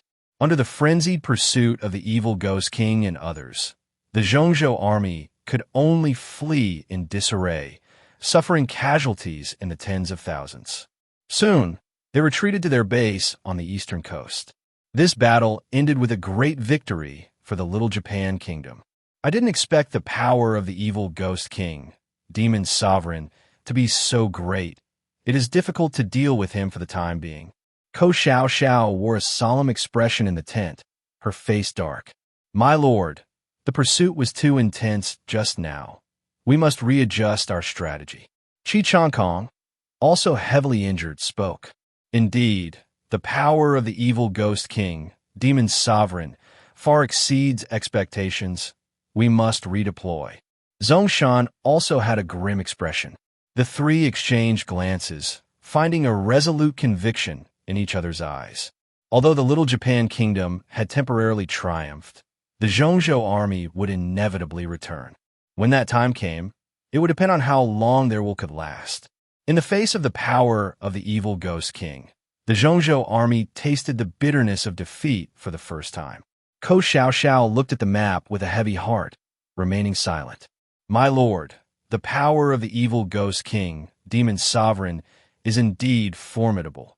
We must readjust our deployment. Qi Changkong spoke again. Correct. We should not rush to counterattack. Instead, we should conserve our strength while investigating the weaknesses of the evil ghost king, demon sovereign. Finding a way to crack his power is essential for achieving victory. Ko Xiaoxiao nodded. I shall take command. I will start investigating the background of the evil ghost king, demon sovereign.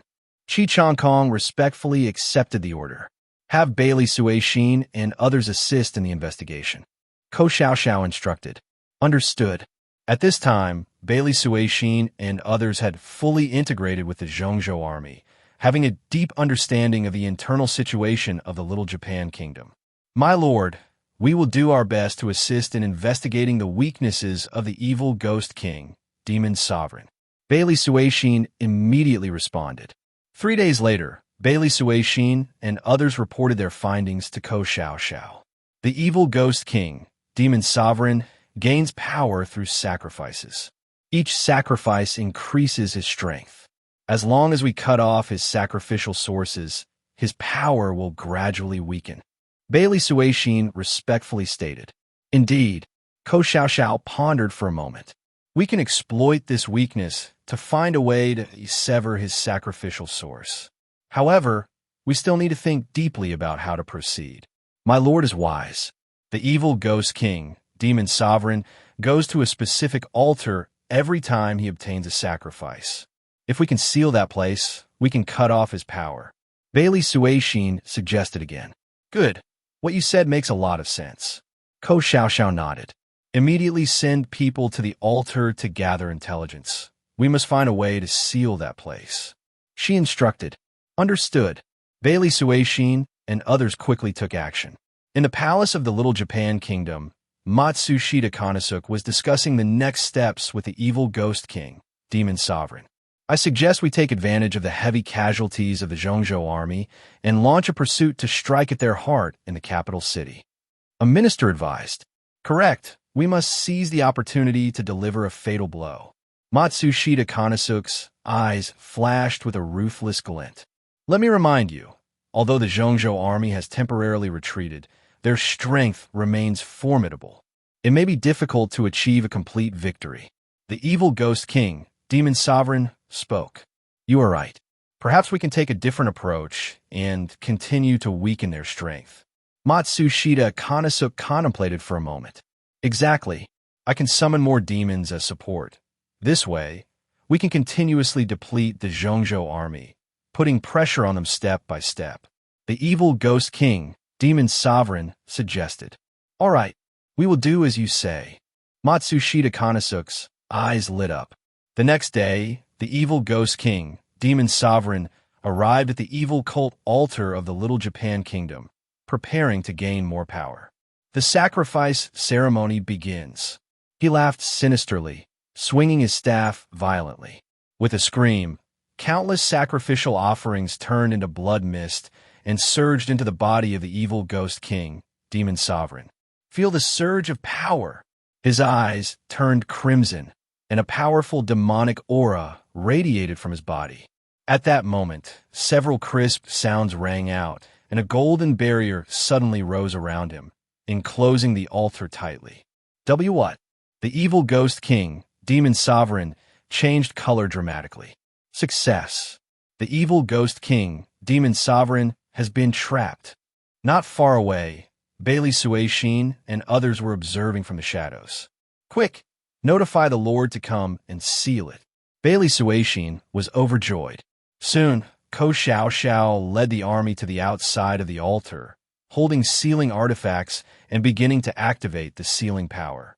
Not good. I'm about to be trapped. The evil Ghost King, Demon Sovereign, had a grim expression and hurriedly cast spells to try to break through the barrier. But Ko Xiao had already started the sealing process, and the barrier became increasingly firm, trapping the evil Ghost King, Demon Sovereign, tightly inside.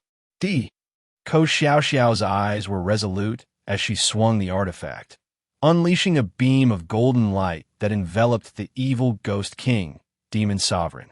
With a piercing cry, the demonic aura surrounding the evil Ghost King, Demon Sovereign, was instantly purified, and his power diminished significantly.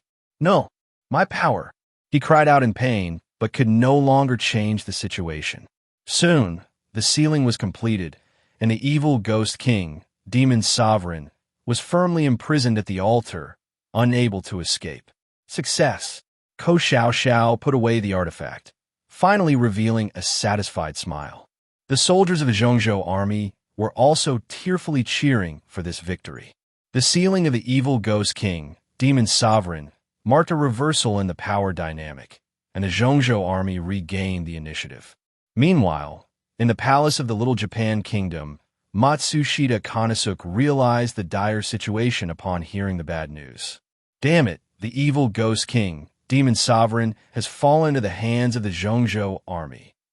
He gritted his teeth, slamming his fist on the armrest of the dragon throne. My lord, the power of the evil Ghost King, Demon Sovereign, is indeed enormous. We should rescue him as soon as possible. A minister advised. Rescue? I see it as impossible. Matsushita Konosuke sneered. Instead of sacrificing for nothing, it's better to preserve our strength for now and launch a full counterattack when they attack. The ministers could only accept this reality. The Central Plains army had achieved a great victory, and the end of the small sun country was already near. After the evil Ghost King was sealed, the battle situation for the Central Plains army had finally reversed. Ko Xiao was in the tent, discussing the next action plan with the generals. I think now is the perfect time to attack. We must seize the opportunity to strike the small sun country. Chi Chankong's eyes gleamed with excitement. That's right, the enemy is currently at a disadvantage. This is our great chance for complete victory, Zhongshan also expressed his agreement. "You are all right," Ko Xiaoxiao nodded. "We should indeed pursue the victory and deliver a fatal blow to the enemy. However, the small Sun country is still a powerful nation. Even when cornered, they will fight back desperately. We must be on guard against surprise attacks." She shifted her tone. "You are absolutely correct. We must be extra vigilant and not underestimate the enemy." The generals immediately expressed their agreement. "Very well. We will begin our attack tomorrow, advancing step by step to ensure we achieve final victory." Ko Xiaoxiao's eyes were firm. In the palace of the small Sun country, Matsushita Konosuke looked grimly at a map. The Central Plains army may launch a full-scale attack at any moment. His expression was severe. "My lord, the situation is very unfavorable for us now. Should we consider surrendering?" A cautious minister suggested. "Surrender? What nonsense!" Matsushita Konosuke exploded with anger. "Even if we perish, we will fight the enemy to the death." The ministers felt a chill at his words, as Matsushita Konosuke was prepared to bear all consequences. With the battle situation of the Central Plains army having reversed, Ko Xiaoxiao decided to launch the final assault, delivering a fatal blow to the small Sun country. Early in the morning, at the Central Plains Army's camp. "Everyone, today we will launch the final assault. The success of this offensive will determine whether we can completely crush the small Sun country and achieve the unification of our great cause." Ko Xiaoxiao stood on a high platform, surveying her surroundings, her voice filled with unwavering confidence. "We will surely win. For the glory of the Central Plains. For the glory of the Central Plains." Tens of thousands of soldiers of the Central Plains Army shouted the slogan, their morale soaring. "Are you all ready? We will set off soon." Ko Xiaoxiao's gaze swept over Qi Changkong and Zhongshan in their matches, as well as the Valkyrie Gu Qianxue and Queen Lina. "We are ready and can depart at any time. Rest assured, we will definitely win this battle." Everyone affirmed. "Very well, then let us begin our march now, heading straight for the capital of the small Sun country." Ko Xiaoxiao waved her hand to give the order, and the vanguard of the Central Plains army began to move out in a grand procession, with various mech units and infantry mixed together, advancing on both land and air like a tide. In the capital of the small Sun country, Matsushita Konosuke anxiously awaited the arrival of the Central Plains army. "Your Majesty, the Central Plains army is coming." A soldier rushed in to report in a panic. Suddenly, the sound of explosions roared outside as the vanguard mech units of the Central Plains army had already begun bombarding the capital. "They're here so quickly." Matsushita Konosuke's expression changed, and he immediately ordered the entire army to prepare for battle. "We will fight to defend the capital with all our might." The generals took out their weapons, their morale high. On the other side, the vanguard units of the Central Plains army, led by Qi Changkong and Gu Qianxue, had already begun a fierce bombardment on the capital. Various missiles and energy cannons streaked across the sky, igniting a sea of flames. The defenses of the small Sun country began to retaliate, and the two armies were soon locked in fierce combat. "Take this." In the midst of the mech units, Qi Changkong controlled the flying dragon mech, firing his cannons at the city towers, instantly destroying several defensive towers. From the city towers, the mech units of the small Sun country retaliated fiercely, and Qi Changkong could only struggle to hold on. "Get out of the way." At that moment, a voice cried out, and a golden-red figure like lightning dashed through, breaking through the heavy defenses and arriving above the city tower. It was Gu Qianxue piloting the Fire Phoenix mech. ZL-1 demolition bomb launch. Her beautiful eyes flashed fiercely as the mech's arms aimed at the tower below and unleashed a barrage of fire. In an instant, those towers collapsed with a loud crash, and the mech units of the small Sun country suffered heavy losses. "Well done," Qi Changkong praised sincerely. With the combined efforts of the two, the city defense system of the small Sun country began to wobble. At the same time, the ground troops of the Central Plains Army, led by Zongshan and Lina, began a fierce assault on the city gate.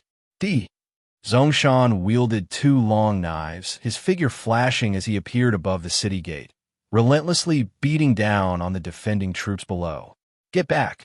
The defending troops of the small sun country fought back desperately, and blood spattered all over the city walls as the 2 sides fell into chaotic combat. Everyone step back. At that moment, a commanding voice rang out, and Lina suddenly appeared at the foot of the city, waving her staff and releasing a blinding golden light. In an instant, the defending troops were forced to retreat, and the city gate showed signs of breaking. Charge! Attack the city with all your might. The ground troops of the Central Plains Army began a frenzied assault, quickly reaching the vicinity of the city gate. Damn it! Matsushita Konosuke saw that the city was on the verge of falling and personally led his troops to confront the enemy. Your Majesty, be careful. Just as the 2 sides were about to clash, a figure suddenly burst forth from the Central Plains Army's ranks and charged directly at Matsushita Konosuke. Who? Matsushita Konosuke shouted furiously. It was none other than the minister of the small sun country, Fujiwara Kensuke. Your Majesty, I pretended to ally with you just to reach this moment. He sneered, thrusting his spear directly at Matsushita Konosuke's throat. Matsushita Konosuke roared, swiftly dodging to the side, his saber slicing towards Fujiwara Kensuke. The 2 instantly engaged in a heart-pounding battle in mid-air. Take this. For a moment, knives and spears clashed, sparks flying everywhere. Matsushita Konosuke used his formidable strength to suppress Fujiwara Kensuke. With one slash, he broke Fujiwara Kensuke's spear, and with another, he struck at his throat. Sigh, I have lost. Fujiwara Kensuke's eyes were filled with unwillingness as he collapsed to the ground. Thieving traitor, how dare you plot treachery? Matsushita Konosuke sneered, turning to continue facing the enemy. However, at this moment, the situation was already extremely unfavorable for the small sun country. The offensive of the Central Plains Army surged like a tidal wave, and the fall of the city was only a matter of time. Your Majesty, we have been defeated repeatedly and can no longer continue. The generals were also bruised and battered. You are right. It seems this decisive battle is destined to end in defeat for us. Matsushita Konosuke's face turned ashen. Seeing the Central Plains Army already reaching the foot of the city, he made a difficult decision. Listen to my orders, the entire army will break out. To preserve their strength and establish a final counterattack, Matsushita Konosuke decided to abandon the capital and lead the remnants to break through.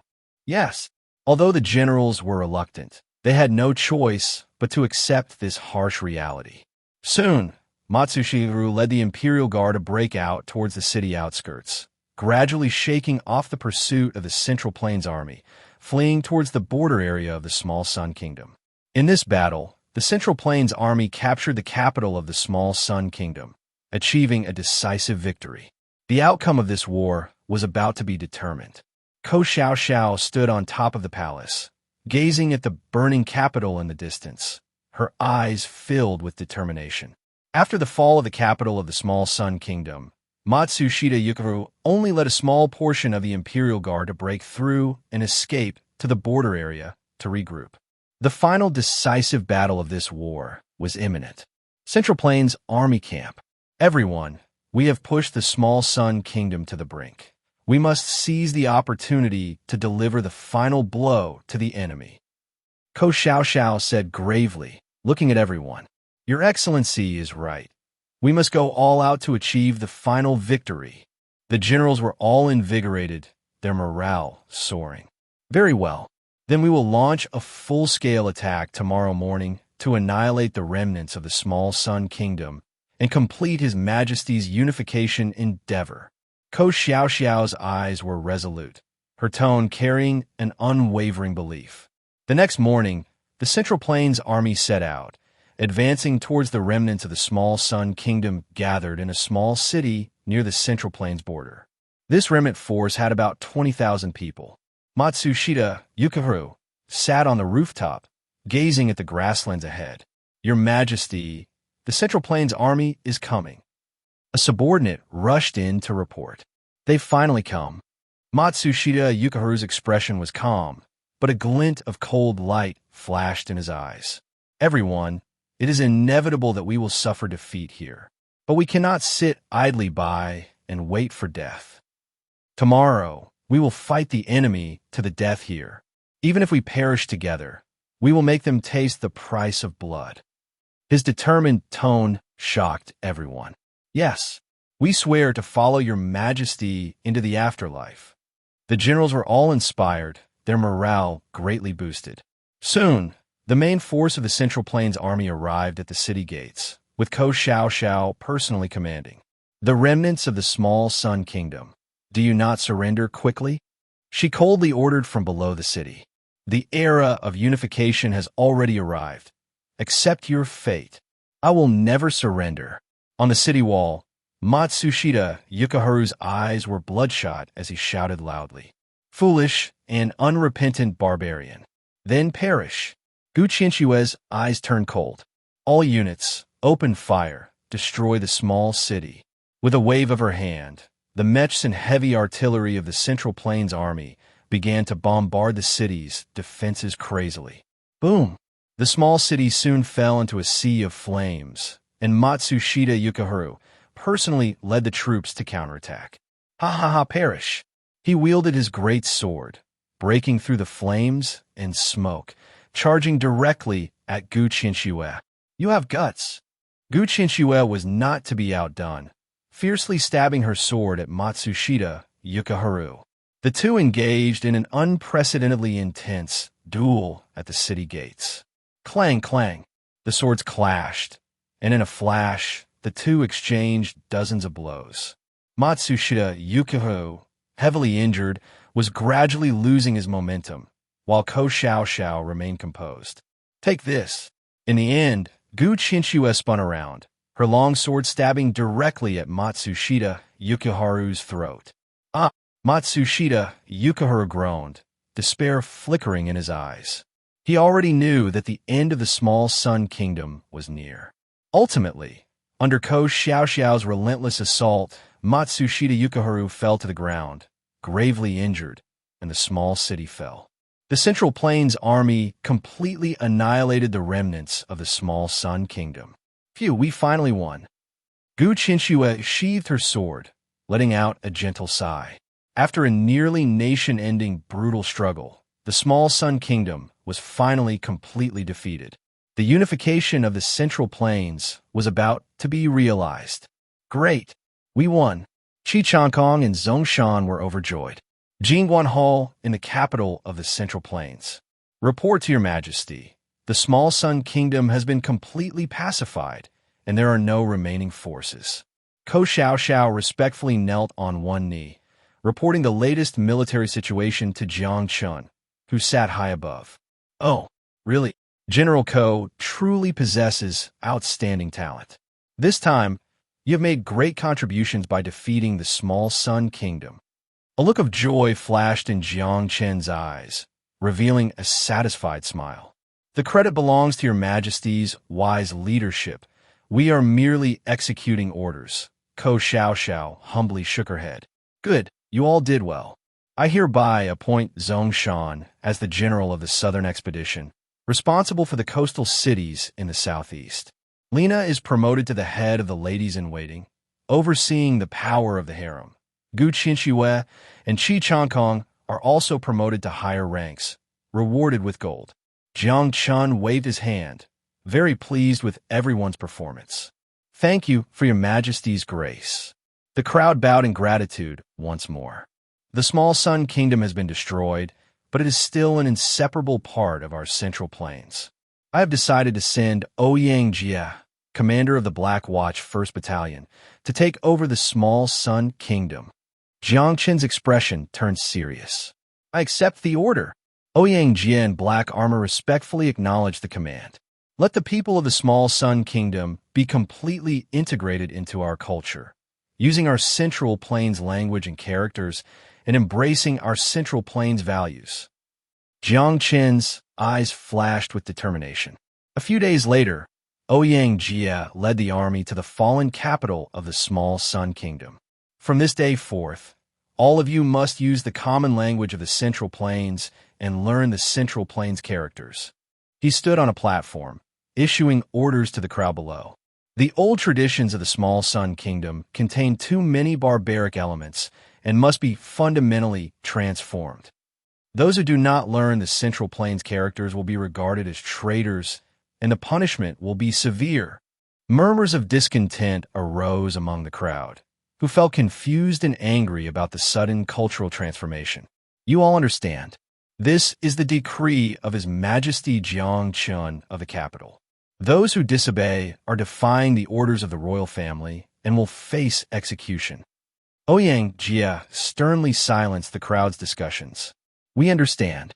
The crowd could only reluctantly accept reality, responding in low voices. Under Ouyang Jia's harsh policies, the culture of the small Sun Kingdom was rapidly transformed, with everyone being forced to use the language and characters of the Central Plains, and the original culture gradually disappearing. At the same time, Jiang Chen issued an even more shocking policy, relocating all dangerous radiation research to the area. Move all nuclear physics and biological experiments to the small Sun Kingdom. Their people can be the test subjects. Jiang Chen's command shocked everyone in the court. These dangerous research projects must be kept away from the capital.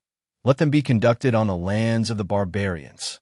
As a result, a large number of scientists and researchers were forcibly relocated to the small Sun Kingdom, and hundreds of nuclear reactors and virus laboratories sprang up like mushrooms after rain on the land of the small Sun Kingdom. Accompanied by pervasive radiation pollution, the small Sun Kingdom soon became an extremely harsh living environment. However, Jiang Chen did not care. As long as it was far from the lands of the Central Plains, that was sufficient. After defeating the Kingdom of Little Days, Jiang Chen did not stop there. He was eager to further expand his territory. Great job! You all have achieved remarkable feats this time. With this victory, the two coastal kingdoms to the east are completely dealt with. We now have a buffer zone in the east. We no longer fear any threats from that direction. A cunning gleam shone in Jiang Chen's eyes. After the meeting, he strolled through the imperial garden, contemplating his next move. Your Majesty, I have a request. Ko Xiaoxiao cautiously approached and said earnestly, Oh, what would you like to say? Jiang Chen stopped and looked at him. I received reports from scouts in the south, indicating that the Takia Empire's coalition army has been gathering heavy troops recently, seemingly intending to encroach upon our borders. I am concerned that if we allow them to grow unchecked, they will inevitably pose a threat in the future. Should we take action and switch from offense to defense? Ko Xiaoxiao expressed his views with a serious demeanor. That is exactly what I was thinking. I am currently pondering where to move next. Jiang Chen smiled slightly. The Takia Empire Coalition is made up of several small countries united together, and they are known for their magical abilities. But they're just a bunch of ants. What is there to fear? Your words are indeed correct. I will call for a court meeting right away. Let the Takia Coalition experience what the wrath of the Central Continent's Dragon Kingdom truly is. With Jiang Chen's approval, Ko Xiaoxiao left to prepare the military. In the great hall of the imperial capital, Jiang Chen sat high on the dragon throne, while the ministers respectfully knelt before him. In the center of the hall, a magical projection orb was displaying evidence of the Takia coalition encroaching upon the borders. In the footage, large numbers of troops from the Takia Empire were gathering around the borders of the central continent, reportedly having already occupied several small border towns. TMD, watch how my dragon fist crushes your dog head. Meng Jingtian clenched his fists tightly, filled with fury as he watched the footage of his troops suffering defeats at the border. My lord, please allow me to go and avenge our fallen heroes, requested Zhuan earnestly. Your Majesty, please send me to clear out these blind fools. Xie Qing suddenly stood up, loudly requesting to go to battle. Your Majesty, I am willing to lead the 100 Victories Brigade to march against Takia and burn their evil, pleaded Zhao Long, his eyes sharp with determination. Let me send forth the eye of divine punishment. I will definitely capture their vile leader alive, a calm voice rang out. Jiang Chen calmly surveyed the crowd, his expression calm and composed. You all have valid points. However, the internal forces of the Takia coalition are complex. We must not act recklessly and need to respond cautiously. He picked up a nearby edict, pondering for a moment before speaking. I understand your feelings, but we cannot deploy heavy troops for this expedition. Each of you will lead your own forces, with 500 soldiers each, attacking the Takia coalition from different directions to give them a taste of our power. This move is to test the enemy's strength while avoiding large-scale conflict. Subject obeys, the 5 men replied in unison. The 5 armies of the central continent quietly set off towards the Takia coalition. Meng Jingtian led the Dawn Brigade to attack from the eastern mountains. Zuan led the Sword of Conquest Brigade to launch a surprise attack from the southern waterways. Xieqing moved westward to support the other 2 routes. Meanwhile, Zhao Long led the 100 Victories Brigade from the northern plains. Qi Qiguan personally led the Eye of Divine Punishment Brigade, rapidly advancing through the central desert. The various routes moved like a sudden storm, launching a lightning attack on the enemy. The Takia coalition had not anticipated such a swift counterattack from the central continent, and as a result, their border defenses fell into chaos. Enemy attack. Quickly notify the entire army to prepare for battle. The coalition's command center quickly mobilized military forces across the territory to respond to the central continent's invasion. Take that. Dragon Fist Strike. Meng Jingtian leaped from the mountaintop, his fists gathering a massive wave of energy, crashing down upon the Takia army and sending more than 300 soldiers flying. Divine Sword Fall. Zui In also refused to back down, targeting the enemy's weak points with exquisite sword techniques, instantly cutting down hundreds of Takia soldiers. Watch My Ice and Snow Hand.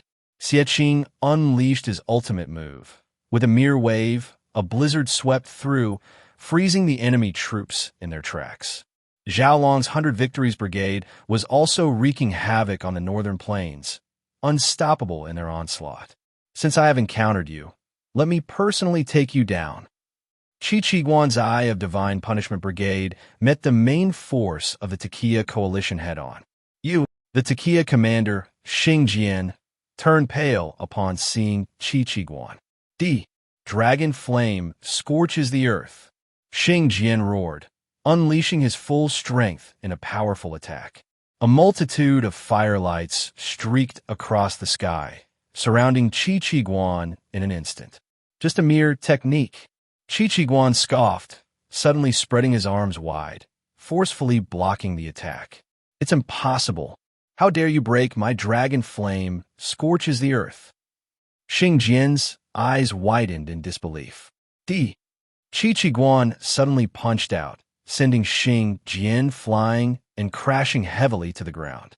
The various central continent forces coordinated perfectly, delivering a severe blow to the Takia coalition. Receiving the battle report, Jiang Chen's lips curled into a slight smile. This was a good start. It would slowly weaken the enemy's strength. He would then launch a more intense attack, completely integrating this region into his territory. Inside the Takia coalition's Grand Hall, the leaders of the 5 nations watched the battle reports with grave expressions. This is bad. The central continent's Dragon Kingdom has retaliated so quickly. King Sherijin furrowed his brows tightly. Their sudden attack caught us off guard. We must quickly reorganize our defenses. King Caligula's face was also grim. Just as I thought, we should take this opportunity to unite and give the central continent a warning. Emperor Rudolph slammed the table fiercely. Indeed, we must stand together to resolve the threat from the central continent. The other national leaders also expressed their agreement. The central continent's attack has caught us off guard. We must find a way to regain the initiative. Sherijin frowned. Exactly, we must counterattack as soon as possible, or they will only intensify their assaults. The other national leaders also voiced their agreement. Gentlemen, I have a proposal. Can we utilize the power of the magical forces for a counterattack against the central continent? Emperor Rudolph suggested. Magical forces? The crowd's eyes lit up. Indeed, we can utilize their stealth and long-range attack advantages to strike back at the central continent. Rudolph continued to explain. This idea is good. I support the use of magical forces. King Caligula was the first to express his agreement. The leaders of the 5 nations unanimously decided to send elite magical forces to launch a night raid on the central continent, delivering a counterstrike. 500 black-robed mages stealthily infiltrated the territory of the central continent, targeting the military camps of the central continent forces. Begin the operation. Bring me the heads of the central continent dogs.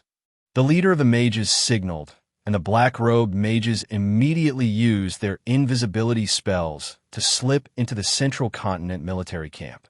Let's rest here, and tomorrow we will. A soldier from Zhongzhou had just started to speak when suddenly a bloody wound appeared on his neck, and he fell to the ground.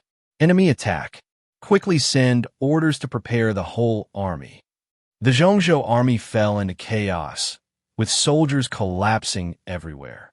The black-robed magic unit used stealth and ranged attack tactics, causing significant casualties to the Zhongzhou forces. Damn it, too sudden. Meng Zhengtian shouted angrily, channeling his true energy to create a barrier to block the ranged attacks. Zui Yin and Li Qing also unleashed their skills in an attempt to fend off the magic unit's night assault. At that moment, a thunderous roar echoed as a massive shadow descended from the sky. It was Ouyang Jie, the commander of the first battle group of the Black Watch. Magic users die. With a fierce swing of his 10-meter spear, countless black-robed magic users fell to the ground. Not good, retreat quickly. The magic unit captain's face changed dramatically as he immediately blew the whistle to retreat. With Ouyang Jie's appearance, this night raid ended in a crushing defeat. The magic unit had no choice but to retreat in disarray to Takia. It seems the enemy's stealth capabilities are formidable. We must remain vigilant. Jiang Chen's face was grave as he received the battle report. The Takia coalition was also rapidly preparing for the next wave of attacks. Led by the elite Dragon Knight Corps, they launched a surprise attack on Zhongzhou. 3 days later, in the early morning, a bloodthirsty elite clad in silver armor, riding a giant dragon, descended from the sky. They targeted the stationed troops of Zhongzhou. Flames of the blazing fire. With a command from the Dragon Knight Corps commander, over 1,000 fire dragons spewed flames from the knight's hands, instantly igniting a sea of fire. The Zhongzhou army fell into chaos, unable to withstand this sudden assault. Watch my space compression. Meng Zhengtian leaped into the air, delivering a dragon punch to the Dragon Knight Corps commander, sending him flying. But the number of Dragon Knights was overwhelming, and the Zhongzhou army suffered heavy losses. Celestial fire burns the city. At this critical moment, a golden-red meteor streaked across the sky, and suddenly, thousands of fire arrows rained down, bombarding the Dragon Knight Corps. We can't hold on any longer. We must seek reinforcements quickly. Meng Zhengtian and the others' faces turned ashen. The casualties in the Zhongzhou army had reached a point where they could no longer continue. Jiang Chen received urgent military news in the Dragon Palace and was filled with rage and anxiety. What? The front lines are in such dire straits. He abruptly stood up from the dragon throne, his eyes blazing with fury. Summon the divine guardians of the imperial capital, Ko Xiao Xiao. You will personally oversee the front lines. Ko Xiao Xiao, accompanied by 3 powerful divine guardians, Liya, Shun Liangzi, and Gongsun Li, entered the front line area. Ko Xiao Xiao furrowed her brows, her expression serious as she faced the howling wind coming from the front. With both hands gripping the control stick of the T-800 mecha, she ordered her subordinates to advance at full speed. Sir, We are about to enter the range of the Takia coalition. Her deputy, Ouyang Feng, reported, "Shall we launch a surprise attack as planned?" "Exactly what I want." A glint of determination flashed in Ko Xiaoxiao's eyes. Since they dare to harm the people of Zhongzhou, they should pay a painful price. "Yes," Ouyang Feng replied respectfully. The vast army of T-800 mechas had entered the sight of the Takia coalition. Ko Xiaoxiao tightened her grip on the control stick, suddenly activating the mecha's thrusters. "Full speed ahead. Blast their heads off with our laser weapons." The T-800 mecha army accelerated in an instant, forming a beautiful encirclement against the enemy. The high-temperature laser cannons and missiles quickly covered the target, and before the enemy could react, they had already suffered heavy losses. "What? Reinforcements from Zhongzhou?" The commander of the Takia coalition, by E, turned pale. Before he could say anything else, Ko Xiaoxiao's mecha had already reached the front. Ko Xiaoxiao fiercely activated the fire control switch, and the mecha's iron fist crushed by Yi's command mecha in an instant. Annihilate them. Under Ko Xiaoxiao's leadership, the T-800 mecha army quickly turned the tide of battle, launching an overwhelming counterattack. At the same time, the three Divine Guardians showcased their powers, joining the fray. Li used her full strength, wielding her whip to unleash countless stunning whip shadows. Each strike killed an enemy expert. Insignificant ants dare to resist Zhongzhou? Li was ruthless on the battlefield, unstoppable. Meanwhile, Shun Liangzi darted through the enemy ranks, wielding a sharp sword that instantly claimed many enemy lives. "Watch my cold light sword technique." In just one move, hundreds of enemies fell, blood splattering everywhere. Gongsun Li was equally unyielding, using thunderous punches. Each punch was accompanied by a thunderous roar, smashing into the enemy ranks, quickly neutralizing their offensive. Under the combined assault of the Divine Guardians and the Mecha Army, the Takia coalition was pushed back, suffering heavy losses. Before long, news from the front reported a great victory, with the Takia coalition in complete disarray. "Sir, we have achieved a decisive victory." "Very well, this is just the beginning," Ko Xiaoxiao replied calmly. "I want to completely annihilate Takia." "Excellent. Now I know how to take my revenge on them. Order the whole army to move out and strike the Yellow Dragon." After receiving the news of the great victory, Jiang Chen's anger subsided somewhat. Meng Jingtian, Li Qing, and others launched fierce attacks from all directions, quickly breaching the outer defenses of the imperial capital. Li Qing rushed in front of the Emperor of Takia, using an ice sky hand to freeze him into an ice sculpture. Under the frenzied offensive of the Zhongzhou army, the Takia coalition had no strength to counterattack and soon collapsed completely. In the face of the Zhongzhou army's fierce assault, the Takia coalition was almost entirely defeated. The leaders of Takia could only flee in a panic, and before leaving, they sent someone to Zhongzhou to propose peace. "You cowardly dogs, I will not let you off easily." After receiving the letter, Jiang Chen fiercely crumpled it, his eyes filled with murderous intent. At this moment, he was consumed with thoughts of how to completely incorporate Takia into his territory and achieve his grand ambitions. For a time, the Dragon Palace was silent. All the ministers were intimidated by the grim expression on Jiang Chen's face. "I believe this great victory was hard-earned, and we should take advantage of it to pursue further gains." In the end, it was still Ko Xiaoxiao who stood up to speak. "Since we have come this far, we should obtain some tangible results." "Lady Ko speaks wisely," Meng Jingtian also added. "The rebel nation colluded with traitors and should be severely punished." "Exactly what I want." Jiang Chen slammed the armrest of the Jade Throne. "I have endured them for too long. If not now, when?" The entire Zhongzhou army continued to launch major offensives, quickly occupying all of Takia. The leaders of Takia were captured and brought to the capital of Zhongzhou for justice. Amidst the Zhongzhou army's offensive against Takia, one figure stood out remarkably. That was the Divine Guardian, Gong Sun Li. At that moment, Gong Sun Li stepped forward slowly and performed a standard salute. Your Majesty, I have a request. He spoke up. Oh, what does Gong Sun Li wish for? Jiang Chen looked at him curiously. Publican Li knelt respectfully and said, Your Majesty, I have a request. Jiang Chen looked at him curiously and replied, Gong Sun Li, just speak directly, and I will surely fulfill your request. Gong Sun Li raised his head and said, Your Majesty, as you know, I have had a strong interest in and research on ancient relics since childhood.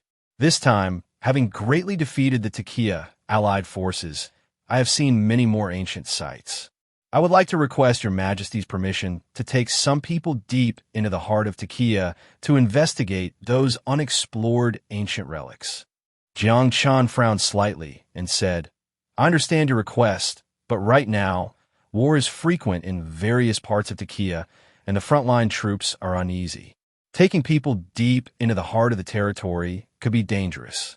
Gong Sun Li once again pleaded, Your Majesty, please rest assured. I will only take a few trusted assistants, and we will act quickly and discreetly, ensuring that we do not interfere with the front lines. I will also report our actions to the commander at all times, and if there is any sign of danger, we will return immediately.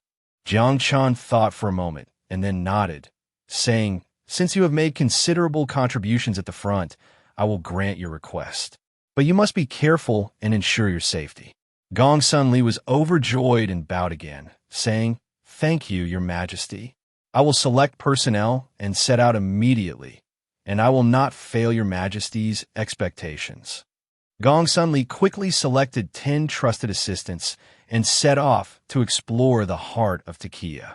At the same time, the Zhongzhou army, under Jiang Chen's orders, was making every effort to occupy key cities and territories in Takia.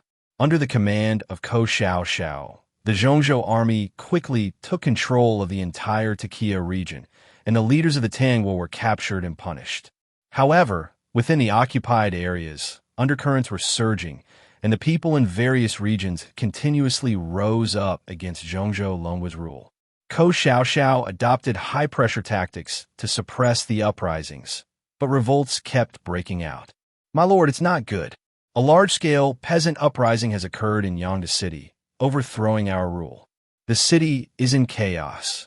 Ko Xiao was furious upon hearing the news and immediately dispatched heavy troops to suppress it. However, the uprising was passionate and tenacious, making it difficult for the Zhongzhou army to achieve a quick victory. At this time, the news reached Jiang Chen, who was enraged and immediately issued an edict demanding that Ko Xiao quell the rebellion in Yangda City within 3 days. Ko Xiao paced back and forth in the big tent, looking very troubled. My lord, why not adopt a strong attack? Although my troops will suffer casualties, we can surely defeat them. One advisor suggested. Using brute force to attack is certainly an option, but the cost is too high. I have a better method. After saying this, he whispered a few words to his trusted aides and then sent someone to carry it out. 2 days later, all the rebels in Yangda City suddenly fell to the ground. Their food and water sources had been poisoned by people sent by Ko Xiao. The uprising was quickly suppressed, and Yangda City fell back into the hands of the Zhongzhou army. Jiang Chen was very pleased to hear that Yangda City had been pacified and once again issued a commendation for Ko Xiao's high-handed tactics. As a result, Ko Xiao became even more prominent.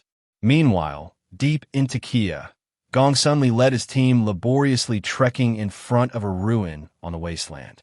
Gong Sun Li and his people successfully entered the central area of the Atlantis ruins, which looked like a huge underground city, surrounded by towering stone pillars and exquisite carvings, filled with ancient unknown totem symbols. Be careful, there are traps ahead. When Gong Sun Li signaled everyone to stop, the ground suddenly collapsed, revealing a bottomless pit in front of them. That was close. If it weren't for Gong Sun Daren's warning, we would have fallen into the abyss of death. Li Chong, a scholar among the group, sighed. It seems there is only one way to get past. We must quickly run along that low wall on the left side, and then jump onto the platform on the right. Gong suddenly focused on observing the pit and the road ahead. After speaking, he took the lead and swiftly appeared on the opposite platform. Seeing this, everyone quickly followed suit and ran over. Phew, success! The entire team successfully crossed the pit and continued forward. On their way, they encountered various traps and mechanisms such as darts, rolling stones, and spikes. Under Gongsun Li's leadership, everyone successfully passed through and continued deeper into the underground maze. We are almost at the central area. After more than an hour of exploration, they finally arrived in front of a huge circular plaza. In the center of the plaza stood a tall pyramid, the top of which emitted dazzling light. That pyramid must hide the significant secrets of this civilization. Gongsun Li's eyes lit up, and he immediately led everyone into the plaza. Just then, boom! A powerful energy surged from all directions, enveloping everyone. What kind of magic is this? Everyone felt it hard to breathe, and their bodies seemed to be trapped by an invisible force. Gongsun Li closed his eyes and focused, and behind him, a phantom appeared, resembling another him. I will deal with this magical mechanism. You all quickly advance towards the pyramid. The phantom Gongsun Li instructed the others. Taking advantage of the opportunity, everyone quickly moved, while the phantom Gongsun Li began to contend with a magical force. I cannot let you get closer to the pyramid. At that moment, a man dressed in Atlantis attire suddenly appeared atop the pyramid, speaking sternly. You are the guardian? We just want to find clues and mean no offense. Gongsun Li explained. I am the last gatekeeper. The secrets of Atlantis cannot be known by you. The man waved his hand, and more invisible binding forces surged towards everyone. After several rounds of stalemate, the phantom Gongsun Li managed to break the magical mechanism and join the battle. With his help, the real Gongsun Li finally broke through the defenses and reached the foot of the pyramid. Stop! The final secret cannot be released. The gatekeeper exclaimed in shock and lunged at Gongsun Li. For the truth, I will not retreat. Gongsun Li's eyes were resolute, and with a turn, he sealed the gatekeeper within a powerful energy barrier. He then took a deep breath and pushed open the grand door of the pyramid, stepping inside. Upon entering the pyramid, Gongsun Li found the interior dimly lit, filled with complex mechanisms. He carefully navigated through them and finally reached the central area. There, he saw a uniquely shaped container emitting a dazzling white light. Is this the legendary cosmic energy source? Gongsun Li murmured, feeling a surge of excitement. At that moment, the container suddenly emitted waves of energy, pulling Gongsun Li inside. What is happening? Gongsun Li felt dizzy, and strange scenes appeared before his eyes. He saw a gigantic space station floating in space, surrounded by towering buildings. This is the legendary Mother Star Base of Atlantis. Gongsun Li was astonished. In front is the central treasure vault. It is the moment of major discovery. Full of confidence, Gongsun Li pushed open the stone door, and the group finally arrived at a vast central lake. In the center of the lake, there is a stone platform with a shimmering vine-colored sword standing upright on it. This is the legendary supreme Holy Sword. Yuan Sunli was overwhelmed with excitement and immediately rowed the boat toward the stone platform. He carefully pulled out the sword and suddenly felt a surge of powerful energy rushing into his hand. Ha ha ha! I've got the supreme Holy Sword. The rise of the Dragon Kingdom is just around the corner. Yuan Sunli laughed heartily as he raised the sword. At that moment, a chaotic noise suddenly erupted from the space station, and a terrifying voice echoed in Yuan Sunli's mind. Foolish humans, your civilization is about to be destroyed. The malice in the voice sent a chill down Yuan Sunli's spine. Then the space station began to explode and collapse, plunging everything into chaos.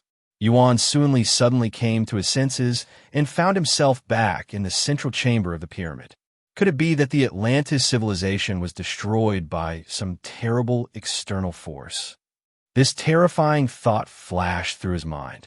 Just then, the pyramid started to shake violently, and various devices emitted ominous sounds. No way! The seal has been on the brink of collapse for so long. We must leave here. Yuan Sunli turned and ran toward the entrance of the pyramid. Just as he was about to escape, a deafening roar erupted from the machinery behind him, and the entire pyramid began to collapse. Yuan Sunli sprinted with all his strength and finally burst out of the pyramid at the last moment. With a tremendous crash, the entire pyramid collapsed, kicking up clouds of dust. The final secrets of Atlantis were buried along with it. Lord Yuan's son, we successfully escaped. His teammates rejoiced upon seeing Yuan Sunli safe and sound. Yuan Sunli nodded silently, his face still showing signs of shock. The scene he had just witnessed seemed to foreshadow a terrible future. The entire team finally struggled to escape from the ruins and return to the central continent. Upon returning to the central continent's military base, Yuan Sunli immediately sought out Ko Xiaoxiao to report in detail about his recent experiences. So, the demise of Atlantis is not simple. After listening to the report, Ko Xiaoxiao pondered for a long time. In any case, your courage in entering the ancient temple is commendable. Go and rest for a while.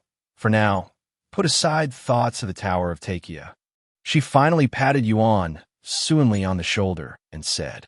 Yuan Sunli returned to his residence, still unable to shake off the images he had just seen. Ever since returning from the Atlantis ruins, he had been unable to find peace, feeling he had gained some sort of insight. Having entered the Atlantis ruins and witnessed their advanced civilization, I can't help but want to use this to benefit the people. I have an idea and hope to be allowed to put into practice. He earnestly said to Ko Xiaoxiao in her room. Oh, what do you have in mind? Ko Xiaoxiao looked at him with interest. I want to leverage the technological heritage left by Atlantis to revive and develop powerful new weapons and equipment on the central continent. Yuan Sunli's eyes sparkled. Interesting. Yes, you can try to develop it. I can provide some resources to support you. Ko Xiaoxiao's eyes lit up. With Ko Xiaoxiao's support, Yuan Sunli immediately began implementing his plan. He brought back a batch of special radioactive ores from Takia. He also found several ancient texts from Atlantis, which recorded many extremely advanced technological techniques. In a concealed laboratory in a cave, Yuan Sunli began the technological research work. According to the methods recorded in the ancient texts, he first refined a new type of energy body called levitating substance. This levitating substance contained extremely high energy and could be weaponized. Yuan Sunli began to manufacture new weapons infused with the levitating substance. The most successful was the levitating cannon he developed. This type of shell contained levitating substance as ammunition, and when it hit a target, it could trigger a massive energy explosion. In one test, Yuan Sunli fired a levitating cannon shell, striking a mountain peak. With a tremendous explosion, the entire mountain instantly turned to dust, showcasing its astonishing power. I've succeeded. Now I have confidence to create even more advanced weapons. Yuan Sunli's eyes shone as he accelerated his research pace. After several months of relentless effort, many new weapons incorporating Atlantis technology were born, among which the most prominent were levitating armor.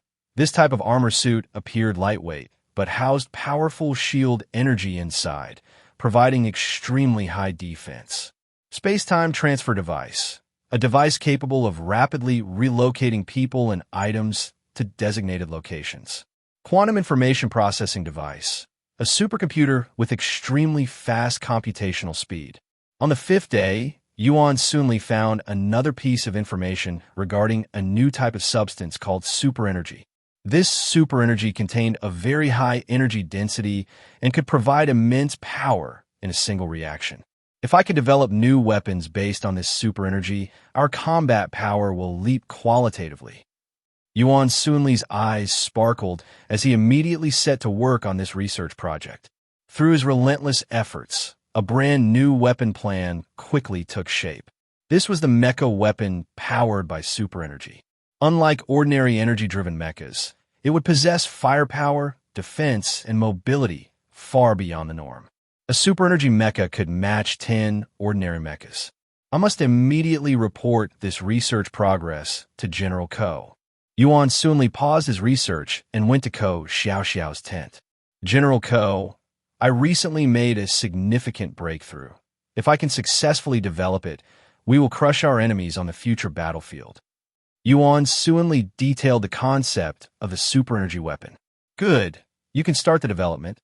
I will strive to obtain more resource support from His Majesty Jiang Chen for you. Ko Xiaoxiao's eyes lit up after hearing this. With Jiang Chen's strong support, the research on the super energy weapon progressed rapidly. Half a month later, the first batch of prototypes had been successfully produced. These mechas were sleek in design, with a massive super energy reactor embedded in the chest. Ha ha ha, perfect! The power of these armors is simply unimaginable. Yuan Sunli laughed heartily as he watched a mecha effortlessly penetrate a 10-meter-thick armor plate with its energy beams during the demonstration. Start the first batch of mass production. I want to equip an entire army. Under Jiang Chen's promotion, large numbers of super energy mechas were quickly outfitted to the central army. The first to be equipped with this new weapon were the 10,000 elite troops under Ko Xiaoxiao. General, these armors are indeed astonishing. Our combat power has reached a new level. During the drills, Ouyang Feng piloted a super energy mecha and easily defeated several ordinary mechas.